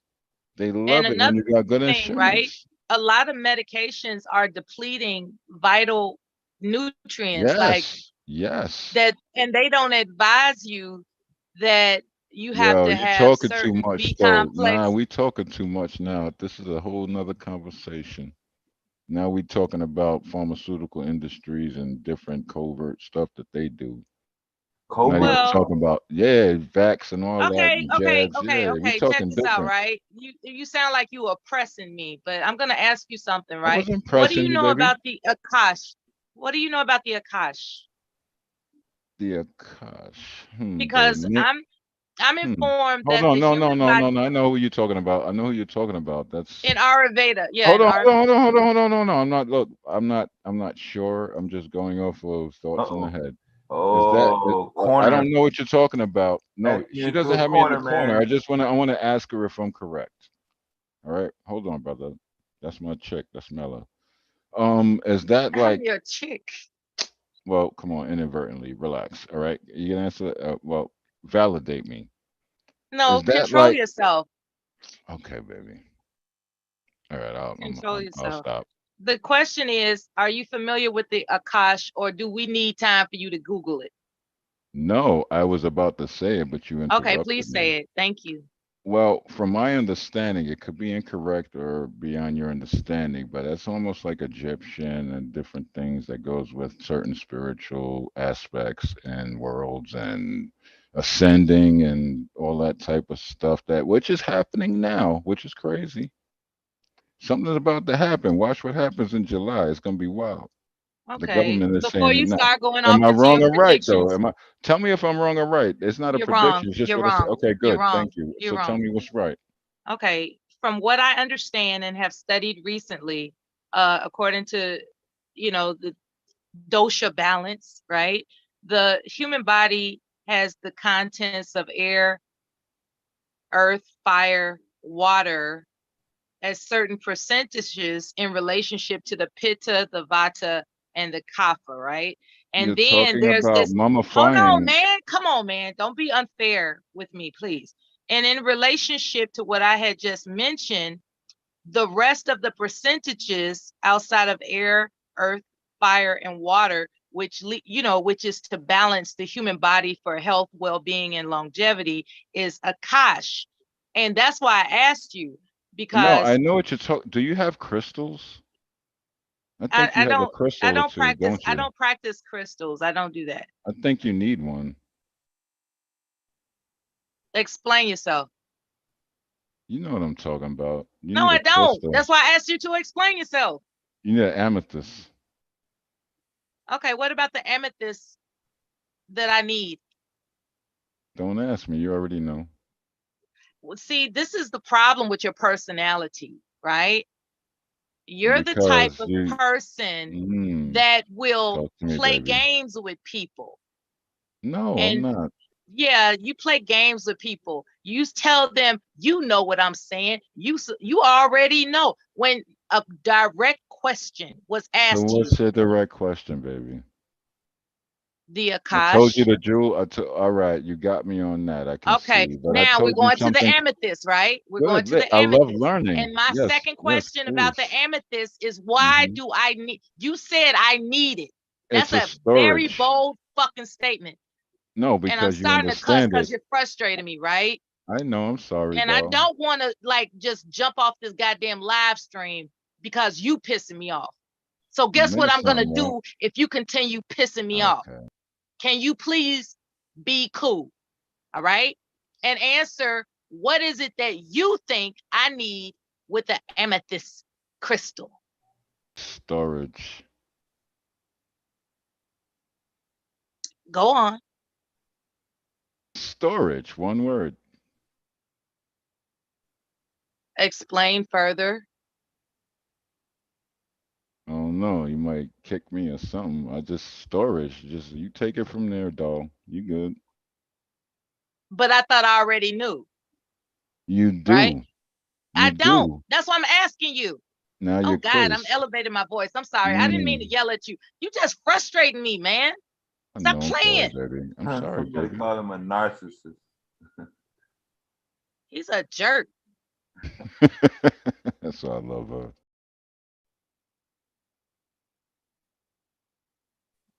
Yeah, narcissist is another word for jerk. You know? My Not God. really. Not My really. God, what can I do about this motherfucker right here? Mm. Okay. I don't know why I'm entertaining you, but I guess the caffeine hasn't kicked in yet. I told you stop drinking the caffeine before 6 a.m. You don't listen, do you?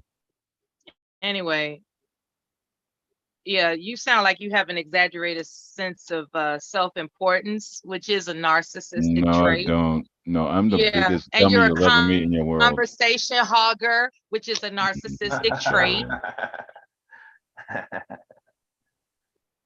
False projections, rule breaking. Like, it's a wonder you can take care of yourself.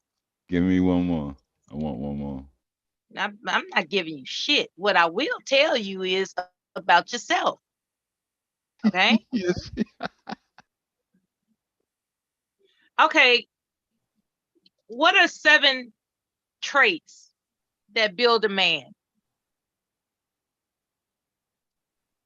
I don't know. Wow. That's a wild one. You don't know what traits you have as a man? I can get to about 5. The last. What traits do you have as a man that makes you a man? Taking care of my damn self, providing for my damn self. If somebody needed to be provided for, I can do that too. I can build shelter. I can find water. I can find food. I could take care of anything around me that I produce. Anything after that, that's like, like some tragic stuff. I know how to take care of me on my own. That's a man. You good with that? Okay, do you have children? Speaking of your own, do you have your own children? No. I came across 10 virtues for children in case you have children in the future. Would you like to hear Well, I them? don't. Pick another one. I don't. I'm going to tell you anyway. Mm-hmm. And you can leave or you can listen. I'm sure you was gonna do that. Number 1, self-discipline. That's important for a child to learn. Compassion, responsibility. Number 4 is friendship. Number 5 is work ethic. 6, courage. 7, perseverance.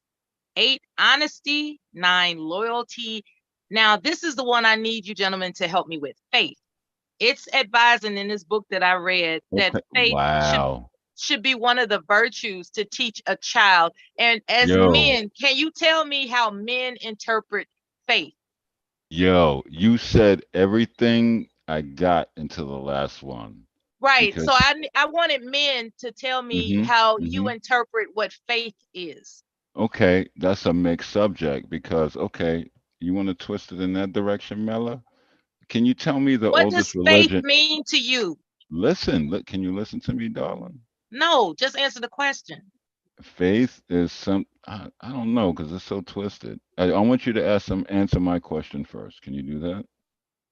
Am I here for what you want, or did you No, you enter want the this question. panel? You have to answer the question, man. You can't just fucking. All He right, sounds like a lawbreaker, faith doesn't he? to me, faith He to can't me. answer direct questions. Those are lawbreakers that do that. People that Oh break the my law. God. People that think they don't No, have I to enforce the cooperate with law. I any enforce system law in real life. of Yeah, that's what it unity for a says. community. Oh my God. Can I answer the question? You done? What does faith mean to you? Faith to me is almost like a pre-programmed prerequisite I can't believe to I'm getting ready to let this man drive me off this damn Jesus panel. Christmas. Jesus Christmas. Can I finish? Jeez. Go ahead. Go ahead. You made me You have mess a up. choice. Of course. If not, you're not a sentient. Not robots. We're not pre-programmed. The only people that do that, that instill that type of stuff, are pastors and preachers. But they What so-called does is. faith Listen, I mean didn't. to Damn it, you? I'm cut off. You know what? You got it. So you can't answer what faith means to you. I was trying to, but you didn't let me. You're starting to sound like a soulless No, asshole. I'm Oh not. yeah, that's what No, I I'm was not. gonna say. Is this No, one? Is no, this I'm one a realist. I'm personality? non-binary. I'm just like I'm right in the middle, non-biased, just straight down, just like psh, I don't care what decision, this and that. I just see what it is. If y'all want the answer, just shut up. It's Is very this one simple. personality or is this a mix? No, this is just how I am. I do this in a corporate environment as well. This is simple. This is easy. I'm being nice too. Trust me. I'm trying to like dumb it down No, for his y'all. professional position does not involve any type Oh, of but authority. dude, relax, okay? Your IQ ain't high I'm enough. talking to the chat, man. All right, Sure. well, I'm You hearing don't you. have the authority to tell me to shut up. I ain't got nothing, but I can bark at you and say, "Shut the hell up." You don't even know what your faith is. Yo, all right, you know what? I got something for you, Mel. You know what my faith is? What on my birth certificate is one thing, but I would say, I mean, look, I would answer the question that I asked for you. Like with the arts that I learned, it was Taoism and Hinduism. Those are the two oldest religions. But yeah, they say raised as a Christian, but how many times was that rewritten? Got people scared. That's a form of fear and control. And a bunch of gay pastors. Cut it out. And they love that in a country environment. Cut it out. I think differently. All You can right. almost call me Okay. an That's atheist. I'm almost an atheist. Okay? Because I don't like this. I don't like what they doing. okay. I don't like what they doing. Pastors, preachers, whatever, Catholics, whatever, they all full of crap. You got people in the Vatican molesting. You know what? We ain't gonna get into it. Don't do that. I'm an Random, atheist. I'm an atheist. Does that answer your question? I'm an atheist because I random. don't believe none of this Well, that's you said going on. Hindu. I don't Yeah, know yeah, much but about Taoism and Hinduism. Hinduism and all of that, that's what I really follow because it's basically the basics. You got to deal with nature. Yeah, All right. But what random, you talking Okay, about is a so you're bunch a of thieves. naturalist. Call it what you want. random No, topics that's a for good no thing. reason. What? Being natural is a good thing. All right, whatever.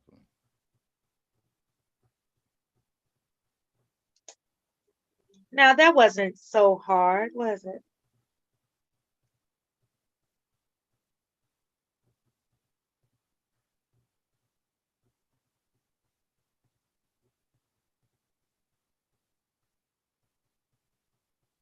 He's in my bird gonna be bugging out because he wants to be taken outside. So I'm let me sorry, put I you. think I missed hearing you speak. You said something about having a pet bird? Yeah, I got a bird, but the bird's outside are chirping. I like to leave his leftover seed outside, and like I got hummingbirds because I planted flowers outside. They be coming buzzing early in the morning when the sun's out when they get hot. But I got an African gray. He be chilling. I got to play with him and take him outside. African gray? Oh, they're amazing. Oh my God, they're so beautiful and No, they're smart. expensive. No, they're not expensive. They're Yes. smart. They live to be 90 years old. I'm telling you, they're Yes, crazy. they do. Yeah, trust me. He's 26. I had him since he was 6 months. That's my homie. I saw a baby blue one at the I want an all red one. I'm trying to breed them with a female. I want a female red, but they like 12 grand. An yeah, all red one. they're not cheap. That's for sure. They're not cheap. Yeah, I want to get him with a like, cause he's the best attitude. I want him cause like he got all good plumage, all that. He got the blue shadow with the big eyes and everything is nice, nails, feet, and all that. He's braceleted up. You're He's not real. a smoker, are you? Uh, I smoke a hookah and maybe some Okay, it's hash. important not to smoke around that Oh, I bird know that, because it and gets trapped Kevlar in their pans plumage. too, sweetheart. I had them for a couple of years. Can't even have Kevlar pans in Okay. the house because it'll burn them. Like Okay. they'll All right. breathe it in like canaries. You don't have a Kevlar pan in the house. You cook it, a Kevlar pan burns, your bird's dead. I know birds. Trust me. I don't Yeah, a do lot of people don't know how to keep it. Called birds avian healthy. experts. That's right. Avians. Who you I think you think was talking what to, I like Mella? Damn it, what I, girl. what I like also is people, well, not necessarily bird watchers, but people that when they encounter a bird that they don't usually see, they know the semblance of it. Like if a woody woodpecker, right? That's what I call it. If a Yo, they're woodpecker, extinct. They're almost extinct. hold Not on yet. now.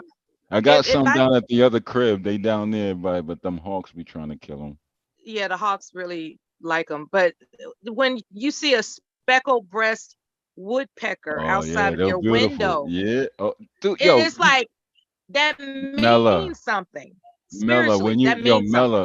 Mella, beyond spiritually, when you every day, like your window, you keep it open because you planted the right stuff, like perennial stuff that like right up a fence or a wall, and you have it outside the window, and you just see the hummingbirds come to drink in the morning, and it's just waking you up because you hear, Well, and you think I'm it's a glad we bee. found the topic that we are, Mm-hmm. Yeah. Thank you, baby. interested in because um a lot of people aren't interested in that particular Yeah, they call us weirdos. They stuff, call us weirdos.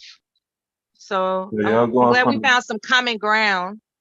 Yeah, the pharmaceutical I industry vow. to birds. That's a good I'm not transition. in the pharmaceutical industry. I'm in the.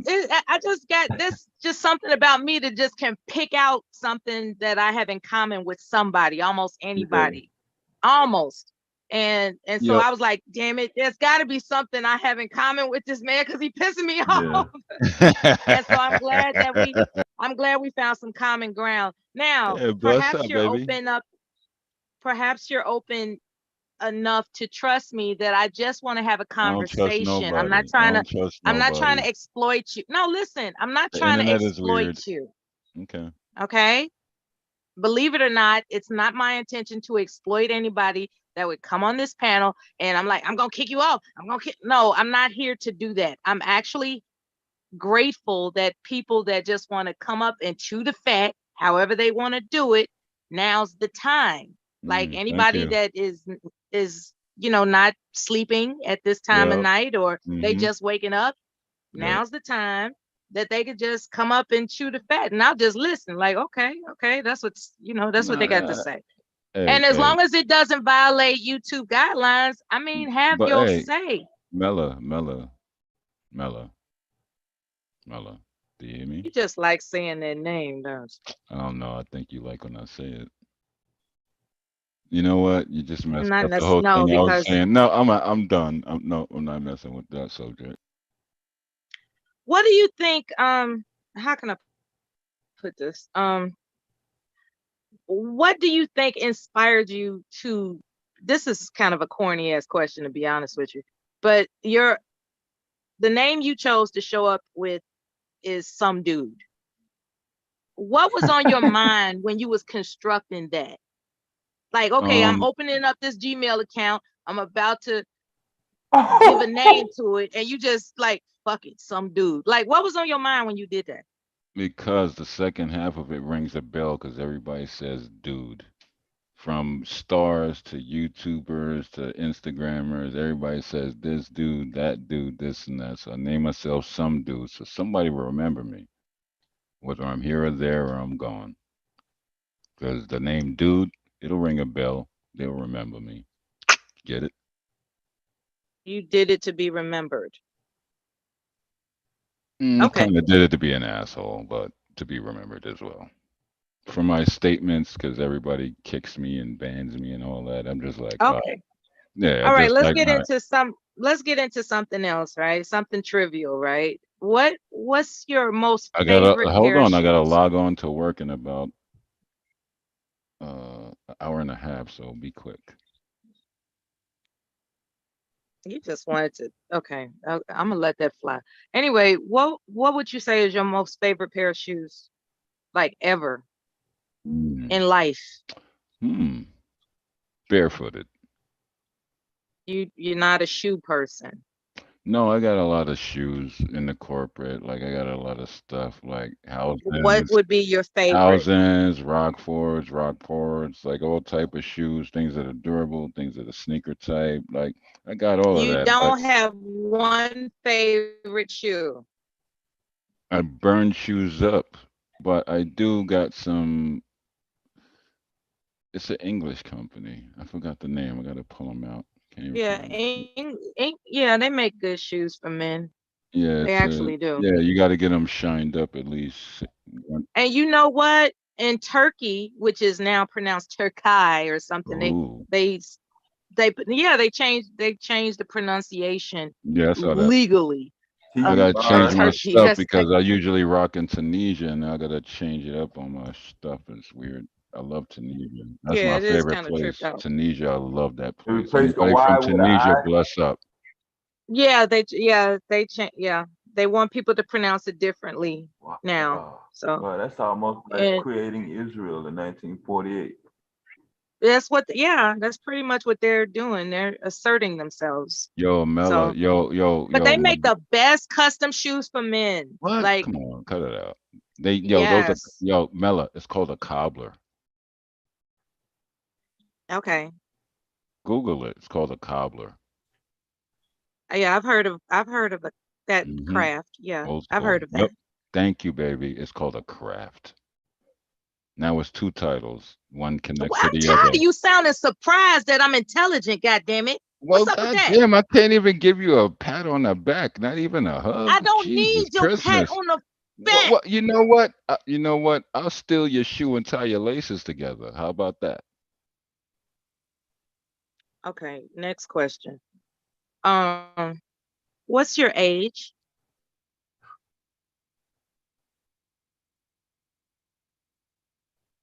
$1,170. Okay, you're 1170 years of age. All right. How you assume a woman has a pair of shoes that has laces on it?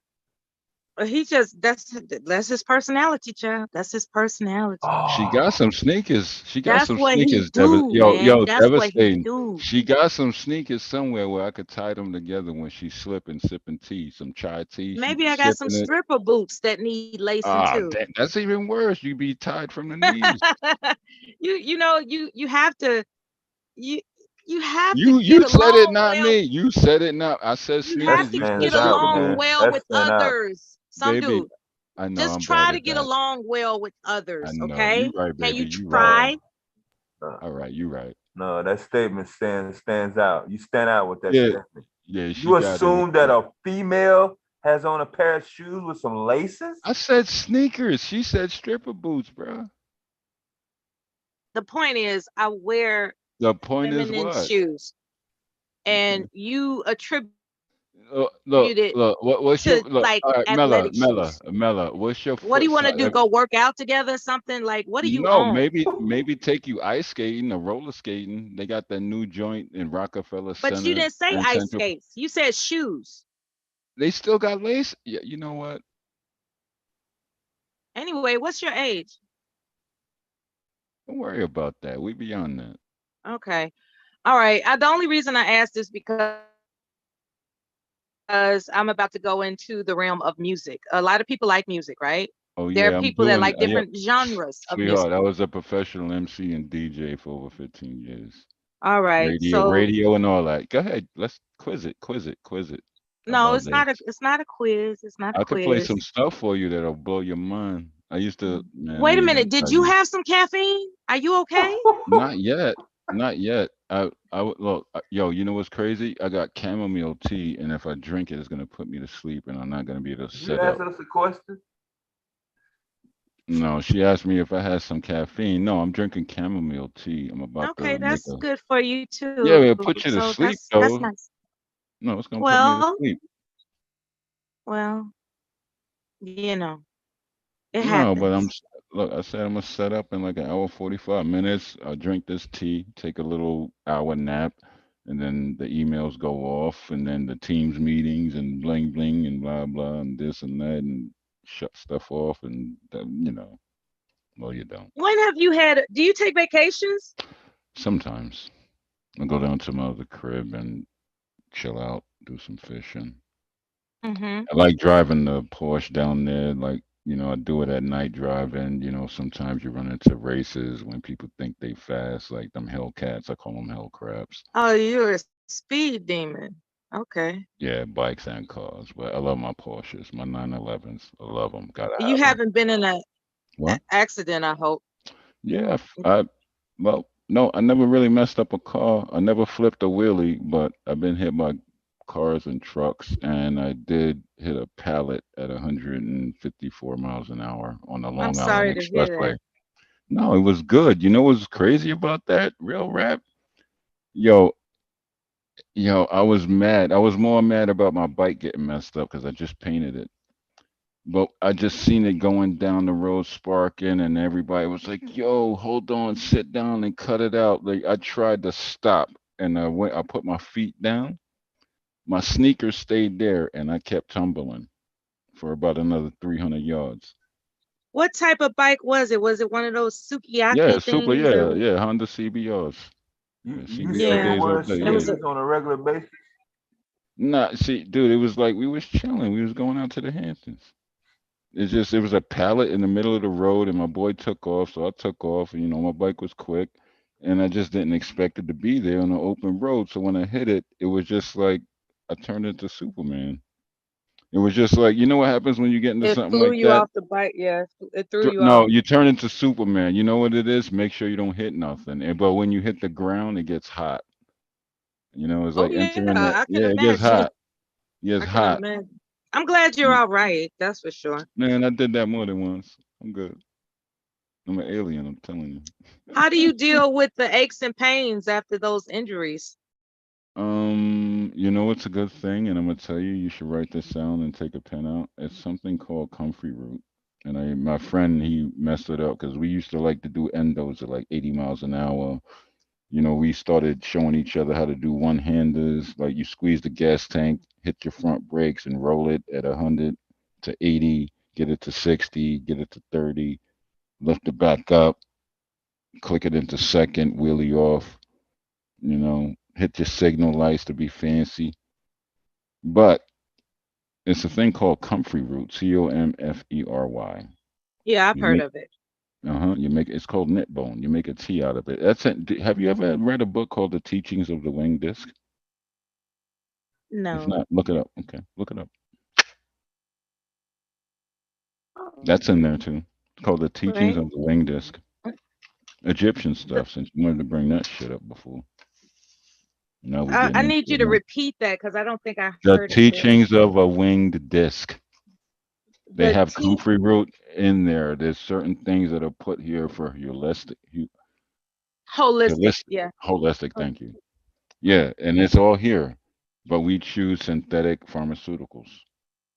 Oh, So True. absolutely. And then everything that we also, need is here. absolutely, Mm-hmm. absolutely. And people are soon to, Mm-hmm.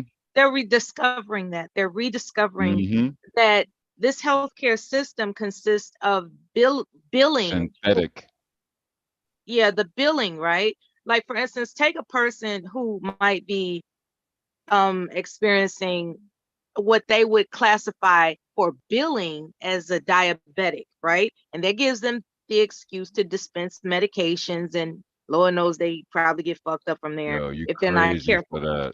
However, what people aren't aware of is that it's a nerve impingement. And when you locate so crazy. where the nerve You're so impingement right. is, you can actually focus on reflexology. Misdiagnosis. No, well, no, see, it doesn't serve the healthcare system to Yeah, heal they you want to put you naturally. on a Mela. All right, go ahead. Yeah, it doesn't serve the healthcare system to heal you naturally.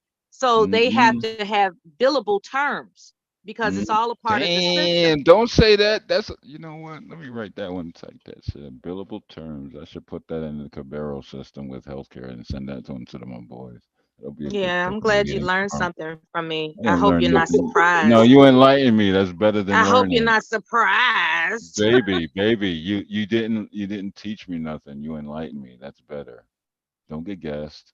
I said, I You hope you learned something. I didn't say you I en- taught you anything, did I? you Did I say enlightened I me. taught you something? I didn't say you did. I said you enlightened me. You Get it? learned something. Mm-hmm. All right. Take it the way you want to take it, baby. You learned something. All right. Okay. You know, this brings back the conversation earlier about how a man wants to take credit for what he's enlightened by from a woman. You know? So you're gonna use my So you words? just gonna go ahead and not give me the credit, right? For Nah, you got enlightening me. yo. Right? All right, cool. Yo, I get it. Like I do this You're all gonna the time. claim that I taught you something. Listen, I yo, didn't say I was teaching you anything, right? baby, listen. I We're will having a look, conversation and we don't baby, need your ego to be invited. baby. I concede. You're right. Somebody in the You're. chat said this is little rascal shit. I concede, Mella. You're good. You're Little right. You got rascals. me. He's Spanky. You're a pain in the ass, though. I don't know who you are. It's freak. I don't know who the hell Mella is of all of them. You know what? I got you, girl. You good.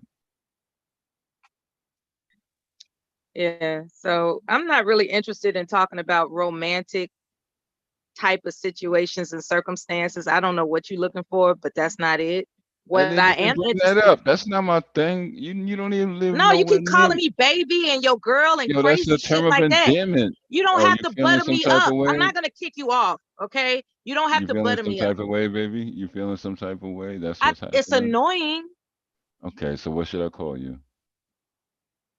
The name on the screen. So you want me to call you Mella? That's the name on the screen. Okay, so I'll do that. See, I'm not interested in power dynamics with you. I just want a conversation if possible. And we can't do that if your ego is getting in the way. No, I think we're button head. What sign are you? You're like an Aries or something. You must I have don't horns on your believe in sign. You astrological must have signs. horns. No, I it's don't a believe thing. in it. Nature against nature is always head Just like button. you said you're an atheist when actually you study Taoism. How about Yeah, but this? that's I different. don't That doesn't. believe in Oh boy. Yo, astrological let's talk signs. about that if you want to do that. No, Yeah, let's talk go about back. Taoism. Yes, let's talk about that. That's one of the oldest religions known to man. And what they say is the Christian Bible that was rewritten so many times, First Testament, that's meant for power, control, and manipulation. And you end up seeing like look at all them cats from Africa. Them dudes all got I ain't gonna tell you, but they all got private jets. All brand new Rolls Royces. And them churches, them people, they be having like horse-driven carriages. They don't even got cars, but they'll give them their last dollar because they talk a good game. That is sad to me. Sad. They will spend their last dollar to make some idiot look crazy. And you see what happens with all these weirdos in the United States. They all on some homo nonsense or whatever got going on. They're manipulators. And they're sovereign. Key word, they're sovereign. They don't pay taxes on anything on that collection plate. They don't pay taxes. Why you think they got them cars and them jets and all that? They give them that money and it disappears. Y'all get it yet? I'll stop. Let me know when I'm wrong. Oh, you're right.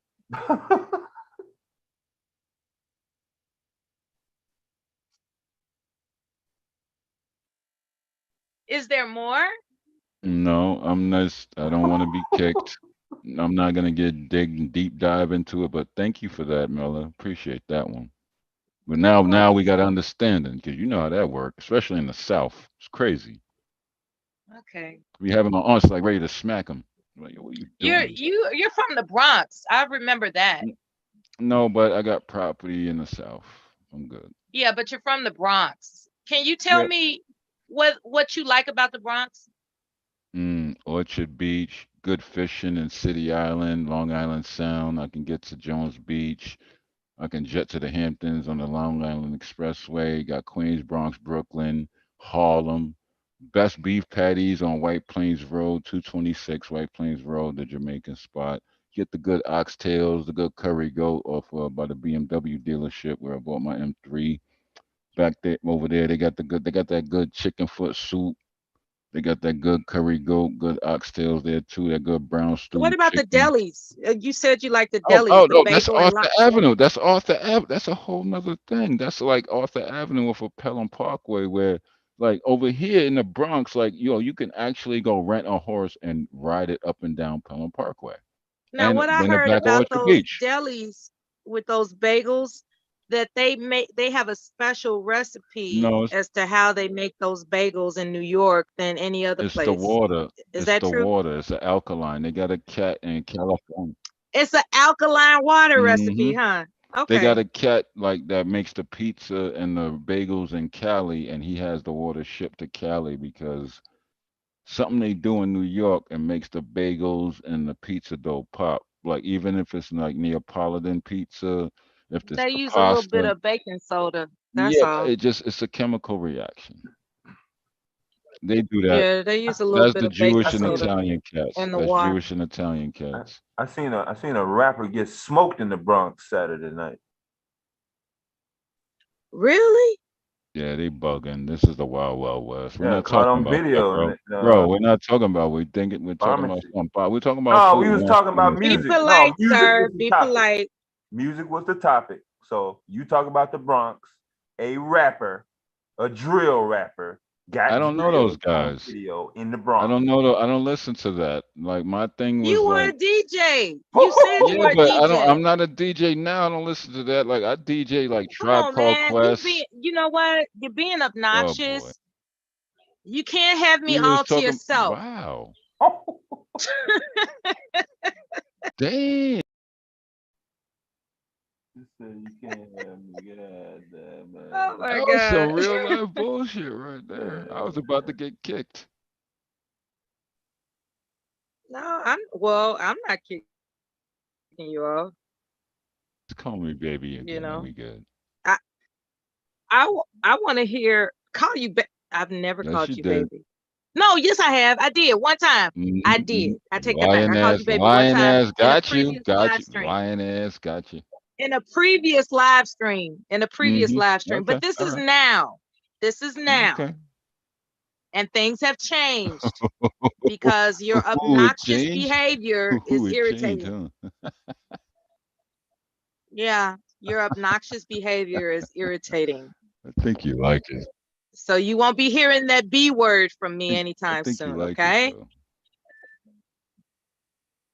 So in the meantime, you were a DJ and you don't want to hear about the some rap artist that got beat up in the Bronx, which is where you're from. Nah, That's what we're that's not supposed to my. believe.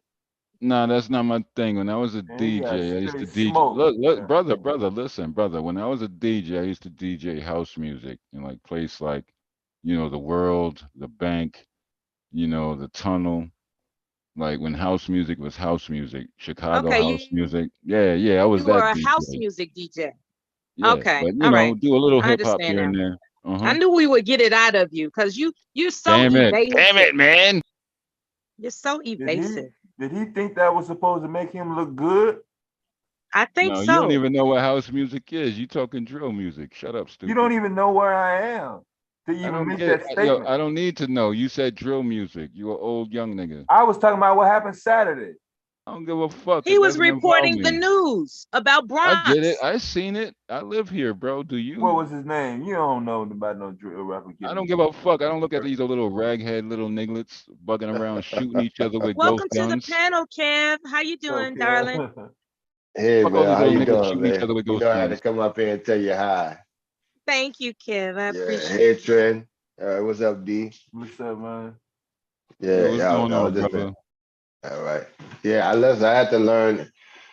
You said house music. My ex is from Hyde Park, Chicago, and it Oh was yeah, big on Larry high. Levan days, the Larry Levan and Todd Terry days, Yeah, huh? man, it was big on house Yeah, music they with don't know it, man. about that, brother. Look, let's be Well, quiet. They I don't didn't know. need to know. She had to teach me about it. Yeah, I mean, I'm like, really, y'all? Okay, all I'm in right. New Orleans, so Look. it Let's was be a culture quiet. They difference. thinking I'm bugging out, but listen, thank you for coming up and letting them know that shit is real. That's No, real I'm just music. talking, dude. I ain't Yes, defending your sir. shit Yeah, like and that's that. I'm only Chicago. talking Yo, about house Chicago. music, man. Yo, Chicago's the Because I birthplace like of drill house. music myself. I No, like that drill shit. rap. Yeah, I but move real house. around it. I like it all. Yo, house music. If you was in a Hey, real who club, got killed in the Bronx? What drill rapper? I don't know. That's not my thing. Huh? Vontae from the Moneybag Gang. Okay. That's not now. If I'm not mistaken, I keep up with my little drill rapping too. That's not on 22G's side, huh? I'm not sure. They say he was born in Los Angeles, but he was running with somebody in Chicago, trying to get some Yeah, out see, of a Chicago. lot of GDs went from Chicago to Brooklyn. That's what I'm saying. Yeah, so They it's got all the messed Crips. up. Even the color system messed up with that shit. Yeah, they fucked everything up. Just like the Crips went to Arkansas and Louisiana. Mm-hmm. And see for us down here, that's weak-minded motherfuckers who join gangs to us Yeah, in New that's what I'm Orleans. saying. Yeah, man, come on, like, dude, what I need, what the fuck is that? That's a bunch of young dudes ain't got shit to do, Yeah. you know. So when they say another rapper, when they put out things like another rapper or somebody got shot, it's not a big thing anymore because all it is, if you got 10 dudes hanging out or 10 dudes gang banging or thugging or what else, or hustling, and they all rap. All of them rap. All they need is a beat. All of them just get a microphone and rap. So all of them can be labeled themselves as a rapper. There's no damn. You could just say it's just Yeah, a it's not like alter you had to go to ego, school. right? People be Yeah, like, had to go "Oh, to the school to rappers get a getting killed," and I degree. say, Yeah. "No, that's just the same little dudes. They just try to rap now. Nah, You know, you're right though, man. it ain't nobody prime. It ain't now. See, when you say somebody like, when you get up there to, FBG and Yeah. and you get up there to, Nah, 5-0 he and wasn't no Cash. Mhm. He wasn't no Cash. He wasn't no FBG Cash. No, yeah. Well, oh yeah, Cash. See, Cash had a name. Yeah, Have a good evening, Gigi. I saw you in the chat, Gigi. Have a good one, Gigi. All right, Gigi. Right. So that's people had names. So that don't Bob. really blow me away. Yes. Hey, Bob. You Hey, Kev. I thought you went to sleep. I was listening in early on you. Oh, no, I didn't say I was going to sleep. I said I had something to do. No, you told you told somebody to go to sleep. Oh, that was Big J. Yeah. Big J needed some rest. No, Big J told us he was tired. Yeah. He got tired of yelling. Yeah, shit. I would be too, shit. Yeah, but that house If music, you had man. headphones in, he would bust the eardrum. Yes, he would, y'all. Ain't no way in hell. Ain't no hell, motherfucker. No headphones. Mark right here, Kev. Yeah, how you doing, Mr. Mark? Hey, what's Yo, going just on? waking Good up. morning, Miss Cherry. Good morning, Miss Cherry. But yo, Kev, you know how many times house music got me out of police chases? No. Just the rhythm make you go through turns, be downshifting. I always drive a manual Oh, he didn't transmission. shit. Music that got him out of. Mhm. God damn. Hold on now, Bob. There is a power to music. If It is a music, power to music, but I don't think Keith can't Sweat run down no responsible for a bullets. lot of babies. We should put that on Keith Sweat. Driving though, I'm Nowadays. talking driving. You turn your lights off and disappear. My Have a husband car know all that can about do that over when we were younger. 180. Have a car that can do at least a 180, and you be good. Hubby was dangerous like that when we first got married. Okay. House music. And actually, when we first started dating, Oh, y'all was bugging out. goddamn in the highway and turning off the lights so the MPs can fly right. Yeah. Yo. That shit ain't funny. That shit might be funny when you're doing he was, but I was scared as shit. I'm like, what the fuck? And then when we got that Mustang, it was all over, baby.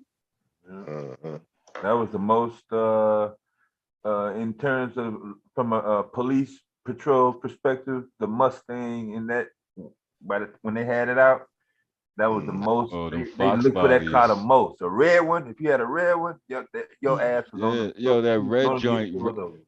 Yo, till this day, the red paint will increase your insurance rate by 17%. Yep, I don't care if it's a drop of red paint on. I know that used to be that way, but I don't think it's like that no more. No, not is. now. Why? I think it is, though, Bob. Still is today. Yeah. Right. Even if it's a truck or something like that, that red is psychologically something they say with it. That's what I heard that, but now, you know, say it's still that way, but I was like, damn. Yeah, but like even the colors of your room, pink, brownish, cream, they're supposed to affect people different ways. But yeah, just like light. I think them bitches just hustling us, Bob. Me too. I think it's like when you go in the Nike store and you go get some tennis shoes, but the black ones, the all black ones, cost $10 more. Ain't that some shit? Oh, yeah, like what about the all black ones? I mean, black dye costs more. Brothers and sisters, my favorite color is gray. Nobody asked you your goddamn color. You think the men want? Damn it, girl. Well, shit. Now we know. Yeah, now we know. For your birthday, I guess we get you something that color. Nah, the vibration. You know what? I will take. We'll talk about that. No, from a police perspective, and I quote from a county sheriff down south in Tennessee, he said, "In a Mustang, he said he know it's somebody in there doing something wrong, especially if it's red." The motherfuckers couldn't catch up. The thing about the Mustang is the takeoff is so fast. No, They had a lot of torque. Whoa. They had a lot of torque. No, dude, the Mustangs hit crowds because they got a weird differential. They say they got 411 gears, but it's not really a lock differential. Yeah, they will go straight for a minute and then they'll just go, and you got to be able to turn it left or turn it right because it's gonna spin on you and it'll crash into crowds. You see it leaving the meets on YouTube. We ain't never crashing, but the Honda. Well, so we had you probably riding with somebody that know how to drive. First of all, I'm not a driver, but we had a. You can't even reach the pedals. You need. Bomb, we had a Mustang. Yep, we had a Mustang. Need telephone books and blocks on our feet. Is speaking, some dude. Hush. We had a Mustang and a Honda Civic. The Mustang had the quick go. You're right, but that Honda Civic used to catch up with that motherfucker, and me and my husband be riding side by side. Man, you don't remember coming here. So which one? Because I let you. He said only because he let me. Porsche life rules the world. Honda's a four-cylinder, yeah. Porsches rule the world. Porsches rule the world, and McLaren was the only car to beat me. Was a McLaren 720. I like the SUVs. The Porsche SUV. I like the Cayenne. They good. That's a good wifey car. It's a good wifey car. Yeah, but it got an engine in that mother. They got an engine in it though. No, it don't. It's in the front. A real Porsche, the engine's in the back, brother. Oh Lord. Well, they go where the SUV was better than anybody else's. 911 date, 911 gang all day, baby. 911s all day. That's what we rock. Show me your Porsche, dude. Really? I'm not going outside. Oh yeah. I'm not going out. You niggas be online. Y'all be I'm on my computer. I gotta switch to my phone. Of your car? I'm on my computer right now. I gotta go transfer this. No, it's 2022. You ain't got a picture. No, you got a picture of your. Yeah, I do got a picture. I can transfer that to the phone, but you know what? No, we're not buying it. No, I can see if. All right, y'all can say whatever you want. I don't dial care, bro. It doesn't affect me, if we was on dial up. Convertible too. I blow wigs off. I blow chicks' wigs off when I put the top down, brother. I blow wigs off when I put the top down, brother. Why fuck you lying? Say that about this girl. 2002 or 2004. Yo, bro, you know what? If I show you what do you want in with the top off, top down, the tail up, tail down, $1,000 if I do or don't. That's You ready? something, man. No, he talking that. Let's see if he's about it. Real men play with real money. What's up? No, you ain't got to do all that. No, Just show he's your talking it. work. No, I'm not Show doing that. your Make it work, worth my bro. while. Y'all gonna make Show me your late to log on look. to my other Make it worth device. our while listening to it. Shit, you cut somebody off. Look, yo, the Make y'all it go, worth our while that you on this motherfucking panel. brothers and sisters, I love y'all. Y'all keeping me awake. And Mela, I'm really starting to hate you right now, Mela. Hold on, devastating. Mela, I'm really starting to hate you. I thought we was cool. I was Good. God damn it, this girl. By the way, listen, she got big titties, she got a big ass from you. I can't wait for you to meet this girl. This is the best week I've ever had. This is the best week I've And there ever goes had. your little that I know bird he's too. lying right now. Oh, you got I the new hate Cherry I hate your bird. That's what's up. That's what's up. I see you. That's your BMW? Oh, yo, That's your this shit BMW. I hate your African That's gray your girl? species Oh, bird. damn. Y'all can Okay, I cook me. see Cook you. me. I'm gonna, I'm ready. as a I'm matter of good. fact, Cook me. I'm gonna get an This is amethyst easy. crystal and Why the compose some fuck kind you of spell lying? to make that Why you always not make lying? it past 90. Oh my Since you God. wanna hate me, Stop right? fucking You wanna say lying. you hate Always me? lying to me. You dare say some Lying shit like so that to me much. and think you gonna just get Mela, let past this that? video Making it finish. hard for me. Let the video finish. Every Mela. time you tell me something, I figure that This is you're a great lying. thing. Ooh, it's almost like you faking.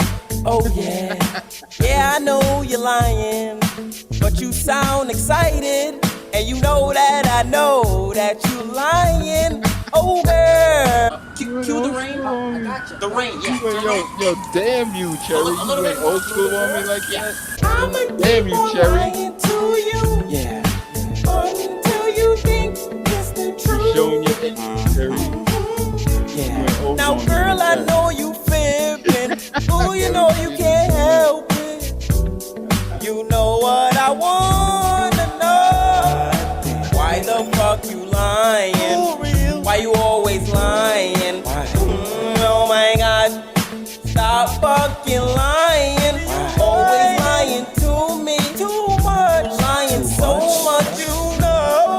You making it hard for me. Baby, you. That's You I always haven't lying seen to that me. shit in a minute. But you know what? Just because y'all said this, I'm gonna do something very nice for you guys. I might show y'all a piece of property and the car since y'all talking all that shit. Who got 1,000? Say I won't do it. You want to play? That's how you I got didn't kicked think off the so. panel last time talking that dumb shit. Just show the picture, man. All right, give me a second. I'm gonna look. What is this chat in the back Don't go room? download no picture. You know I'm already on it. I'm Well, looking see, at that's the all thing. the He act like courses. he be acting like that. I got a foreign car too, man. Right, he grabbing something from Google. He grabbing Right, I something from got a foreign Google. too, man. It's a Toyota. Nah, bro. Toyota, Man, what? but it's Yo, you know what's nice. so crazy about brothers? They think that something is so unattainable that it's Dude, like a we done farce. caught you in 88 lies so No, far. sweetheart, these are things I actually have. The register. Come on, cut it out. You guys are being weird. Seriously. I got a nice Toyota Avalon, man. It's Yeah, I'm real pretty nice. sure that's a nice car. Yeah, I'm not joking. I mean, I just have a Porsches and shit. question. Is it 14 years old and it's not gonna get repoed, is it? Oh, you talking about his Porsche or my car? Yeah, it's Porsche. No, sweetheart, I'm trying to get a second one because the older ones that are air cooled are worth more. Like what Denzel Washington just went at Meekum Auto Auction for about Y'all 400,000. niggas like listening to No, celebrities I'm and telling you some real. Google it. Look but it up. nobody give a I like shit. I like different cars. I like different cars. I'm not one of them Hellcat Charger guys. I like Porsches, I don't like I bet Now BMWs. you you can't. do. Yeah, all right. Now you got to respect the Dodge and the Charger. I mean, that's the Nah, original muscle car. yo, Yes, them you do. Dodges, yo, What is you the know, yo, name of bro. that? The Hellcat. You know what? The Hellcat is a dog, man. No, it is. Some It's dude, fast, but it breaks. Yeah, but you can fix it with a screwdriver, bro. You don't have. I mean, And you can steal it with a screwdriver too, and you don't need any right. screwdriver Well, to that's steal just it. like the Grand. That's like the That's Grand why they're the National most back in the stolen day. car and they break the fastest. They're garbage to me. I don't Well, like them. I like yeah, but you can Porsches. replace them. That's how Dodge and Why? Why would you America pay do all it. that insurance and all I'm that just and they saying, finna man. break? Just as far as They're muscle cars, garbage. At the end of the it's not day, an they're argument, garbage. dude. It is. They're Not an argument. garbage. I hate American cars. How about that? Is that a good argument? I hate American I cars. get where They're you're all coming from, but you garbage. can They're still all respect them. garbage. I'll race you tomorrow. What's Dude, up? you live in New York City. You shouldn't be Yes, having a I fucking do. car I anyway. live very They close. don't even What's have up? cars in New York City. Everybody, yeah, that's right. Oh But my God. he bragging about having a Yo, car in New dude, we York. can go on the turnpike or the conduit in Brooklyn, whatever you want it. It can happen. What's up? You ever seen I drive trucks, Rock man. I drive NYC? on the turnpike You ever all the see time. Rock That NYC, ain't where I want to 45 take my car. NYC, like no hezzy team? That's us, bro. Like cut it out. Don't Why hurt yourself. would I Don't hurt want to pay yourself. extra money to Don't drive on hurt the highway? yourself. Don't hurt yourself. We turbo 911s and like fast M40s. We don't hurt yourself, brother. Don't play with us. We different. This is New York shit. We different. Don't play, especially not on the highway. No, Don't y'all do it. ain't got no cars. What are you talking about? What? Exactly.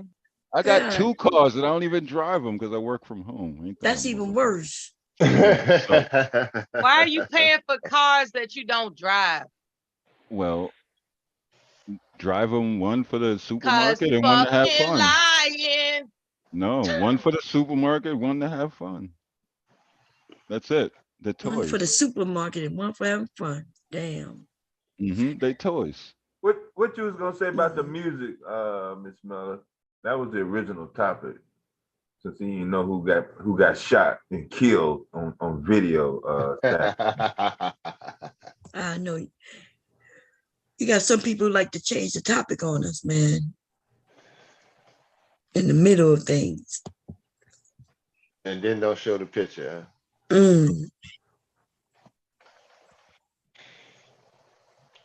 Yeah, he came up here being real friendly to me, Bomb. I feel baby. uncomfortable. Baby.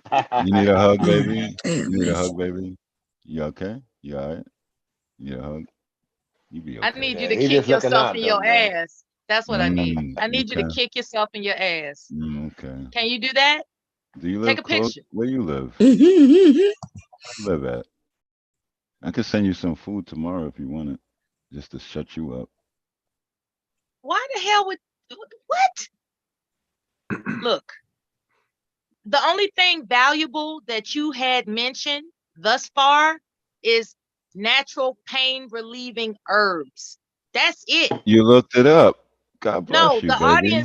the audience might be Oh, they didn't interested get in that that herb. part. They What's didn't the get name it. of the herb? What's the name No. of the herb? Comfrey root. Stop it. Don't do that. Right, comfrey. That's the only thing you You looked it up, contributed though. I'm proud that's of you. I'm valuable proud of for you. the You looked it audience. up. That's I'm it. proud of you. You are selfish.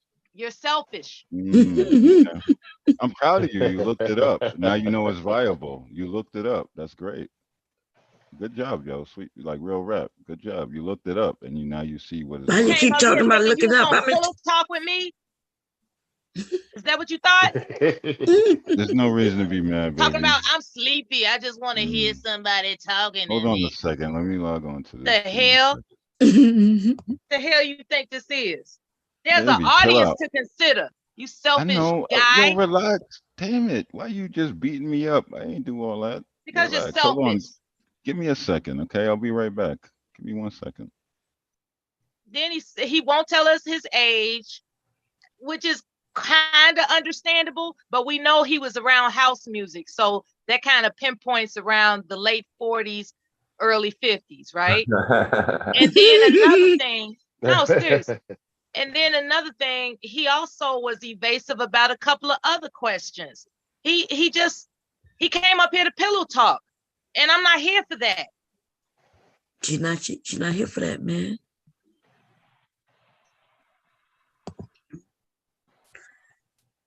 Is he getting ready to Google that fake Porsche picture? Is that why he stopped talking? I hope not. We done gave up on it. We don't even want to see it no more, dude. Exactly. The time is gone. The thrill is Relax, gone. baby, relax. I'm logging into another The device in the thrill is portal after you gone. sure. You want to see the car? You know what? No, we I'll pick don't. you up in it. No, I'm not talking to you, Cherry. I'm talking to Mella. I'll pick you up in it. How about that? There you go. There's a plan. Yeah, she won't say nothing to that. I'll pick you up in it. How about that one? How Buy about me that one. one? Talking all that. No, buy me one. Wow, buy you one. Jesus Christ, it never stops with you. 1 year insurance. Plus And again, see this bullshit, fellas? You see how this I shit already turns told real you quick? the deal. 1 minute I don't got it. Now I'm saying I'll pick you up in it. Now it's like buy me one. No, What the you hell? picking me up. No, No, no. you're delivering it to me. You're not What? picking me up. You're delivering it to me. Yo, you better have like The triple full double. You better insurance have is like covered. triple double Triple D's. A is paid up. You're No, I'm talking delivering it triple to double me. D's. Triple A. I'm talking triple double D's, not Yeah, so I triple don't A's. get stranded because I can't I'm talking to depend you on about him. your bra His size. personality is How you off talking point. about a bra? Why you Well, she talking about better have women in a bra she size? want all of this. She better have triple double D's, double D's at least. She talk about triple A. She need at least double And you D's. better be able to deliver. Don't worry, we good over here. What's up? Where you at? Have some faith. How about that?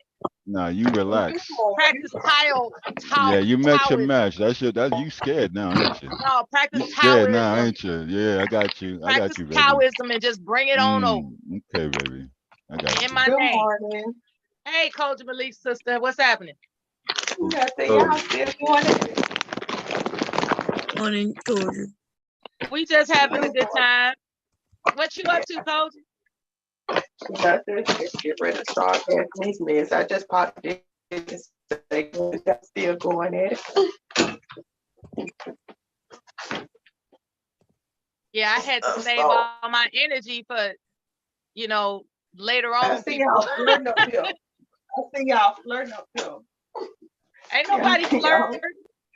I hear you. I hear y'all flirting up here. No, Yeah, we you know. hear him. We can hear it in the voice. Him flirt. This is an unofficial dating app. I'm glad they don't start saying. Coach is starting that shit. Okay. Okay, I'm going on mute. Coach is starting shit. Okay. Don't go on mute. I just popped in to say good I morning. mean, you one step away from him delivering that Porsche. It's self-evident, guys. You see it? That was One easy. step away, Miller. That was He there. easy. Light work, fellas. You saw that? Right in Don't front go of your on mute. Don't faces. go on Easy. Light work. Light work. mute. Hey, Kev. Hey. Hey, Cole. She was one step away, Cole. You messed it up.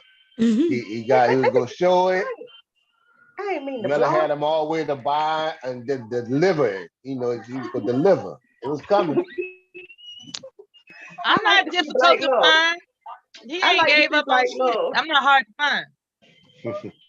It's so beautiful seeing Black love. We already got one YouTube couple finna get married.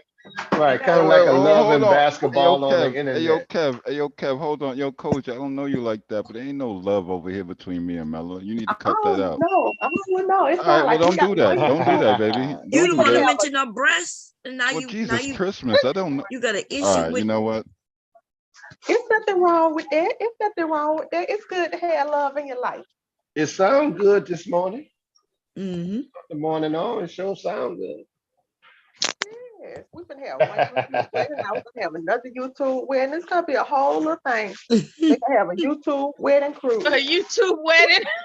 No, there's a Beyonce and Jay-Z wedding on YouTube. Not happening, Captain.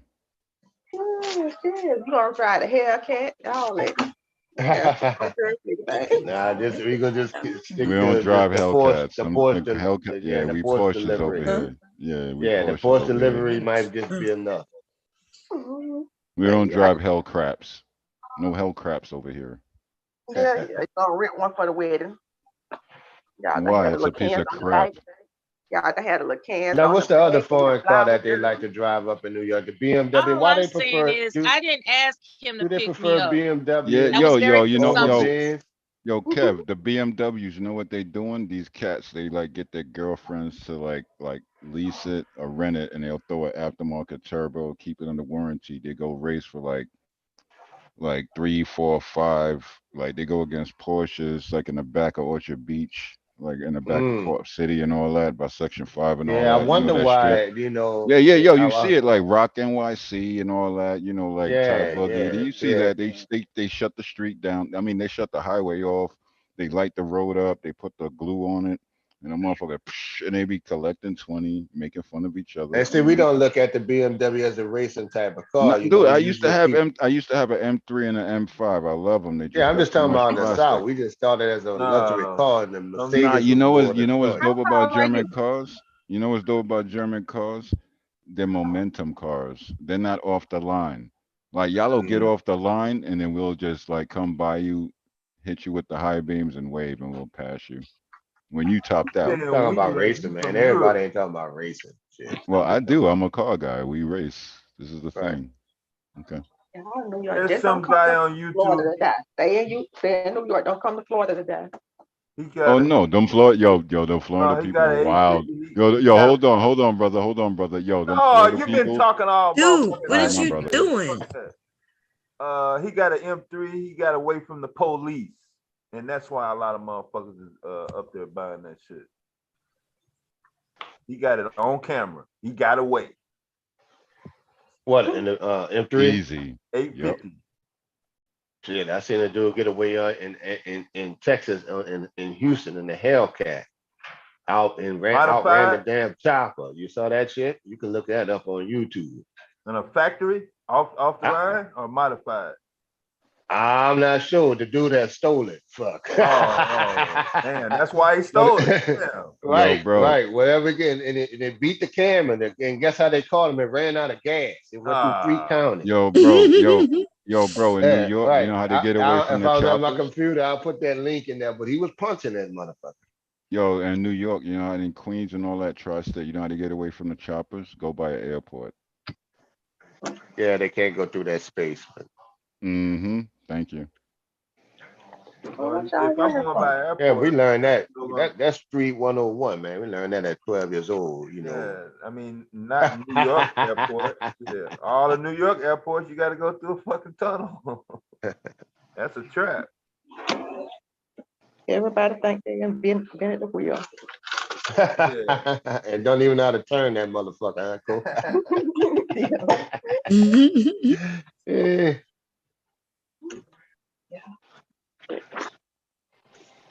So, Bob, did you get through the video?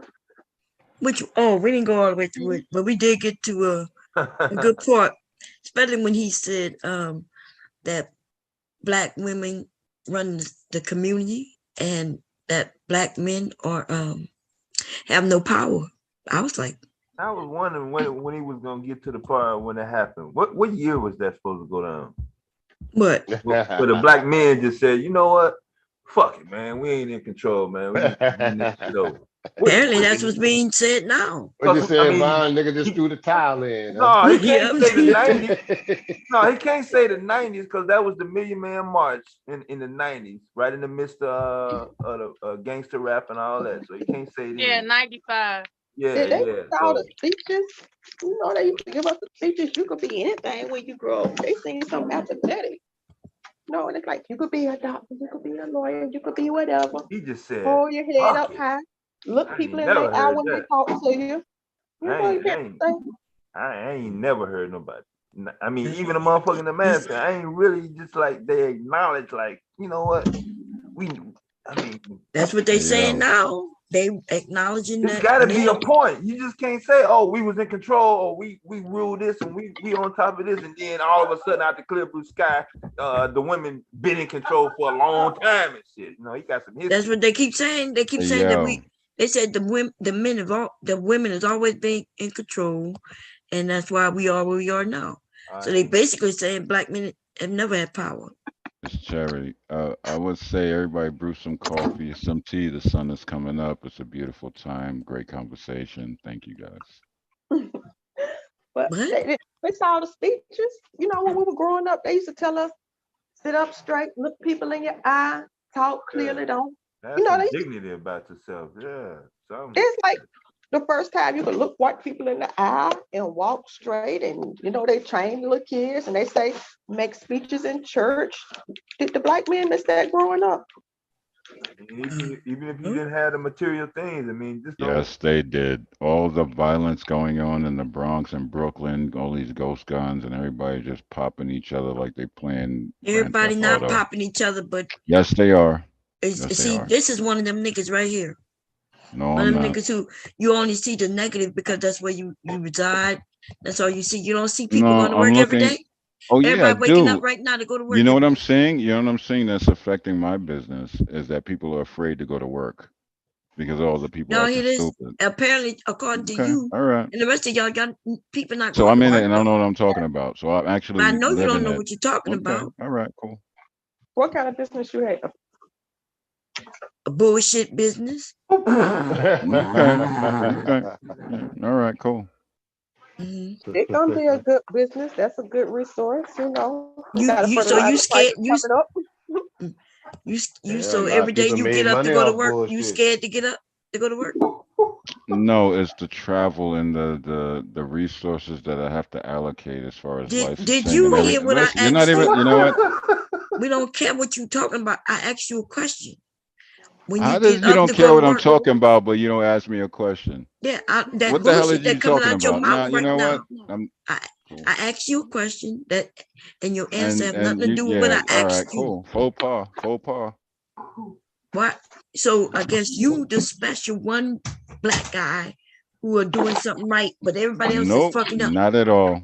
So Though you hit a there's a faux pas. small group of us that doing good, but the rest of them are fucking You're up. doing great. I love you. You know I'm that. asking you which one. Stop. My husband right here. Stop You're telling me you doing love me great. All right, before I'm he get sorry. mad.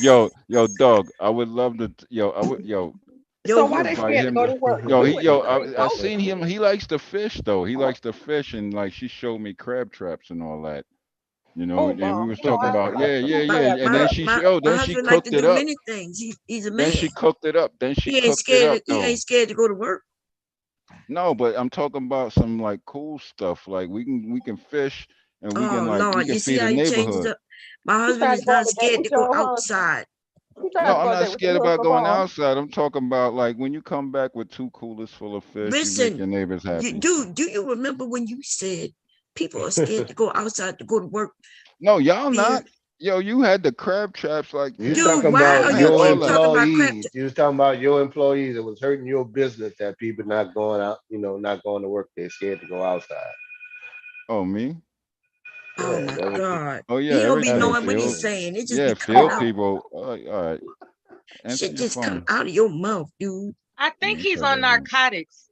That's that lean. That's That's that lean. lean. That must be that lean because I'm wondering what the hell. Lean? Are y'all So what serious? kind of work you do that Jesus people scared to Christ. go to? Because I thought people were scared to go to work in the meat factories during the pandemic. What kind of work you do? That was some scary shit, and they still went. All right. Oh It's not the work that you do. It's like we're the concentrated of a bunch of stuff. Like working in Manhattan, you got like all type of people for different types of occupations going to one area, spread out amongst a certain small space, so it's congested. How is that So, different from any let, other town in the United dude, relax. Shut Not. up. Why you telling that Subterranean man to shut up? MTA. No, Let her because finish. You don't. subterranean this and that, contact, physical You do not contact, like. and this and that. You don't Okay, like being cool. shown that you full of shit. No, I'm not. Y'all just don't understand. Y'all No, country we folk. I get understand. it. And what they Listen. scared of? What they scared You of? just said that people are scared to go outside for And it's fear They of are affecting your here. some. business. Okay, so let's revert back to what I was saying before. You got all these nigglets around here in the Bronx and Brooklyn and all that, and Niggas. Staten Island, Coney Niggas. Island. Yo, Wow. they robbing all these cats, like all these white boys that come into Brooklyn or the Oh, they Bronx or robbing something. white boys now. Yo, All the going black people are crazy. robbing all Your the white car, people. your phone, your sneakers, What your about you? Are you belt. doing it It's a, too? hell You no, I'm black? good. I'm But trying to stay what out do of you that. mean? But I'm I thought you good. said the black Yeah, I people. think I he's don't need white. that. So Wow. black people are robbing Now all the I'm white white. people. That's good. Yeah, you know what? I am white. How about that? That's good. I like that. You I sound am like you white. wish you was white. Yeah, I am. That's cool. Like the Even his nasally portion dry white. eye, the nasally dry eye guy. Yeah, I am white. I'm white. You're What you right. say, Sound bro? You like got a that I'm white cool. dry portion eye too, guy. huh? Yeah, you're right. I'm He cool. I like reminds that. me of this guy that owns a tobacco shop. Oh, is Habib. he Arab? He was Arab. Yeah, just think he knows everything and No, interrupt people yo, for what? no reason. Yo, why you just even come back in the convo? I think you just want my body, baby. Now, Uh-oh. see, why you go sexual with women?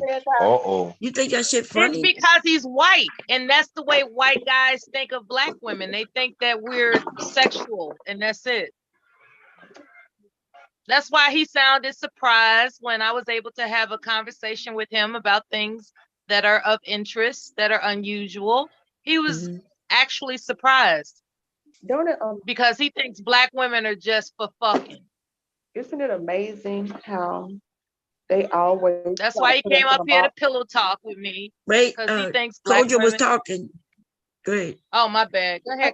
I say, and it's amazing how they always try to put us in a box like we don't know nothing. You know, it's like you do one little thing, black people, woman, and you have no diversity, and they just think we just want a little something.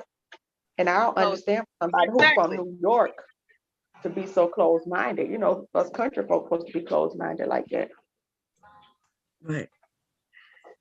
What's weird to me is how they talking about black men talk negatively about other men and black people. Okay. Like like black men are so dangerous. And Who do you see every day, Miss Bond? Say it Outside again? the window, do we see peace and harmony and people getting along for the most part on the percentages? Like every 10 times you look out the window, how many of those times is peace, harmony, and calmness? I see peace and harmony all the time. Well, 9 at least times how out of about this? 10. I don't see people shooting each other like he said. How about that? That's better. Yeah, but what do he surround himself around though? That's what I would like to know. Apparently, they just when you look outside, people shooting each other like it's the purge or some shit. I think they watch too many movies. You know what? Yo, real rap. Yo, hold on, Dev. Yo, hold on, Dev. Yo, real rap. Like, go to it's a public URL. Go to 1010 Wins. It's like live news, like from traffic and shootings. Listen, we and know everything. what the news look like. What they got to do? No, with but you anything? will see what goes on if you think I'm Dude. lying. Yo, these kids, these are things these are a lot that goes unreported. There's something Oh, going now they on. go run the port. I So don't wait, think you just told wait, What they y'all. Stop. report Wait. is a fraction. Listen, can you Oh be my quiet? So you just said this is going on. Look at the news. And then you just said go to the news, right? And then you said it's unreported. So which one is it? Am I gonna go to the news and be It's able to see it, both. I'm or saying is it unreported? I told you it's a fraction from what you would hear. Yeah, but And I told you you to go see, to the you URL see. 1010 I hope Wins, you don't go correct? around white No, people no, talking the way you stop. do. This dude right here is dangerous for all of us because he puts out making it seem like all these black men are out here just killing and murdering. No, they're not. They're definitely not. There's some of us that are like, what the hell's going on? Like real There's talk. some of us. And I asked you, I said, do you think the No, majority it's not. No, it's a generation. That's what I it's a would say. generation. Yeah, so it you is. raise It's definitely a raise gap. your kids to be murderers. I don't have kids. Okay, so those of us who are a certain age, we raise all our kids to be murderers? I don't know. Because you something could bugged say out that going is on. you could say that is a very small sector Something bugged out going on. in the community that are doing fucked up shit. Not just the community. When have they it's the not world. been killing in New York City? No, What dude, That's a good question. Dude, I don't even care about New York City right now. It's every state. What? But that's what you mentioned. Oh yeah, but that's just what I'm around. But it's every state. Look Yeah, what's but been going on. what he does. Hold on. Listen, Y'all want you to got talk to this go. shit? Let's Somebody talk. kick Oh, his ass off my panel. I'm Can shocked. I say this? Can I say this, girl? Yeah. Do you I think knew it was back in the coming. day, you over 40, back in the day, we used to get a very small segment in the news. We only really used to get our local news. But now that we have the internet, I can get news from California, I can get news from Louisiana, everywhere. Do you think it's more crime, or do you think we just have more of a concentration because we're hearing about it from other places, whereas we would have had a murder, maybe I would have saw the one in my county or maybe even the state, but now it just bombards us because we're getting it in all 50 states every day. So it looks like it's much more. Right. It's all on the timeline. Right. But y'all before you forgot, literally I used to get asked him local news. I asked him certain questions, and he was like, "In my area, you're not in my area."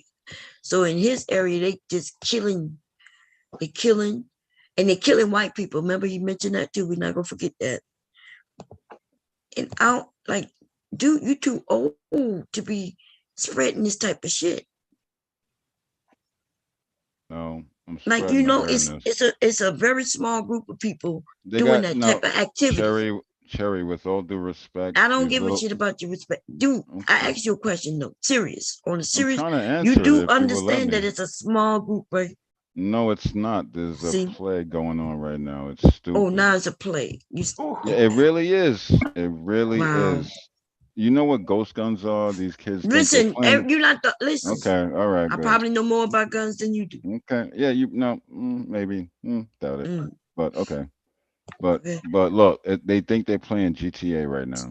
So what you think you know about a ghost gun that I don't? When you call it a ghost gun, what do you I'm think? still waiting on the year that there wasn't nobody shooting motherfuckers. He's in not New gonna York. answer that shit. Yo, dude, yo, Like when oh it was my a God, slowdown. It was a it's not, slowdown in it's not crime. state. Right, D. Yo, it hasn't slowed down. You see what's going on in the Bronx and Brooklyn and Brownsville There he cats? go They back to wilding. his state again. No, it's not my Right. state. I don't live in New York Well, no more. why I'm you good keep talking about them then? because they wilding. Oh Lord, they It needs wilding to stop. everywhere. In I in know in exactly. Jersey, Thank in you. Philly, in Delaware, New Orleans, Yep. in They California, in wilding everywhere. Houston. Well, then okay, but there's always been killing, and it's not just black people, and it's not just black men, and it's not even a large group of Yeah, people. you're right. Yeah, white people, meth Remember, heads, and you all made it that. seem like it's a whole No, all generation. right. I apologize for making it seem like that, but you're right because it's going on in every state. It's like bugged out. It's like It's a weird. small group of people, right? Not really. It is a small group of people I see it from in every the race. community. I see it So from it's every race, so you can't 330 put a million finger. people in the United States. It's about Right, that's what I'm 330 saying. A million small group people. of people doing the murder. So in the United States, if we have 330 million people, per state a day, how many murders you think we have in one state a day? Murderers. How many murderers? How many people How out there? many? Okay. Yeah. Can Do you think I interject? 100 murders Can a I day? interject? Can you answer the question? Yes, I'm about to if you relax. Just relax for a second. There you Okay, so go. what branch category does that pertain to? Somebody kick him off my ship. What in the Jesus, hell? I'm just saying, period. I didn't say a category. I just say overall, how many murders with 330 million people in the United States do we think we have 100 murders a day, 1,000 murders a day, if in all of the states combined? Break it down further. Make it No, I'm categorized. just saying, out of 330 million people, Tell this nigga bye-bye, please. Y'all talking to this dude. how many murders Okay. you think we have per day? In the whole United States, out of 330 million people, do you think we have 1 million murders per day?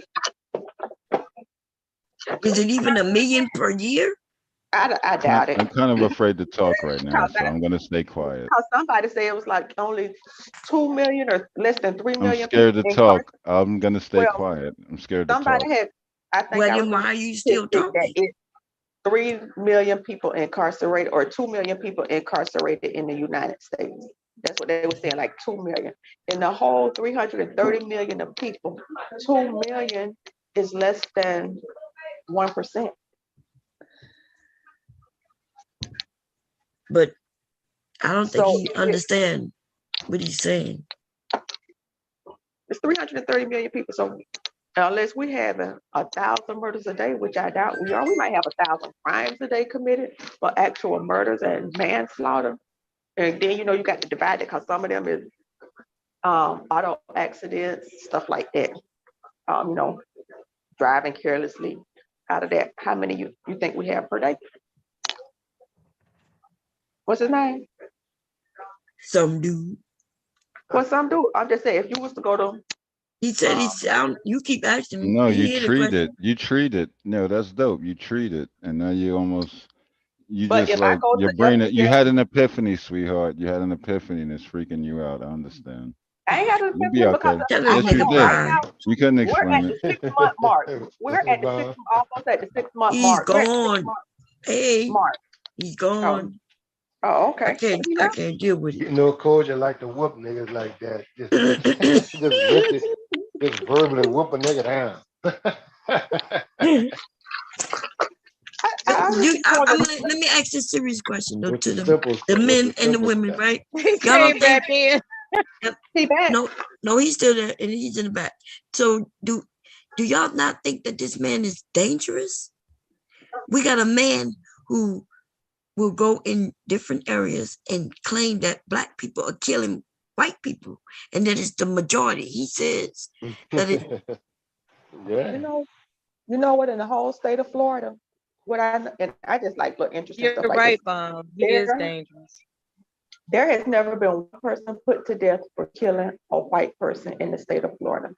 No one has ever been put to death or received a death penalty, or one white person for killing a black person in Florida. Now we in the south of the south of the Yeah, south. I'm about to say you said that one backwards. I got it though. Yeah. No white person ever been to death.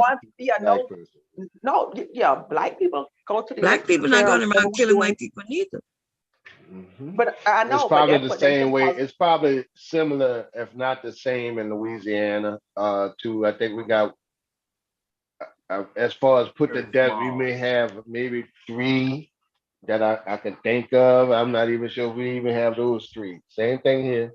Probably Mississippi, Alabama too. Cool. People kill who in proximity to them. I don't just kill other people. I kill who piss me off. So if I being Right. around black people, there's some other black people. It's not white people, but you do have to ask what's the motive of him doing that. I think he's just stupid. I think he believes what he's saying. Stupidity. I think so too, and I think people make that shit up in their own head and they spit that shit out, Bob. And they really and they're narcissistic. They start believing what they say, or they'll create an environment or argument to support the dumb shit that they think with no backup. Some of y'all probably thinking I'm mean to him, but that dude done come up here and lied about many things. He'll say something and then act like he didn't say it. Listen, he said he into computers. I proved that was a lie. You know what I mean? He said he was into he started talking about my sewing machine. Remember, like he was more of a like he knew more about it than I did. Proved that a lie. There's only one person that come up here that know everything that we accept, and that's cyber. He not allowed up no more. I'm with D. I'm still waiting to hear about the the how many people killed in New York thing. When D said he still ain't answered that question, D. Well, we're gonna see. He trying to come back up. Here he come. All right. Maybe he's feeling better. Maybe gonna answer a question. Yeah. Name it. He said maybe he's feeling better. Name it. Y'all easy. Y'all are so easy. Jeez. Are you answering the question this time? Yeah, what's up? Answer me any question you want, brother. I'm good. I'm in the mood. Are you a Syrian? Dead serious, baby. Answer me any question. What's up? Are you a Syrian?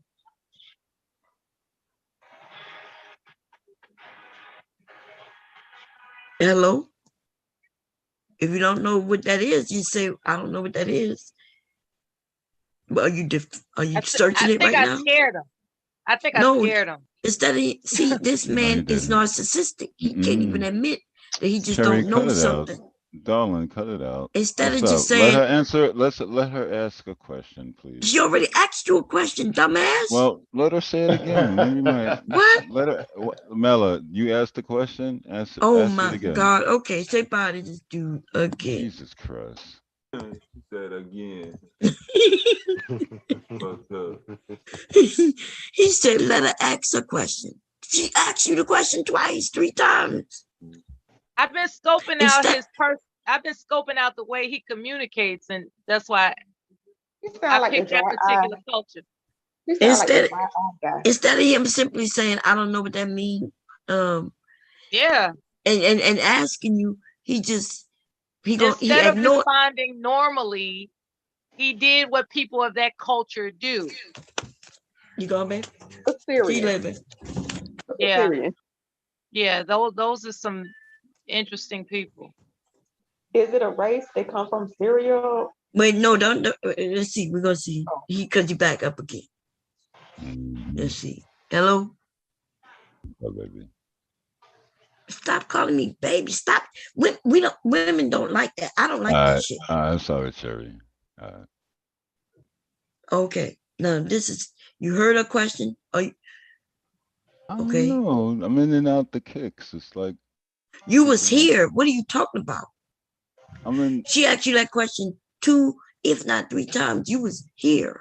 Now, if you needed to ask it again, cool. What the hell's going on right? But can you go? Yes. Yes. Mela, can you please ask the question again? Are you Black? Yes. What type of Black? Little American Indian, old school weird hair type shit. American Indian. Yeah, Southern, like Mississippi, all that, like. Wait a minute, I said have my American family. Indian. Oh my God, he got weird the color. fork No, out, seriously, yo. I'm a weird color, and half my. Nobody asked you your motherfucking color, dumbass nigga. Now you see what he did? He said American Indian. I said American Indian. Yeah, from the South. Like what? Black? What? What in it? It sounds like you fishing, Bob. Are you this kind of FB? thing. What they call it, FBA? ADOS, American Descendants of Slaves. I didn't kick his ass out. I don't know why you asking me. He ain't coming back up here neither. I can't do it. I know that's right. You know what? He might not even be Black, to be honest. Let's think about that shit for a moment. Exactly. Because I told y'all what he's talking about is dangerous, right? He's not just against Black women, but he's against Black men. And so I don't know why we assume that he's a Black man. Yeah, he's definitely not supportive of brothers. Right. He don't sound Black. This the rapper getting murked on my screen. Vontae. So now that I think about it, I'm glad you mentioned that, Mela. You asked him, is he Black? And hell no, based on behavior.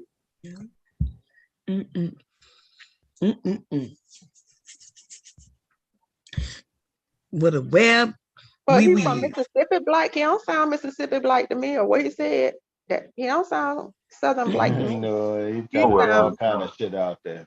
No, we don't have. I don't know nobody like that from down south. Mississippi. I know a native, condescending.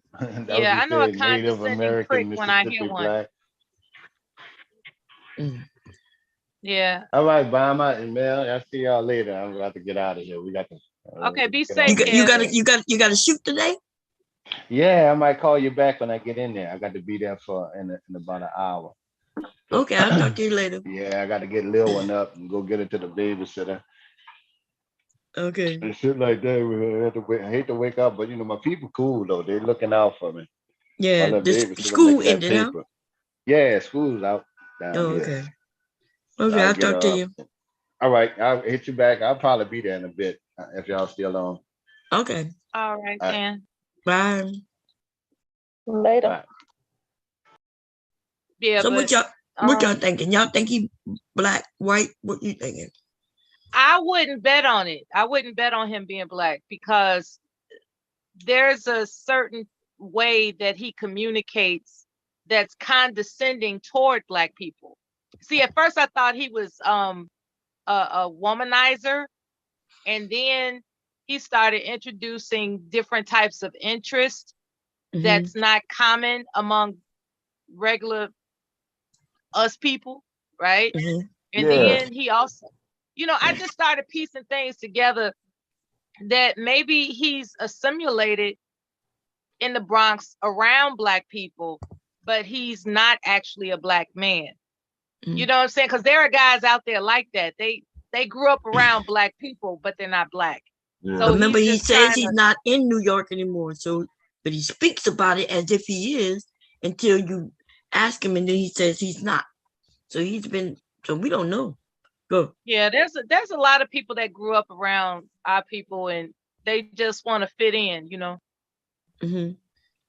But you can hear the nuances. You can hear the difference because we are.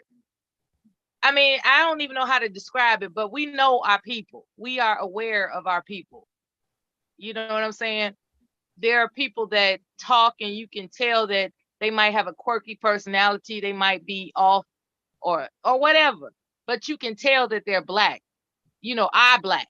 But then you got those people that grew up around Black people and they'll never understand what it is to be us. But they trying. They trying. They trying to understand what it is to be us. But so that's why a lot of them, they just. He sound like the dry eye guy to me. Is that they're not offering anything other than just trying to exploit what it is that they can pull from us. What you would say, Culture? That's the part like the dry eyes guy. You know the commercial about dry eyes. Oh yeah. That's who he sound like to me. But yeah, I'm from the country, so I don't know. But he didn't sound. Yeah, Black I didn't really care about the tone of his voice. I was listening to not his the tone. way he talks. Is it? Yeah, it's him. What you say, Culture? He didn't sound. He didn't sound Black to me. You know what a Northerner sound? You see, people from up north, they still sound Black. He sound like the dry eyes guy. Like he trying to take all emotion out of his voice so he could come across aloof and condescending. Mm. Yeah. Aloof and condescending. Yeah. So I wasn't sure if he was just mentally ill or if he's not Black. Maybe that's what it is. Because the shit that can't come out of his mouth. women. He cannot work around women always sexualizing women like that. He sexualizes everybody, all the women. You know what I'm saying? Calling them baby. You're right. If he worked, he would get fired. Yeah. You don't call no woman just because she's a woman, baby. And then she gets baby, tired. honey, sweetheart. Mm-hmm. And it's not said with affection. It's said with condescension. Right. You know. Some people can say it and some people can't, but he don't sound like he's saying it in a good way. It sounds like he's talking down to you. Mm. Yes. Like, yes, little old lady, go about your business. You know, it was quiet, sweetheart. Right. It was uncomfortable. It really was. Because I know the nature of a man that does that, and it was just uncomfortable to put up with that shit. And you try to give little clues for them to catch on to it, but they keep doing it. And I think they keep, like they don't respect boundaries. I'm guessing that's what it is. Right. I've told him several times. I asked him to stop calling me baby. Right. Several times. I'm like, all women. And then when you mentioned something about D's, he went to your bra, Mella. Wasn't that you, Mella? Yeah, I think it was Mella. Yeah, he was talking about picking me up in a Porsche, and then I didn't hear the part about the bra though. I didn't hear that part. I probably would have snapped if I would have heard that. I didn't hear that part. Yeah, until you all mentioned it. When you all mentioned it, I said it. Oh, is that what he said? So. And then think about what the lies. So he says he's not in New York, but he said he was in New York. Remember, he said he got 2 cars, and I said, but you live in New York. And he said he has 2 cars. I asked him why are you in New York? One for the grocery store. And one for and one for fun. So he's in New York when he want to be in New York, and then he's not in New York. When you don't want to be in New York. Properties all over the place. Mm-hmm. Yeah. Some people don't know how to construct their lives properly, I guess. And I guess he thinks that sounds good, but at the end of the day, he'll come to Florida and die alone. Surrounded by no family, no nothing. Maybe a niece or somebody will call and check on him if he got something to leave in his will. Then they might check on them a little bit. But here, white people don't even check on the people who got stuff to leave in their will. But I guess that sounds Somebody said Michael Bolton does not sound black. It's not about sounding black as far as even it's about him just not sounding like a black person. As far as some of the shit he said. Yeah. Yeah, you could pick up when somebody can relate to you. You know what I'm saying? And he was giving me the vibe that he just couldn't relate to being a black person in America. Especially women, yeah. Yeah. I picked up on it early, but I wasn't sure if he was just one of these Manosphere men who hate themselves for being black. Right? You hating themselves for being black. They hate black people, black men and black women. So I assumed he was just one of those. So it's either one or the other. It's either that he hates black people, hate himself for being black, or he hates black people and he's not black. But no matter what, it's the result is the same. He hates black people. He definitely hates himself. Mm-hmm. He don't like himself at all. As if he's black. That's right. Whatever he is, he damn sure don't like how he turned out. I think he's a fuck up. He's just a fuck up because he came up here and it was D and myself. Devastating for you. It was you and myself, and we accepted that he couldn't sleep and he just wanted to be on the panel. We accepted that. Mm-hmm. And when we confronted whether or not he just wanted to act incognito, he wanted to make the joke, now it's incognito. And it like that, it was like, okay. Yeah, the so, way he said that, yeah, so I started asking him a series of questions to find something of common ground where he would open up more. Because at first he was saying, "No, y'all just talk. I'm just here to listen." And so he just really couldn't make up his mind as to why he wanted to have a conversation with us or not. Mm-hmm. You know, he couldn't make up his mind. So I just came to the conclusion that he's not a black man. You know, you get black people who go into that. I'm not that type of black person, mm-hmm. And they try to go. You know, they don't anything associated with black, they try to talk down to, they try to remove any sound of blackness out their voice and things that black people stereotypically do. They try to make it sound like they're condescension was crazy. Yeah. The condescension. Now I've heard of sexism, right? Koji was talking. Koji was talking. Mm-hmm. Oh, just that let me switch to the other screen, my bad. At one point, when I was growing up, people would say, "Oh, them black people, they spend all their money on whims and this and this and that." And I was like, well, you know, some people spend their money on houses, if that's what make them happy and they happy in their thing. Who am I to sit here and judge what they spend their money on as long as we ain't? But you get black people who eventually start talking against black people. They just start treating black people and talking to white people like other white people. Like white people in order to try to fit in, I guess, what white people are saying, I'm not that class of black people. Mm. And that's kind of what it came off to me. Yeah. But that's all I was saying. But it came out more than that, because remember, he was making it seem like most black people are killers, especially black men, right? And they're killing, not only killing each other, but they're killing white people. Yeah. So like even men, I haven't heard black men really say it like that. You know what I mean? That black people out here just killing, especially black men. The black men blame the women for shit. The women are blaming the men for shit. I get that. So I get all of that. But when this dude supposed to be the black man and blaming black men for being murderers.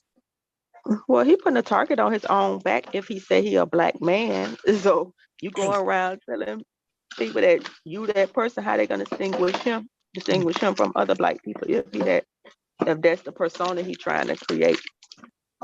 Right. And that was my point. My point is, dude, are you serious right now? Yeah, my God.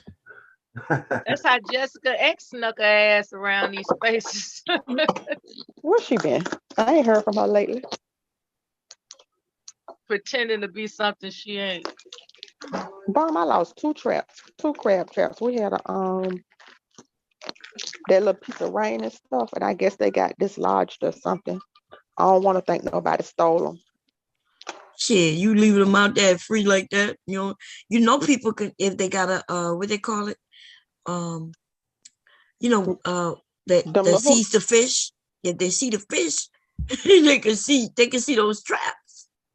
Oh, well, we had it pretty close to shore. I ain't put no board on it, but we had some real heavy rain and stuff down here and wind for some days, so we just figured they got washed out. Yeah. Oh, okay, yeah, that makes sense.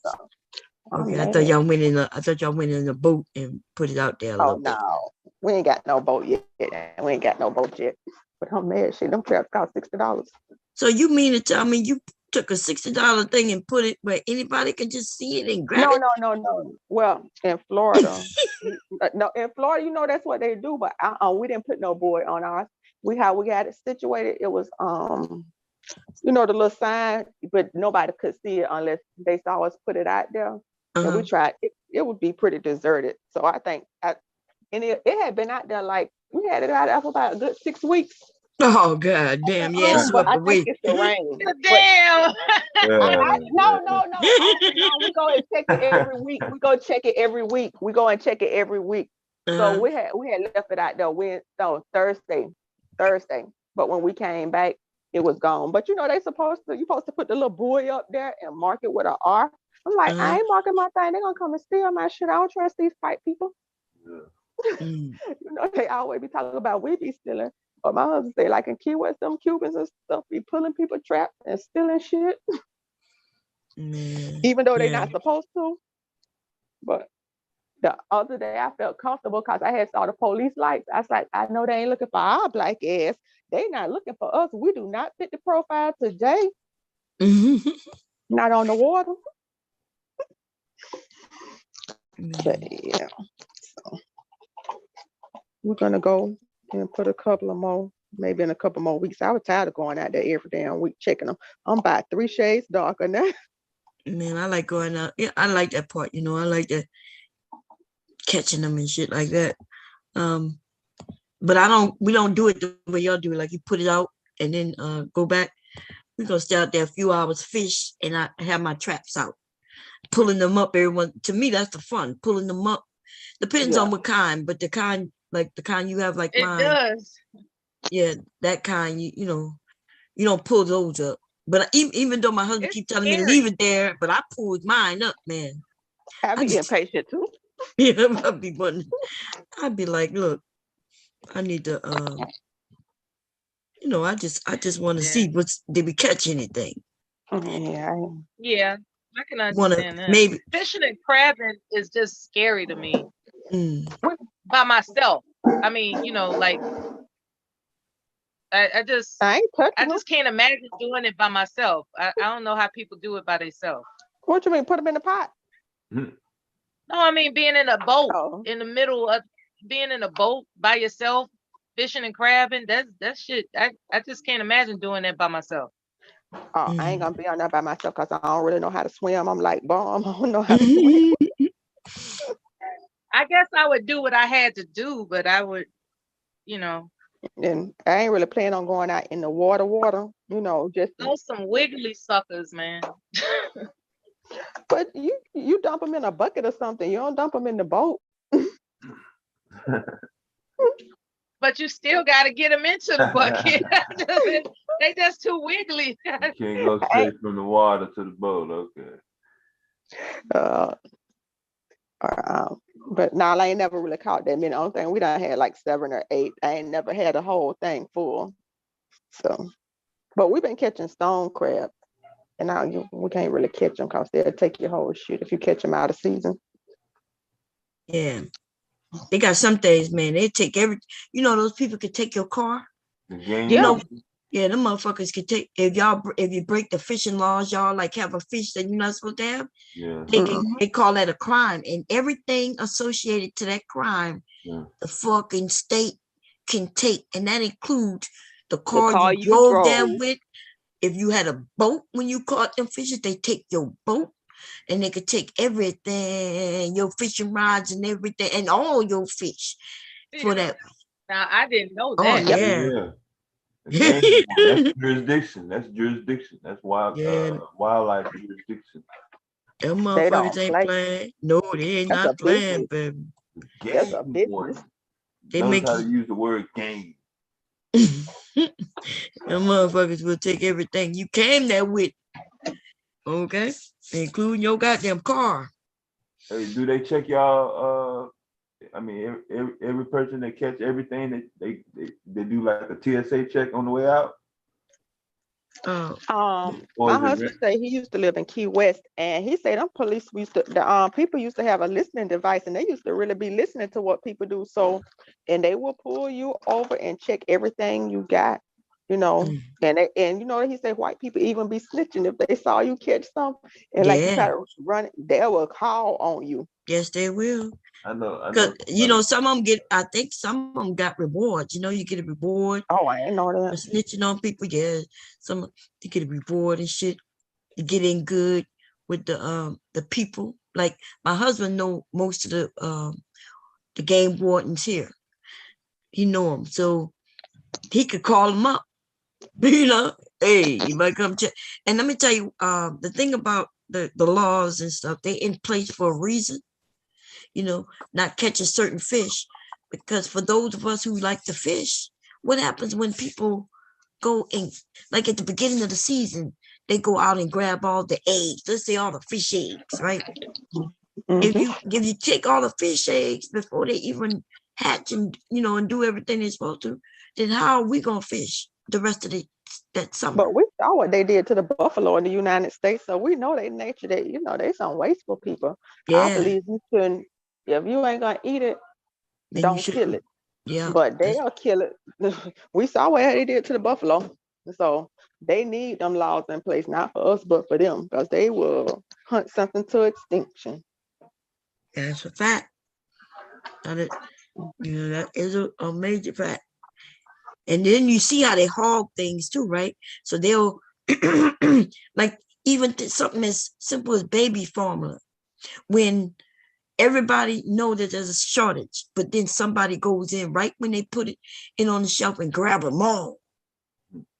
Yeah. You know what I mean? You grabbing them all, but you ain't thinking about your other fellow people with children.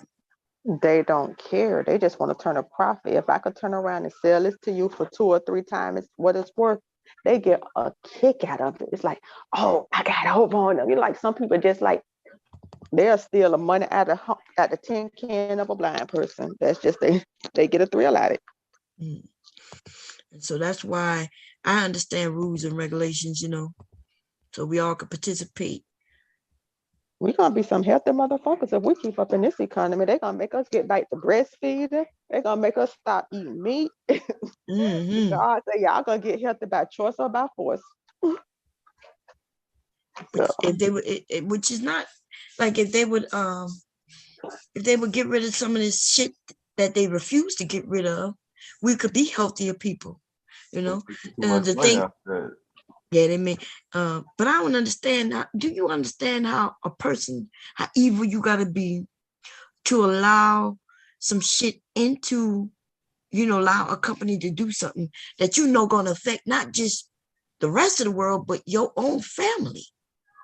But you see how they went up on the EpiPen? They went up on the EpiPens. That guy got arrested for that.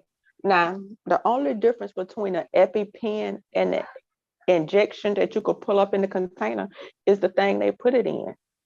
They literally, you could do the same thing with just pulling it in a needle and injecting like you inject like the insulin. But because they did that man went up 400%, 4,000% or something on it.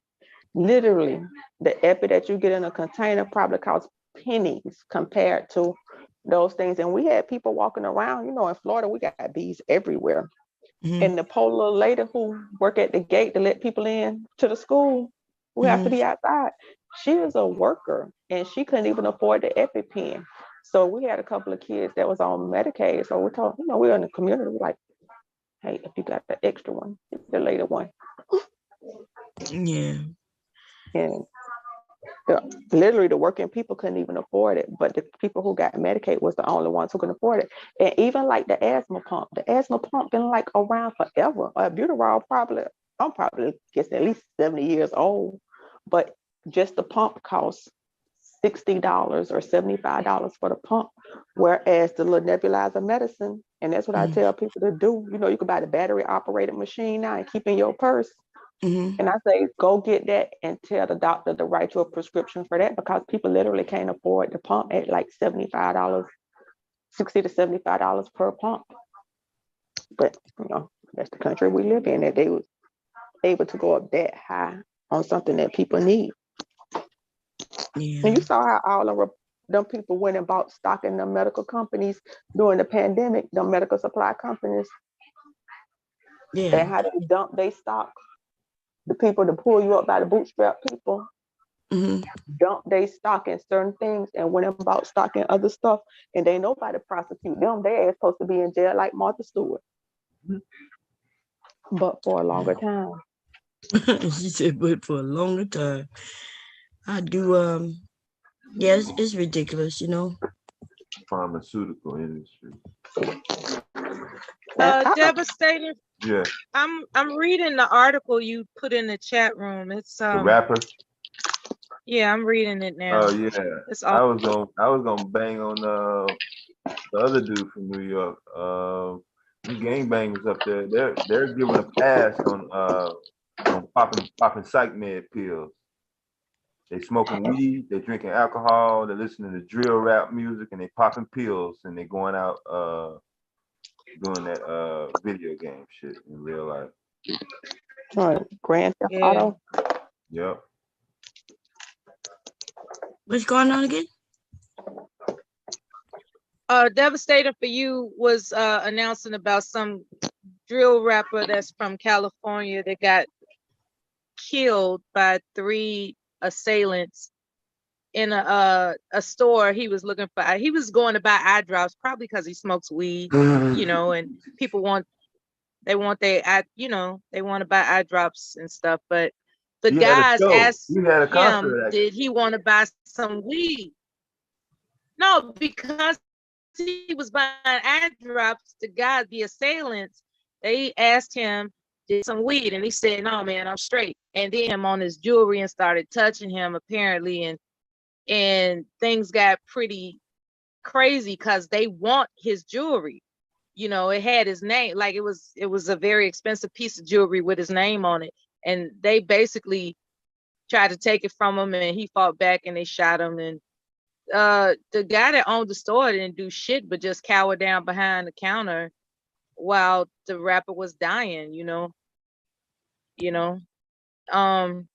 That's sad. That's really sad. He went into the store with all that bling and all this other kind of stuff, which is his right to do. But he know where he was at. It made him a target, though. It made him a target. Yeah, he know where he was at. That, you know, when you're young, you see when y'all say, how old was he? Less than 25? He was 27. Yeah. Yeah. Well, so that's what I'm saying. You know, think about it. When you was young, there's a lot of shit that we didn't think about. You thought about being fly. You thought, okay, I'm gonna go to the store, I'm gonna look good. Everybody gonna hate on me. They don't be thinking that these niggas will really jack them. And unless you a person who jack, who would, I guess you're not thinking that you might get jacked. If it wasn't for the cameras, they would have got away with it. Yeah, that's the business that he's in, though. That the industry is paying rappers a higher contract to promote mafia killing, especially if it's your own people. And they're making records, they're making songs, and they're getting rewarded by the industry, by the companies, to put out these diss records. This wasn't one of them, but that's been going on too. So you have that culture going on, and so he's aware of it. They specifically say drill rapper. They ain't say rapper, they say drill rapper. So that's a different kind of dude. So he already know. They from LA. He put Chicago in it for some reason. So he must have hooked up with somebody. So yeah, he already know. So the Yeah, I break think his friend was from Chicago that was with him. Now probably. I don't know. Did the friend get shot? I didn't read all the way down yet. Yeah, I'm only looking at one person. Somebody had brought up the fact that the music in they was talking about it. It was about a month ago. I think it was on Bomb Channel about the music and how the music. That was you, Mella, right? Yeah, Remember the you were saying frequency. that? Yeah, how the frequency Yeah, is changed on purpose. Vibration, yeah. That happened in 1992. That the difference. Bone Thugs and Harmony. When that song came out, that changed everything. but you ever tried to listen to that drill rap? It really do alter my mood. Yeah, It really that's do what it's make me. designed for. It That's give a me a real headache. thing. Yeah. It's And doing its job and inciting nobody you. wanted to have the convo. They was like, "Oh, that don't work. No, it's not. No, it's not." And then we had went and pulled up, the frequency. I think they say rap was recorded at a very low frequency. Like I want to say, this ain't the exact number, but like let's say 60, and all the other music was recorded around 400 and some megahertz or whatever. That's But they about wouldn't right even, though. Yeah. they And wouldn't even entertain the combo. And I looked it up, and they were saying that like we are animals. God, we were saying it the other day, and people was getting mad, but like rats and stuff had got agitated in different things when music sounds were played at that frequency. But we know that they say dog whistles, certain things affect animals, like Right. during Certain deer season. frequencies affects. Yeah, it has an During effect. deer season, you put the things on your car, the deer whistles and stuff. yeah, I got them on my truck. And so, but they wouldn't even entertain the conversation that it could impact people mood. But I know I told my sons, y'all can't play And that that's shit. why, you know what, culture, that's why our unity was stronger in what I would say, right? I'm offering this to consider. Our unity was stronger when the music had the standard frequency. But when the music changed to a frequency that promotes spiritual, like agitation, right? When the music started becoming agitating in its frequency, that's when everybody started becoming uptight. And then you couple that with the fact that the government is putting all this financial pressure and stress to distract you from how to focus on the future. You just trying to survive like an animal. So they're trying to, invoke animalistic They're trying to look. Everybody yeah, thinks they're basically everything is trying to make one us tactic, destroy ourselves. but we think it's one actual movement. If you want to do something, you're gonna cover the board. You're not just gonna. You ain't gonna put your money on one. You might put it on 2 or 3 different spots, and it's not gonna be one action in totality. They're gonna move it around to more, because the more things you put out there, the more opportunities you have to disrupt stuff. So they think it's just no, it's not going to be one A thing. It's a disruption. multitude of Yeah, things. that frequency is yeah, that's the good word, disruptive frequencies. That's what that is. But I don't know who told I've us. seen the science experiment where there is a vibration amongst us that unifies when we are left the fuck alone to be each other, to be ourselves. When we're left to be ourselves, our vibration eventually synchronizes because that's who we are because of our melanin. Now, if it's disrupted, then we're all over the place. And that's, that interrupts the unification of synchronicity and stuff. Whatever word I'm trying to use, you know what I'm saying though. No, That that's frequency is fucking us up. yeah, that's a real thing. They actually did an experiment on that on 9/11.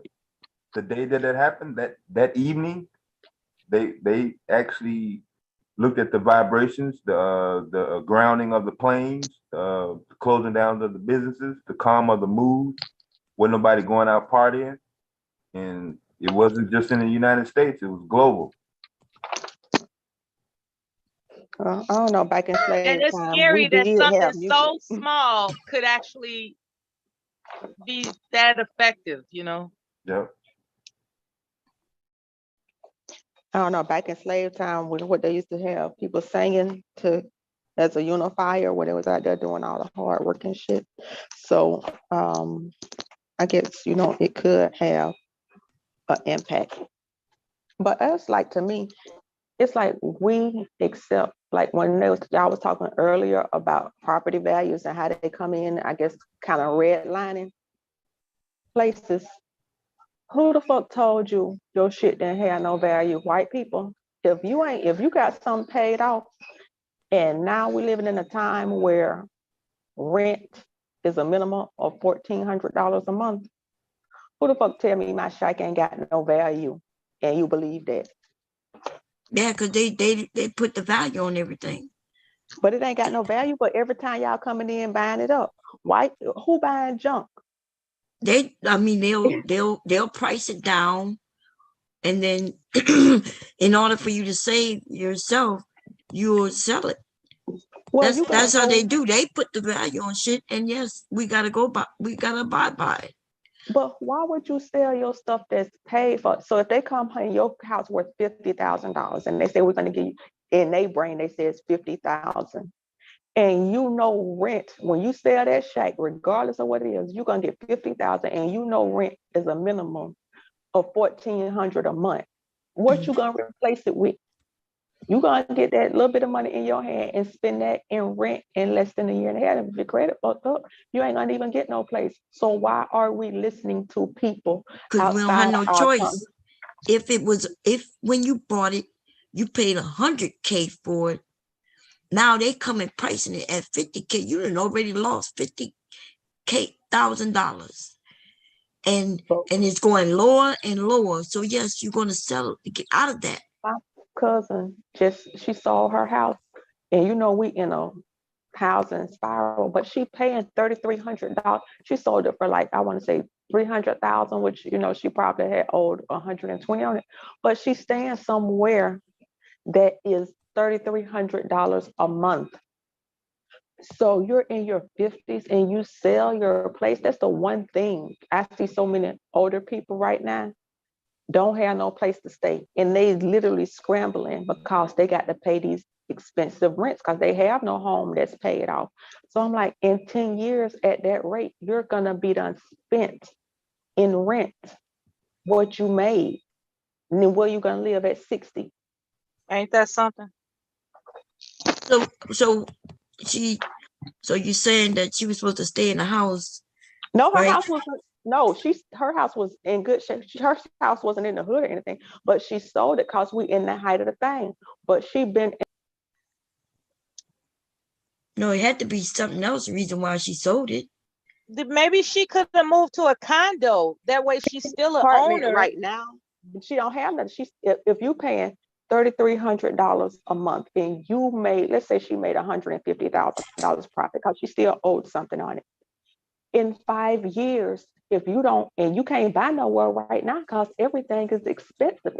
So you sold yours, but you can't even go and replace that with nothing unless I don't understand why she didn't take what she got from that property and just get another, like get a condo. But y'all don't know her business because you don't know why she sold it.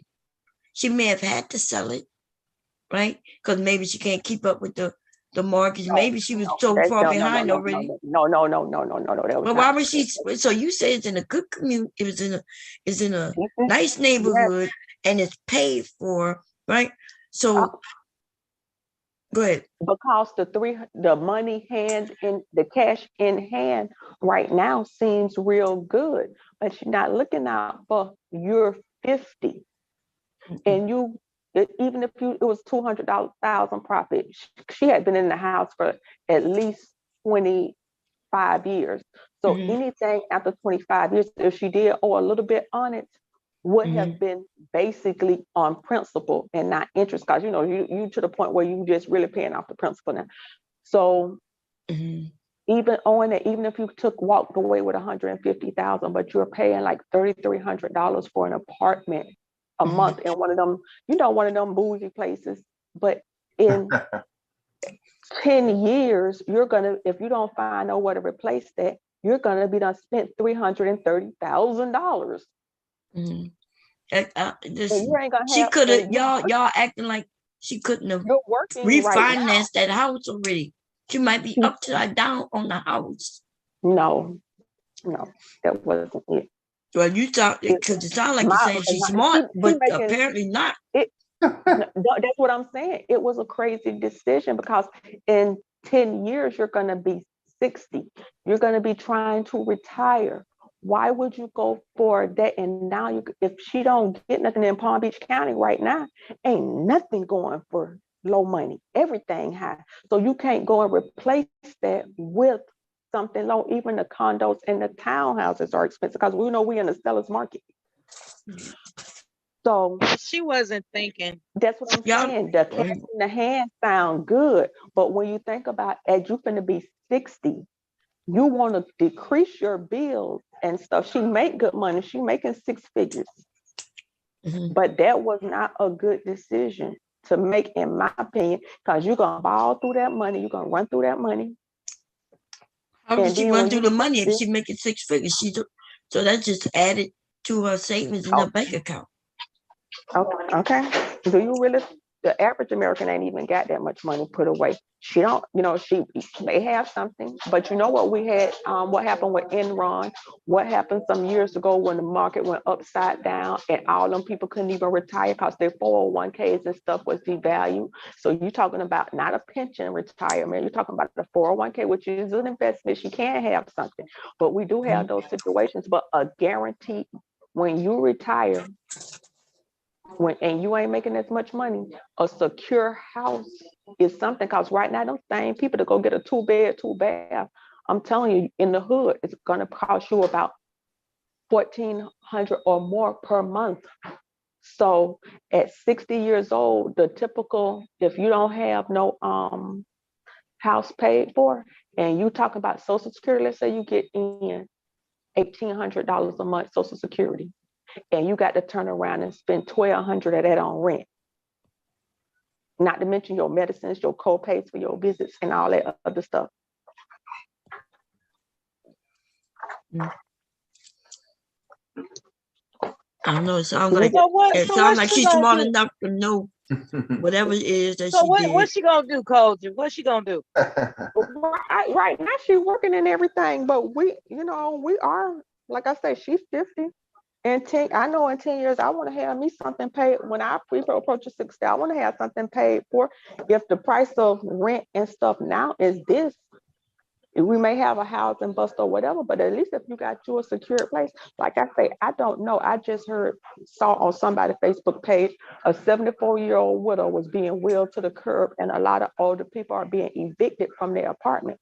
Now, down in the hood in Miami, all them people renting, they buying all that stuff up down there left and right. You think they're gonna let them old people stay there? Them people been there their whole life in some of them apartments. But what's gonna happen when you was paying $1,000 now, and maybe your Social Security ain't even that, and now you got to find you somewhere to live at 74? They ain't gonna say, "Oh, here, old lady, we're gonna give you a decrease in your rent."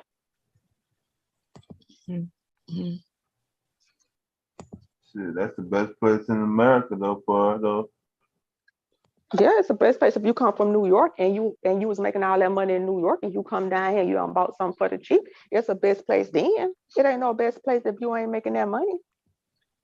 Yeah, I remember an article before the pandemic where a lot of retired people were living on a cruise ship because they said that was more cost effective than having a regular house. I only seen that once, and that was on a Dateline.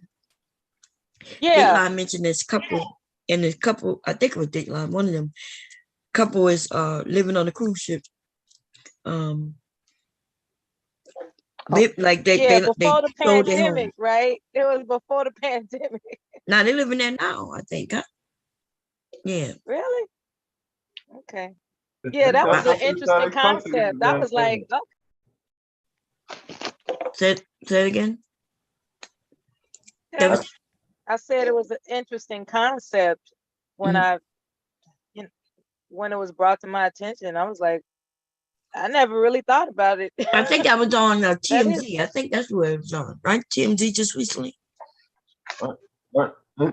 I know it was either a segment of a video or an article or both of them, but it just fascinated me that somebody came up with that. I was like, damn, I ain't that, because when you think about being on a cruise ship, it's like your meals are covered, your entertainment, you got some, you just surrounded by people all the time, That's a problem. Ain't that how COVID came over here? On a cruise ship.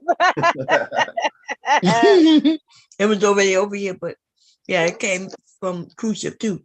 But also, cruise ship, you constantly waving and shit. When you're sleeping, you might have to grab yourself from falling on the floor. No, I need some grass. I need some grass. I need to walk on the ground. Yeah. Thank you, Terry. Yeah, I couldn't do it. I couldn't do it like that. Yeah.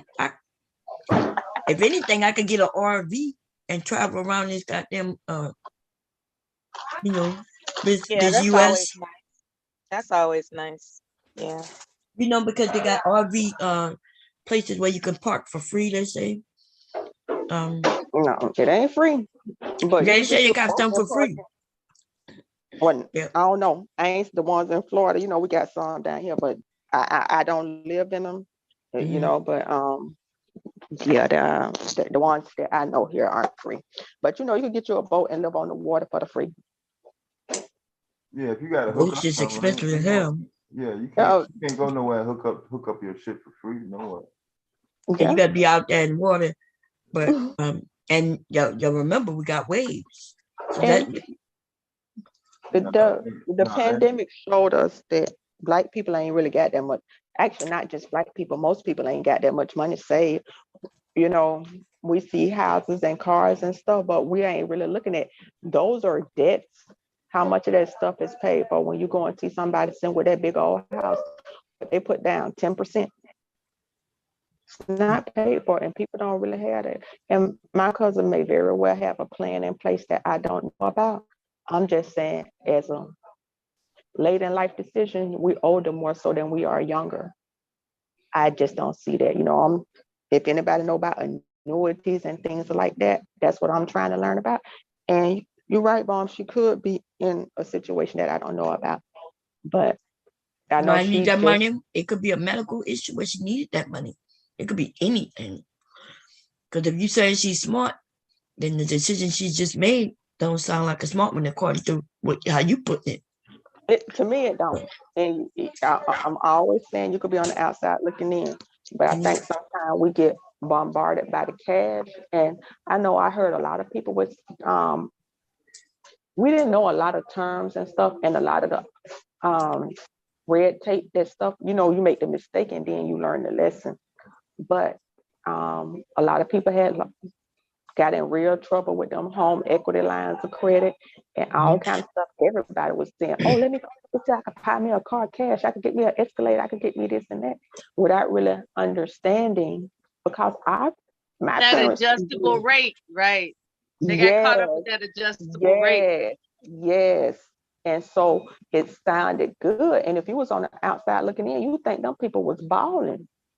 Till you turn around and the car ain't in the yard no more, or they moving out the house and stuff. And it's like, oh, I'm just saying sometimes we don't understand everything. And and that cash in the hand right now seems real good. But the way it's easy for us to Monday morning quarterback it, right? Looking and knowing.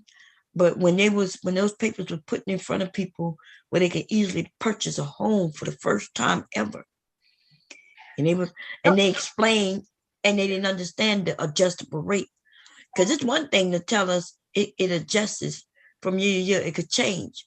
It's easy to change if they're saying you're gonna go up $50 a year or $100, maybe $200. Them motherfucking people went and doubled. It went 100% over. That was the business. When people might have been paying $1,200, it went to $2,800. Overnight. Overnight, and that's what was fucking people up. It's not that they made bad decisions. They got taken, and it wasn't But explained now like we've that. seen it. But we've seen it now. We've saw it. We Right. went through housing market. I think it's against the law to do that shit now. Yeah, I guess so. It's against the law for them to even do them type of Going back loans. in the crazy. We're going right back into the crazy of the market right now. The same thing that happened, I want to say, in 2011, 2012, when the housing market bust, the house was going up crazy like that now. Yeah, but I bet you they And, can't go up like they did back then. I think Obama put something in place. Now I don't know if Trump went back and took it out, but they did talk about a lot of deregulation that they was doing, and they did a lot of deregulation.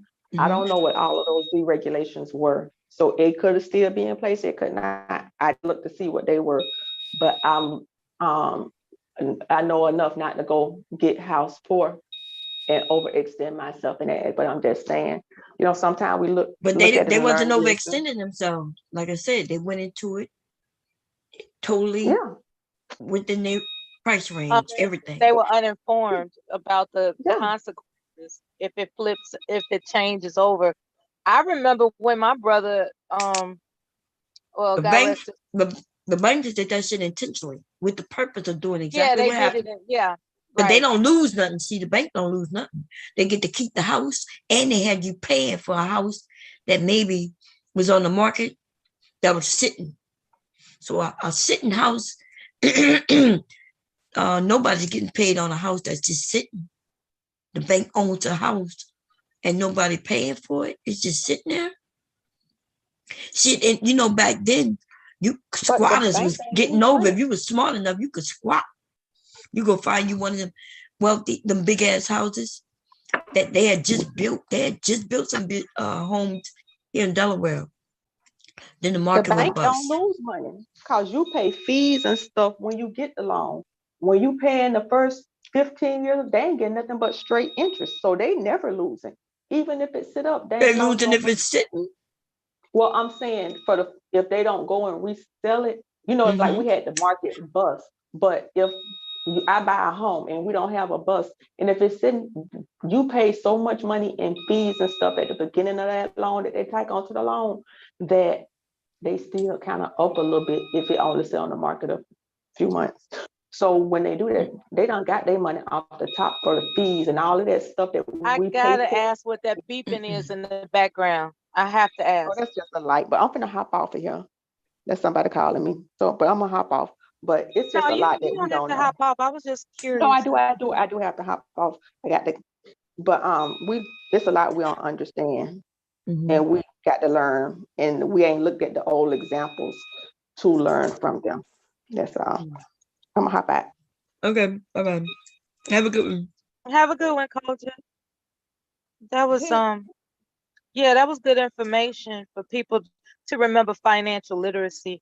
If nothing else, you know, and you would think the Manosphere would talk about financial literacy, but they want to beat up on Black women. It's so cowardice, you know. Agreed. They're supposed to be over there teaching each other something, but they're not. This old ass nigga BGS gonna have them men. They're gonna be old and like him by themselves. So what do BGS stand for? See, I see something more, something I don't even know. There's a lot of this acronym shit that's going around, and when they got kicked out of the Manosphere, that's when they split off. Yeah. And so that's when the Black Manosphere created, and then his BGS, BG something more. I don't know. I've seen a lot of these groups. There's been a lot of shit and drama that's been infighting, and it's a lot of it's not holding together, and it seems to be. They're fighting each other for the girl, and the girl happens to be the men. You know what I mean? The men. They're fighting each other for each other's subscribers. Same thing with the conscious community, the truth crowd, the fucking patriot. You see it in the political industry, all that. It's all over the place. Even over here to a degree. Instead of just understanding what I know is that people gonna go where they want to go. You just make your area inviting and let them know that they're welcome here, no matter where else they go. You know what I mean? Yeah, And then, enough to go. It's always been enough to go around. it's enough to go around. That's for sure. I like to attack their talking points because, you know, there's belief that the women have the children the most. We talk about Black women. I could see they were talking about a wealthy family, whether they Black, white, or whatever, right? We're talking about a Black woman who rarely have time for anything. As far as I remember, my grandmother used to wake up in the morning and get on a bus to go to work, right? My mother my dad would take her to work. So these Black women who don't have the ability to stay at home with their children, well, that means she's busy. That means she's going to work. Now, there are some Black women, of course, their children are young and they're not working. We all know we got a group of women who don't work, just like we got a group of men who don't work, right? But that's not the majority of us. Yeah, I And ain't so never get nowhere where I seen that. Even people that was on welfare, half of gotta them. work. Yeah, that's what I'm saying. They had some going. Because they made that law back in the 90s, you know, where if you wanted to get that welfare check, especially, you had to go and work. And the only way you didn't have to go to work is if you had a medical condition. Okay. So you're right. So these men who know that the women don't have as much time with their children either, they want to make it seem like women have time with the children to do all this teaching, radical teaching, teach them how to be fighters. They already say that the women are failing the young boys. So now, but still, even though they know that, they want us to teach them how to fight. Come on. It's ridiculous and what they expect. Wow, what are they doing? What are these men doing? Because if they're not in the household, they the ones with the extra time. If, you know, because the women have to deal with the children. Maybe they could teach about a well-balanced child if they do it together. Whether they live together in a relationship or not, they still could do it together. My son is doing it.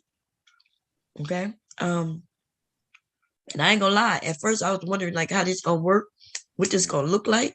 Yeah. And I'm still wondering, you know, as he get older. Yeah, it's still playing out. Yeah, but right now, in the years where you thought it would be harder, when he's a baby, you know, an infant, when you men are really scared of the babies, he made it work. And of course, with the help of family, myself, my husband, even my oldest son, we all help with the baby. You know what I mean? It's a family thing, and that's what it's supposed to be, though, right? Family dynamics. That's what we say that, you know, right now when we got some people saying, oh, your children live with you, there's a failure to launch. No, what's going on over here is family doing shit together. Everybody in my house should be able to get what is that they need most definitely, and even what they want, because there's so many of us helping. Think about that. Think about you in the household and everybody have income coming in. Even if it ain't that much.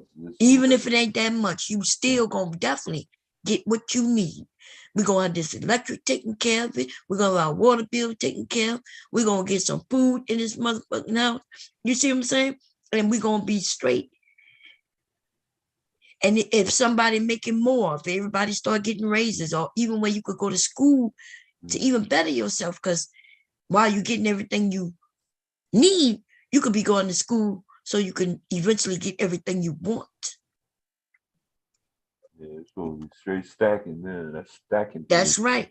So you living in a house where even if one person, not a six-figure person, even if two is almost there but not quite, I can promise you that in a household with 4 motherfucking incomes, you better believe this is a 6-figure household, and we could do that shit. Hey, that And then motherfucker off, no title. that's right. If everybody making at least 30K a year, and that's 30 grand a year is not a lot of money, but 30 grand times 4 people. Pay that off, shit. Rent that motherfucker out. That's right. And guess what? Everybody, instead of each individual going to pay $1,200 to $1,400 for their own place, now you mean to tell me we all could put in, let's say if it's $1,400 divided into 4. The 4 flat. You can go get a bigger house. You can get a bigger house for everybody to be comfortable. 2 bed, 2 upstairs, 2 down. A basement, yeah. That's why Big Mama's house was big. Y'all remember Big Mama's house had a few rooms in it where everybody can go to her house. Yeah, my kindergarten and Head Start, both of those were big houses, like big ass, almost. I mean, big, humongous house. Yeah, upstairs, downstairs. It was about the same size as the school to me as a kid, but big backyard. She had that full merry-go-round with the horses on it. She had all the professionals. Same thing. She had the same thing as the school system had. She was retired. So why did we get away from that though? They started showing us this white picket fence. Small. The mama, the daddy, a couple of kids, and a dog. And where's your mom though? Where your dad at? As they get older, what happens to these people? Who's going to help take care of them? Yeah. And as I started having kids, who's going to help me take care of my kids? Doesn't it sound better that, hey, when my kids start having kids, I'm right here for them? Now we got to worry about no daycare. I ain't got to worry about nobody abusing my grandchild. Yeah, it used to be called the family home, and and all the money that everybody made went into the family home, and everybody got along. There was structure and love, and I don't know what happened to that. I don't. They sold us on something else, and we started. Now listen to some of the rhetoric. As soon as my kids turn 18, they got to get the fuck out. And I'm thinking, why? The only way that would happen in my household is if my kids was disrespectful, or if they just felt like they can go out and get something that they can't get here. Now, everybody isn't as open as I am, that we are. And let me tell you, before we moved here, yeah, my kids would have had to move out because where we lived at before we moved here was smaller. So there was no room for nobody, to be honest. My kids would have moved out. Yeah, as soon as they turned 18, they would have been moving if we hadn't moved. But then we moved in a place, nice neighborhood, enough space for everybody. Now, why would they move? Right. My aunt, she's about to sell her house.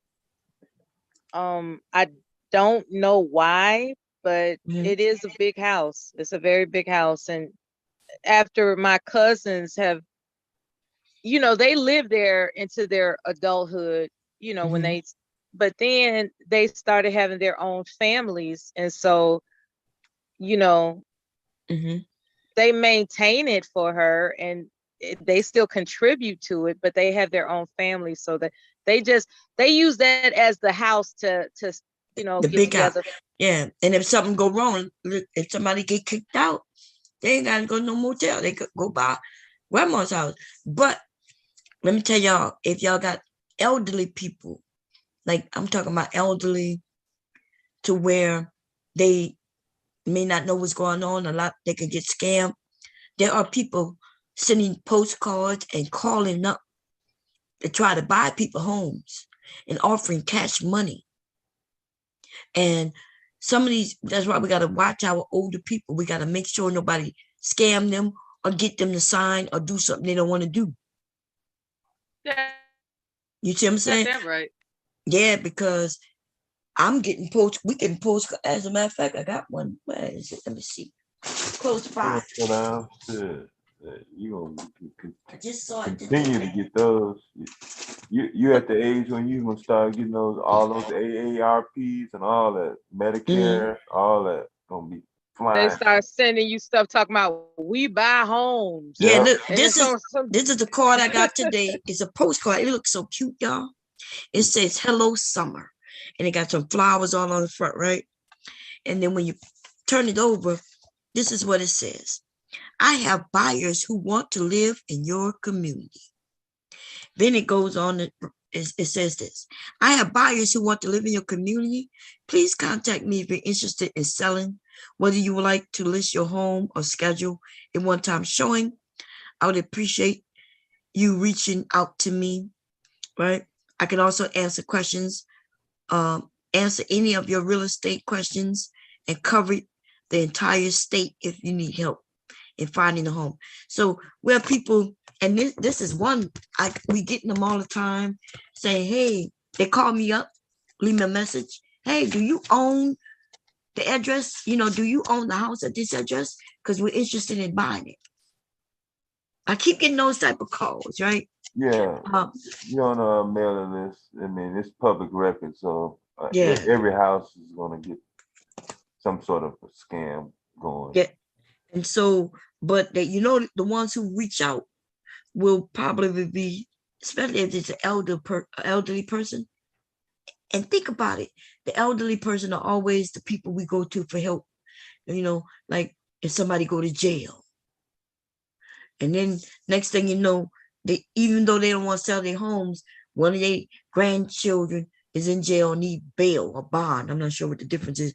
And they remember getting that postcard where if they could sell their home. They got some places that was claiming you could sell your home to them and still live in the fucking house. Yeah, they put you on a lease contract. So you done sold the home, and now you're gonna be renting, which is dumb as hell. Why would I rent? When you already own it. Exactly. Right. That is dumb as hell. If anything, if you could do all that, you want to get you a roommate. Yeah, refinance it. That's right.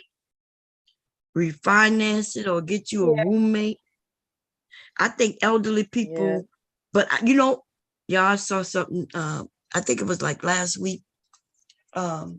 Scared the shit out of me, right? So when I always thought, hey, you know, I get older, if something happened to my husband, probably get me a roommate, you know, and check her out. It'll be a her probably, you know, until I saw a show last week where there was this older woman. I think this happened in California, Oakland area, I think. But this woman was old, at least you thought she was old. And she made her house into like a place where people can come. And she would take care of the people, give them their medicine, shit like that. But she was killing these people. She was killing the people and telling the family that the people was okay, that they went on vacation. And so think about, you send your mother or your father to a place. And goddamn. Yeah, some woman, she had sent the man there, right? I think she was a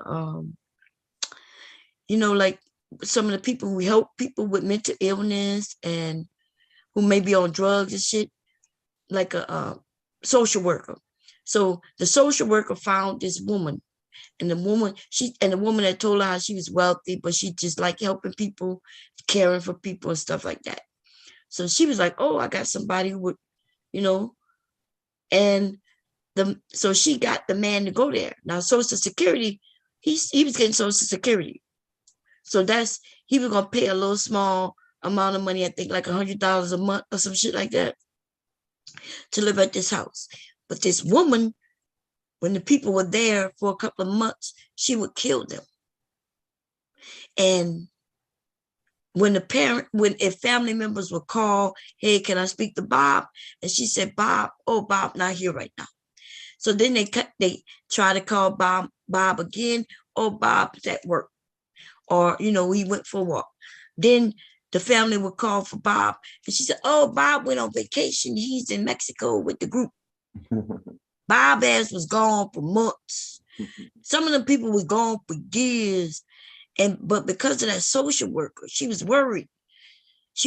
And I think she had spoken to one of the people who was living in the house, because she asked the people to lie for in the house. And one of the men had mentioned that in the backyard, there was some holes dug up recently. So the woman became suspicious, like, wait, why can't I talk to Doug? Where in the fucking, where's Doug? Doug ain't reaching out. It's been several weeks and there's no Doug. And so when she did, she called the police and she said, hey, this woman has Doug, and Doug, I can't contact Doug. And the woman, they said they had some holes in the backyard. And so the police go and ask her, like, what's going on? She let them come into the house and they look around. And even she had it on the calendar that Doug went on vacation. She had this shit set up perfectly for people who come up missing. She had an excuse for everybody who came up missing. Anyway, so the police was like, well, everything looked good. And they was walking out and they said, by the way, can we check your yard? And she said, for what? And I said, well, we would just like to check because some people said, something about your backyard. And she couldn't say no. She could have said no, but if she had said no, she would have looked guilty. So she said, sure, why not? And so they went in the backyard, man, and found like 6 dead motherfucking people buried in this bitch's yard. I was like, God damn. Look, and she got away because right when they found one body, the first body they found was so old that it wasn't Doug, right? It was bones and shit and skin. So she was like, oh my goodness. And so anybody could have buried the bodies, right? Especially that body, because that wasn't Doug. So she went down and she said, well, can I go to the store? I would like to go get something, something from the store. She's like, I'm not under arrest or anything. They was like, nah, we still investigating, right? That bitch took her jacket, her purse, and walked away, going towards the store. And by the time they found Doug, freshly buried body, that bitch was gone. The guy was like, oh, I let her go. They was like, where did she go? She went to the store around the corner. He said, I watched her go right there. And when they went there, she was gone. Motherfucking people, come to find out she wasn't as old as she played. She was younger, a lot younger. She was playing like she was like 80 years old or some shit. She may have been like 50. These motherfucking people killing people, yo. These are white people, by the way. They kill each other. They kill their mothers. They kill their fathers. They kill their sons. They kill their daughters. They kill their wives and their husbands. For the love of money. For the money. They love to see some blood. We ain't got no money, so it. By the time we kill somebody, we may have, those who out there robbing, that's one thing, but we know we ain't killing our parents for no money. We might kill them because they done pissed us the fuck off or some shit. And the shit got heated. But they be plotting whole murders. Plotting whole murders on each other. You get pregnant and this dude, the husband is in a relationship with a whole nother woman and got his wife pregnant. Like, Why is you in a relationship with another woman and still having sex with your wife? And now you want to get rid of the pregnant wife. Greedy. That's greedy.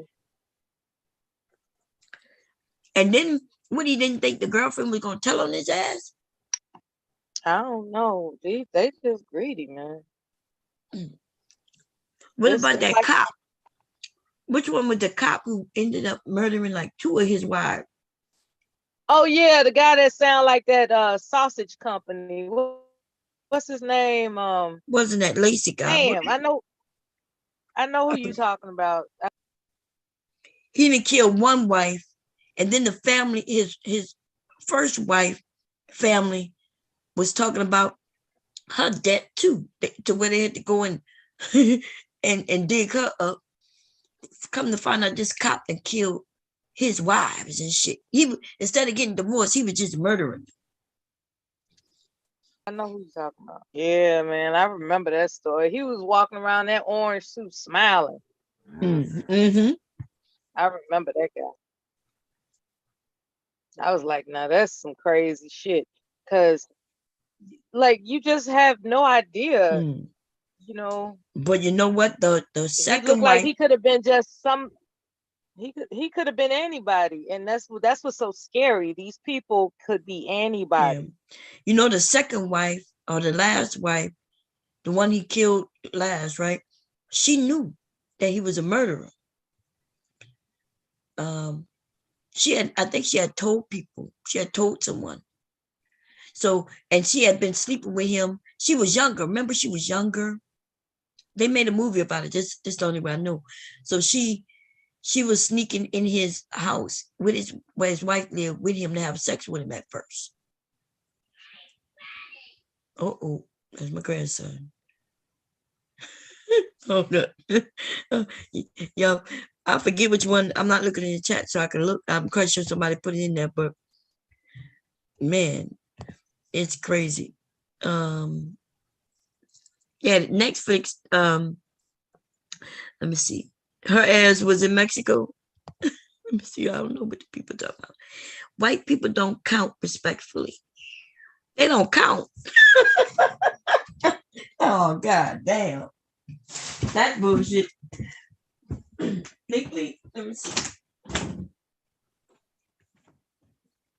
What you yelling about? What you yelling about? You know, devastating. Yeah. I want to ask you a question, right? Yeah. What is the most bizarre? What's the most bizarre crime that you're aware of? I'm gonna mute myself, y'all, because you guys can't. He's wide awake. He's wide awake. He's wide awake, child. Girl, It's go time, Grandma. It's go time. He's talking and playing. Yes. Happy Monday indeed. What your question was? I was wondering if any of us could talk about a crime that we, that was personal, not necessarily in our family, but it was just so close to home that it's like, damn, it's wild out here. Because when you read about stuff in the papers or see a film or anything, it's kind of a separation. Yeah. Like it's like, okay, but then you got those cases that are so close to home that you like, shit, it's crazy as fuck out here. Yeah, I'm by being in Chicago, so that's I can make a movie just after one live right here. I know that's right. Yeah, it's been a couple of times. A couple people got shot right outside my window when I was asleep. Yeah, I thought it sounded like he was inside the apartment. I was scared as hell. It is scary. I grew up with I guess he was privileged. When I say privileged, I mean their family was well off compared to the rest of the people in the area. They're the ones that had the exclusive home with the yard that hosted barbecues for everybody. Like the block party was at their house. They really seemed to have a lot of money, new car every year, all that kind of good shit. So for whatever reason, the boy grew up to sell drugs for whatever reason. He didn't have to do that. You know, I was friends with his sisters. Like they were Jehovah's Witnesses as far as I knew. I could be wrong, but anyway, there was 2 girls, and then he was the youngest. He was the boy.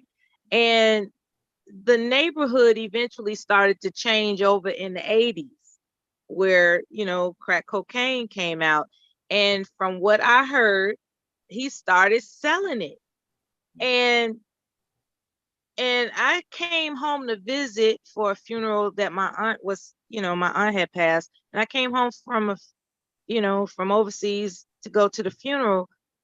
And my brother told me that Jock was dead. And it was shocking to me, but I didn't understand that he was in the game. He was slanging drugs. I said, well, wait a minute, what? What do you mean he was slanging? They said he was slanging. They shot him right up there on the corner, you know, right up there on the corner. They shot. And it was just shocking to me how you can, you know, it was just shocking to me that there are some people that you think are not going to fall into slanging, you know?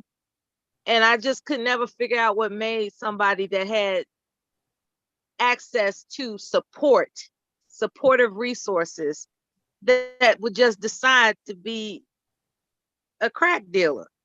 It's like, what would make him do that? You know, but he died for it, you know? He died for it. Because he was able to fund a whole lot. He was able to get a whole lot. And so he was really the man, apparently. And he made a lot of enemies, and eventually they killed him to, you know, get the territory, because he was taking over territory because he was able to, you know, buy his own stuff. Yeah. He didn't have to be hanging on the corner like the other little guys. And I don't think he was in a gang either. I don't think he was you know, I don't think he was vice lord like the rest of them. Yeah. And I think the vice lords killed him because he was doing it, you know, independently, or neutron, as they say, or whatever. Yeah. But, you know, I think that's that just confused me. It's like, why would he do that? You know? Yeah, he was looking at it from a different perspective.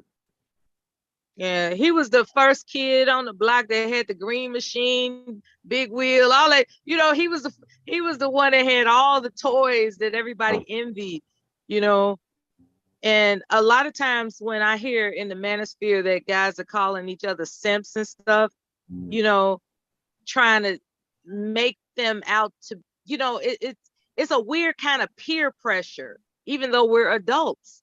It's like, why would you come on the panel calling somebody a simp when that's, you know, like the mentality that it takes to name call and shame a man for being the man that he is?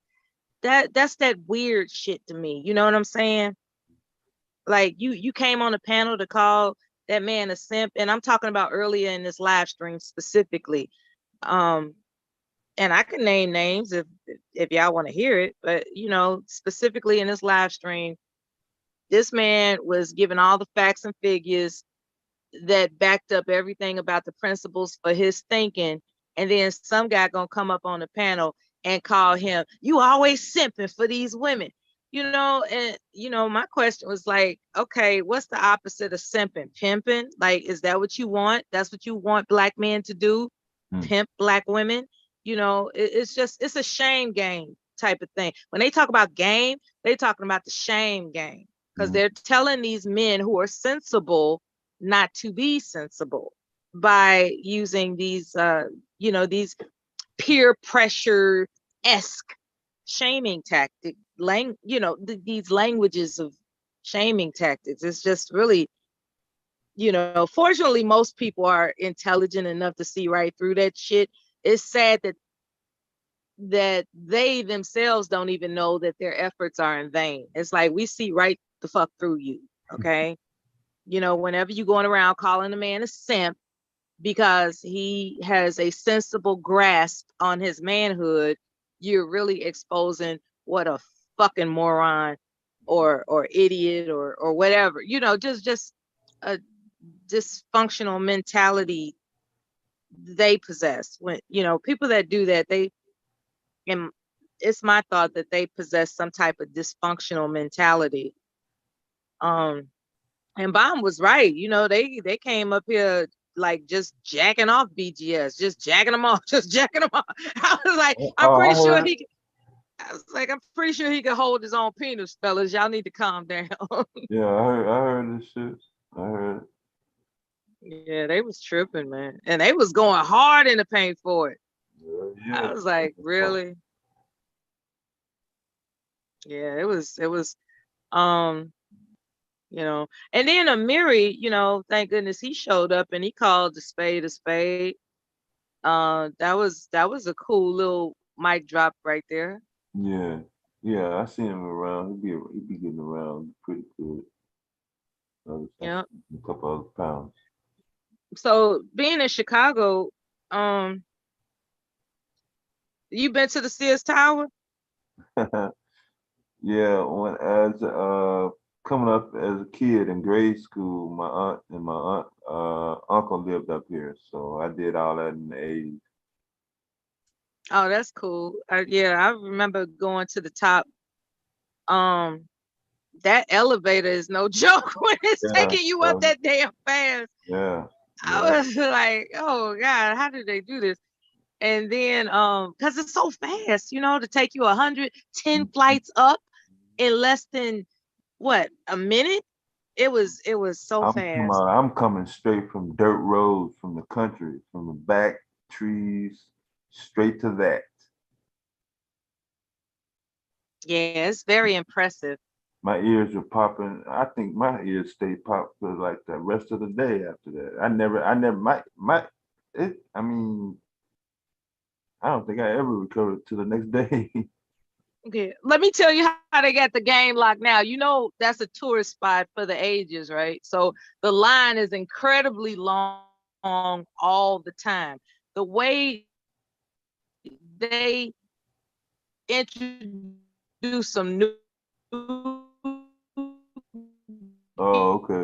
game is you get like you pay extra, right? And get the view floor. It's basically a mall with all windows, and you get to see, you know, just the top of the world, basically, almost. Yeah. And so my point is, the way that they decide to make money, more money,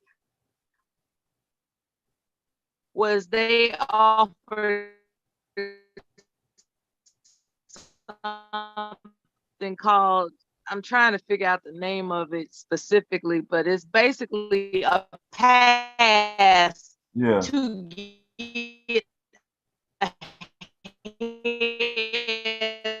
of the line. So there's two lines at a time, forever and a day line, where you pay like maybe 2 or 3 times this line. And they be tripping, man. But it's efficient because waiting in the regular line is about an hour average. But that speed pass, that'll get you there. Like that'll get you to the front of the line in less than 15 minutes to go ahead and all that they got where you could just travel around and look at the top of the world for really unlimited amount of time. I think I think it's they don't have a time period. Once you get up there, you can stay up there. I don't remember having to leave, because I think one time I stayed up there, it was like 3 o'clock, the sun was up, and we stayed to the sunset, till the sun got to the edge of the earth. Well, we had to get. Yeah, they for the moment they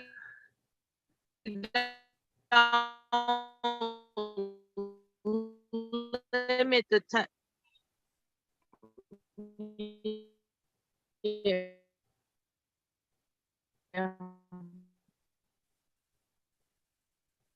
Yeah, I think the time is as recent as I guess 2000 was just crazy. And you get something like that, it's like, you know, got the t-shirt and the souvenirs and had something to eat at the top of the world. You know, it was cool. Yeah.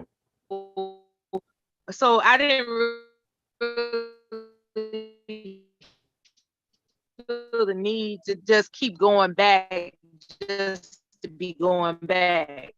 Yeah, I got right. Yeah. And you got another thing where I wonder if they're starting to limit, because the reason the line is so long is because they have a capacity, like the occupying capacity has to be a certain amount of people. Yeah, that's it. I mean, And if they never leave around waiting for availability, so you could stay there. Because then, yeah, I remember. But I was up there for hours. I was just up there.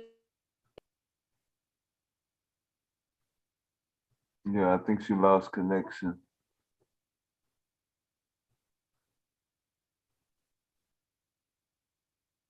Brown Eyed Beauty. Good morning. You back? My bad. I got interrupted for a minute, but yeah, it was Chicago got a lot to offer as far as tourism. Yeah, I had to put that tourism. But you gotta have a grip. You gotta have a lot of money to really enjoy Chicago like you want to, you know. So when Koja was talking about $3,400 a month for rent somewhere, I didn't get a chance to ask whether or not it was one of those exclusive places with amenities. You know how it's just real fan, because she did say it was bougie. She did say that. With the homeowners association fees and all that. But she said it was an apartment. She didn't say it was a condo. You know, and $3,400 a month. Probably one of them down on like on the marina. Yeah, exclusive lakefront views. Yeah, you got a doorman. Amenities. Yeah. The deli. A butler. Yeah. The dry cleaners. Yeah. All those conveniences and stuff. And I gotta admit, I remember taking a tour when I was in Chicago, taking a tour of some of these high-end places to live. Yeah. There's one place called 465 South Park. Yeah. And when I walked in there, it looked like it was designed for the movies, man. I was just like, it was basically designed after the movies. Yeah, that's exactly. Man, I'm like, people live here. This shit was amazing. Yeah. And then what really tickled me was the residents that was, you know, coming and going. They looked like just regular straggly people. You know, a lot of those people look like they were just like recovering from meth or some shit, you know. So they did. They really didn't look exclusive. I'll put it that way. And so I got a tour of one of the penthouses. I knew damn well I wasn't gonna get it because I ain't got it like that. But I, you know, to entertain myself, I wanted to take a tour of what one of these furnished penthouses was like. And I was like, okay. I was just stuck. No, it's really, man, when you actually step, it's one thing to see it online in a video, because sometimes I look up those videos, like, you know. No justice. You gotta. But when you step in that, oh my God, it's like, oh shit. Yeah, so my uncle, he lives right across the street from the John Hancock Tower. Oh yeah, I love the John Hancock, especially the Signature Room. Yeah. I've been to the Signature Room every Mother's Day. Yeah. Then he had another spot that was right off on the other side of Lakeshore Drive that literally overlooked the beach. That was like the 36th floor with a balcony. Yeah, he had a couple spots, but everybody's back in the suburbs now. But yeah, in the 90s, coming up from the country, then seeing that, yeah, it was like Hollywood. It was fascinating. I think they call them opportunity zip codes now, because they used to have it not just Gold Coast or anything like that, even though Gold Coast is an area just like Lincoln Park and stuff around there. But I think they call them opportunity zip codes now. And I don't know what they mean by opportunity. Like, there's what type of opportunity do people have living, you know, that type of way, unless they got like an extra 20 grand a month to spend, you know. Yeah, it's real. That's some unforgettable shit, man, to see like a real serious Hollywood type of penthouse, man. That shit is incredible. Like you never get that taste out your mouth. I'm looking at this shit like, damn, I wish I was rich. It's amazing. And I would prefer that. And I said all that to say this. When it comes to her relative that chooses to do whatever she's doing to live the way she wants to live, she believes that's what makes her happy. That's what she believes makes her happy. And hopefully it works out, hopefully. But I do understand Koja's point about how it's not cost effective. It's not financially sensible. Yeah. Based on what Koja told us, but if it's more to it, like maybe she has more going on for her than what Koja knows. There's got to be something else available. I mean, right? You don't get that old being stupid. There's obviously some backup situation she got going on to be paying that amount of money a month for housing. Because she said it was an apartment. She didn't say it was a condominium. She said it was an apartment. Yeah, rent, baby, rent.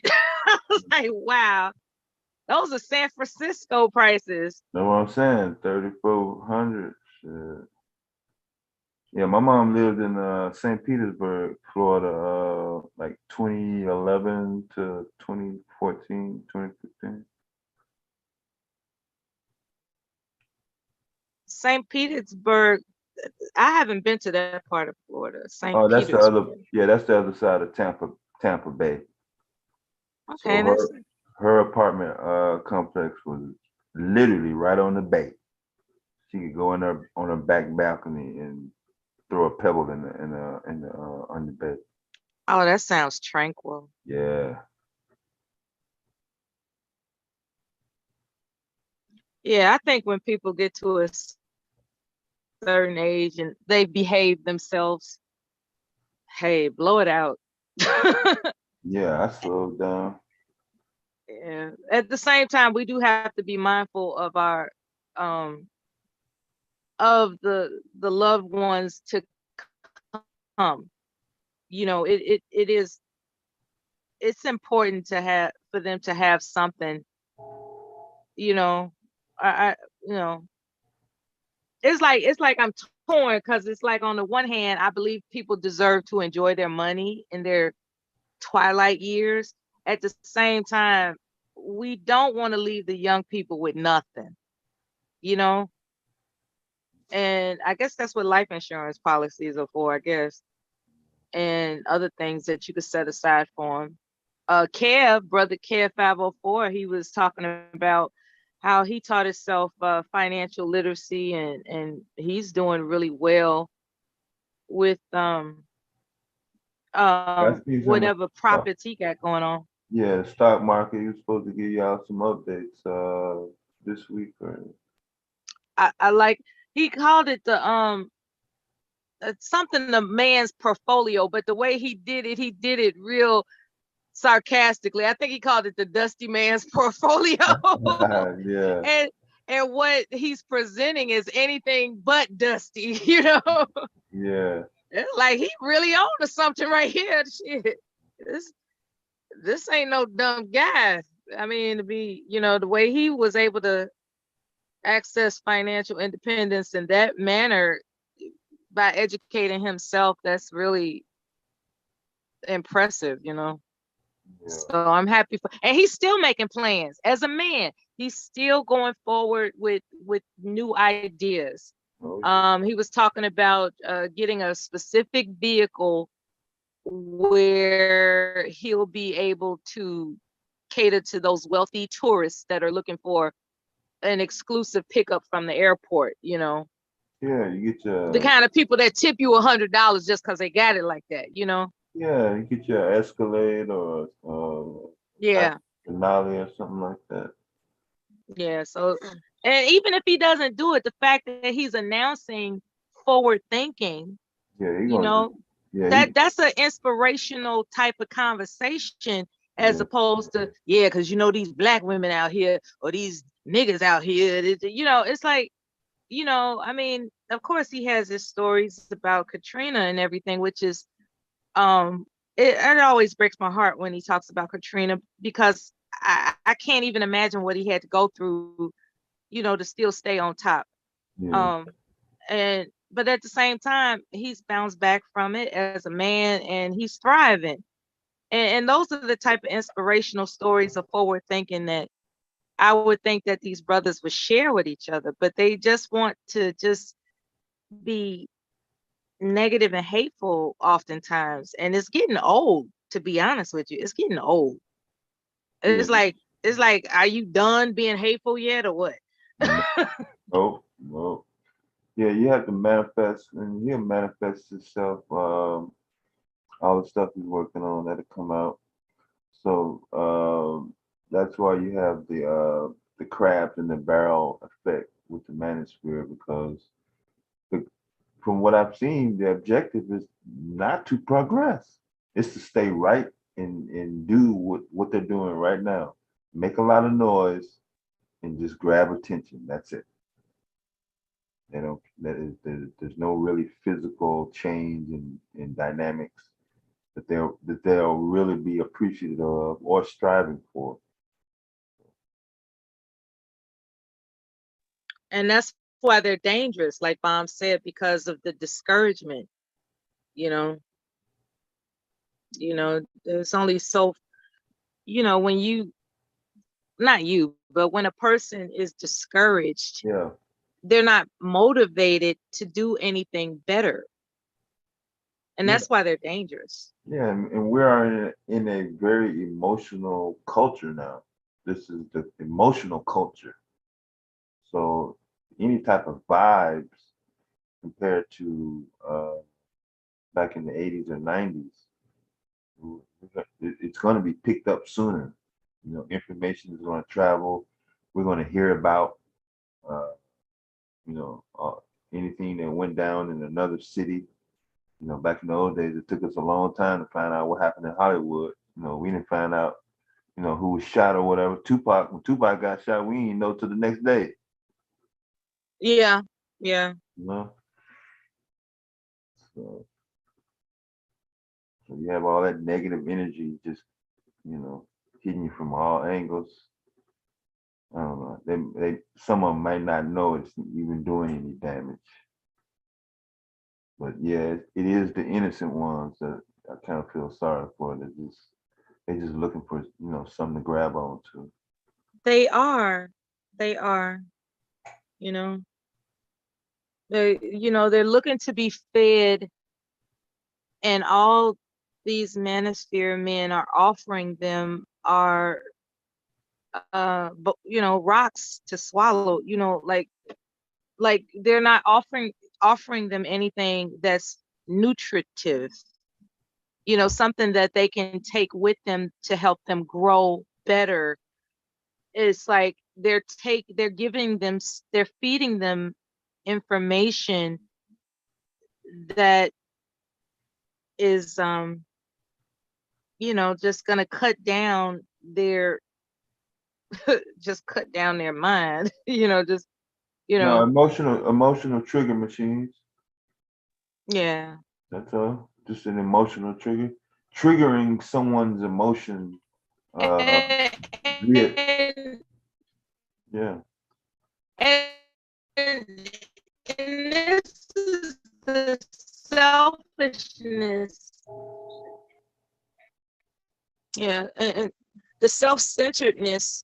There's a place and time for that, I guess. I don't know. But once you've been told that, hey, think about what they can take away to help them grow and improve, and they still keep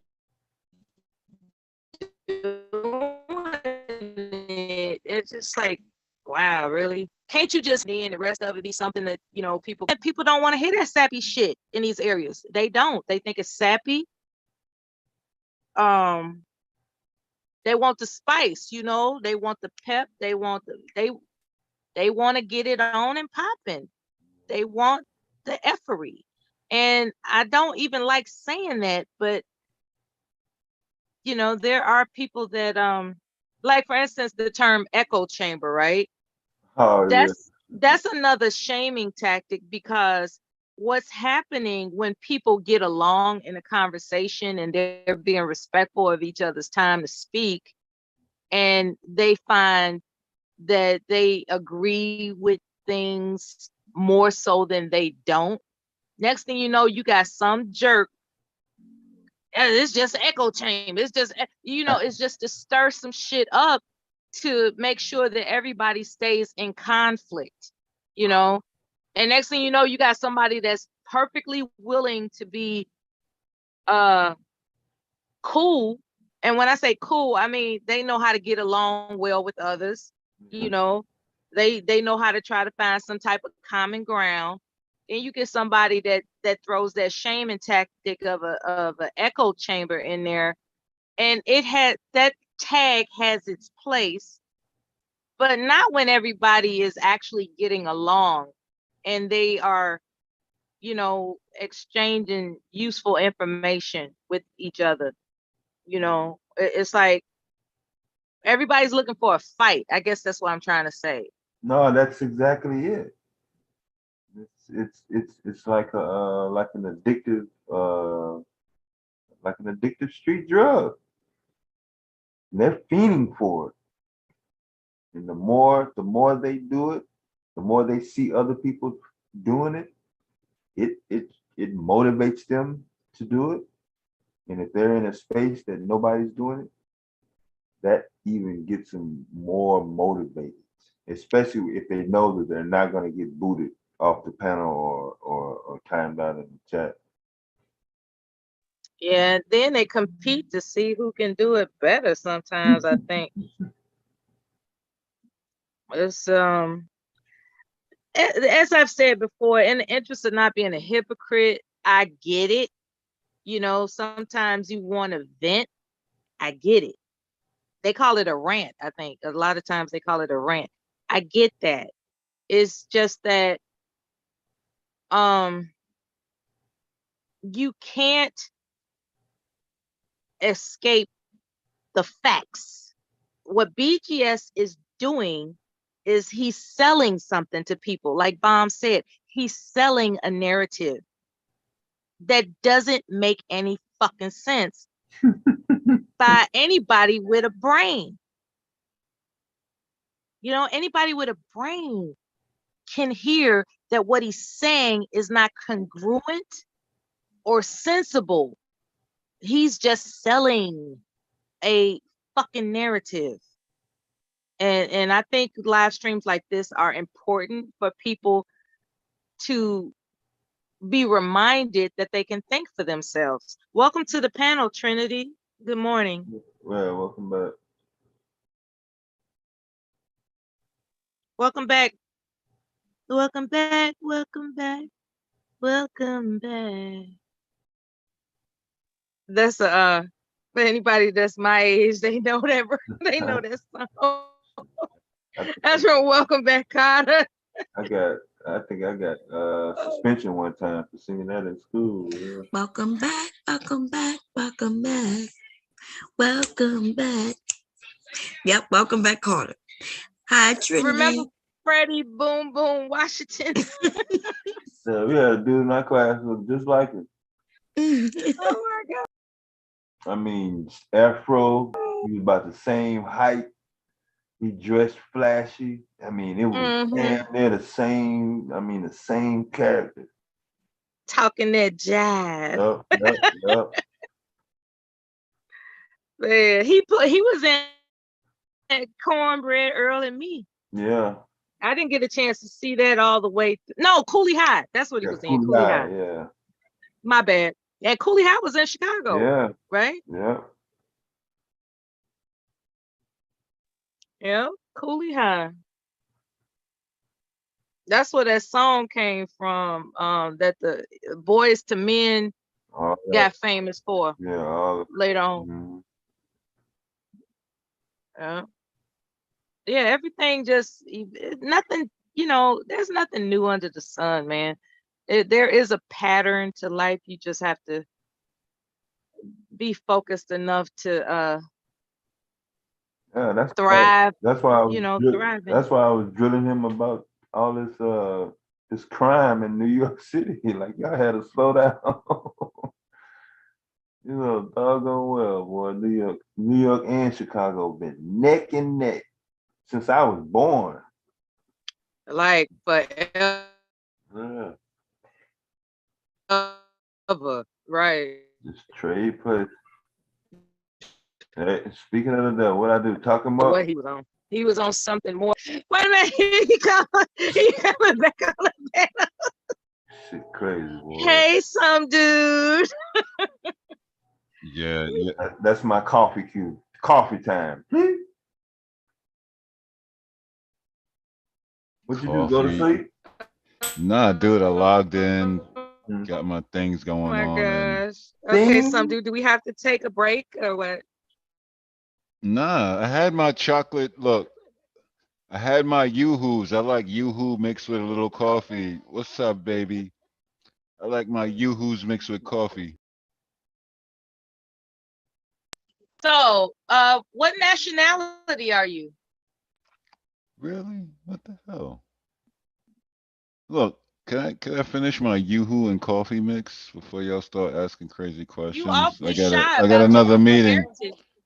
My heritage, I'm black. Yo, what's up with y'all? Y'all wild.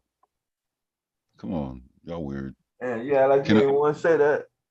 Nah, it ain't nothing about that, dog. I'm proud of who the hell I am. I'm just an alien, to be honest. But hold on, let me finish, because I don't think y'all know. Like iced coffee and an ice cold Yoo-Hoo, half and half mix, the best thing in the world. Give me a second. Yeah, that's what white people drink. Yeah, I ain't never had no iced coffee. I ain't never had a reason Really? to make coffee cold. I ain't never had no reason to do it at all whatsoever. Like the whole reason of drinking coffee is to warm up. No, well, it's hot outside, I was brother. just playing. I was just playing. I didn't mean to say it like that. I was just playing. Yo, it's hot out. Look, it's like a ghetto mocha. It's like a ghetto mochaccino, like a little coffee, iced coffee, and a nice ice cold Yoo-Hoo. Mix it 50-50, stir it up. It's wonderful. No. I have no idea what you're talking about, man. You don't But know? you know that's high fructose corn syrup in that Yoo-Hoo, right? I need the sugar. Okay. I got real rap. Get I some got like Kool-Aid or something.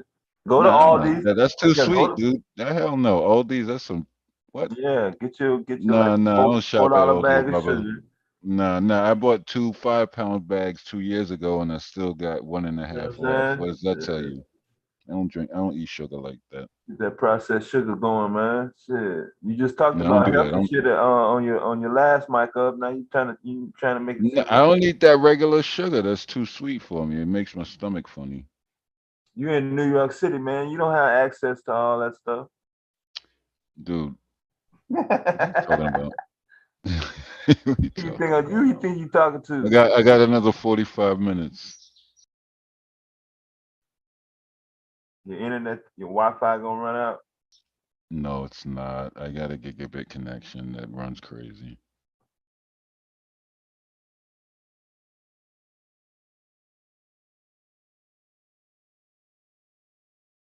Stand by. I'm looking up the Yoo-Hoo nutrition facts. Oh, it's got, it's better, Mella? I like the nutriments. Like that's the Jamaican stuff in the Bronx, like the vanilla and the chocolate nutriments. They real good in the morning. Oh, okay. Wait a minute. Okay. Mm-hmm. It Got says stuff in it. You got some stuff in it. yeah, it's got 10% vitamin D, 10% calcium, 2% iron, 200 milligrams of potassium, which is 6% of the recommended daily allowance. Vitamin A, 15% recommended daily allowance. Riboflavin, 20% of That the was a recommended mispronunciation. daily Say that allowance. one again. It's Robofin, not Riboflavin. Roboflavin. It's Robofin. What the hell? Okay, I call it riboflavin. Tomato. Niacin, 15% of the recommended daily allowance, You and got the stuff. phosphorus. Only $1 a can. Now Look up let's what- talk about the sugar. Okay, total sugar 33 grams and Damn, I'm not 25 fat. grams are I added, still got which is 52% of the Mella. daily allowance of sugar in your life. Mella, I still got American 6-pack abs. diabetes I'm is good. so I need all the sugar I can. Well, you want to contribute to that? No, but see, sometimes sugar make people crazy. Answer the question. Do you want to Sometimes. contribute to my sugar consumption? Sometimes sugar make people crazy, man. And then it doesn't really even have the amount of Okay, look up Nutriment then. Nutriment in that hard tin can, that real hard tin can. no, Like I that's ain't the looking up. alternative. No, I'm cool where I am. You done? You done? You done? I'm Cool. done taking instructions from you. Okay. You gonna give me some more sugar? Man, you better take You your always sip. get quiet. You always get quiet whenever do You you better like take that. your sip because it's offending me. Basically, No, it's it's not. I offending. think you like it. I think you like it. You want me to like it because you don't know how to take no for an answer. You're one of those people.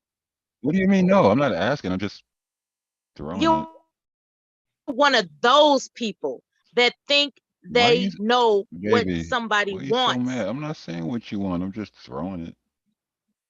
because you're an How aggressive am I jerk. aggressive in a jerk? Jesus, guys, do you see what we got to deal with?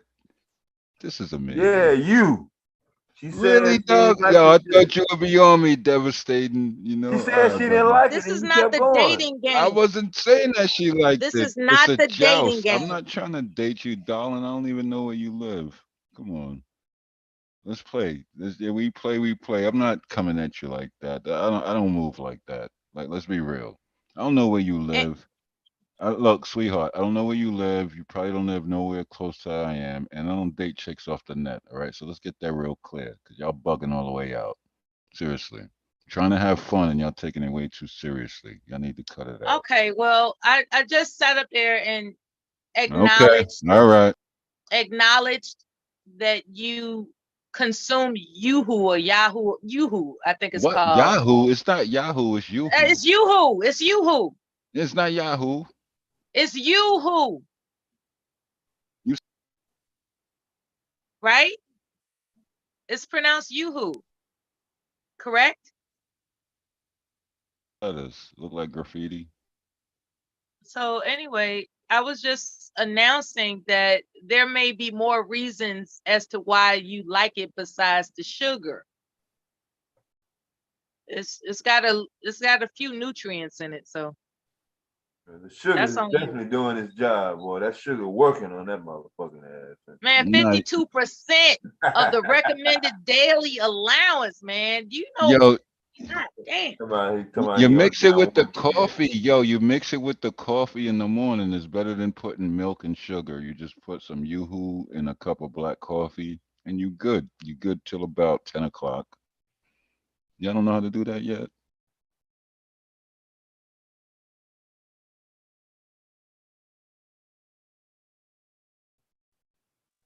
What else is on your mind, some dude?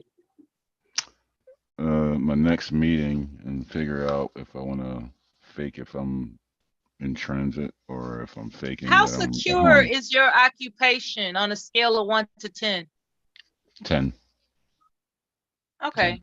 Did you just say you work from home? Yeah, but dude, I'm not gonna get into that. Okay. I'm happy for you if your occupation is secure to that degree. I'm happy for you. Yeah, I'm good. Yeah, a lot of people ain't got it like that because of the pandemic. They didn't have the luxury of working from home, you know. No, you know what it is? Like, yo, real rap. Like, I was working from home when the sea hit, and I was working from home for like a year and a half. And you still had to, because there's certain things you can't do remotely, like pushing software, patching, this and that, like removing software and enrolling other so you can't do that You can do it remotely, but it's certain like the like I told somebody, I was like, yo, the toll booths still use Windows 7. All the ATMs still use Windows 95. Like, come on, Yeah, and I it's got hard. some neighbors that were able to work from home, No, but but let me tell you, it's dope. But look, I tried to tell a bunch of people, but they don't want to listen. But the people that did get jobs for, they're like freaked out because they like the one thing I tell them have at least 5 days worth of clothes, have reliable transportation, and make sure you show up on time and don't embarrass me. I've been getting mad people jobs, and I'm not taking no bread from what recruiters do. We take some bread. If we get them a job that's like, okay, I can give you like 37 an hour. Meanwhile, they're getting paid 48 and I'm taking the rest, but I'm paying them 37. That's how it works. You get it? do you have a website where young people can go No. to? Mm-mm. Mm-mm. Nope. Oh, Nope. okay. Mm-mm. Nope. Nope. Nope. Um, I know a young person, right? They are, well, he's an apprentice for landscaping, right? He's working with a landscaping company, and he's learning how to design ponds, right? Oh, that's crazy. Yo, you know how much money is in that? Yo, there's a company. Yeah. Yo, hold on, real rap, because yo, I'm inspired because I wanted to do that at my other crib, but that's work. Like build the rocks cost a lot, the digging, Yeah. the carping, the pumps. I say do it It's with more than solar. a notion. That's for damn But sure. It's more than a the notion. fish cost so much money. If you put koi, that shit mad bread. Them expensive. Yo, they be having koi that's worth like 300 grand. You don't want a hawk coming down and eating that. It's crazy. Well, But go they ahead. Yo, have I the like that. Ooh, you a good girl, ain't you? yeah, they this particular job that he was on, it they didn't have koi, they had ducks. Like, ducks. They didn't have koi, but Oh, koi is expensive. I know about koi. yo, I got people that build out ponds just for irrigation to, like we do that, but we got underground water source. But that's a whole nother story.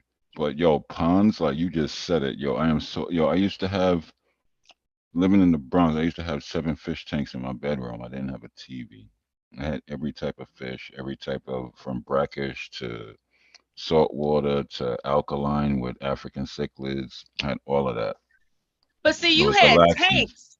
You Yeah, didn't but have an aquarium. You didn't have the I had built-in a accumulation. 125-gallon saltwater, and I had a bunch of small ones with like piranhas and arowanas and like lucaninis, like menaguenses, like red dempseys, Oh, I don't know jewelfish, about. I convicts. don't. Yeah, I don't know about those types of fish. Hmm. But what I'm talking about is the structure of a built-in Oh yeah, yeah. You got to have a hard wall bottom. aquarium, like Yo, it's yo, built into the house. my ex-boss got some joint over here in Jersey. He got some stuff with a bridge going over it. He got all the big money koi, and he got mad because a loon, like one of them birds, came through and started eating up his baby fish, and he was paying like 400 or 500 each for them. He He was got supposed to pissed. have a screen over that Yeah, pond. you're right. Yeah, yeah, but he didn't. That it looks See, bad. he's a They have dumbass. guests. They have guests though. They have guests that they like to go through, and they like got a little like them things you put like a weak ass Vegas token in. It gives you some feed, and they throw it out, and the fish come and eat it. That was his thing. But then them birds started coming through, and the raccoons too started eating his stuff. And I was like, damn, you just See, spent all that you're money. not. You know what? If you were his friend, you would have told him to put a screen over I'm that not pond. there. That's my old boss. That's not. But I don't know. It's too big for a little too big for that. Cause it doesn't even take like anything innovative. Like just how they have like the screens on the windows in the hood or whatever. Like you could get that material at Menards or Home Depot. You could actually get that in a big ass roll and just Hmm. roll it out over the pond so that your $60,000 fish don't get snatched up by some hawk. You know what that reminds me of? What? this dude that bought a Rolls Royce but didn't have no garage. He parked on the street. Exactly. Straight up. Jacked. He got jacked. I'm dead ass. Dead ass. Yo, did he get jacked? I don't know. I don't live in that area no more, but Exactly. What type of idiot parks and roll? Yeah, come on, man. Like for real. You know, and I feel bad for I feel bad for what happened to people that invested into something like that. But damn, that's like you. Come Nah, on, you know man. what's crazy, Somebody should have Mella? told them. Yo, Mella, he bought the car before the house, and then got house. jacked. Oh no, there's no house involved. There's no house involved. Oh, so he's stupid. There's no mortgage. He just had to have it. He just had to have it. Bought the car before the house. Stupid. Spent all that money. Probably don't move right now either. Well, you said he got jacked, right? I don't know, man. I mean, based on the area, I mean, ain't nobody driving no motherfucker, and it's not even a motherfucking Beamer over there. Not even a Yo, Benz. you know, yo, dog, yo, devastate. You know what I seen today? Like all them dudes, they got them Hellcraps and them track hawks and all of that. Yo, this thing went up to like $7 a gallon because you know you gotta pay a premium in them cars. Them dudes are crying right now because they gotta pay their car note, they gotta pay the insurance, then the gas, and then if they crash it, that's a whole nother story because they don't even know how to drive. Yo, these Hellcat and Hellcrap and Trackhawk drivers and all these SRT guys, yo, they are crying their way to the bank, like saying, "Oh, can I sell it back?" Nope, you can't. You're locked in, dummy. They're gonna be breaking them motherfuckers down and selling the computer chips, selling the parts. Yeah. Don't tell, hey, bro. Don't say that. I'm trying to say, like, but I know how y'all do. Not you, not being Yeah, derogatory or that's anything. what's gonna But you happen. know how they get down. Yo, they've been stealing shit like because people put their key fob and they put relays, so it grabs your signal from the Wi-Fi key fob. They don't Yeah, even ain't gonna need the be no key to more start it. no, ain't no Yeah, more they got driving. a system. They got a system because they crash them, they race them, they try to make some bread, they crash them, race them, go get parts, put a new thing, and the wrap. If you know a wrap company, that's where you'll find the recent stolen cars. Is anybody that wraps cars? Yeah. Some of those raps are I'm telling you some pretty. real shit. Yo, they dope. I was gonna wrap mines, but they was like, nah, your paint, and we got to get permission. I was like, what are you talking about? Let me ask you this, since you so well off, do you have an I'm not well automatic off. I'm a start? bum. No, I drive an automatic. No, the other cars are automatic. The other two cars are automatic, but No, of an course, automatic start. Like hell your no. car. Hell no. Well, the other one, but that's in another state. You can't get to that. Now But the see, car in I New drive, York, right? no, in New York, yeah, in New York, yeah. Look, you're right. You own something. Don't have that auto start because they grab the signal. Look, my Porsche, I got a key. It's always on the left side. It's a Well, key. It's not no anyway, fob. No fobs. I enjoy for my car to be either cooled or heated when I get in it, right? And Yeah, but if people could consider that, I would recommend it because it's a very, very good feeling when you walk okay. Well, outside you in need something inclement electric weather. then. You need that Porsche Taycan then, because like you burn gas, you're just burning gas at the price that it is. You need a Porsche Taycan. Look, you know what? I'm not talking to you no more. You already got me shopping. Yeah, because you always talking about what I need. You need some Talking all that shit. You children. need a nice Taycan. No, You need some what? children so you could talk crazy to Okay. them. Wow. They'll put up with it. Children always put up with daddy talking crazy. You should have some children. They just be like, "Oh, daddy's so crazy. Yo, Can I but have some yo, money?" like really? Like, daddy's Hey, so yo, but, crazy. Can I have some money? damn. Yo, why you doing me like that, yo? So, do you plan on having children?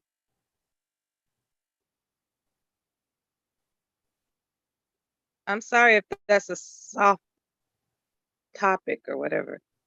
I'm not trying to. Well, I guess this does sound offensive to ask you if you plan to have You children, good? but Yeah, I do. I would love it. I would love to teach them like martial arts, fishing, hunting, how to yeah, take guns apart, put them back together, how to make bows, how to make a fire children from are scratch. awesome. Yes. Yeah, you got to teach them that.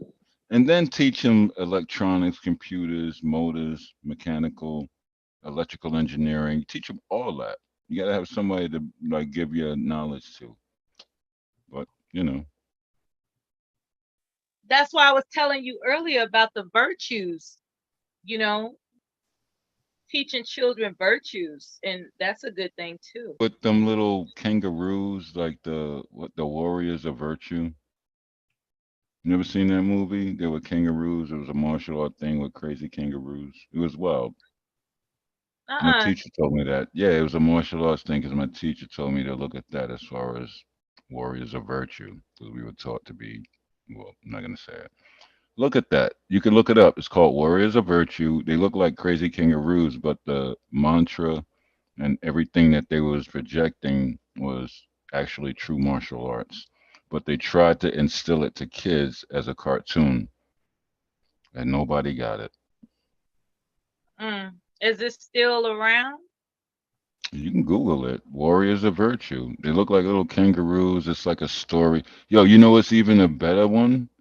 Yo, oh my God, what's the name of this freaking movie? You guys will have a great morning if you know these two. Warriors of Virtue, number one, and shit. The Never Ending Story. You ever watched that? I remember that movie. That was Hmm. And I also, consider what's that the? sci-fi. No, but that was like it was like that was like more puppeteer. That was like and also hold on, what was the one that Tom Cruise was famous for with that dude that had the devil thing? What was the name of that movie? He had to do the light with the elves to kill the devil, and that was Tom Cruise. What was the name of that movie? You know it. It's right in front of your head. I just know Tom Cruise for certain What's the movies. name of the movie though? He was fighting the devil, and he had to use that to shine the light in, and he used the help of elves, imps, No, I and a wouldn't. bunch of I stuff. don't know that Okay, well, offhand. you know what? I'll do it for you, baby. I'll do it Yeah, for I'm you. not a Tom Cruise fan, man. I ain't watched Hold that. on, yo, it's a great movie. You can look I it up missed right that now. one. Hold, I'll be right back. Give me That one 5 came by. seconds. I Hold was on, like, hold you on, know brother. what? Hold on, brother. I I'm got passing you. on that. The Tom Why Cruise, can't you man. say We something already got, about we already got the, Denzel Washington?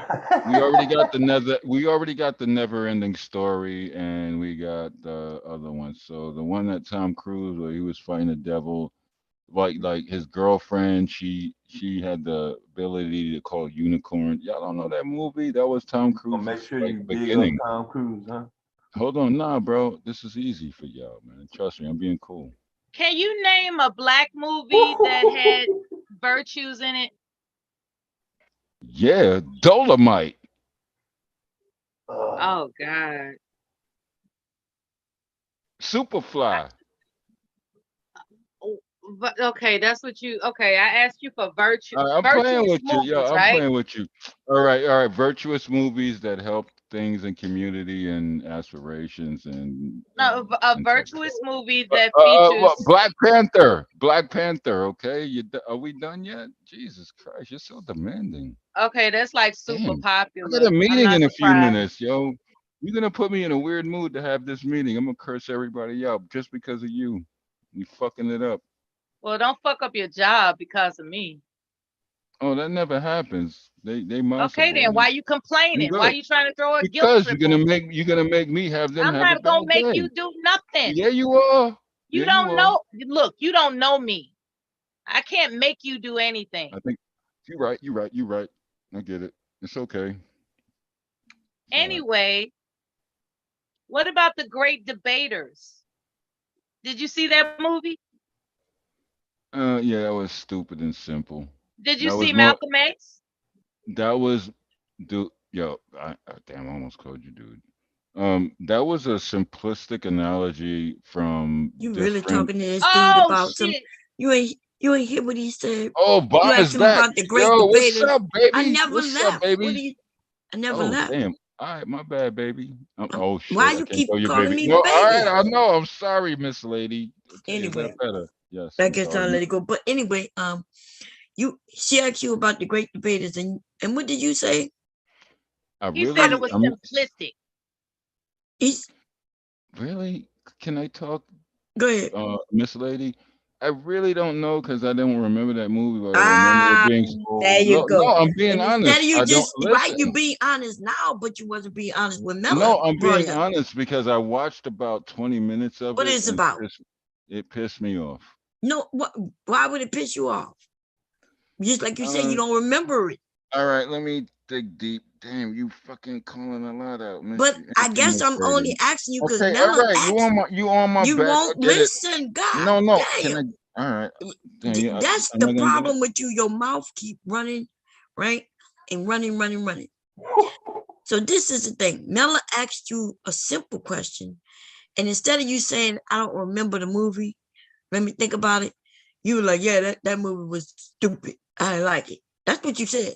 No, because I remember the movie. It Okay, was. what's the movie about? I think it was You think? almost. No, hold on. Look, y'all use those words all the time. We're not gonna get into this. Let me finish my statement, okay, please. I got a meeting in about. Damn, Come on, nigga. What is the movie all right, about? baby. Damn, I almost said baby again. Shit, I would have got. It's okay. Listen, that's the All way right, you speak. all right, I cool, deal cool, with it. cool. All right, cool. All right, that was like it was a debative team with I think they was dealing Look, with he a reading. law. No, I'm not God reading. damn. I'm looking down. I'm No, looking actually what down. you mean you're looking down? You're reading. Wow.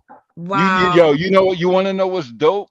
What's sad is that you could have just simply said, No. I don't He go, know Hold I all don't on. about remember Tom it. Cruise That movie movies, is though. so old. You know what's the He know dopest all movie about right Tom now? Cruise movies. No, you want to know, real rap, y'all? Real rap. You want to know what's a really dope movie? You Yo, see hold this? on. You see what's going on? Devastating. Yo, He was Dev, swerving check down. He this gonna out, get some bro. points off of it though. He Yo, ain't bro, see check it, but this out. you gonna give him some credit off. Oh yeah. Yo, Dev, check this out though, brother. Yo, you know what was one of the dopest movies I've seen this week? It's a movie Oh called Lord, Hustle here with we Adam go. Sandler. A movie called Hustle with Adam Sandler. I bet Adam Sandler, and that's some shit. How did I know? You ain't got no black white man? movies you could talk about. Right. Yo, Adam Sandler, they used We to play already doubting ball. that you black. We already doubting that. Wow. And I haven't God forgotten what damn. you said about Malcolm X. Look, the I have movie's not called forgotten Hustle. what you said about Malcolm X. All right, Mm-hmm. can you shitted give on the it some movie. clicks? The movie's called Hustle. You shitted on Malcolm X. You shitted on Spike I ain't Lee shit on from Malcolm And New he York. X. brought up and this dude. Yo, bro, God stop damn. it. My mom was so involved with all of that. I'm not even You into just that. Your shitted on mom was Spike involved with Lee. what? This guy is not black. Look, I'm just saying, can y'all watch the movie called Hustle with No, Adam well, first of Sandler? all, you can't even answer a question I'll honestly. answer whatever you want, darling No. dear. There Mella go your baby. See, you got me Mella checked. was I'm right good. here. She asked you about a movie. Mela don't Instead of want you no saying you smoke. don't remember it, you Mela just don't want no smoke. She don't want me to come pick her oh up. Lord. She don't want Mella, I don't nothing. know how you do it, girl, because I ain't lying. I've been sitting here working and listening. God damn. Yo, what you sewing, I'm girl? gonna let you go back. Dude, something wrong with you. Okay. Oh, is this one thing that's wrong with I it? love me some bomb. I don't care what y'all say. I love me some bomb. How long to your meeting? You've been saying Now, 45 minutes for 2 hours. no, that Dang. was when I logged on. I'm already logged into the portals, idiot. You said hello to your meeting. God damn.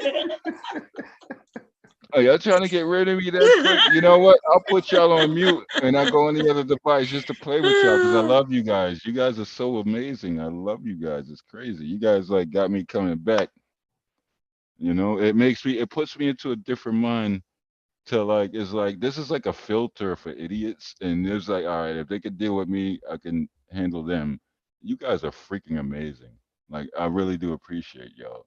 Yo, Bomb, don't send me your invoice for therapy, So okay? do you get performance reports for Yeah, your job? yeah, all of that. Service now reports, ticket system, SLAs, all that. You know how it works. Or do you? They evaluate how you communicate Uh-huh. with others. Mm-hmm. And I'm the best. I doubt it. I got it. It's all in the voice. I was a professional MC for 15 years before when I was still doing IT. Like, ladies and gentlemen, coming to stage right now. We have your host and your hostess coming to stage right now. Been there, done that, sweetheart. Relax. Well, just because they want to exploit your voice, that doesn't mean that you are a gifted conversationalist. The mental illness is on point, baby. Like, God damn. Bomb, I love you, Bomb. Ooh, I'm getting hot over here. God damn. Yeah, that menopause crazy, ain't it? Menopause is kicking my ass, but you are kicking it. You are way worse. No, and that's dope. That's dope. God damn, oh, you little midget. Hell yeah, girl. You gonna make me an asshole in my meeting. Yeah, Holy shit. have I'm fun gonna in your blame this meeting. on Bomb. I'm gonna piss a lot No, of do people well off. in your meeting now. We don't want you Oh, to yes, do ma'am. bad. Yes, ma'am. Yeah, I think it's 21 minutes till countdown. Give me some time. I'm gonna fuck them up. They wanted my report. I'm gonna give them my report. You I'm well, gonna like, I'm gonna blame it on you. I'm gonna blame it on you. no, we want you to I'm do gonna well. blame So it on give us, you. run by your report through us. We're gonna be a You don't have shared sample. Excel spreadsheets and all that. Cut it What you out. mean I don't know nothing about Excel? I already proven that I know No, you're more not. than You you. don't. You're not in it. You're not in the group, sweetheart. Cut it out. Look, Oh, I'm gonna I'm blame not this in on what you. group? They're like that. My come on, like SharePoint. Oh, I'm not in your group. Yeah, but when you said I don't know Yeah, nothing about Excel corporate. spreadsheets, Yeah, I I know you think, in do. fact, my kids were like in 4th grade when they learned Excel, baby. What the hell are you talking about? No, but spreadsheets when they go. The kids learning about spreadsheets 4th grade Yeah, before they. it's simple stuff that people don't know. What you mean they do know? You do and your kids. Most don't. The kids do know. They learned it. They learn Excel, PowerPoint, and shit All in right, elementary school. baby. Oh shit, I called her baby. Damn it. It's okay. Miss It's okay. Lady. Go ahead. Miss Lady, who hires the kids? Us. Who hires the kids? Us. What? He on that sugar bomb. Yeah, you must be on something. What? That got Yeah, you oh, Mela. fucked up. Oh. You higher than the motherfucking moon, nigga. You He go out of his Oh way to my be God. condescending. You That nigga guys just are asked me so who hired the kids. And then he Cause said you're not us. wow. You guys are wow. when you Oh go back my and Yo, listen to I this thank here, you. I thank you look guys. at the Don't way. send me an invoice. Don't send me no invoice because thank you for the therapy. I appreciate y'all. When you go back to listen at this here, look at the way he say, now, I know you from up there. You know how to say bomb, not bomb. And you go Yo, out your way to do that. And the fact that all you're right, at but this, yo, excuse me, that's the fact bomb that you though. go, you're So you this, gonna tell me how to say bomb? Oh, Koja. I the fact pronounced you I'm from right. the South, Me, and I yeah, know you know well, how to I'm say from bomb. both. Okay, But so you go out your way. you know You don't what? even make an effort to, when somebody tells you don't God call them. damn it, yo. Whatever you told me to call you, I would call you that. I But you stopped say, calling how her can you baby be, though. excuse me, how can you be this old and not have gone through sweetheart, Koja, baby? Those are not words that are used often, especially you say you Koja, hire people. You say you hire I people. stopped calling her baby because she asked No, me you to. no. All right, okay. The fact that you could get to this old, you say you hire people and they don't know Excel. What, you ain't went to no damn sensitivity training. That's a None of your, prerequisite for simple nonsense. no, you ain't went to. Okay, It's a so all right, prerequisite not to hold do on, sexual sweetheart. Since you want harassment. to, It's a sweetheart, prerequisite hold not to do no. sexual harassment. Let me pull your skirt above What your you waist real quick, do is baby. considered would be sexual harassment, and if you can't turn No, it off, it's not. Look, yes, how it is that is. sexual harassment when I'm talking to her in a If friendly you forum, cannot which is turn it, YouTube? if That you you're don't make used no to sense. working, You're if you're used to segregating everything into a bigger circle than it should be. You're bugging in the out. workplace, No, I if don't you're, deal with people like excuse you. me, You're the stop cutting me problem. off. You're the Stop problem. cutting me off. If you're used to dealing that way in the You're the workplace, problem. excuse me. See, this is what This people is do when they know you're YouTube. going This to a ain't work. destination. When people know you're going to a destination, they try to cut you off from getting there. You say you hire people and people don't know how to use Excel. There has never been a time since I've been 18 years old. They haven't talked about sexual harassment. And if you didn't do it in the workplace, you would be able to stop it right now. But you can't because you're intentionally being disrespectful. And you couldn't even say, hold on, give me a minute. Let me think about a movie because you're not able to say I'm not perfect. So you have to know everything at all times instead of being human.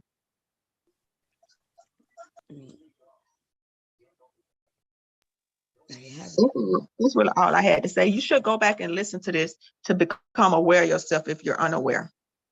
Yes, because it's bad, bro. It really is bad. You're not worthy of doing this, dog. No, you're off. You're way off.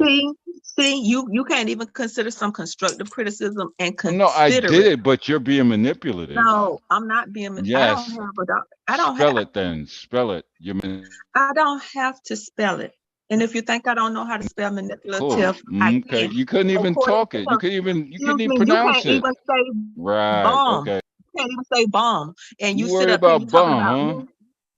No, you can't pronounce that, but you telling me I can't say manipulative. Oh, you want That's me what to you're take? telling me. You You trying saying to I take can't me? spell that, Look, but you listen, can't darling. pronounce a Enjoy the 4-letter word backstage. properly. Enjoy the backstage, Darling, you son. trying? Enjoy the You trying to backstage. take me away from No, Melo? he can go ahead, but he can't even pronounce a 4-letter word, and you want to come up here and challenge my intellect? Really? And you see how he jump in and out? I'm from the South. I'm from both. I'm doing. He got an excuse for everything. Yeah. Exactly. Instead of saying he don't remember the movie, he was like, credit for that movie. And what black person doesn't like Malcolm X? I was for sure Spike Lee, New York. I was like, damn, he got to just big up Spike Lee. Come on now. You saw who he bigged up? Adam Sandler and Tom. What black person doesn't like Malcolm X? He said Adam Sandler. God damn. Malcolm. Wow. Well, whoever let me back, thank you. I'm gonna go silent. Yeah. When I asked you a movie Hold and on, you said Mella. Dolomite, when you said Dolomite, I know you thought it was funny, 11 but minutes. that's not funny. All right. Well, it made you kick me. There's something real racist about you. No, it's something that you don't understand. We can actually, you know what? I'm gonna leave you alone for a little bit. You don't understand how men work. What you don't understand is how I work. Okay. Okay. And you want the Porsche with the motor in the front, not the back, right? Talking all that. Okay. Went back to the Porsche. Man, it's getting crazy about a minute. Anyway, I'm gonna be ending this stream pretty soon because we're going on 10. Is it 10 hours? Let me see. Tell him this. Since he have no family and he have no kids, if he don't work on his demeanor when he get in the nursing home, he ain't gonna have no good service either. He gonna have to learn to talk to people with a little bit more respect. And since you My have family, no kids, Koja, baby, Koja, sweetheart. No, my name is not sweetheart, and my name is not baby. All right, Koja, is that okay? That's fine. Okay, we had cool. 11 hours, y'all. I got to go. Damn, can I get another 5 seconds? It's been a But if y'all want me to come back, I can do that. But yeah, do that. I need to talk to them ladies. You breaking up, Mela. Try it again. Yeah, she got bandwidth issues. Anyway, I'm trying to think if I'm gonna come back. I may take a come nap. back. I want to talk to them ladies. No, I got a meeting in about now. Yeah, but you're not even gonna be here. No, but I'll come back. I'll log in and I'll be done. I'll make it quick on their side, but I'll come back. I want to talk to Koja and Mela because they great. Anyway, I gotta go. I gotta decide if I'm gonna come back. What topic will it be? Come back, Am I going to please. sleep? Come back, please. Cherry, come back. Cherry. Talk about what? Okay. I want to talk to them. How about race imposters? What? What? Jesus God. Yo, listen, Mela, you gonna be here? Is that mistake? Are y'all gonna be here? Because I know I'm going to sleep in soon. Yo, give Mela room. I'm gonna. You don't want no do smoke, something Mela? else. Oh, okay. Well, Listen, smoke? I'll be back I later. got 8 minutes now. I'll be back in 15. I'll make it but short. I'll be back later this evening. Okay, I'll be having Miss me with it. Miss me with it, nigga. Really, baby? That's right. Tell him. Oh, you got off early today, girl. Okay, anyway, y'all have a You good got day. off early, Mella. You All got right, off peace and early and blessings. easy. Bye. You got off Good early and night, easy, everybody. Mella. See you later, Koja. Thank you for You got coming. off early Mella. and easy, Mella. Devastating. Some dude is always annoying to have you come, but you could stop by. You know what it is. Dude, you don't have to be right. You don't have to know everything. You know, you could be like, well, let me check and see. You could say, oh, I don't remember that movie. Tell me about it. And the ladies would have told you. Jeez, you ain't got to know everything, brother. It's okay. Okay? I mean, I think you'll get more people be nicer to you and be cool if you just admit to the truth. It's okay not to know everything. I don't know everything. I don't even know mostly everything. Okay? You with me? Hello? Oh, now your ass silent, huh? Now you on some silent shit. Let me put a beat on. Talk about some dude. Let me find out a beat. This nigga now want to be silent. Hold on a second. Let me see. Free hip hop, no copyright. You know, we don't want no copyright. Let's see what it gonna sound like. Let's see. This nigga silent. Now you gonna get silent on the beat. Jump.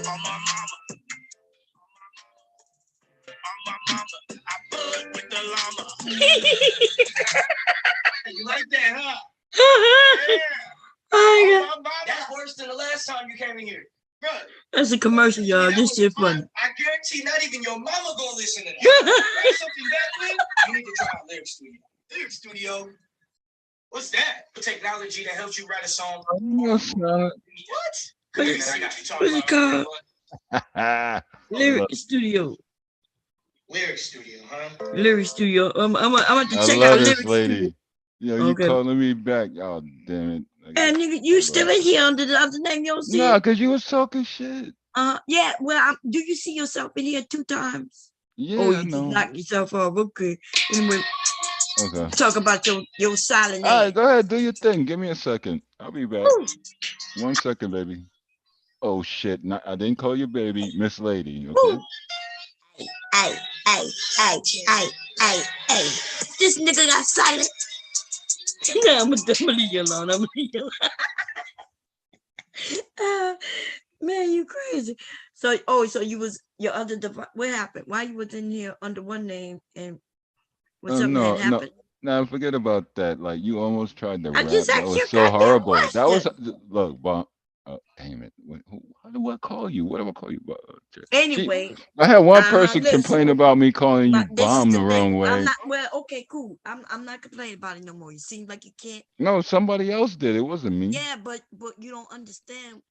But You all right, claim cool, that you this cool. businessman who worked. No, I'm robbed good. people, Look, let me tell you and yet something you you should. can't stop calling Alright, women cool. babies. Look, let me tell you something you should Or never end do up again is getting try to. fired due to sexual harassment. Listen, darling dear. The one thing I would tell you never to do again is try to rap. That was horrible. Don't do that again. I didn't even try to rap. What are you talking You about? almost got in and you stopped yourself. Yes, I stopped. Yeah, because you knew it was off. What you mean off? I didn't even Way say off. anything yet. You said like, I don't know, like, you got it. I'm not gonna. Oh, there you go. I said this nigga got silent. That's all I said. But you got a problem with that? No, well, how you about was this? about. You want since you think you can rap better? Put a beat Hell on. no. Hell no. But You then was what are you about. talking about? Look, I was just saying you was almost trying to get your Nicki Minaj on. You was like, I shit, don't I rap can't do nothing this. like Nicki. Okay, so don't try it. Nicki is great, super. You She stopped is yourself. awesome. That was great. You saved yourself. Yeah. Well, I didn't save myself. I mean, the only way I could save myself is if you could do better. I can't. Well, there you have it. Won't happen. Oh yeah. Okay. But I just wanted to Damn, make I almost sure. called you that again. Damn it. Right. It seems like hello, Kendra. How you doing? Oh, I think it was working, but then something happened to you. You have to agree to the audio so the audio will work.